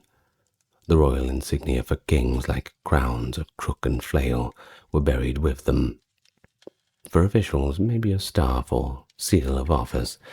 Ramesses II's queens were buried with their royal scepters. Weapons could be included for protection or status, bows, daggers. Tutankhamun had numerous, including a famous iron meteorite dagger, which is pretty cool. But the Egyptians too expected to enjoy the afterlife, so they included games like senet boards. It's a game kind of like backgammon. They found a lot of them in a lot of tombs. Also musical instruments, writing materials for scribes, and even some reading material. Of course, we also had protective deities and symbols, small statues of images of gods, especially of Osiris, Anubis, Isis, or Horus. The four sons of Horus were represented on canopic equipment, those ones that we mentioned before for the different organs. Some tombs included magic bricks placed in niches of the burial chamber, each brick with a figure or spell to guard one side of the tomb, you see. Tombs were often built during a person's lifetime, you see. For kings, it was a major state project. For officials, an expensive personal project. In life, one might visit their tomb chapel to inspect it. For example, officials in the New Kingdom left inscriptions like, "I made this tomb while I was alive, a place for my memory." But the investment was huge. In the case of the Great Pyramid, not only was it massive in scale, but it was aligned precisely with cardinal points and incorporated perhaps religious numbers or ideas. Some argue that the slope represents the rays of the sun, or a ramp to the heavens. In the Valley of the Kings, the placement of tombs was thought out so as not to interfere with each other's corridors and possibly hide their entrances. The secrecy became paramount. They might seal a tomb and then conceal the entrance, hoping that robbers would not find it. As history showed, this was partly successful. Tutankhamun's obscurity saved his tomb. Later, when the tomb plundering got out of hand, the priests of the 21st dynasty performed what could be called an ancient reburial project. They collected many New Kingdom royal mummies from their ransacked tombs and reburied them in two sacred caches, one in a shaft at Deir el-Bahri, another in the tomb of Amenhotep II, along with whatever royal coffins and remains of goods that they could salvage.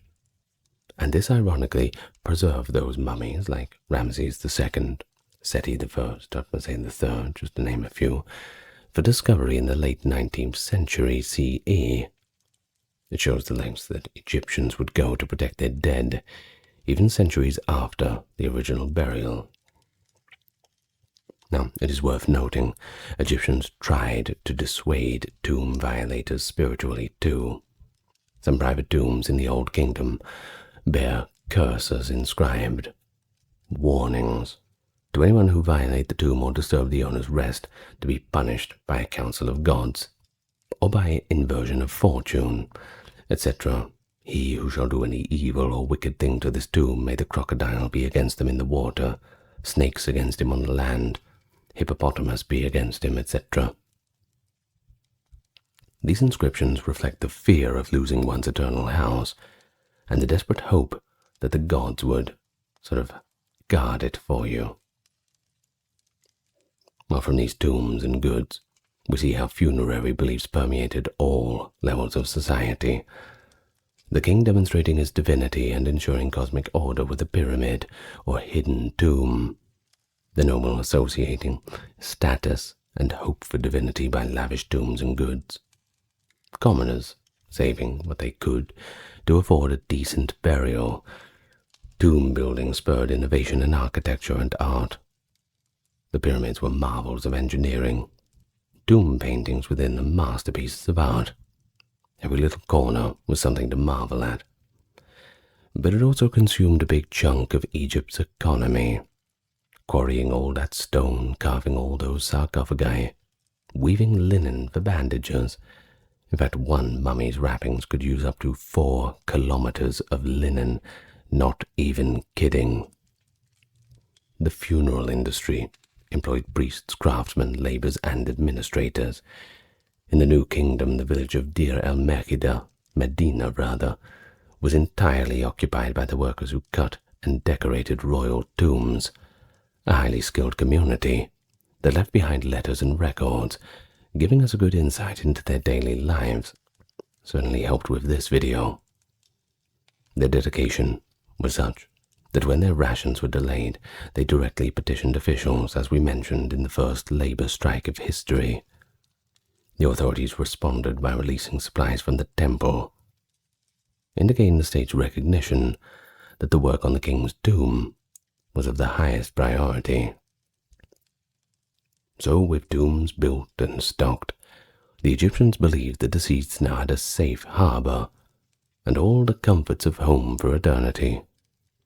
They often referred to the deceased as enjoying themselves in the field of reeds, plucking lotuses, or sitting in cool pavilions in their tomb's vicinity. The tomb goods were expected to magically be available for use. A loaf of bread depicted on the tomb wall, or left on an offering table. Well, that was real nourishment for the car. And so, from the simplest grave to the most elaborate tomb, the aim was the same: create a durable place for the dead to live on, furnished with all the luxuries they could get. Physical preparation went hand in hand with spiritual preparations, as we've discussed, both required for a successful afterlife. We've focused on the dead, but let's step back and consider how all these customs affected the world of the living in ancient Egypt. Well, the short answer is pervasively. The Egyptian obsession with the afterlife shaped the art, the economy, social structure, even politics. Some might say Egyptians spent inordinate amount of time on and resources preparing for death, and indeed, Greeks and Romans both remarked on that. But for the Egyptians it was time well spent, an investment in eternity, an expression of deep religious piety and cultural identity. Well, in terms of the economic and labor aspects, building tombs and making funerary goods was a major industry. The state organized huge projects like pyramid construction, which mobilized thousands of workers. Farmers during the flood off-season, skilled stone cutters, haulers, engineers, overseers, everyone. These projects could last decades. In fact, Khufu's pyramid, that lasted 26 years. While sometimes sensationalized as slave labor, it's not exactly the case. Evidence like the workers' cemeteries near Giza suggests that pretty much all of it was a labor tax where workers were housed, fed. We find beer, bread, and beef remains at the workers' village, by the way, and very respected for their contribution. These were artisans, not slaves. The maintenance of the funerary cult of the king, in temples attached to pyramids or separate, like in the New Kingdom, employed priests, gardeners to tend orchards for offerings, bakers, brewers, a whole staff to keep delivering the daily offerings. For private tombs, many craftspeople earned livelihoods through commission of coffins, tomb statues, carving inscriptions, weaving burial linens, etc. The famous goldsmiths who made jewelry for the dead, or carpenters who built fine coffins, were effectively servicing the afterlife economy. But even as far away as trade routes, expeditions were sent to get incense from Punt, or cedar wood from Lebanon, partly because these materials were needed for burials, incense for ritual, cedar for coffins and oils, things like this. So of course international trade, well, that had a mortuary driver as well. And then we have political and state ideology. That was of course affected. The pharaoh's legitimacy was tied to his role as a preserver of cosmic order and as an intermediary with the gods, roles that of course extended beyond his life. Building a great tomb was in a way a public demonstration of piety and order. For example, Pharaoh Ramesses III, after defending Egypt from invaders, invested heavily in temple and tomb building, in keeping with the principle of Ma'at, to restore balance to the land.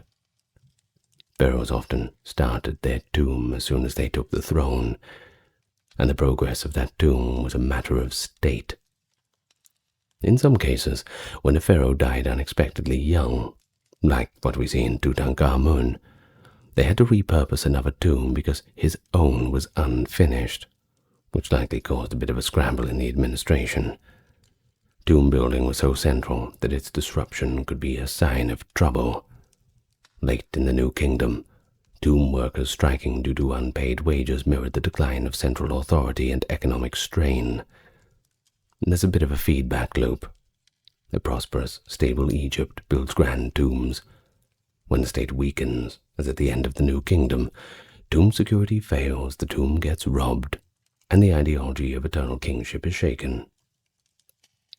Indeed, after the New Kingdom, pharaohs never quite built tombs on the same scale again, and the practice changed in response to societal shift. A belief in the afterlife also guided how people behaved and treated each other. The prospect of facing the judgment of Osiris and declaring the negative confession, "I've not stolen, not murdered, not lied," etc. Well, that was a moral incentive, because if you had stolen, or if you had murdered, then you had lied also, if you were telling them that you haven't. So don't do it. Many wisdom texts and instructions, as they were called, from Egypt, i.e. the instruction of Taha-Hotep, advise acting with justice and kindness, aligning with Maat implicitly, because one's eternal fate depended on it. One Middle Kingdom text, the Dialogue of a Man and His Bar, explores despair and afterlife, showing that some individuals deeply contemplated what comes after death, and that despair could be alleviated by the hope of an honored burial. Of course, the desire to be properly buried meant that family continuity was important. Egyptians valued having children to perform their funerary rites. This likely influenced marriage patterns, birth rates, and how they wrote about family in inscriptions. Ancestor worship was about the domestic life. Many households kept busts or stelae of deceased relatives, and would pour libations or make small offerings to them, asking for their guidance or intervention with the gods. Those letters to the dead mentioned they were often written by people who felt wronged or afflicted. They might write to a deceased relative saying something like, "Please intercede and stop all this trouble," or sometimes scolding them for causing a haunting. No one likes being haunted, that's for sure. We have so much in common. Well, there were public religious festivals too that involved the dead. For example, the beautiful Festival of the Valley in Thebes was a yearly event where the living visited the West Bank tombs, bringing offerings and feasting with the dead. Think of it kind of like how we have the Day of the Dead in Mexico. That's the ancient Egyptian version of that. The cult statue of Amun would travel to the West Bank, and families would picnic at tomb sites, sharing food with their departed kin's spirits. So, part of the social calendar included tending to the dead, making it a normal part of life to interface with the afterlife. Additionally, every new moon or specific days like the Feast of Wag were dedicated to commemorating the dead across society. This means to an ancient Egyptian, caring for one's deceased relatives was as routine as cooking dinner for one's family, or doing the washing, something like this. It required cooking extra bread and beer to bring to the tomb, maybe reciting a few memorized prayers, rather. So, on a philosophical note, the Egyptian approach to death likely gave the living a strong sense of purpose and comfort too. Life was seen as just part of a grand journey, and perhaps that made them more joyful in daily life, knowing that pleasures could be eternal if they did things properly.